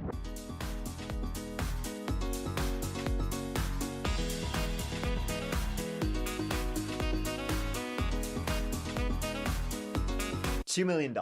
I mean, Gary and Melody, they didn't even sleep in the same bed. Never mind the same bedroom. They didn't even sleep on the same floor of the house at the farm. She slept on like the second floor. He slept on the first floor. Then their son Scott, he slept in an apartment above the garage. So was it Melody? She had a lot to gain. But Melody was quick to say that both her sons, Chris and Scott, had been having issues with Gary lately. So given the history of, you know, just talking to everybody, it doesn't seem like he was depressed and suicidal. He's never had any violent tendencies. The location of where the wound was received on the body from the evidence that we can tell is not a typical self-inflicted place to shoot yourself. Where was it? It was in his rib cage. That's the one that we have found so far. Right. I don't know. I'm just kidding. I don't know. I don't know what to think. So, he has no enemies or friends according to anybody. He's a lawyer. Right? A corporate real estate lawyer, so. Yeah, he's a corporate real estate lawyer. Yeah. There's nothing missing from the property that anybody's reported. No. You weren't harmed, you were in the house. Yeah. It was just you and him there, Scott possibly out in the barn, so you don't know how he received at least one gunshot wound. No, I do not. Any feuds with the boys lately? He and Scott would get into it pretty heavily. I mean, you know, they'd come to blows just over things because Gary was so anal about everything. I mean, Scott's hot. I mean, he's hot-tempered. There is no doubt. He's very hot-tempered.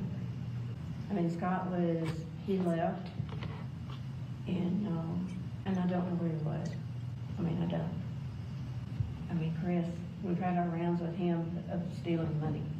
I mean, to the point of that Chris is just, you know, we didn't know what to do with him. Mm-hmm. Here comes the bus. Whoops, there you go. She was really hanging her sons out to dry. Nice. Scott was quick-tempered as all shit. Chris, he stole from Gary, according to Melody. Let me ask you a question. Mm-hmm. What do you guys think happened? See, this is where I'm torn. I want to tell you what I know.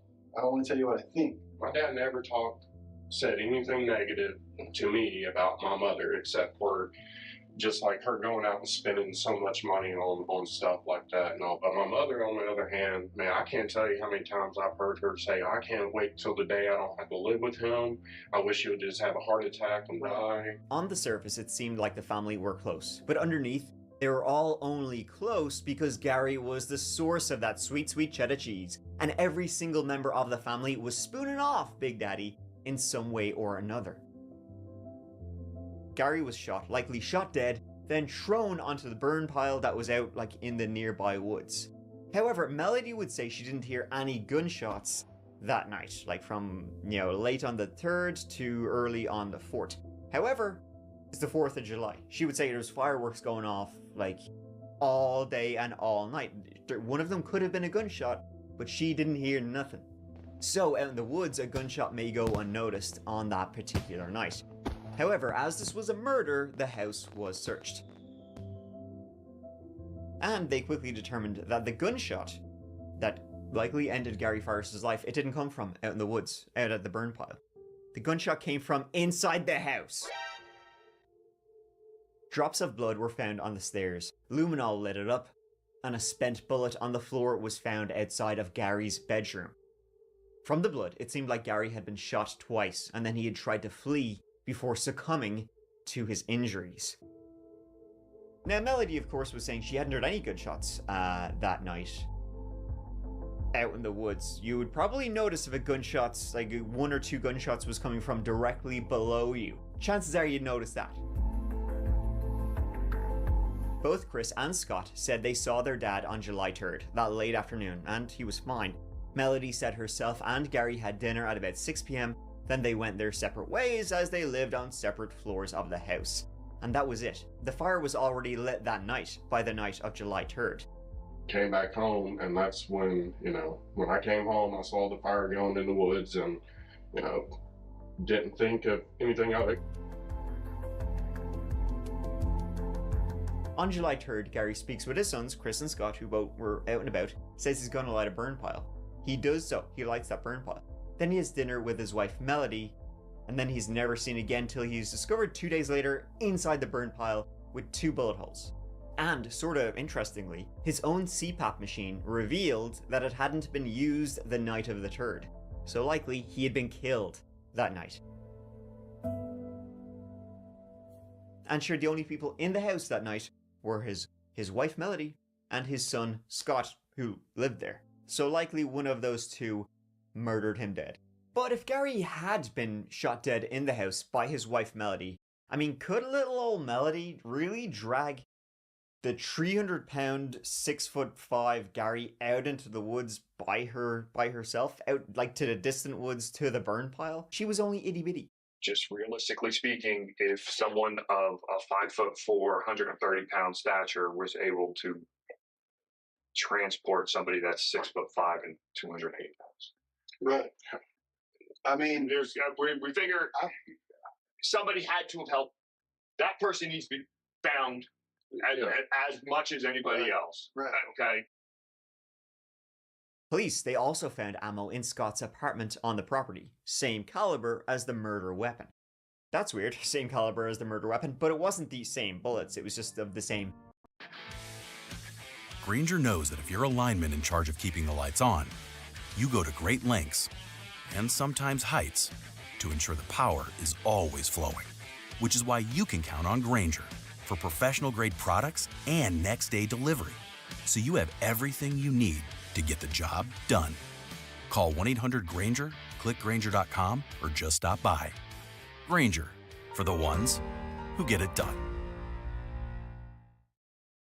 Type. Scott also had the strange story about finding a firearm a couple of months previous that was of the same caliber as the murder weapon. He just sort of like stumbled across it in the basement of the house. He had never seen it before, didn't know how it got there, but now it's gone. He went looking for it after they found his dad, but before they knew his dad had been shot, and he said lads, what's going on here? And also, when Gary disappeared, but before he was found in the burn pile, didn't Scott go out and check the trail cams in the woods around their house, just to see maybe one of these cameras caught where Gary was and, give him a clue as to where he could be? Scott said he checked the footage that was on the trail cameras, didn't see anything, just squirrels, deers, that kind of shit. And then he deleted all the footage because he's not on it. Why would you delete the footage? I went down there and checked the trail cam, and there's just a couple squirrels and a couple raccoons, and that was it. I just deleted everything. It was worrisome. Like with Gary dead, everything went to Melody, but Melody was insinuating that her kids, her own flesh and blood, especially Scott, who still lived with them, that they were so greedy that she was worried she might be up next for a meet and greet with the Grim Reaper. Melody was saying it was her sons, Scott in particular, that likely murdered Gary. And they were saying the complete opposite, that Melody killed their dad. I don't know if my mom did this or not. I don't know. But all the she's done for the last 10 years 15, has really added up to what else are we going to look at? Only 2 people were on the property. It had to be Melody or Scott. And it does seem, though, unbelievable that Melody wouldn't have noticed the gunshots that were on the floor directly below her. I mean, check this out. Police even did noise tests to see if the gunshot could be heard outside the house, how far the sound would travel. It traveled. 2, 1, shot. Yo, what up, Tiger? Sorry, I just got back. All units stand by. 3, 2.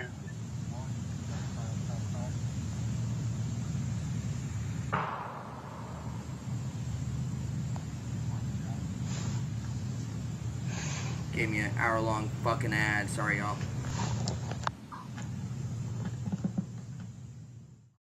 But, and it's a big booty, would she have been big enough to drag her plus-sized husband out of the house to the burn pile? Scott, ex-military, would have been big and strong enough to drag his dad into the woods. The bullets were found in Scott's room. They weren't the same as the murder bullets, but they were of the same caliber, and this is just across the way. Scott also deleted the trail cam footage, and he said he had seen the mystery gun that now, for some reason, couldn't be found.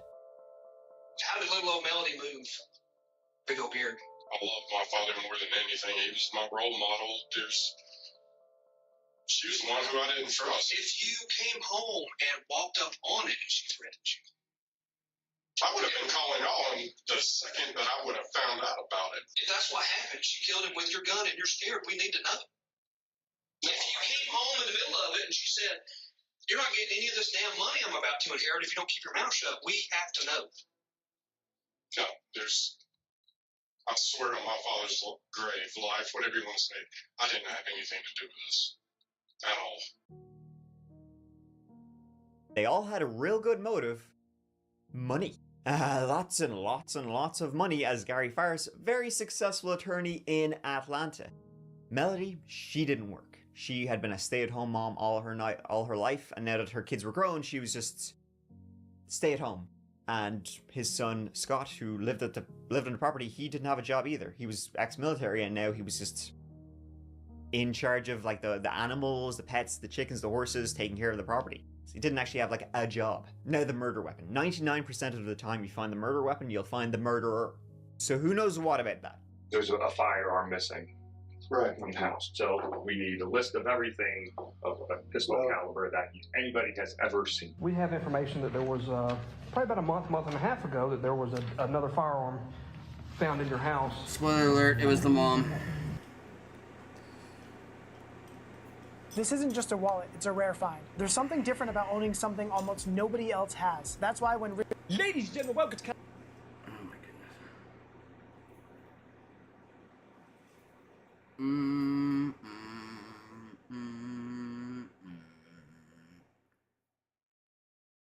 Meow, meow, meow.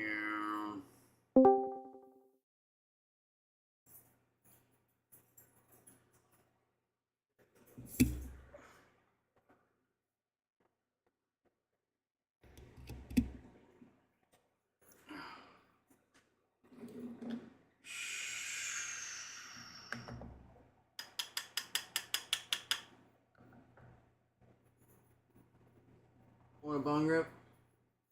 Yeah. Ow. Rips from the bone.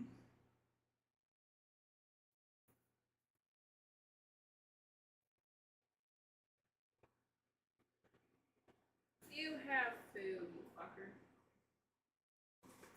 It's a fucker. It's just a fucker.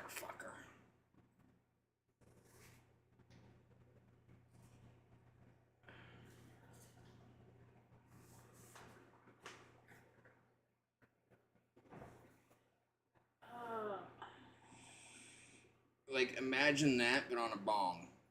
Yeah. See how it loops? What up? Yo. Dude, you remember slime bongs? One more time? Slime bongs. Yeah.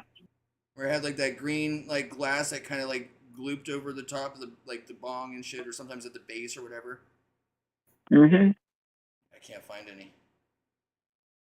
No, they're hard as fuck. It's even hard to find any of the slime recyclers too. No, I mean, a lot even of other kinds that it's just green accents on the top at the bottom.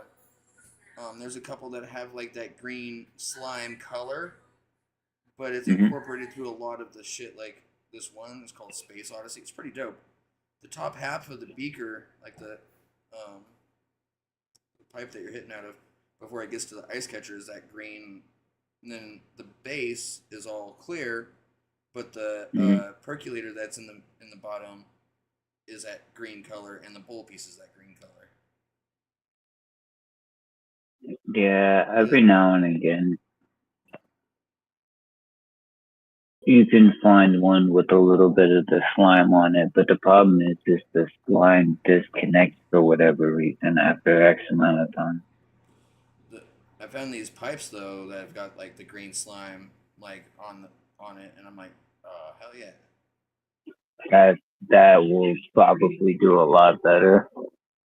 Yeah. I love the slime. I went through 3 recyclers, and I'm got cases for all my shit, like Pelican cases at that. So like they're well taken care of. And the hard case Pelican is not tough.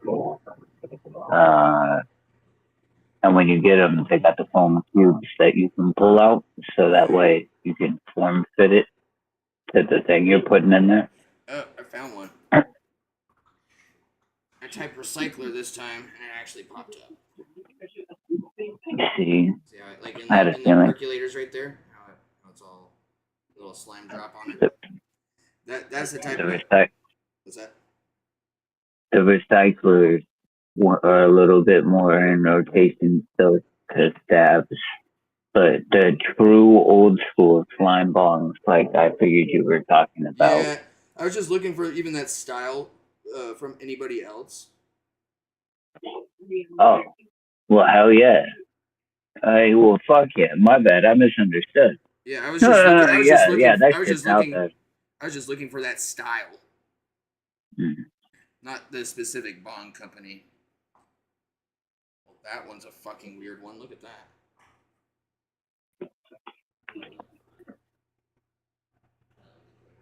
Yeah, that's weird as fuck. How do you even fucking load that? I did clean.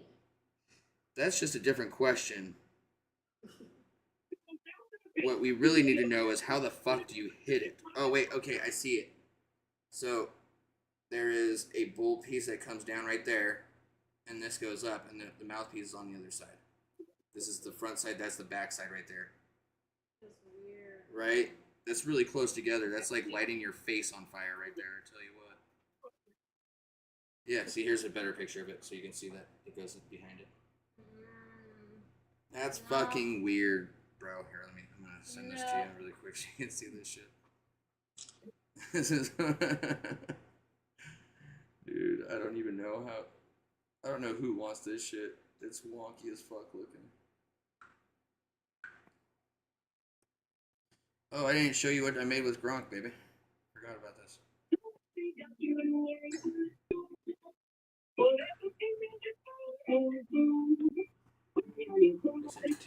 That's fucking just. It's weird as fuck, bro. The fuck is that? Do you like my cock on the stand? If only I had points. Points for what, Goblin? To smoke? Because we're about to smoke, if that's what you're trying to do with us.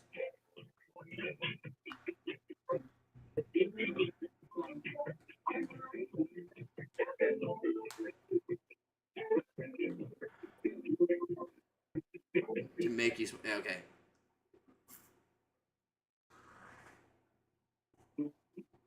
Well, lucky for you, sir, you came in at the exact right time. We just got back, and we're loading the bong. So you don't even have to spend any points.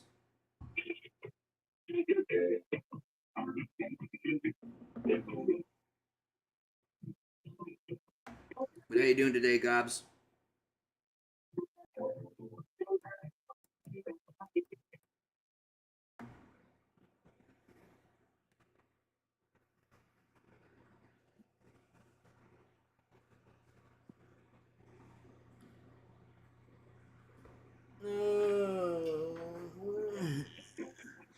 Been playing Injustice too. Dude, the Injustice storyline, like if you just take it as its own storyline, is actually pretty cool. It's fucking brutal. It's so fucking cool. I just suck at the game, so I never picked it up. Like I mean, I played Injustice 1, but I didn't play the second one because I definitely would get my ass smacked. Like I was all right with Barry Allen. Like the Flash, dude, he was a fucking fun one to play, but of course, I also was playing with people who are always playing fighting games. My old roommate Rob, dude, was a fucking beast. He was like you with Naruto, bro. except that he'd pick up any fighting game and keep the controllers online. Terrible. Nobody should be that good at a game. He's just good at. I mean, he's younger than us too, but he. I make fun of myself for being that good at it. Bro, And I just picked it up a couple of days ago. Dude, I'm just saying that like that level of fuck you up, except it's just across pretty much every fucking fighting game that there is that we had. There'd be one game. There was this PlayStation Smash Bros. Game. There's a PlayStation All Stars. And that was the one game I'd beat his ass in for a bit, and then he got better. And then he got better. And I'm like, God damn it, dude. Like, I was doing so well. Loki, are you done, bro? Are you done yet? I said, I had a buddy like that. His name was Trey. And, yeah. We became friends, talking shit to each other and fucking playing fucking Soul Calibur. And he was from Florida, and you couldn't understand like shit he was fucking saying. But he was nasty at Soul. I'm talking like every character nasty at Soul Calibur, just fucking nasty. I remember our Soul Calibur days too.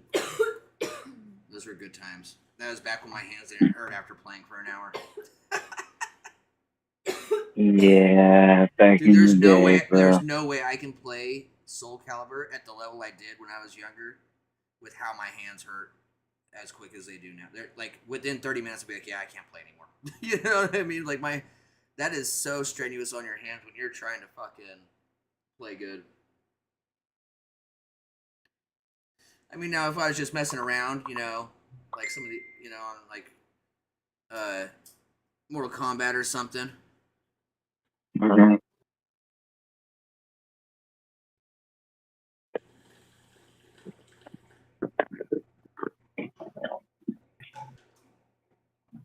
Yeah, that last one is really globby at the end there. Yeah, I was more so after like color, if that makes sense. Yeah, no, definitely. Like that first one with the metal fucking thing is pretty cool, minus the metal thing. Mm-hmm. And the third one isn't bad looking either. I can tell you right now, as a professional dabber, all of them would fuck. Like, oh yeah, hard. Well, that last one, I mean, dude, it's just a straight shooter. There ain't no percolation or nothing. That's just from the water to your mouth. Yeah, it's not there to make friends here, Yeah. It has one job and one job only. It's a cougar at last call. Injustice 2 is so much better at maining Scarecrow. Dude, Scarecrow seemed like he would be a fucking dope character, not gonna lie. Have you guys checked out or heard anything about the Absolute Universe in DC? Because that shit fucking epic. Like, I don't get excited about Batman comics, like, really anymore. But this shit is dope. Like, the last thing that Batman did that was cool, I thought, was the Batman Who Laughs. Yeah, I owed it. Yeah, that was the last one that I felt was like good. But dude, in this new one, so Bruce has his homies he grew up with. Oswald Cobblepot isn't called Oswald. He's called Ozzy because he's not rich. He's broke boy. So Cobblepot was the rich. He's like Ozzy Cobble is his name. So they capture Batman, and then they start fucking trying to break him mentally, and start experimenting on him and shit. And then they get fucked up, dude. He connects a bag to his stomach and like stores a bunch of stomach acid in a bag, and these fucking people come in to do something to him, and he's all been acting like catatonic, kind of like just not moving or talking. They come in and he sprays the fuck out of them with the stomach acid and fucking gets the fuck out of there, bro. Like, insane. Great way to start it. Well, he comes across, you know, like Killer Croc. Yeah. Well, Killer Croc was his homie that he used to do boxing with, and they experimented on him. Now he's this monstrous fucking crocodile looking, and dude, the crocodile's mouth looks like it's fucking like 6 feet long, like it could gobble you in one bite, legitimately. Like, terrifying looking motherfucker. Crocodile helps Batman escape, and then I guess it's a thing that keeps on happening with his friends that he keeps finding, but they blame him for what has happened to them because they pretty much targeted everybody that Bruce was close to and fucked with them in some way.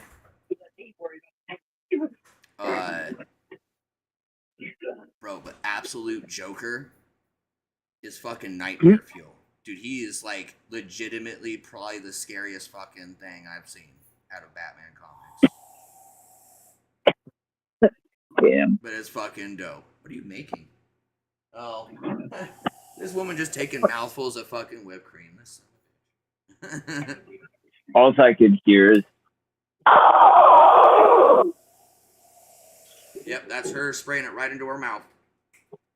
That's fucking awesome. Right to the fucking neuter. Your rip lip.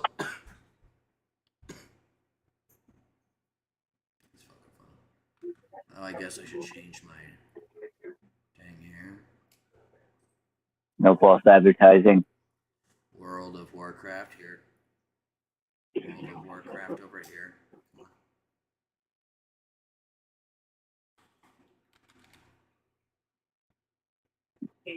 Did you get a game with Lara? No. I told you, man. Lame. If she only had to do the things that she thought she had to do when I called her, maybe, because it would have only been math and science, which is normally not that long. What? An hour altogether. I can't remember, dude. It's like they've got like, instead of English, they say shit like this. Like, I don't remember what each one is, and I tell her, just tell me the fucking class. Language arts, yeah. I think that's what science is. School, it was only called language arts in elementary school. It was called English. Yeah, because there was Spanish, there was foreign languages in high school because you're required supposedly to take two. Well, base level was language arts, and then next level was English. Well, language arts teaches you how to structure sentences and all that stuff. English is telling you how to properly use words in those sentences. Makes sense. I can rock with that. Yeah, I can rock with that. Because, I mean, yeah, no, it's funny because, like, she's in high school now, but them calling it the stupid shit. I'm like, this is why it's going to be tough for them. You keeping 9th graders with the middle schoolers is the stupidest shit I fucking have ever heard. And the fact... That fucking... Dude, that doesn't teach Wait, anything. 7th, 8th, and 9th is all together? It's 6th, 7th, 8th, and 9th. No. It needs to be 1 through 6, 7, 8, and 9 through 12. We always had it 1 through 5, 6 through 8, then 9 through 12. Yeah. Like 6th grade was like shitty, don't get me wrong. But it also teaches you about being at the bottom of the totem pole. You know what I mean? Only having a year difference, you know what I mean? Like, isn't going to make that much of a difference. And if you got somebody that's a bully that's older, they're going to be gone in a year anyways. But it teaches you thick skin, man. I went to both. So, like, 6th grade, I went to 6th, 7th, 8th school. Mm-hmm. And everything you just said. Literally everything you just said. Like, I had to get in some of my first fucking fights because, like, I had moved to a random school, basically, for that year. And then I moved back home for 7th grade. And here back home, like I said, it's 1 through 6, 7, 8, and then 9 through 12. So like 1 through 6 is all by itself. You know what I'm saying? But because I went to a random school for 6th grade, I didn't get to experience that. So 6th grade was kind of ass. 7th grade though was very normal. See, 6th grade, I was in one middle school. 7th grade, I transferred to another one, got kicked out of that one essentially, and then went to military school, which was 6th through 12th. So. What did you get kicked out for? Between skipping classes and then the teacher, I said something in English class that I was saying it in another way. The teacher understood it as something else, and then after I'm older, I'm like, yeah, I get why she thought that. But when I was younger, I didn't think about it. I wasn't like, yeah, I know what cunt means or something. But we were talking about like, like cannot, do not, and how it's they take away that. And I was trying to be funny. I think I said something about like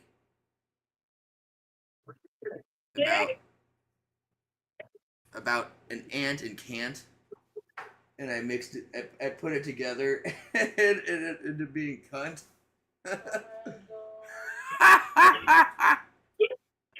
And so I got kicked out of the classroom and told to go to the principal's office. Instead, I just fucking didn't go.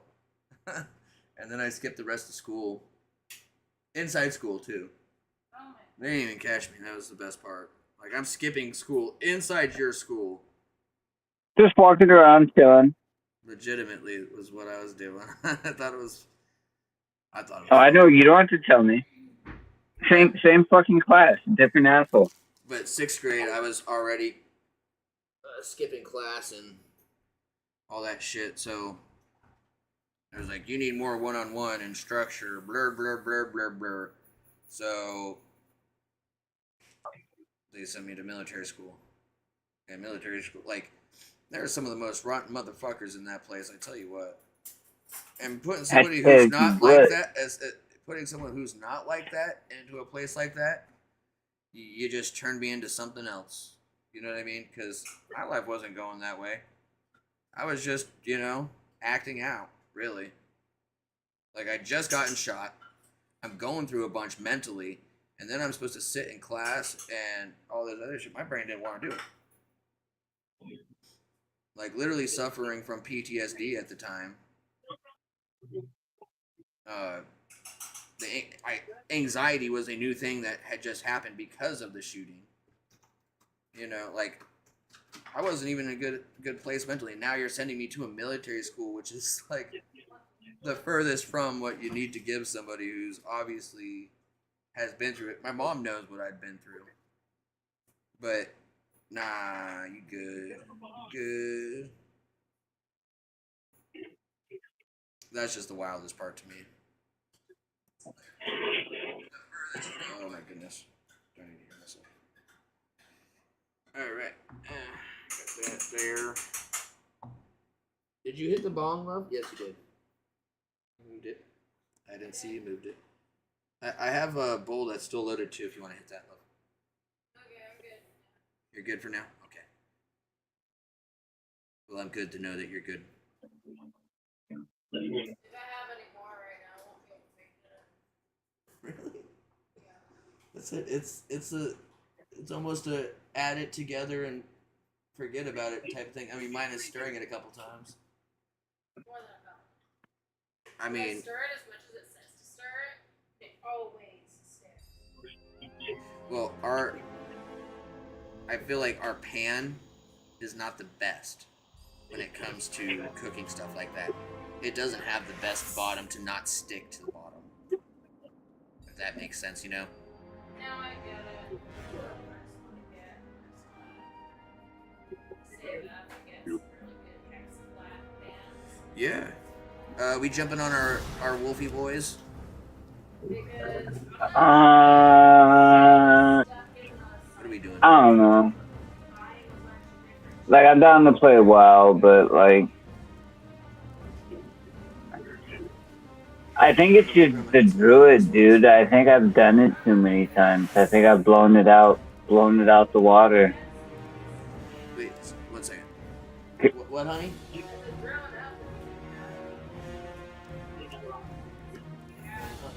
Oh no, I didn't either. But we had cast iron fucking skillet. That thing fucking will cook everything just right. Oh god dang, you fucked up in life.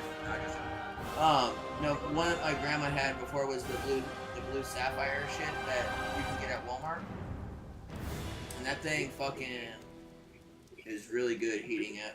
Like this places heat very well. Sorry, you said we blew out what? I think I've blown out druid as a class.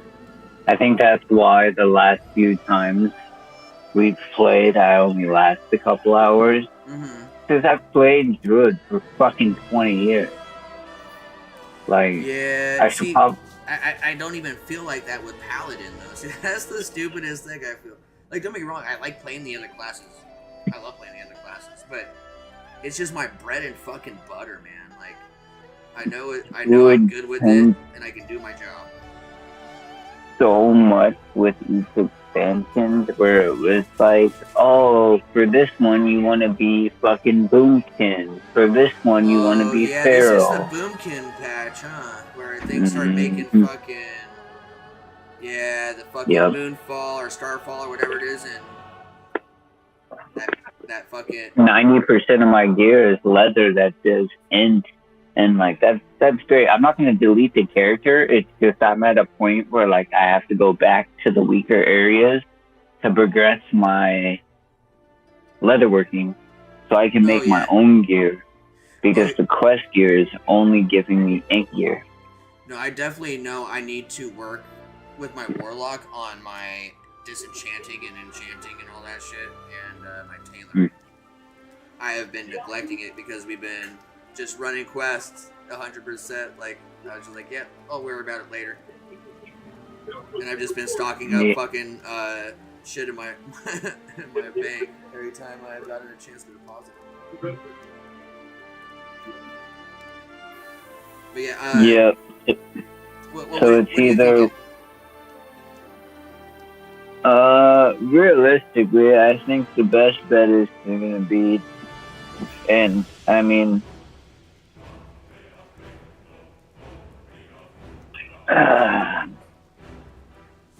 like you said, it's really not that bad, but I think the best bet is going to be, I'm not going to delete this character either. Keep that in mind. Because I do that with all my characters. You know me for doing that, but I'm not going to do that. So you're going to delete all that progress? Fuck no, this one's level 27. We made it good and far. You know what I mean? There's nothing wrong with it. It's a good name. It's a good character. It's got a good theme to it. Are you talking just making a new tune? Yeah, probably, because I need to play something like even my solo class. I haven't been a priest really before, so like I've never been a monk. Like,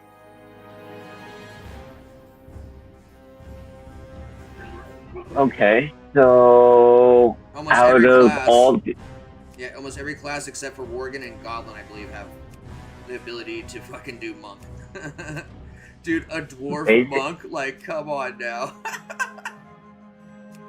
Undead monk? What the fuck? I mean, like, there's some funny combinations I can think of that would be great. But well, I'm down for any alliance class or race. I mean, so whatever race you want to be. What class do you want to do? I don't know.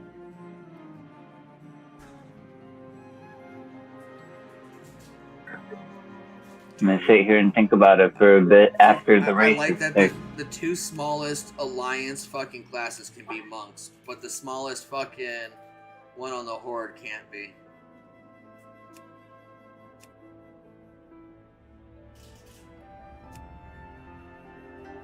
That's just wild. One second, let me see what I got here. I got a paladin, a death knight, a warrior, a warlock, a paladin, a hunter, a druid, a shaman. Man, I haven't really done much with those druid and shamans. Oh fuck, I did wrong. I just realized I don't have the game capture up. There we go.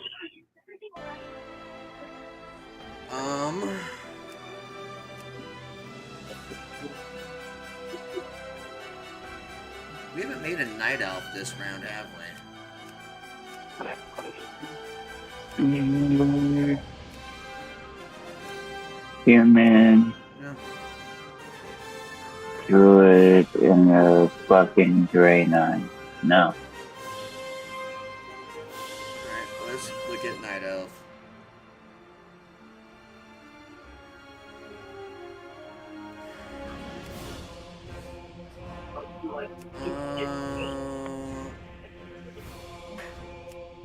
Shit, I've never been a priest either, not gonna lie.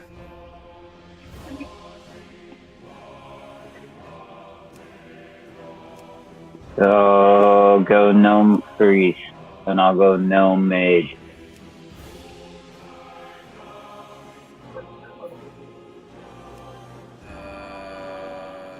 Increased mana pool, resistance, engineering skills.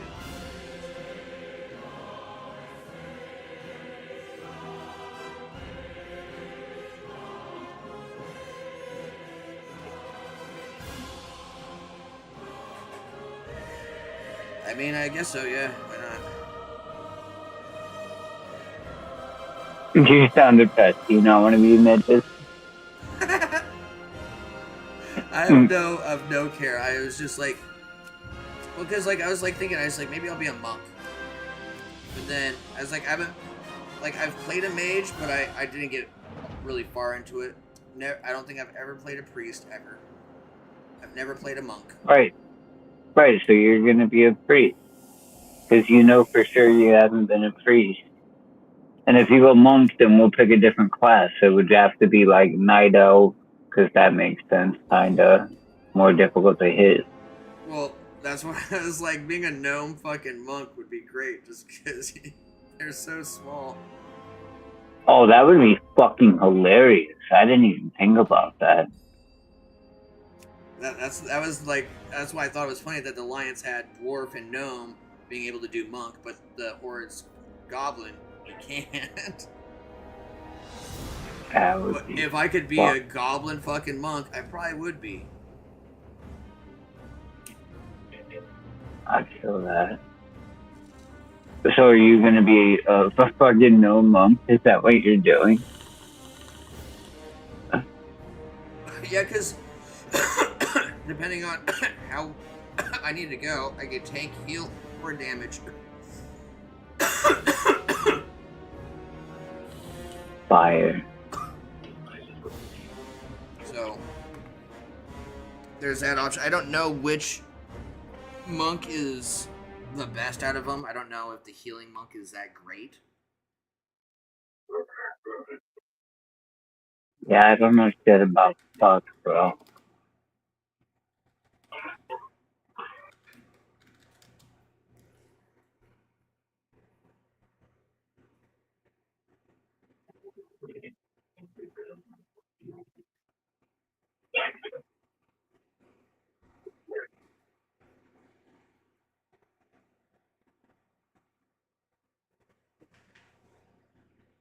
Alright. Windwalker monks are great for leveling. Windwalker utilizes all the tools available, is almost unkillable even with the developed targets. Huh.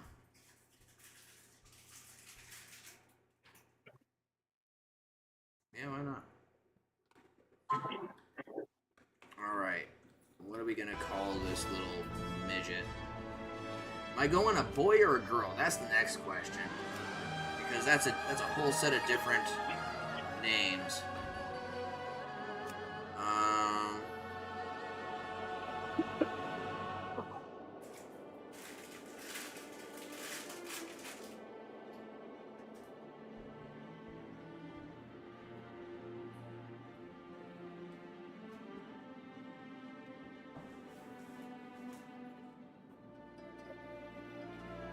my god.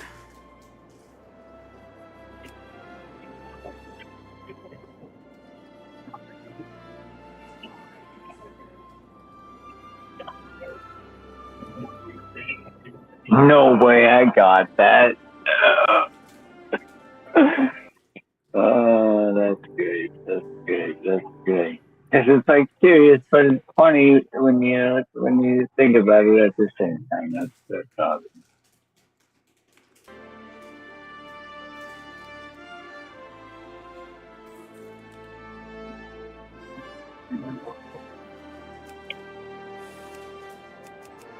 Alright, now, let's see here. Should I give her the Karen cut?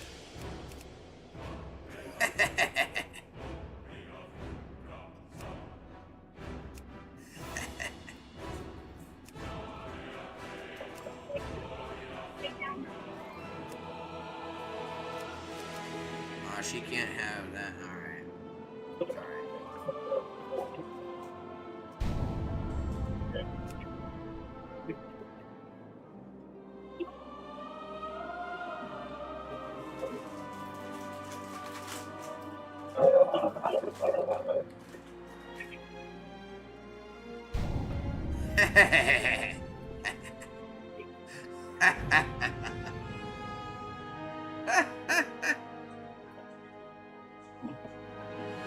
Oh, Lord.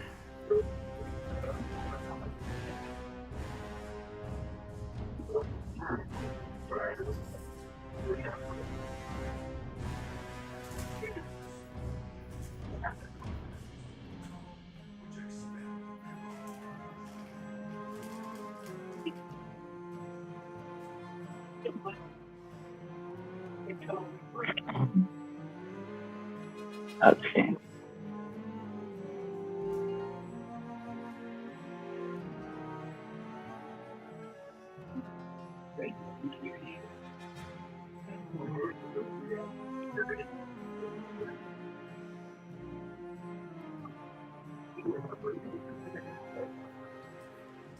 Oh yeah! Oh my God! Damn it! Given the recent political upheaval in Ironforge, Fucking wonder who this fucking asshole is. How did we choose the same fucking color hair? Phenomenal. Phenomenal. I like how you're Magikarp. I'm Itchy Crotch. Well, I'm a mage, so I thought it was great because, like, he's little, so like Magikarp, you know, like little. Yeah. And then you're sitting here, Itchy Crotch. So hang on here. One second. That's a great idea. Time out.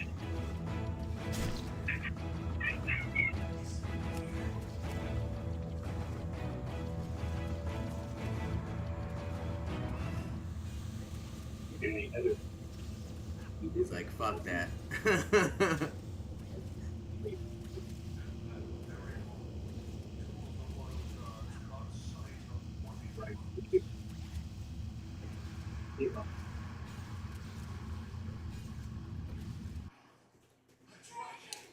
Oh shit, forgot this.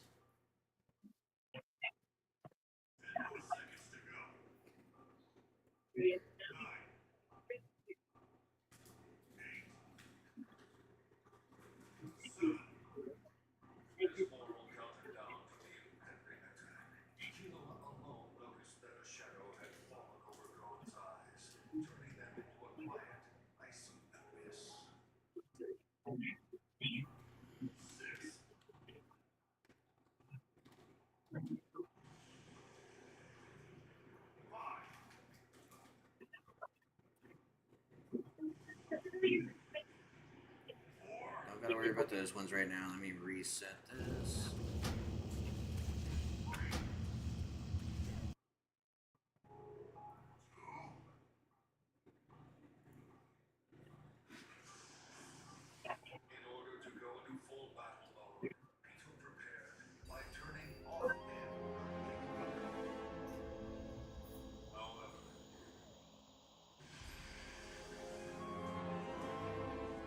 Fucking insane, right?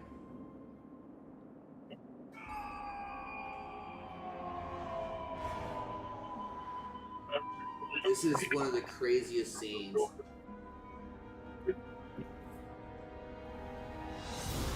Well, coming up actually, because there's no. If you take away the inner dialogue, it makes the whole scene completely different.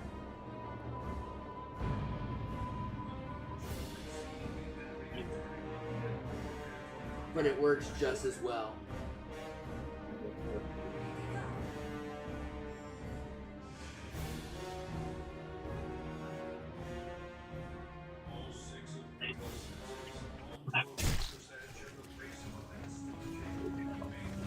So heinous.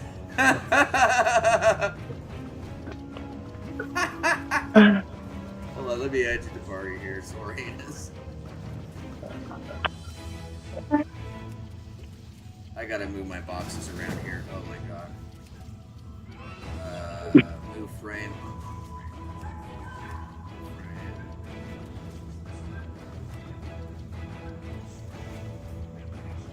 Oh, damn it. Now I gotta look. Hang on. This is serious. You picked a good name, and there's just so many variants that are flooding my way. They just keep getting better. So hang on. No worries. Hang on. God, we're gonna get fucking banned. This is great. Fuck. Oh shit. Oh man. Alright, Blizzard art bar disabled.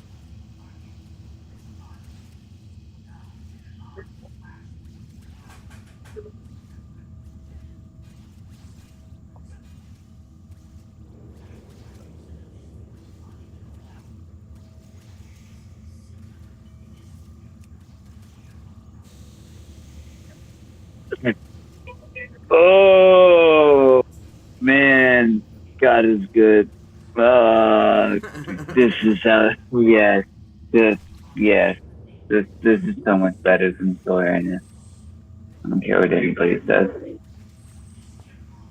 Tinky Winky.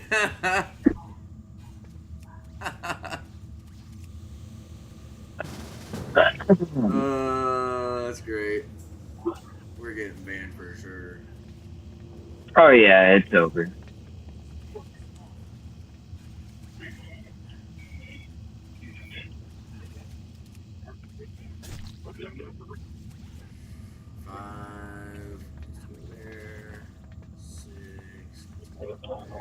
I changed his hairstyle to douche swoop. Gotta love it. I love how Soariness is still a part of the party. Like, that's fucking awesome. That's fucking yes. Rose.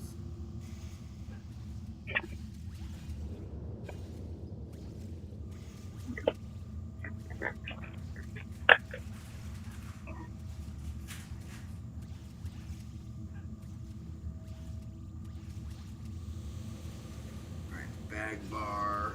Where is that? All in one. Make that larger.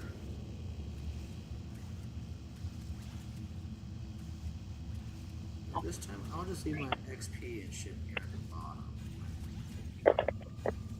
Okay, stop locking bar snapping, you son of a bitch. Pissing me off. I'm like trying to get it right where I want it, and it keeps on going up or down, up or down, up or down.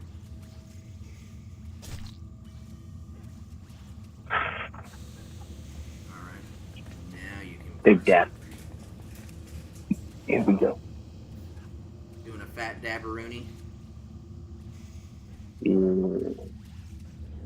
And I'm also gonna time how long it heats without blinking.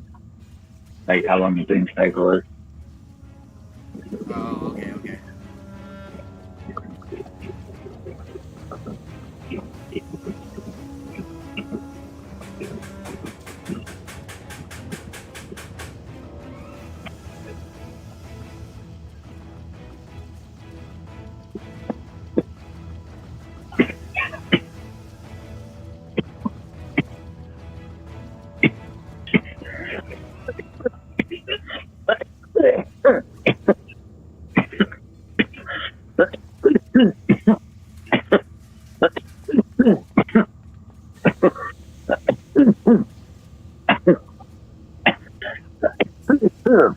45 seconds is how long it eats for. 45? Fuck. Yeah. Yeah, ain't no way I'm hitting that like that. And I can inhale for 16.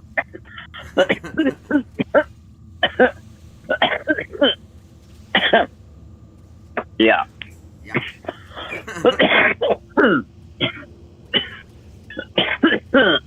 Hello, sir. How do you do? Collapse.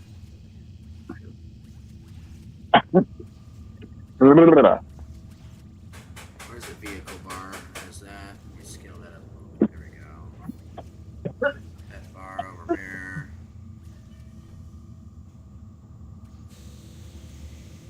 Oh. Lock it.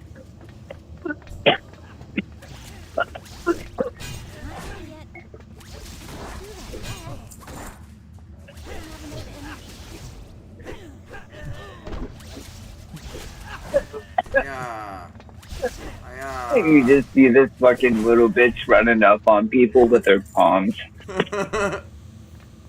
Oh, I didn't.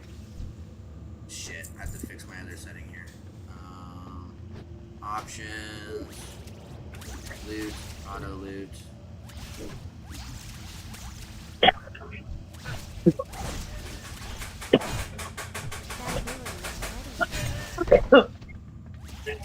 Sack him.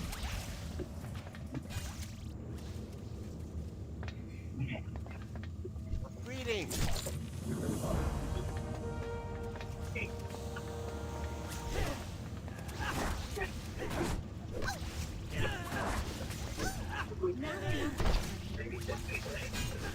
It's over 4:03. I love because they're small, it feels like they're moving so fast. Right?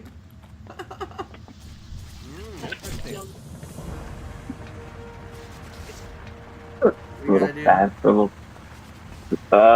Basically look for the green survivors. Oh, I see now. What am I supposed to use? Supposed to use something here? Oh yeah. Yeah. See, like it doesn't like my extra button thing normally should show up. And teleport. Oh, you've already rescued enough. Okay. Yeah. Bro, come on. Why do I gotta jump up there? Can I help you? Can you not make this handy accessible up here? Like, what the fuck? Can't you see my short stature? Manager. Manager! I need to see a manager! Right. Nah.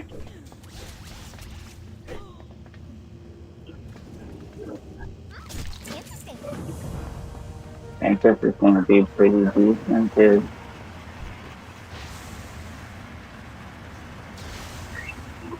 Getting sprayed and neutered. Oh, fuck, I gotta execute it in that.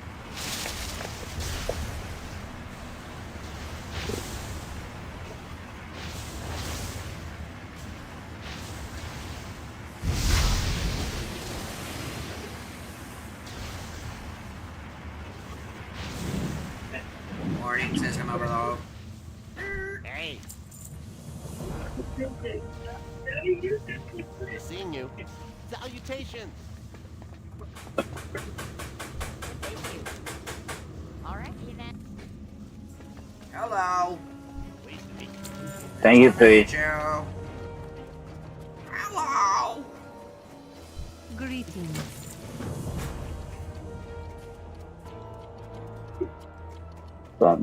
Reach level 3. Necessity is the first cousin of invention. I'm not cool enough for that Learn yet. about operations. Where do I learn about We that? assembled a mighty force and defeated Thermoplug's servants. Oh, I just gotta say you didn't fighting listen our to your way into ass. the city. But the usurper Thermoplug had one last trick up his sleeve.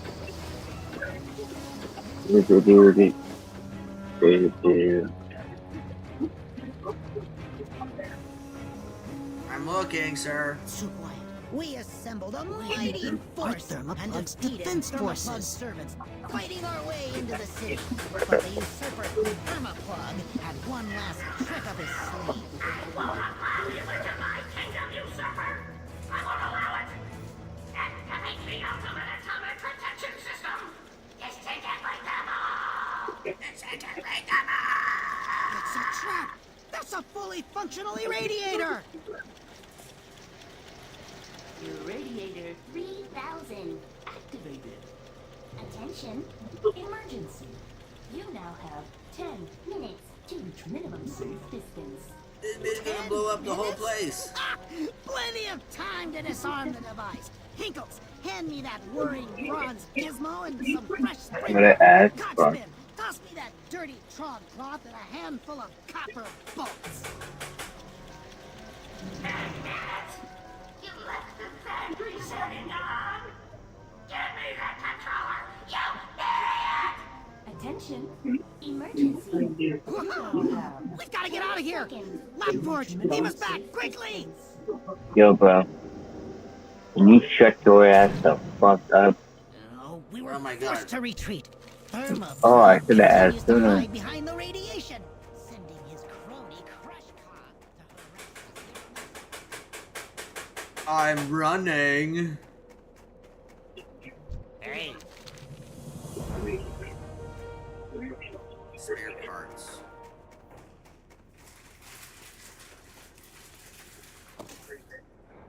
A piece of candy. Does it give you? Well, no, it doesn't. No. It don't. He's not here. Ooh, it's candy. Ooh, it's candy. Oh my golly! Look at that candy. Everyone might go on, but their life go on. You but it takes a beginning.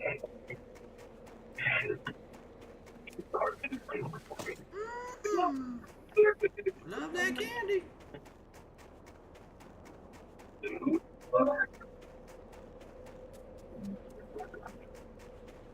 Salutations! Salutations!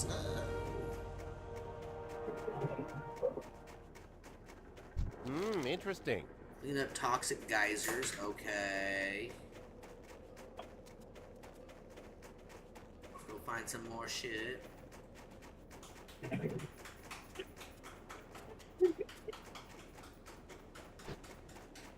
Where is this quest? No, outside? Oh, yeah, outside. Waste of meat. Not ready yet.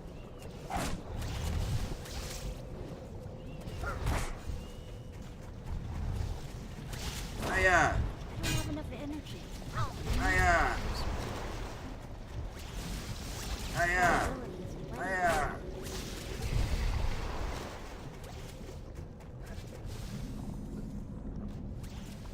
Okay, so how do we do these geyser things? Do we have to click on them or something?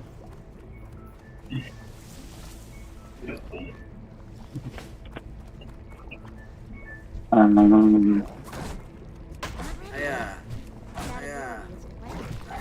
Oh, there's a guy here. Let's see. Just walk into it. It looks like. Give a win. Let's go. Fuck you, bitch. Whap whap. Come help me. It's in the lead. Wait, what? Oh fuck! I'm coming, bro, as fast as I can. You are the gingerbread man. Where are you? Attacking the fuck out of it? Oh shit.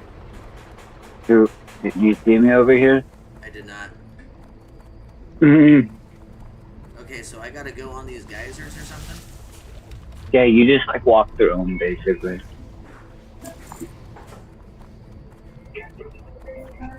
Alright. Iron Fist. Whatever does that do? Tiger Paw. 8 trigrams, 64 pounds. 64 pounds. 38 pounds. There we go. There's all 5 of them. I gotta kill one more of these fuckers.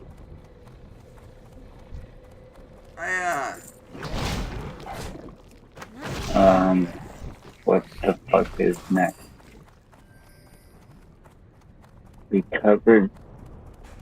What? What do you mean recovered? These things. Where's Sludges. Sludges, bro. Oh.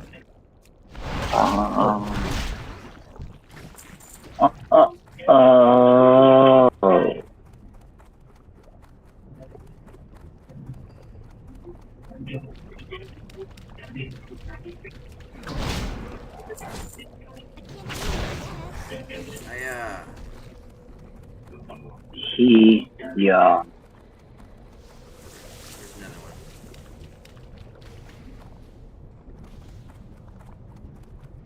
Call that Facebook 9000.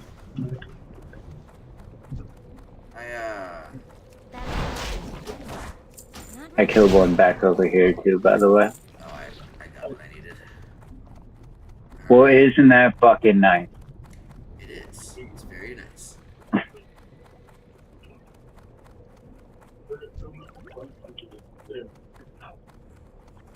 Oh.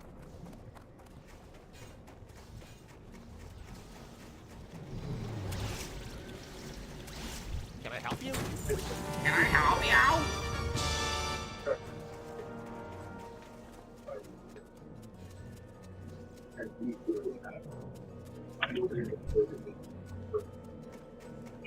Practice this twice.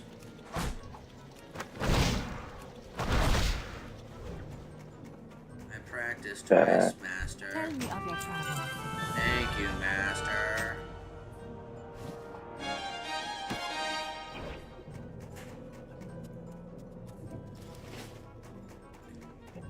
Am I a real ninja yet, Master?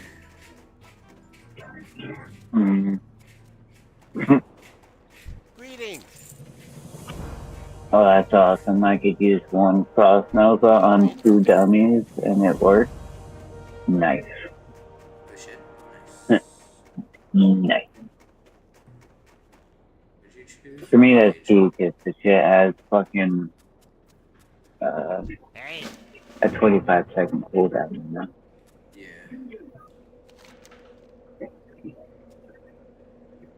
Yes, I went to mid. No, I didn't look. I'd seen a bolt go past me, but I wasn't sure what it was. It's like an all bolt. I was surprised. It's a frost fire bolt. Oh shit. I don't know why I'm walking on the road. I can just walk through this shit. I'm not gonna fucking die.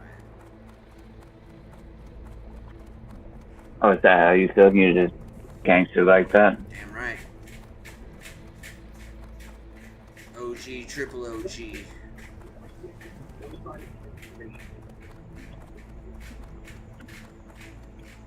I was running. And then running.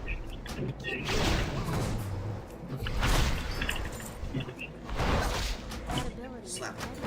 Slap. There you go. Level up.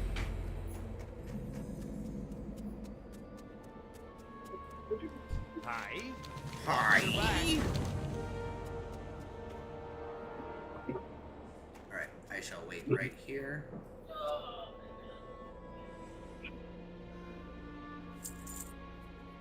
Fuck yeah, dude. Hell yeah.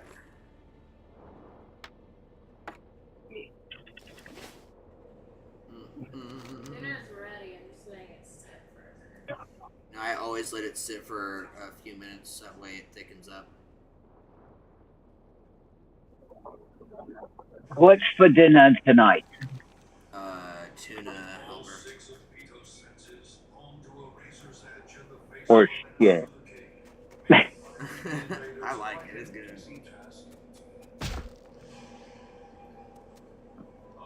Oh, I didn't think if you grabbed those yet. Shit. Grab what? No, you're not. You weren't over here yet, and I started doing that first quest, so releasing the fucking captured demolitionist.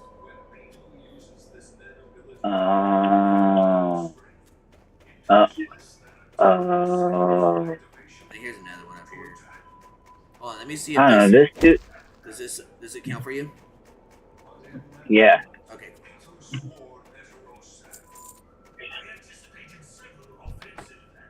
I already released the guy in that one. It's too far away. Oh, this is blowing me. I was like, what the fuck is going on? I didn't know there was guys initially in them until I saw this one over here. Little midget fucker. Fuck him up, fuck him up, fuck him up.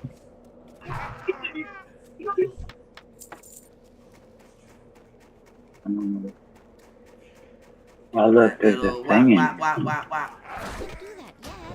There's a dude in it. Yeah, I know.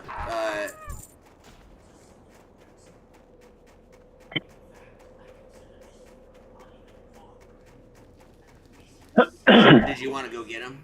Or whatever it is? Oh, look, there's what? somebody in there. There's a boss in there.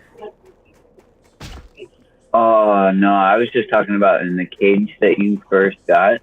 Yeah. A dude had popped up in there. So you're saying there's a dude in here we should chop in the throat? I mean, it has a thing in here saying that he's in here. I mean, I haven't seen him yet, so I can't say for sure.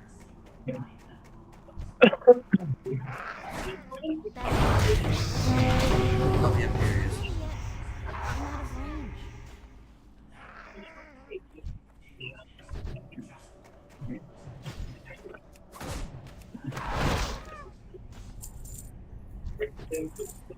Alright, where? He's over here. Oh, that guy. Well, let's kill this guy, because he looks like he needs to die.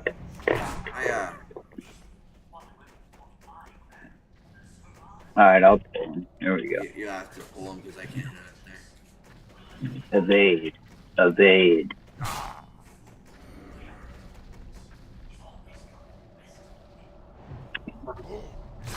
Evade. Evade. He's stuck up there.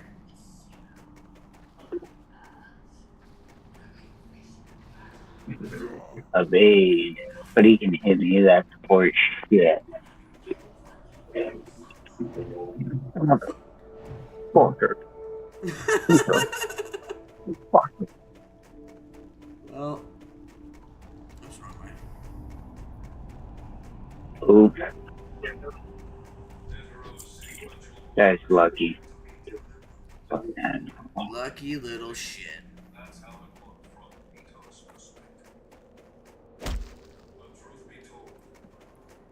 One more time. Yup. And then 3 more powder keg things. Fuck that guy. Fuck that guy. Hey, come here, little fucker. There's a keg. That's gonna be a keg. And here's the keg right here. Bucket, bucket, bucket, bucket. Maybe just one more bucket. Yep. There we go. Those are done.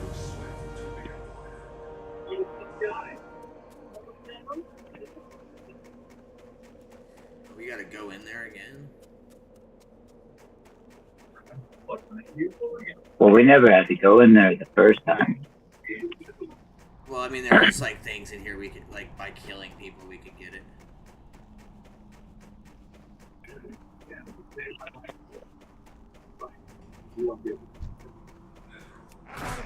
Right, Disney. Tunnel and kill the fucker.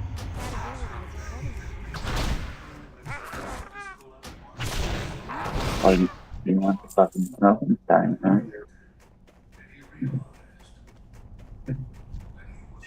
Oh, the boss is back here. Perfect.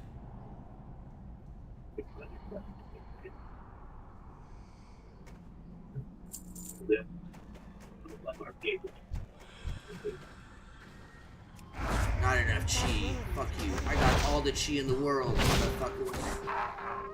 This big motherfucker. I helped. Fucking yeah, right, you did, dude. You slapped the shit out of that Fuck motherfucker. you, little motherfucker. Hiya.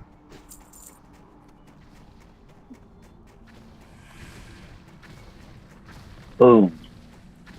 Did it do it for you too? Yeah. Oh, it actually went boom. Yeah. That's cool. That's cool. Rocks fell and shit. Fuck you, boss boy, bitch.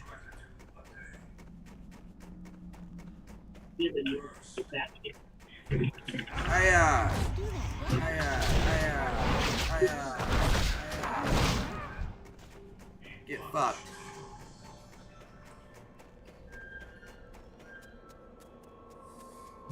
Ooh-wee. What can I do for you?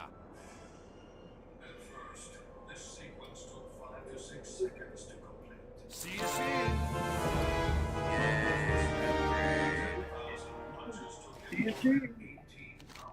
We gotta go back up. Oh, fuck me.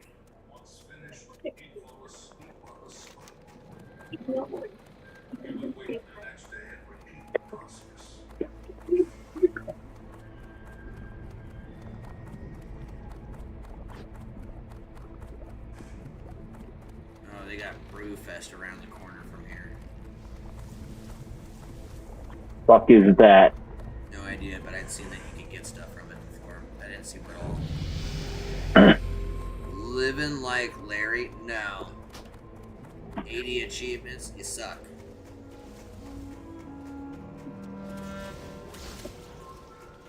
You suck, you jackass. No, you suck.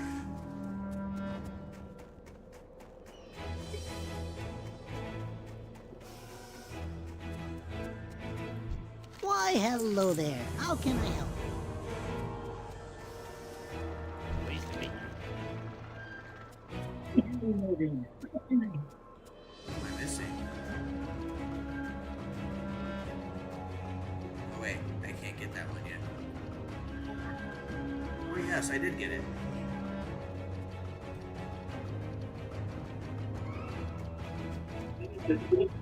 Wait, what?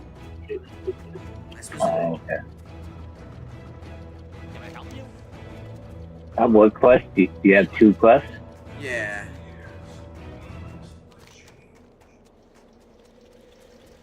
It's just Then weird. you're good. It on my map it still showed a question mark right there, but it's the one that I already got, so I was like, oh, what the fuck? Can we talk about how Thor Anus is still a part of the group? Tiki Wiki, Itchy Crotch, and a Sore Anus. All in a group. I'm just saying that's a great little combo. Fatality. Flawless. Victory. Yeah. Yeah. I was auto running, so I was just like, fuck it, I'll just do it. Hey, I fuck you. Hiya, hiya, hiya.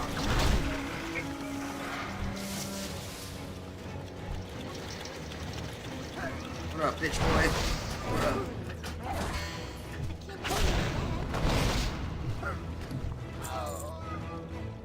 Oh, we gotta bomb that shit.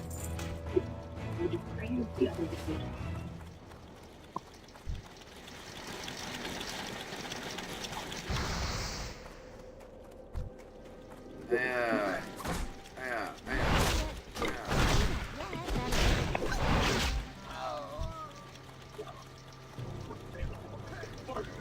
Yeah.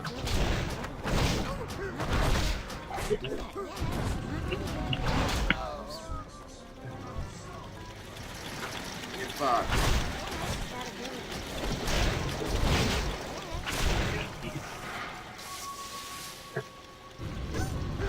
you want some too, bro? Catch these fucking hands. Did we get everything here? Yeah, we did. Yep.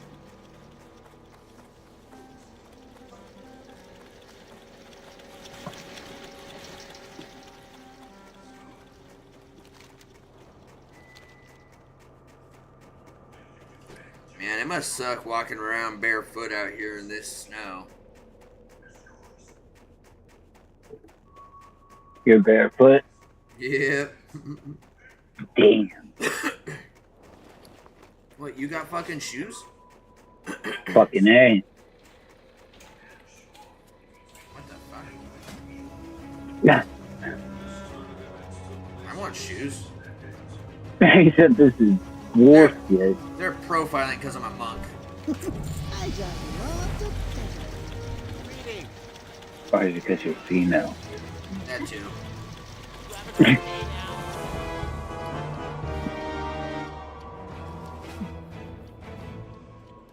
I got roll. Seems like a move. That's cool, dude. I got Fire Blast. Oh, there's a quest over here. Oh, I didn't see that. No. He said, I can roll. I wanna rock and roll all night. Every day.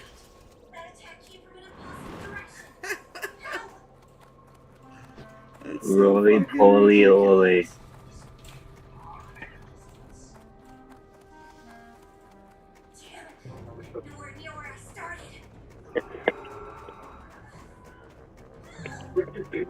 Roly poly. Salutations. Help you? Little fucker does a burnout.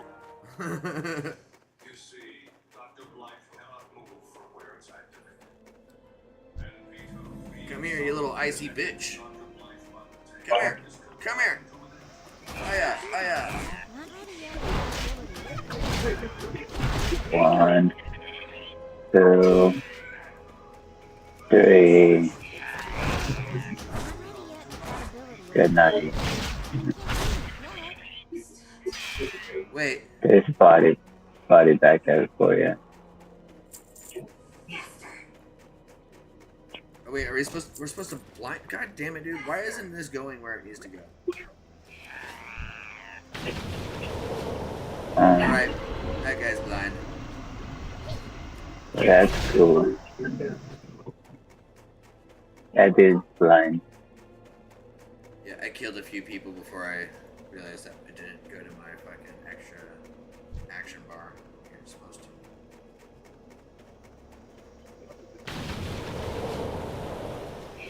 Swing that too. Super Soaker. 9 million. What else we gotta do? That's it? Fucking patty cakes. Sending me reels. Oh shit. It's beginning at 12:40. Fucking A.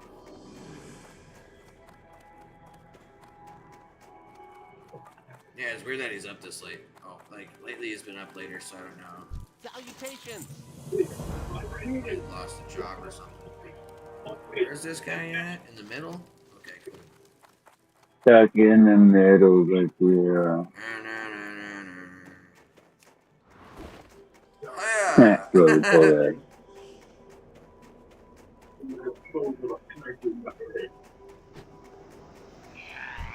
Hey, fuck you. Yeah. Yeah. Yeah.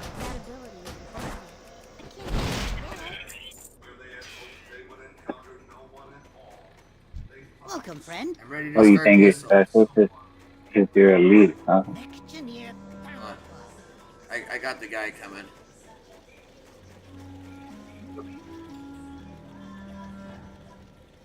Come on. Hurry up, you slow motherfuckers.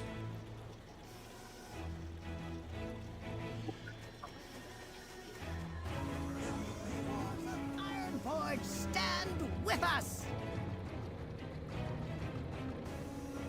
Let's send him crawling back to his master. I've never seen a mount move so slow.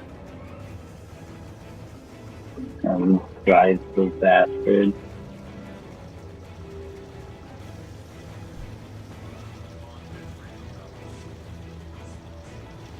He's aiming at Fuck you. it. Bomb him. Bomb his ass. Kick his ass.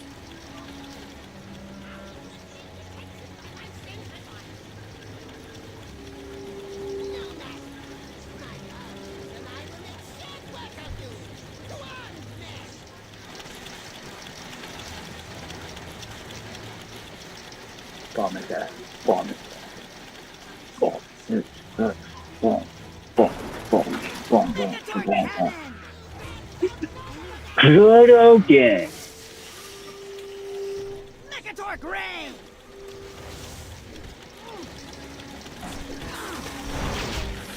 Megatorch missiles! Oh, you're gonna pop up from behind me, are ya? Have that. A little bit of that. And some of that. You will not repair him. Megatorch missiles! Megatorch cannon! Megatorch ray! Megatorch ray! Megatorch beam! Megatorch beam! Yeah, fuck you. We've done it! We are victorious! With Crush Cog defeated, Thermopod is sure to be quaking. We did.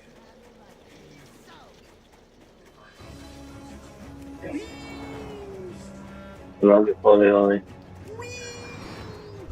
Roly poly oly.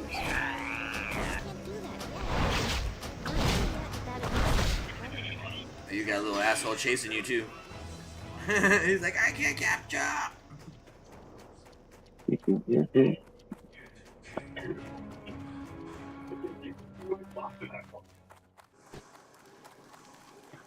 Greetings.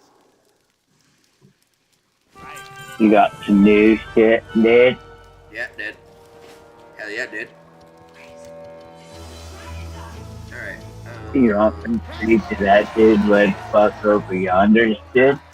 Let's go, did. Show him what's up, did.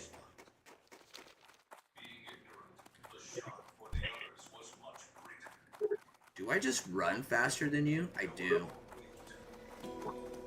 Yeah. That's wild. Alright, well, we'll set to follow. Cause you got no fucking shoes. You know, I was just raised different. I mean, you gotta hit your card somehow. I want to talk to your manager. It's Ichi Crotch. Get it right. Good.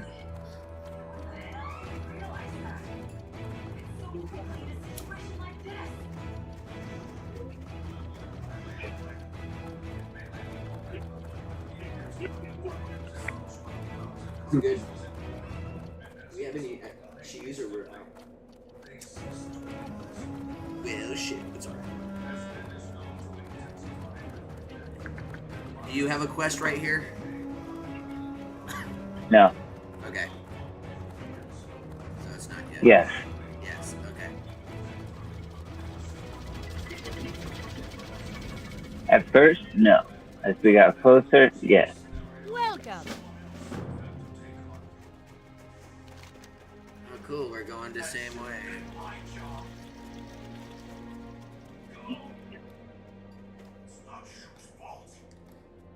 T-I-double-G-E-R. I'm on.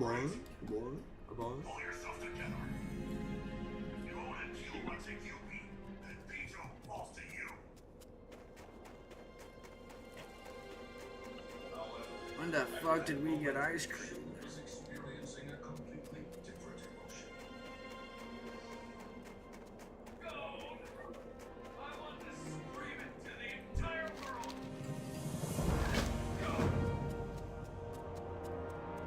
What's that?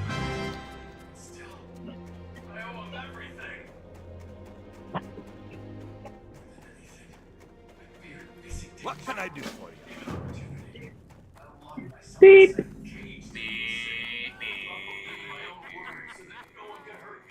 What's on your mind? Make this my home for cheesy. Be good. Hello, Cookie. You have bread, I got bread from that. Where's that? but do you have dough? What? Uh, I'm missing a quest here. I don't know who has it. Oh, right here. This There guy. it is. It's like I saw him. I'm like, I'm not tripping. I know I see him. Alright, I'm not gonna go to Iron Forge yet. Yeah, not yet. Alright, so what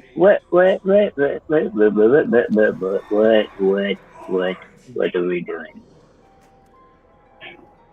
It looks like there's stuff around here we gotta do. Tender boar ribs. What else we got? So we're karate chopping some boars. And then if we go northwest, that's towards. Isn't that technically over here in that cave? Like right over the yonder? Nah, it No, can't we be. gotta go up the path where we just came. Yeah.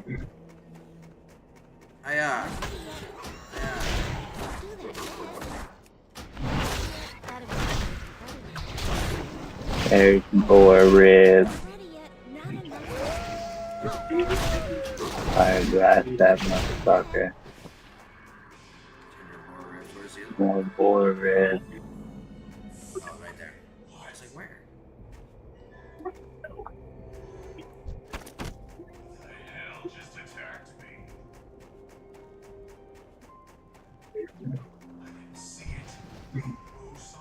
That ability.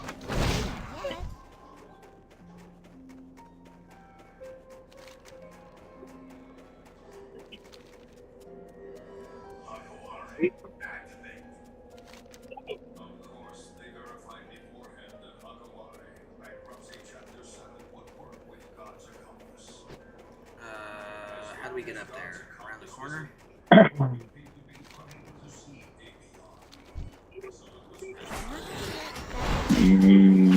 Nah. If memory serves me correct, it's over here. I got it. Oh, never mind. You kept going. What happened? Oh, you kept going. I killed a boar. What's hard, tankhead? No, I'm pretty sure I was going right away. I think it's up top. You might have been. I might have my expansion confused. There's a chance, dude. You can go the other way and let me know. If you want, and I can go this way. Let's split up. So, yeah, because I'll figure it out. Divide. Yeah, because I remember, I think it was me, you, and Dawn. We like walked around this whole motherfucker. That was dwarves. But it was still this mountain, though, right? It was in a different area. No, Right here, it was this area. Yep, I found Frostmans. Can't do that yet. That ability isn't ready. Did that count for you? Yep. Fuck yeah. Alright, I'm gonna just whoop these asses then. That ability isn't ready. Whoop that ass, bitch. That ability isn't ready. We need a target. I'm gonna have to grab a bowl of this fizzy food in a minute. Word? I can still kill shit and do this. Bro, I'm not tripping. Eat. I can go get some fucking golden Oreos, you know what I'm saying? After we finish this quest. You said I gotta get this quest. Well, there's no sense of starting something and not finishing it. Ah, look, there's the shimmer shit. There's shimmer shit over here for you, probably.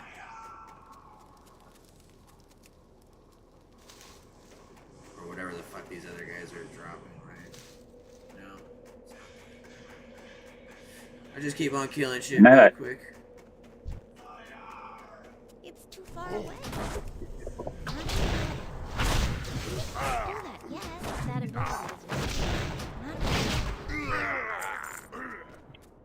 Come here, son of a bitch.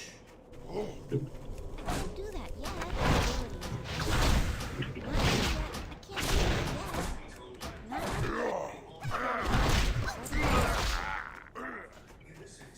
Alright, what do we got left here?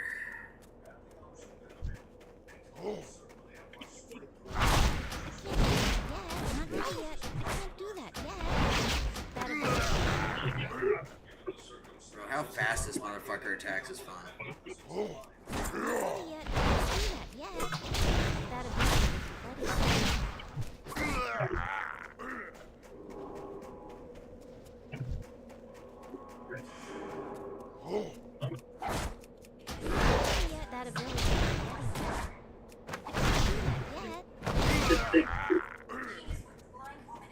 Come here, shithead.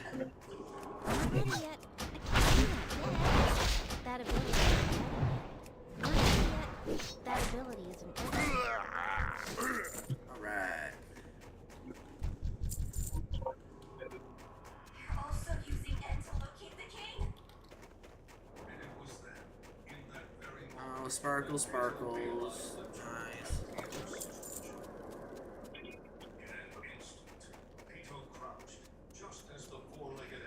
Alrighty. What is this? The boars. I just need more boars.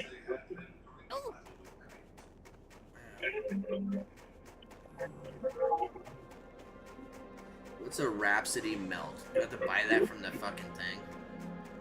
Yeah. Come on, boar boy, where you at? There it is.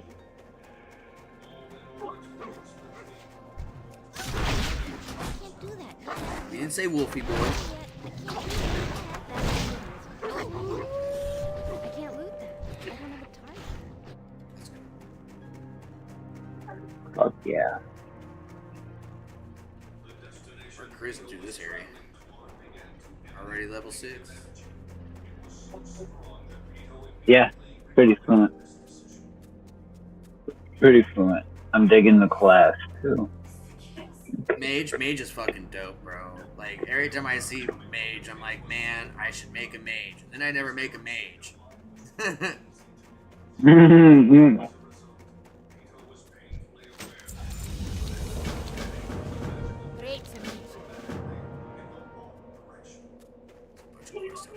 Alright, what do I gotta give this guy this. You got my attention. Oh, look it, I got fucking shoes now. Very good. Bruh, look at that. Imagine. Alright. Coming up in the world. Oh shit, I should turn this in. Otherwise I'm gonna forget. Warrior trainer, pink. You got my attention. Don't need a shield.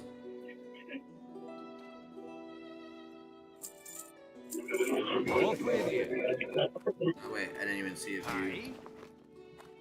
Safe travels. I have the finest This wires dude in has the malt. Yeah. See you soon. See you soon. Turn this bitch in. How are you? Thanks. Ragnar's Thunder Brew. Alright, let me grab this bowl.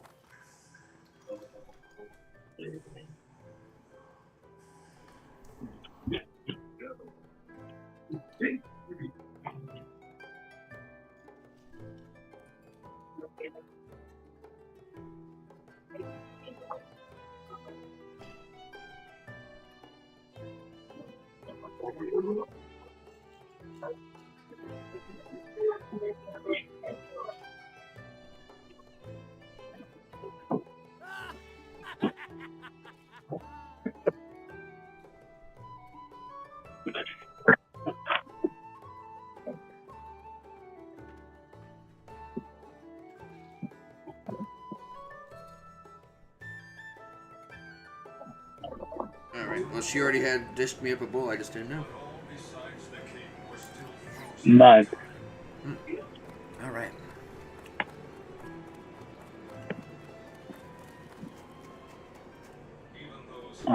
Now it's this case.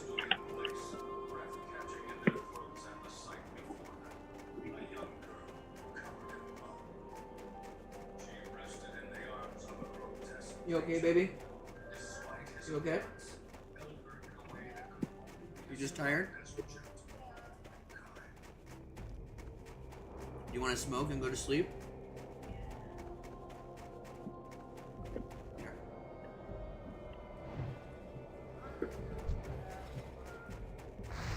Not ready yet.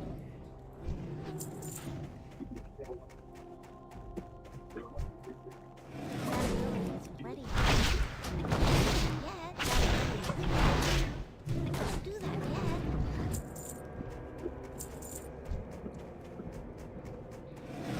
Not ready yet. That ability is not of range. I mean, like, it feels like we're kind of, like, slapping on this. Like, these two together, it just feels like military thing fast. Well, it is definitely nice. Don't do that yet. I don't have enough energy.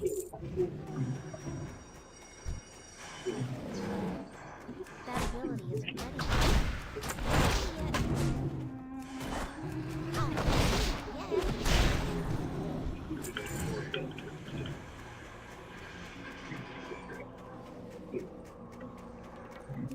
now tell me if does that collect for you?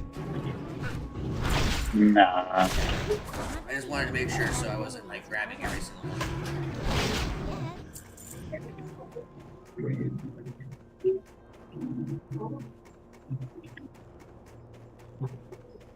Oh, we're making our way in. Alright, alright.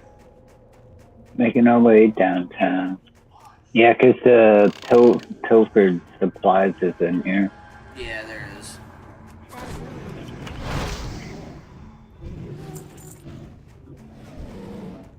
Not ready yet. That ability isn't ready. I need a target. Not ready yet. Did you want this? Do you have any? I have a few. He said I have a few. Word, I have two. So. Yeah.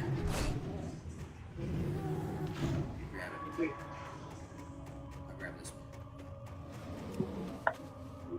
one. Son of a bitch. Fine. You want that ass whooping first? Here, catch the fucking hands, bitch.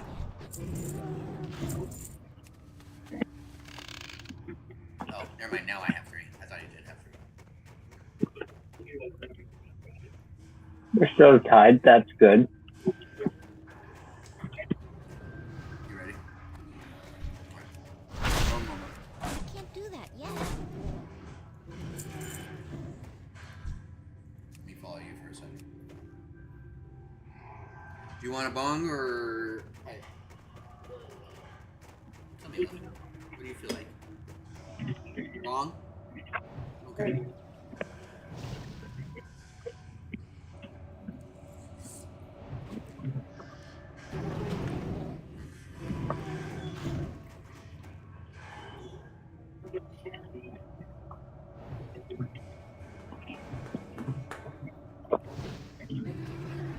Oh shit. I got this.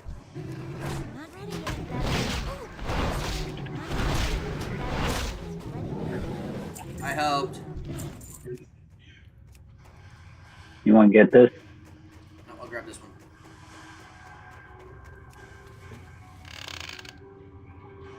That's weird. Huh? They said, where in tarnation is you? Great to meet you. Keep your feet on the ground. Say that again, love.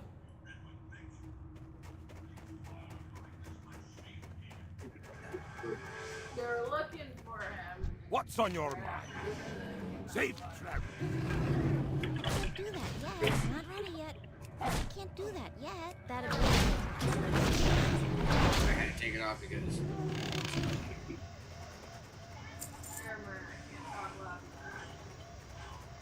That's why I took my headset. They were looking for the motherfucker in the sea. Yeah.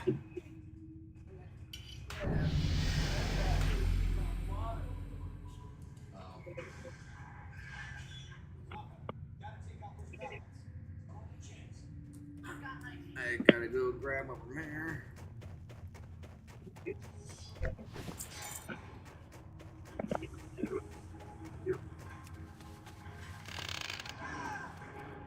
Alright, those are my last two supplies I needed. We got one more guy to go talk to. Right? Or we got more? Nope.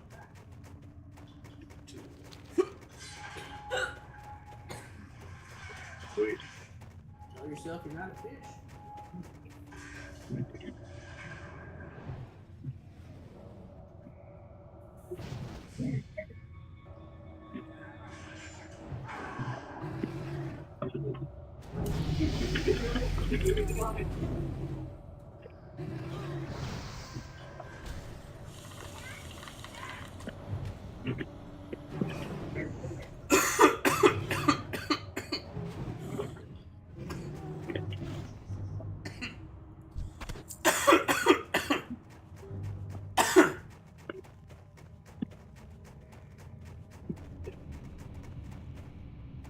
Hello. Be good. That was it. Facts.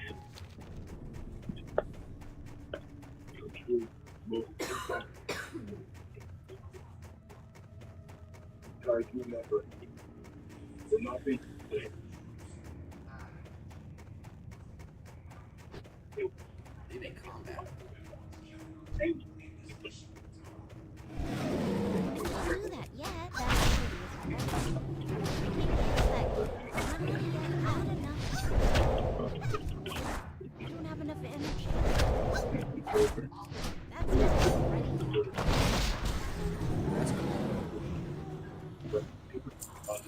What happened? Oh, just using my blackout kick. Hadn't used it yet. I just got it. Well, hell yeah, dude. I'm kind of learning how this class is with the chi and like stamina or whatever it is. Hold on.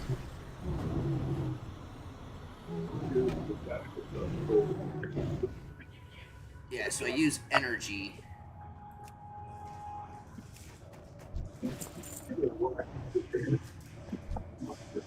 Why did I stop? That doesn't make sense. Cheers, everybody.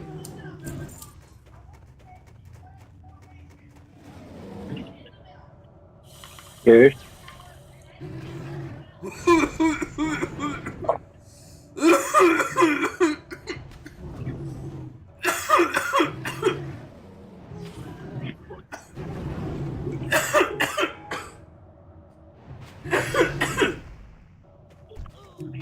that yet.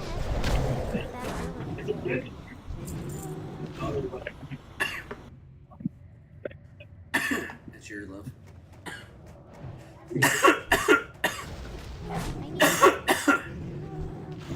Malachi. Oh, there we go. Like, isn't that something that normally pops up? It's too far away.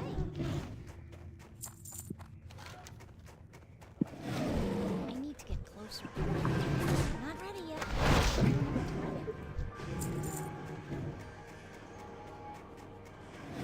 Bro. Don't do that yet. How do you have further aggro than your parents?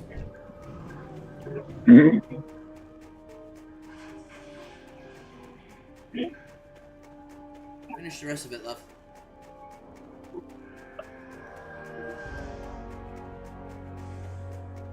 If I need to load more, I'll load some more right after.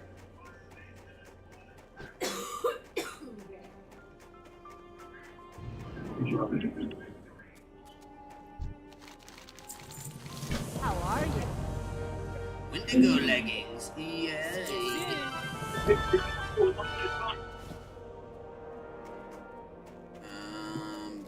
Give me that right there. Can I help you?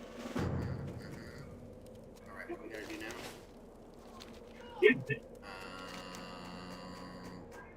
Go that way. Go down over and over. Mm-hmm. Over the mountain and through the woods.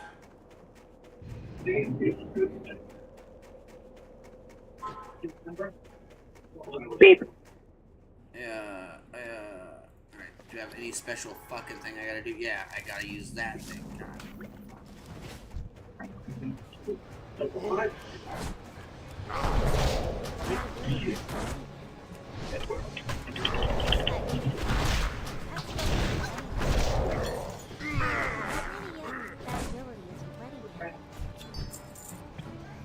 Ouch. Hold on here.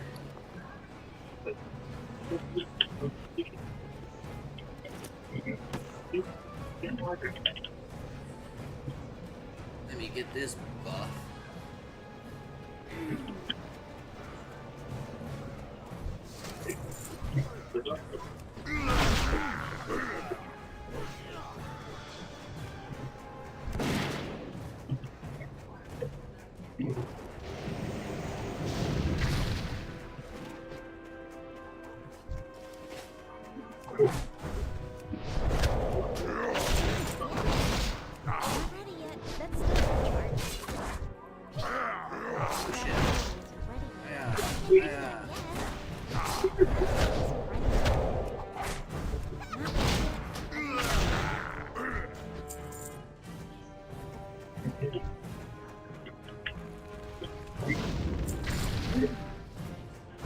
Oh, you son of a bitch. Fuck you. Okay.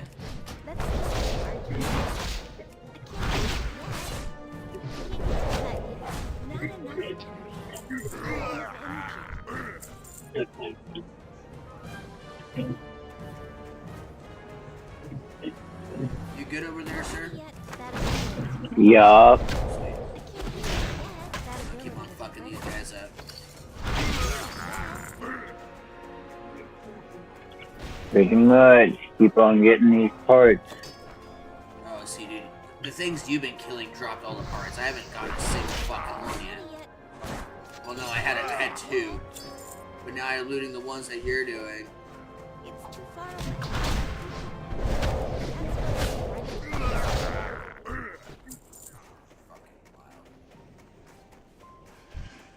Yeah, this scout, he doesn't give any.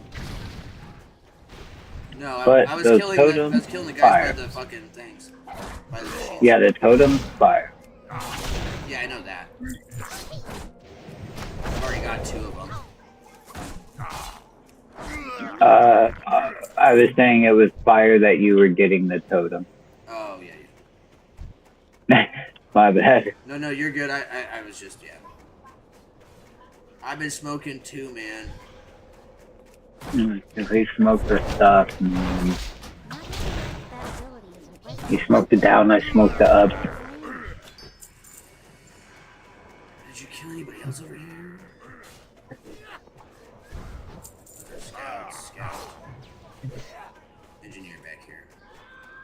Scavenger, here we go. I can't do that yet. I'm not ready yet. Alright, got my last gear.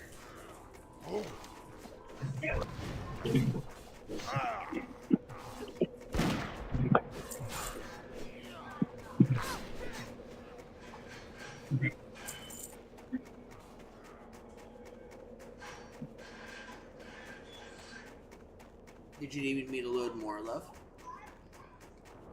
Are you sure?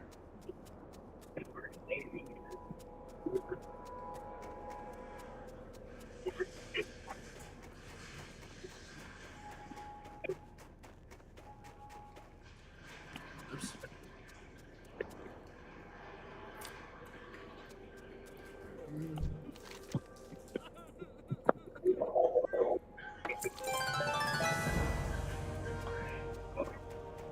Hey! Be seeing you.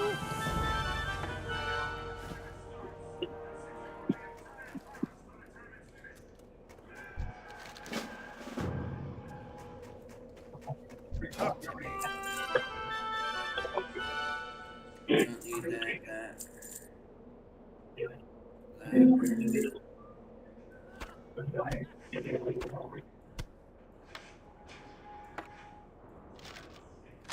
Cool. Up with it. Where's the last one? Here, up this way.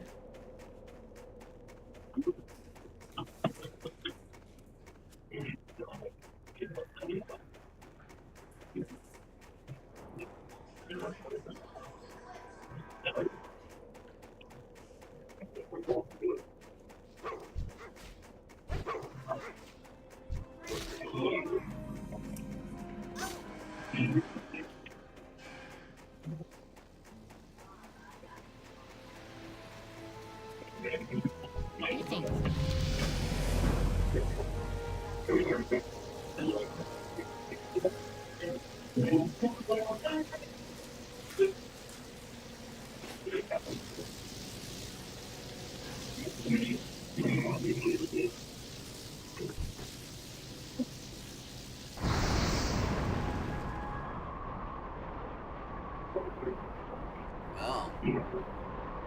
That's cool.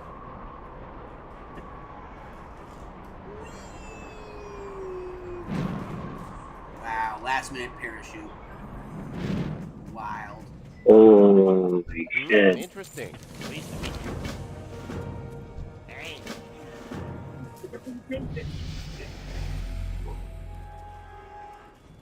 Alright, what do we have to do here? Grab that. I need to get closer. I can't do that yet. Not ready yet. That ability isn't ready yet. Isn't ready yet. I can't do that yet.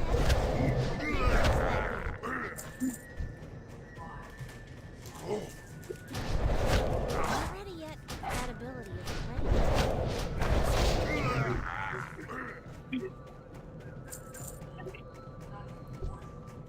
Lost main builder shop.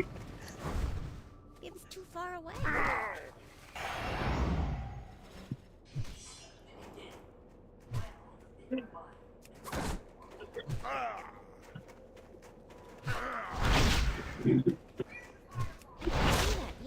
Not ready yet. Not enough energy. I'm out of range. I think you gotta Can't do that yet.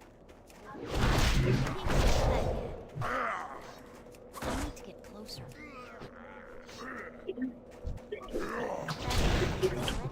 Gotta kill what? These guys? The guys that we shrink. No. These guys drinking. They're not hostile. They don't ever turn from yellow to red. I'll wait till this guy disappears. You going to bed now, love? Yeah. I will. Give me a minute. I'll stand up and give you a Far love. away. I'm out of range. Not ready yet. I can't do that yet.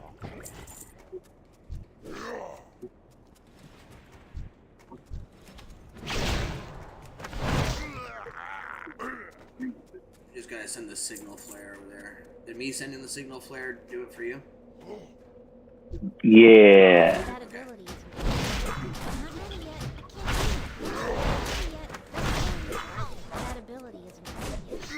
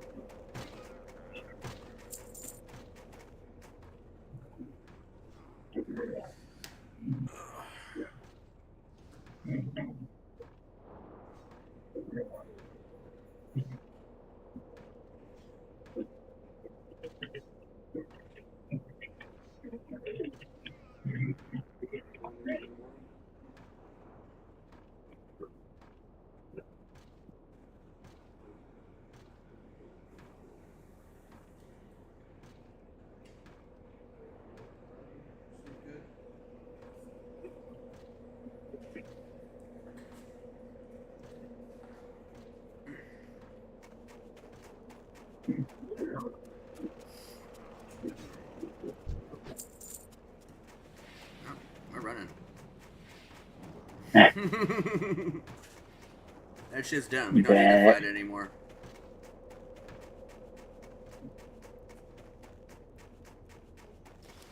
Bro, you're just gonna stay on me. Can I help you? And then you run away until your next little friend comes? That's fine. I'm gonna kill your friend. Off and away. He's gonna die. More new stuff.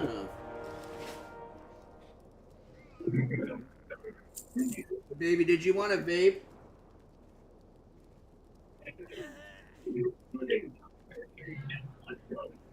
Let me step away and vape really quick. Yeah. Damn, level 8. We're cruising. Yeah.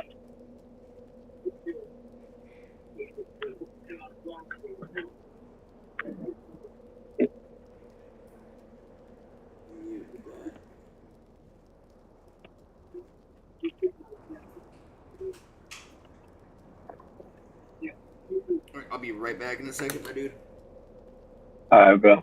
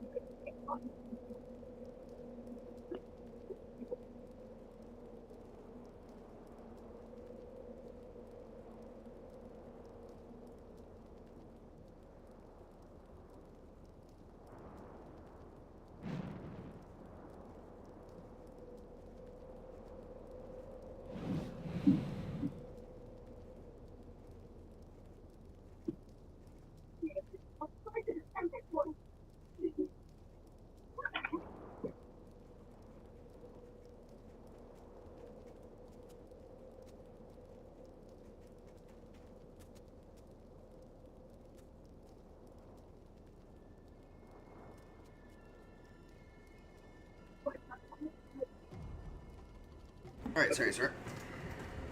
No, you're good, bro. Ow, my fucking knee. Alright, where are we going next here? We gotta turn something in over there.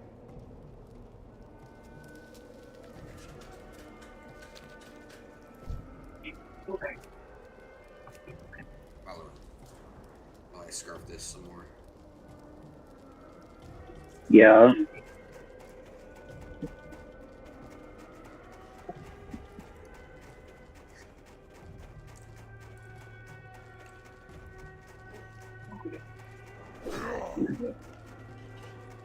What is that stone?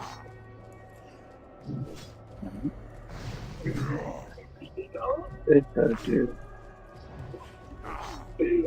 Miss, that's what you want to check the hope what you're doing.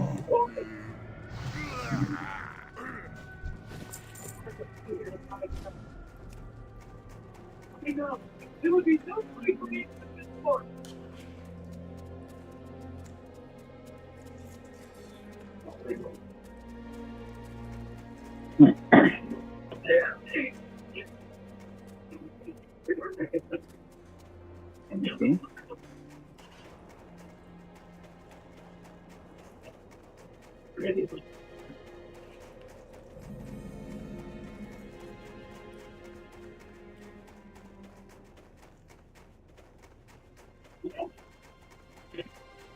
We're gonna go up the hill. No, back behind us.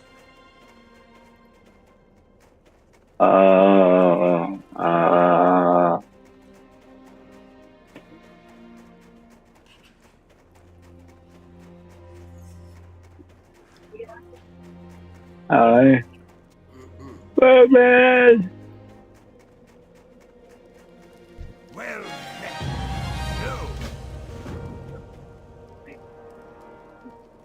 Oh, that's why it's 1:30. Yeah. Yeah. I'm calling it. No worries. That was a fucking absurd grind. What the fuck? If we would have started that earlier, I can only imagine we probably would have got to like 20 or something easy. Dude, that shit was fun. That right. Yeah, that's gonna be easy to log back into, at least for me. I don't know if you're enjoying your class. No, dude, that monk is fun, man. I look forward to getting to level 10 so we can do our specializations. Because I'm either gonna do arcane or I'm gonna do fucking frost. You're saying Windwalker was the best for leveling, so I'll probably just go with that for right now. I just can't remember if Mop is the expansion that gives you the elemental as a low level for mages or if it's a higher level. Best leveling spec mage Mop. Bruh. And they get the elemental pit at level 10. Yep, that's what we need right there. Oh, yeah. Yeah. My guy's level 60, yeah, in Hellfire Peninsula right now. That's dope. It's fucking sick, nasty as fuck.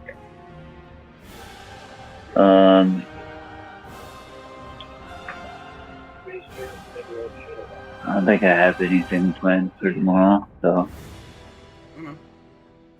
what's Feel free to hit me up. Tuesday? Yeah, Tuesday. I got. And hit me up whenever you're free, and we'll get down on these characters. Yeah, man, definitely. Okay, bro. On to night. Yeah. Have a good night, man. You too. Later. Later.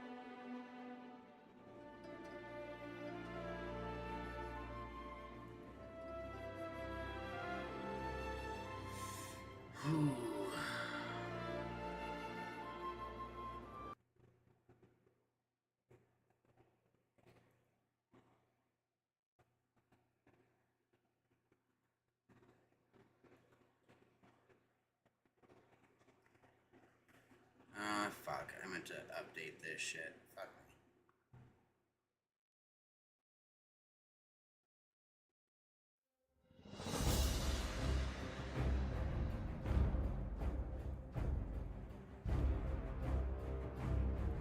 Oh, got it back out.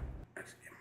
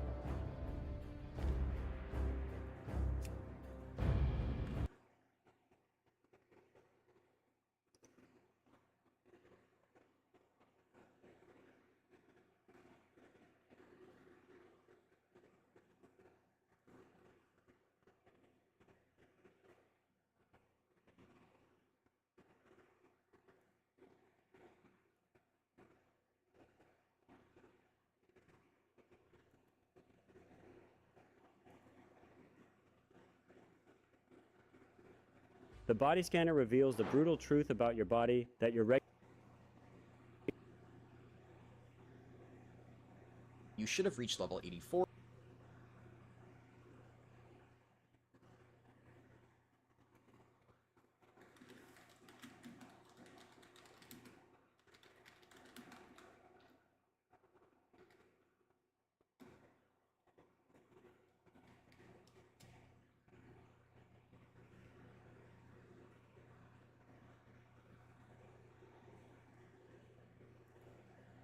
So I've been seeing many comments lately about how rough and punishing it is to level up a warrior, and I'm sat here thinking, what on earth are these numpties talking about? They are definitely doing something wrong. And that's because many people are new to playing warriors, and that's great. It's awesome that people are trying vanilla for the first time and taking a punt and trying the warrior for the first time. Yes, it is the hardest class to level up in the game, but once the knowledge and skill issues are resolved, it's nowhere near as hard as it needs to be. And that's basically the whole point of this video. By the end of it, you should know how to level up a warrior in a way that doesn't suck more than losing Thunder Fury to a rogue or something. So first of all, let's isolate and evaluate the strengths and weaknesses of warrior leveling. once we understand, we can minimize and maximize them to make leveling smoother. So the first problem is that the warrior actually takes a lot of damage, and this is because you have to face tank everything, and aren't many ways to mitigate damage or heal yourself. So after you've pulled around 3 mobs, you will likely have to stop and eat, whereas other classes like a warlock or hunter can pull about 20 odd mobs without needing to stop, and then other classes, what they can do is just heal themselves and carry on going. We don't have that luxury as a warrior. And this is why it is so important to prioritize mail gear over leather gear, even if the leather gear has very good stats on it. When you have more than 2 pieces of leather gear equipped, you are going to start immediately regretting that decision because of how much damage you will take. So guys, take it easy on the leather gear, even if the leather gear is very good with loads of agility on it. The most I would get away with, personally, would be 2 leather pieces, preferably just 1. And the same goes for when you unlock plate. As soon as you unlock plate, you want to make sure you have a full stack of plate gear because it's so much better. And again, I wouldn't have more than 1 male piece of gear. So yes, unless the piece of gear has unbelievable stats on it, try and get a full stack of plate gear. And this is because of how much damage your armor reduces. It's all that we really have to reduce the amount of damage we take. We don't have abilities really other than something like shield block, which you're obviously definitely not going to use while leveling up, to like mitigate damage. We have to rely on our armor stats. Now the second thing to do is prioritize green quests and green mobs, or at least quests that are, you know, 1 level below you and you have to kill mobs that are 1 to 2 levels below you. If you do this, you will notice your pace improve dramatically because you have a higher chance to hit the mobs with your weapons because you're higher level than them. So the mobs will die much faster, meaning you will also take a lot less damage.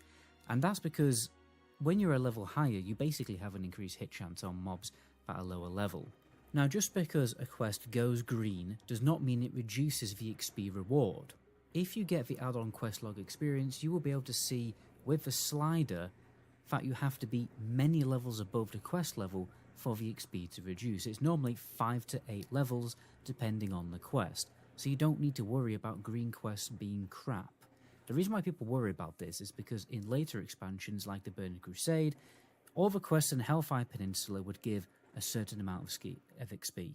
Literally every single quest virtually gives the same amount of XP apart from elite quests. And then when you go to a higher level zone like Zangamash or Nagrand, the XP reward for each quest increases by a small percentage. But in vanilla, it's a mix max of just loads of different kinds of XP pulls per quest. It's actually kind of annoying because like a low level quest could give like 2000 XP, but like the quest that you're doing right now that is on level actually gives 1500. It is very random in vanilla, so you don't need to worry about that. One good way to make more quests green would be to do dungeon runs. Most dungeons are at least worth running once to do the quests, but as a warrior I'd recommend doing a little extra dungeon runs than other classes. It's also very easy to do if you offer yourself as a tank to get groups, particularly if you're in some cool spell cleave group. But the idea is to get ahead of open world quests through dungeon XP and then go back to the zone you were leveling in to finish off green quests rather than moving to a new zone with yellow quests. That is the rookie mistake. What I do is actually follow the rest XP add-on meticulously, as this obviously is the fastest possible route to level up with. The world record holding speed leveler actually made the guide and this route on his warrior, and he did it in 3 days, 17 hours played. But what I'll do is while I'm following the guide, I'll do some dungeon runs for the quests, so that quests that the guide is telling me to do, when I go back to them, are green, and they are therefore much easier to do on my warrior. Luckily, the add-on also puts in the pre-quests for the dungeons into the route, so that's another thing I don't have to worry about. And by the way, Rest XP have offered me an extra 10% discount for a total of a 15% off if you use my link in the description with my coupon code MetaGoblinFresh. Doing some extra dungeon runs will also reward you with more loot, which brings me onto my next point. Warrior, as we know, scale very well with gear, and this is a blessing and a curse, because it means without good gear, you hit like a noodle, and once you have good gear, mobs die very quickly. You have to take weapon and gear progression very seriously as a warrior. If you don't replace your weapon every 5 levels, you will suffer the consequences. Sometimes certain weapons will last longer than 5 levels like the Whirlwind Axe, but my point is that upgrades are very important. So you should be aware of what quests give good gear rewards for a warrior. It's usually the dungeon or elite quest, so be sure to do them. But if not, you will have to buy items from the auction house. Obviously, this is a problem when it comes to saving up for your mount, so be sure to look for very cheap and underpriced items that you can quickly steal. Don't spend too much on the auction house, and make sure to also use the auction house to make gold back. But there are plenty of weapon upgrades that you can get from quests. I have listed them all in a Google spreadsheet that you can get if you just subscribe to the channel and go to my subscriber only video. You will see my big weapon progression guide there for every single class in the game.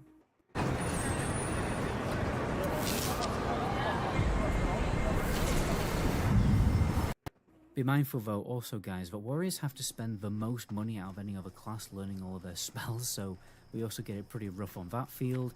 You may just have to accept that you won't get your mount straight away at 40, but that's fine because over level 40 the gold per hour increases a lot. And that's because, you know, the Trashly will just vendor for more value, and you're also way more powerful at level 40. This is when things start to get interesting, but we'll talk about that. Ability isn't ready in a bit.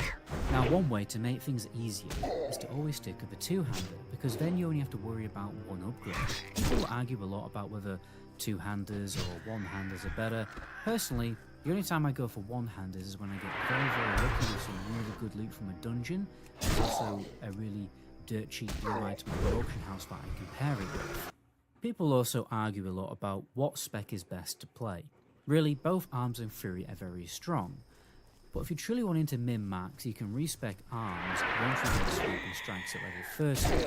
And this is because cleave spamming while Sweeping Strikes is up is very powerful because it doubles up the cleave. So it's basically 4 hits per global, per 20 rage as well.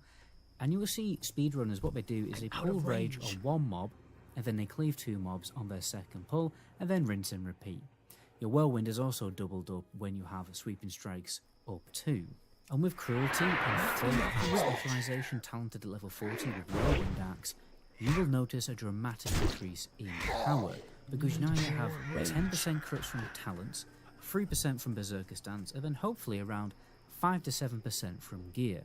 Now 20% crit is when you really start to notice that the warrior is finally turned on. People will also argue a lot about what abilities to use. Some say Rend is a waste of time, others say it's decent and it's worth using and it's like the highest damage per rage ability. Some people will shill Sunder Armor, some prefer just spamming Heroic Strike. The truth is, no one playstyle is correct, level 1 to 60 across the board. It changes depending on your gear, weapons, and what ranked spells you have. So it's important to test every kind of rotation to see what is best and to use a DPS meter to measure your kill times, and also to evaluate, for instance, whether Rend is worth using, because sometimes the mob might be dying before Rend, the Rend dot obviously fully does FPS. I have seen most speedrunners just spam Sunder Armor, to be honest, so really it's up to you. The one thing that is very important is pooling rage and chain pulling effectively so you never waste rage. Using charge as much as you can, safely, is also important for rage generation. You can also use blood rage between pulls to prevent rage decay when you have to walk further between enemies. I like to pull mobs that are getting low on health to my next mob, and that way I'm basically never out of combat. And I might even use Cleave to finish off the mob instead. If you think about it, Cleave is very rage efficient because it's basically using a Heroic Strike on 2 people need to get closer for 20 rage. And when you get Sweeping Strikes, it's even more efficient. And you should be using Sweeping Strikes basically on cooldown and pulling 2 mobs as often as you can. But remember, some mobs, it's just not happening. You can't cleave certain mobs because they are just a pain in the backside due to their abilities, so don't even bother. You can use this weak aura in-game to show your mob abilities on every single mob that is available in vanilla WoW, because some mobs CC, and having 2 mobs whack you in the face while you're under a crowd control effect is not ready yet. Dying wastes time, strangely enough. Consumables also make a massive difference when leveling a warrior. The downside is that they usually cost money, but some things like sharpening stones are dirt cheap on the auction house and they can even persist through death. And to be honest, even having really cheap concealers is always better than having nothing at all. It's very useful to have a friend who's an alchemist because, for instance, making a basic line strength potion costs 40 copper to make because herbs are so cheap. But they sell for 1 silver 40 in the auction house. So I'd recommend seeing if anyone in your guild can bulk craft you some strength potions to stick in your bank for your leveling journey because it does make a big difference. Or level up with alchemy yourself, which is also a great idea. It's also amazing to do really easy gold flips, as you can see. I'm out but of range. I'm not going to lie, I worry about engineering might not be such a great idea.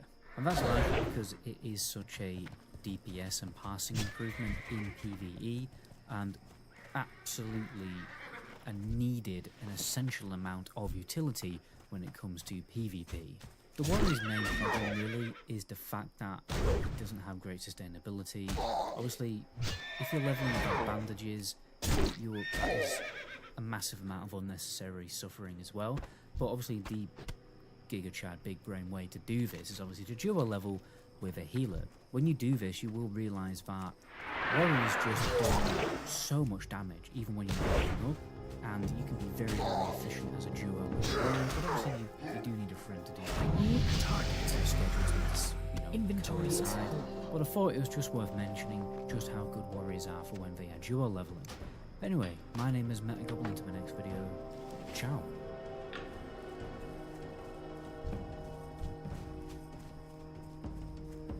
It's too far away. Hostiles approaching. Reciprocating hostility.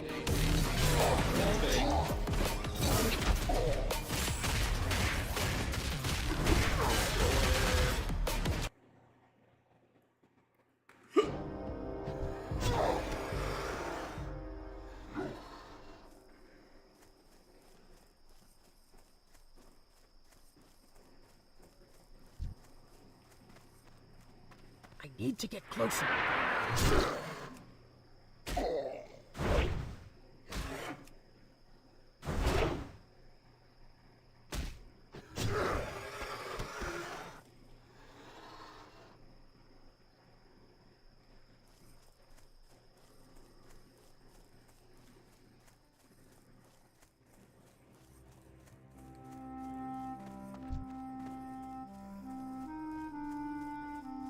I'm out of range. That ability isn't ready yet. Not enough rage. Need more rage. Not enough rage.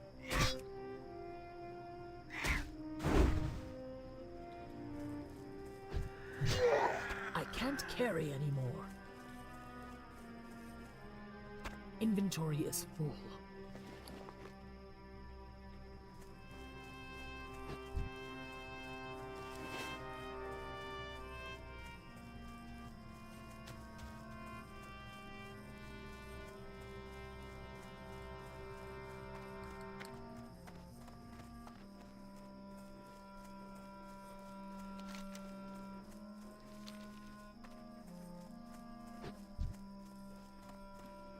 It's too far away. Not ready yet.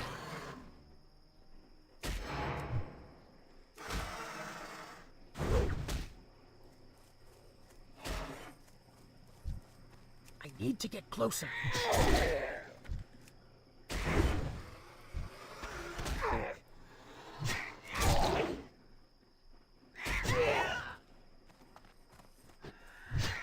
I can't carry anymore.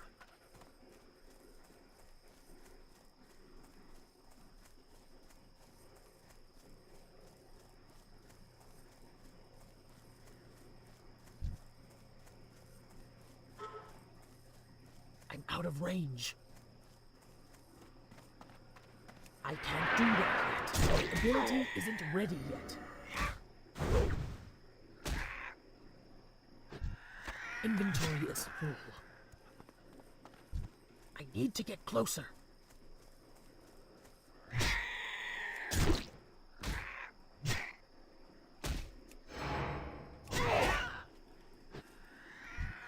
I can't carry anymore.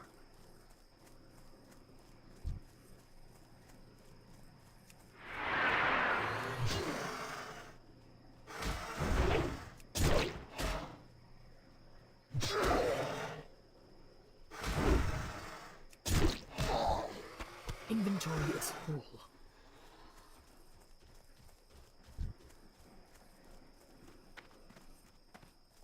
Not ready yet. That ability isn't ready yet.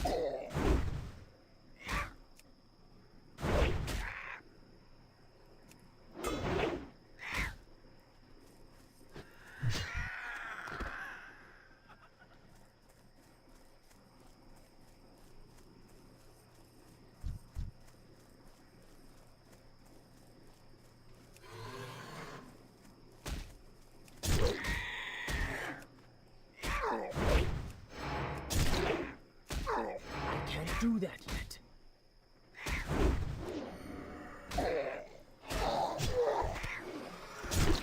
Need more rage.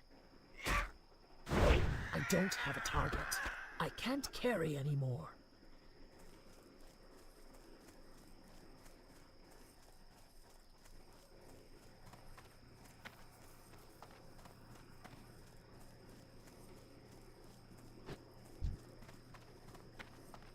It's too far away. Not ready yet. Not enough rage.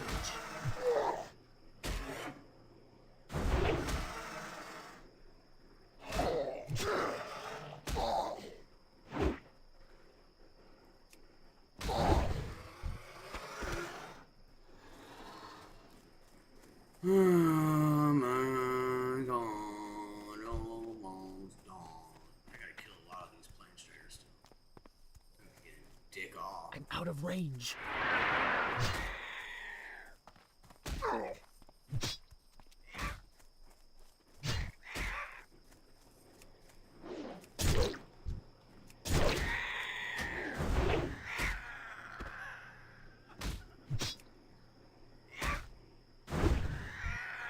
Inventory is full. The ability isn't ready yet.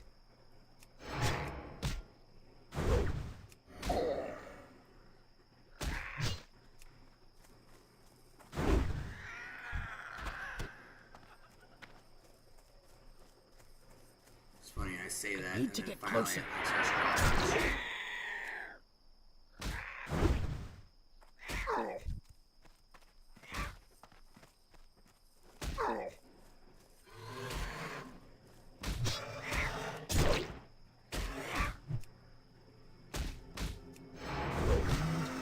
Rage.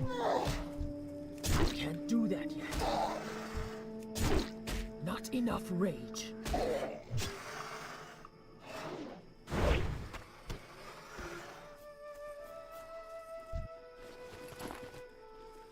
Need more rage.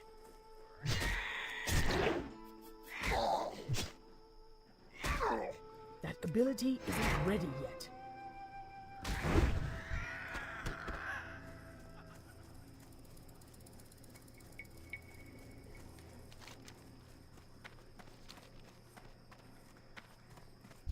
Right there, I see him. Come on, pal.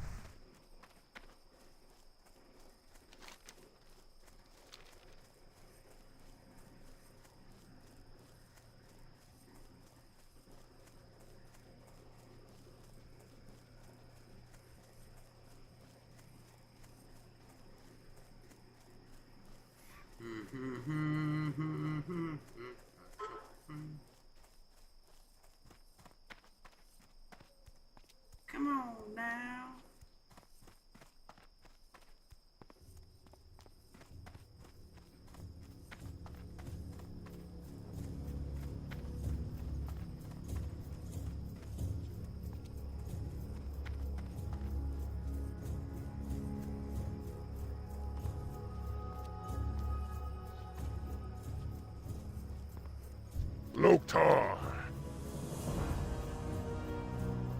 Go forth to victory.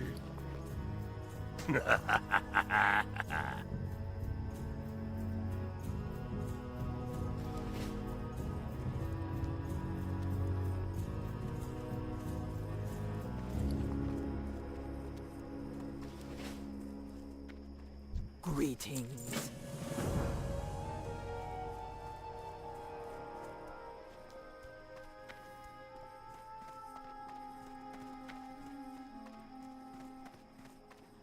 Greetings.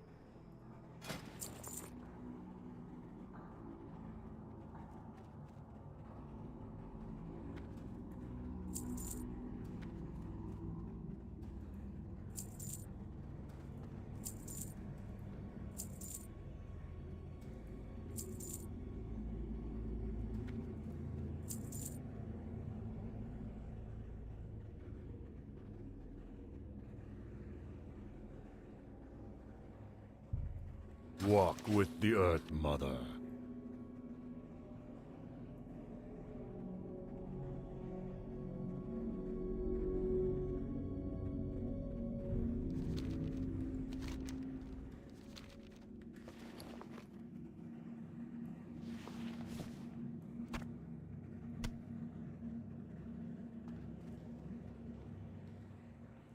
Hail.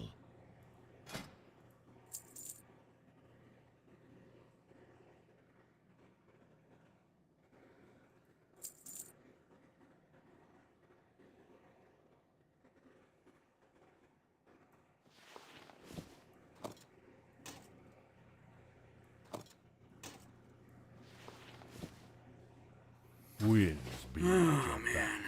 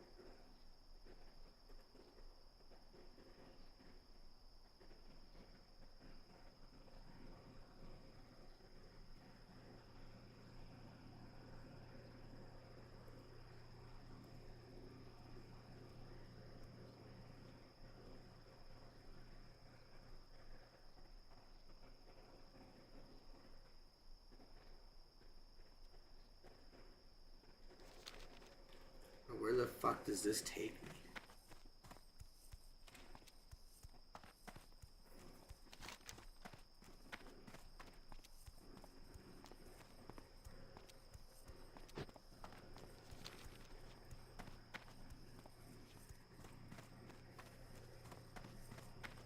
Before I go far.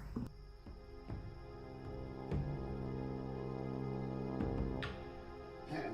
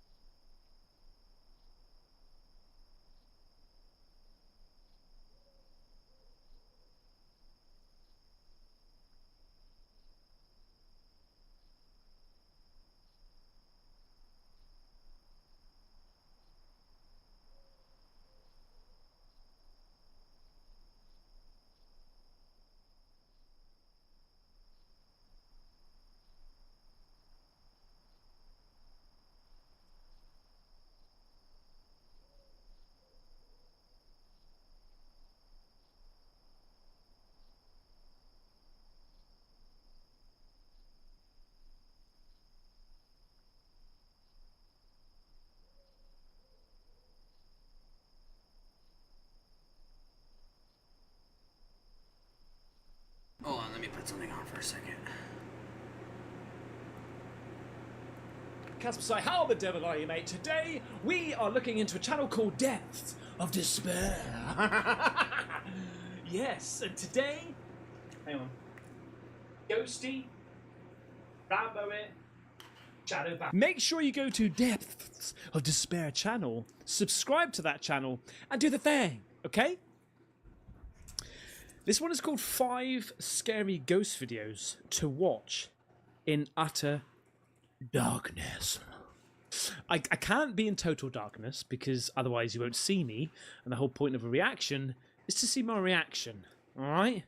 Otherwise I could just literally rip the video off and just upload it. I'm not going to do that. Some people do that. You should do that. Okay? Anyway, without going into too much of the political side of things on of the tube, without further ado, diddly day, let's do this. Go on, Depth of Despair. A bad omen. The main reason I keep coming back to shop with Misfits Market is for these pretzel pieces. On September the 3rd of 2025, a girl named Emery just received news that her dad's dog passed away that day. So she decides to look at her most recent videos of the dog, cherishing some of their final moments together. And on one video, she was staying at her father's house laying in bed when the dog started barking unusually at something in the room. Watch closely.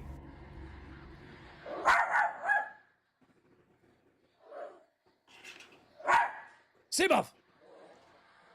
See him off!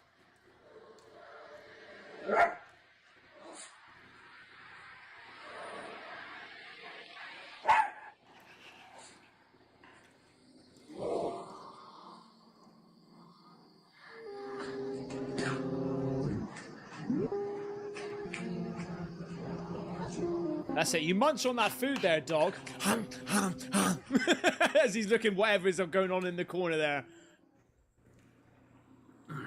What's about to happen, mate?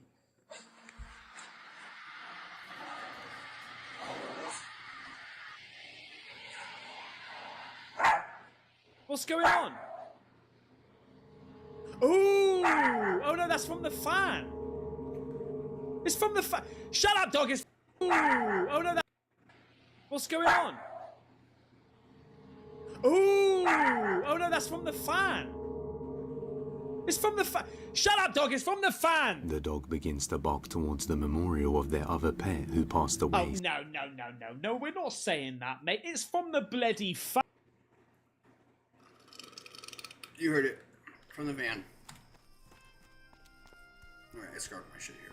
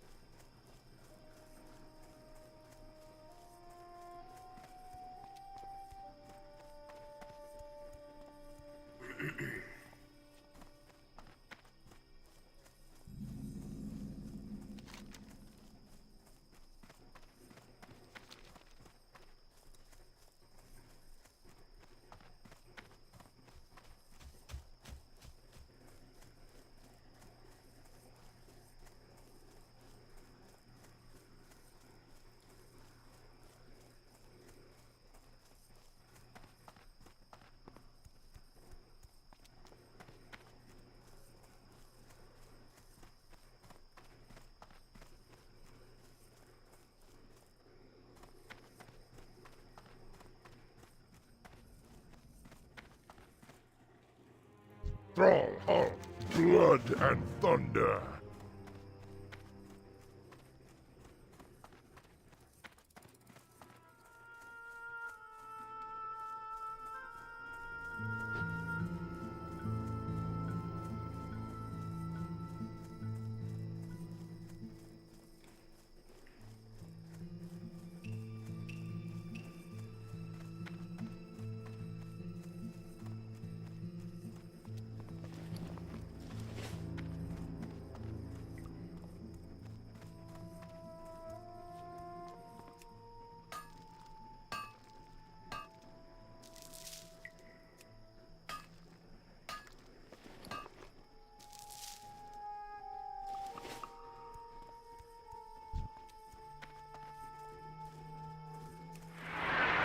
It's too far away.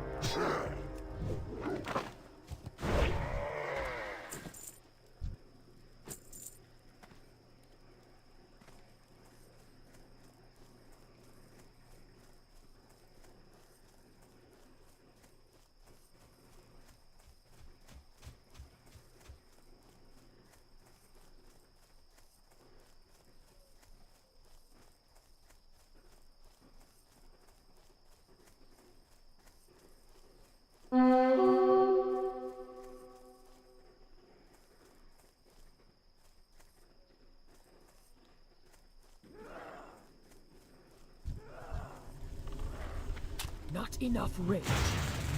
More Oh rage. shit, she pulled too many. She pulled too many. Oh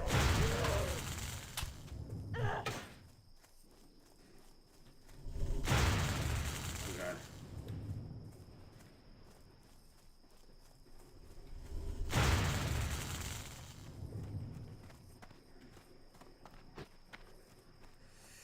Holy dicks.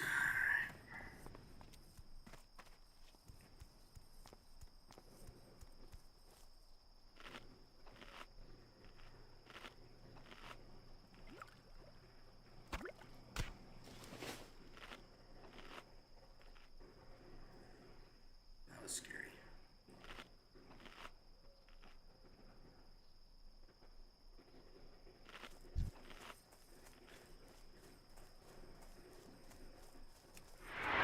Not enough rage.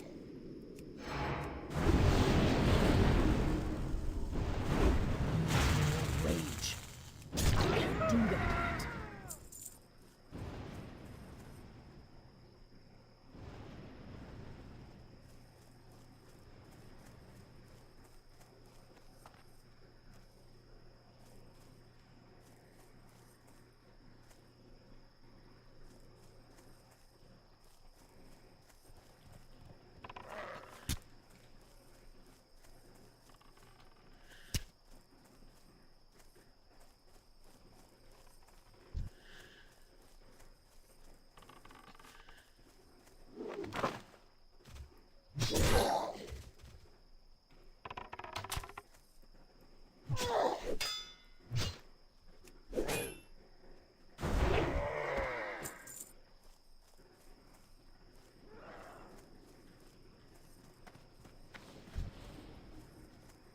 Not enough rage.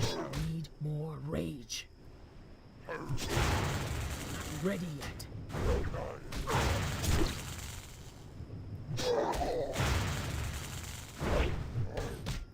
I need to target something first.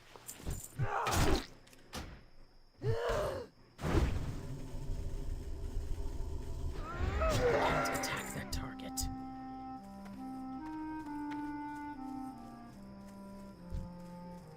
I can't do that yet.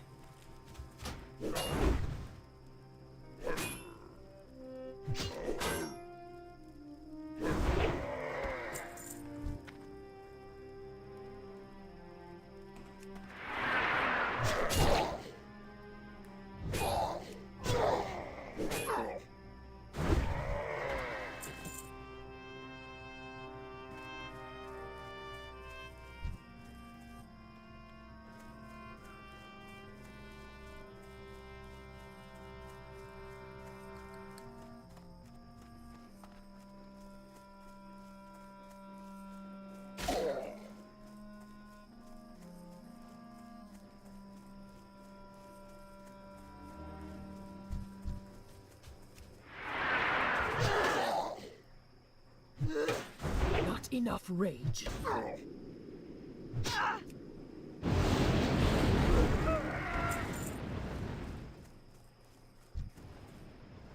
That ability isn't ready.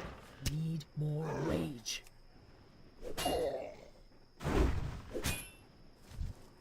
Not enough rage. Not ready yet. That ability isn't ready yet.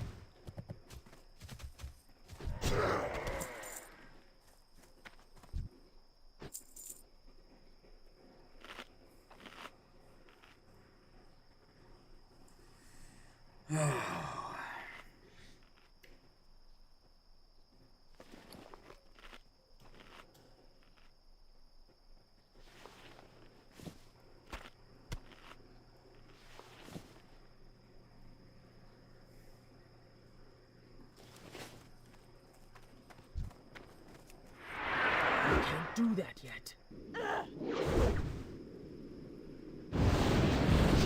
Rage.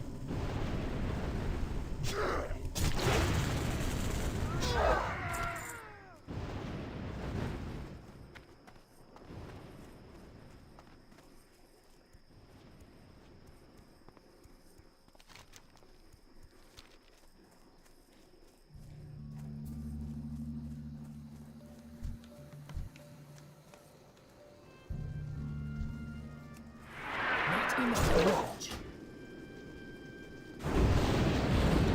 Rage. Out of range. Not enough rage.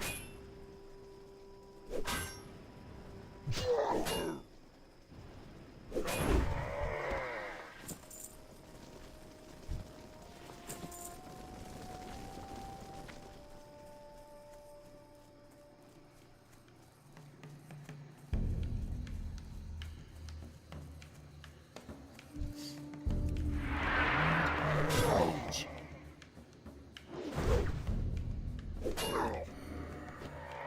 Can't attack that. It's too far away.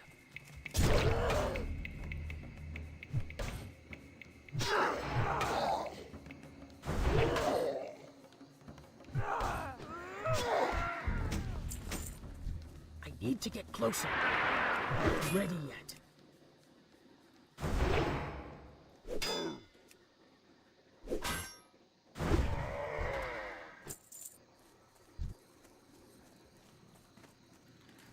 I can't do that.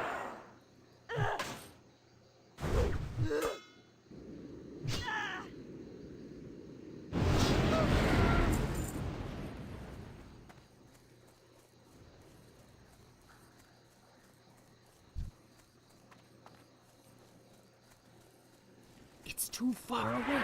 The ability isn't ready yet.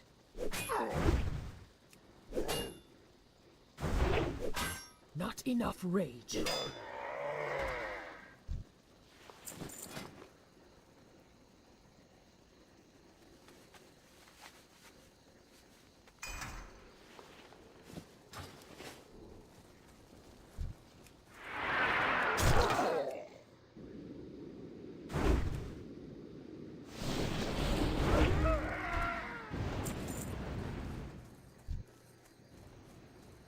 Not ready yet. I can't do that yet.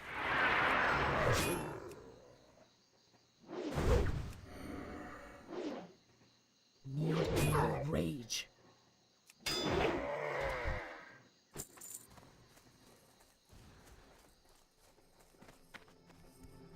I'm out of range.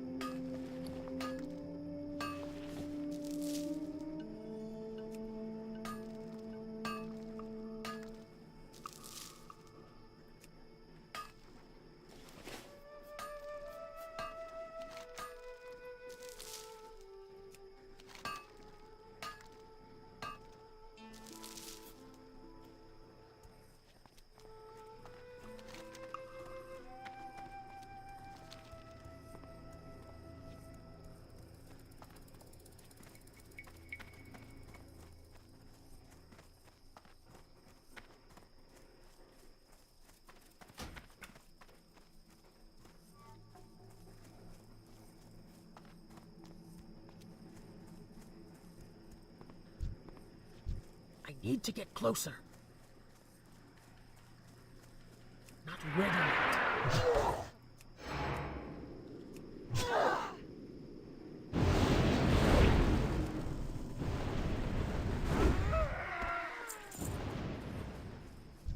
That ability isn't ready yet.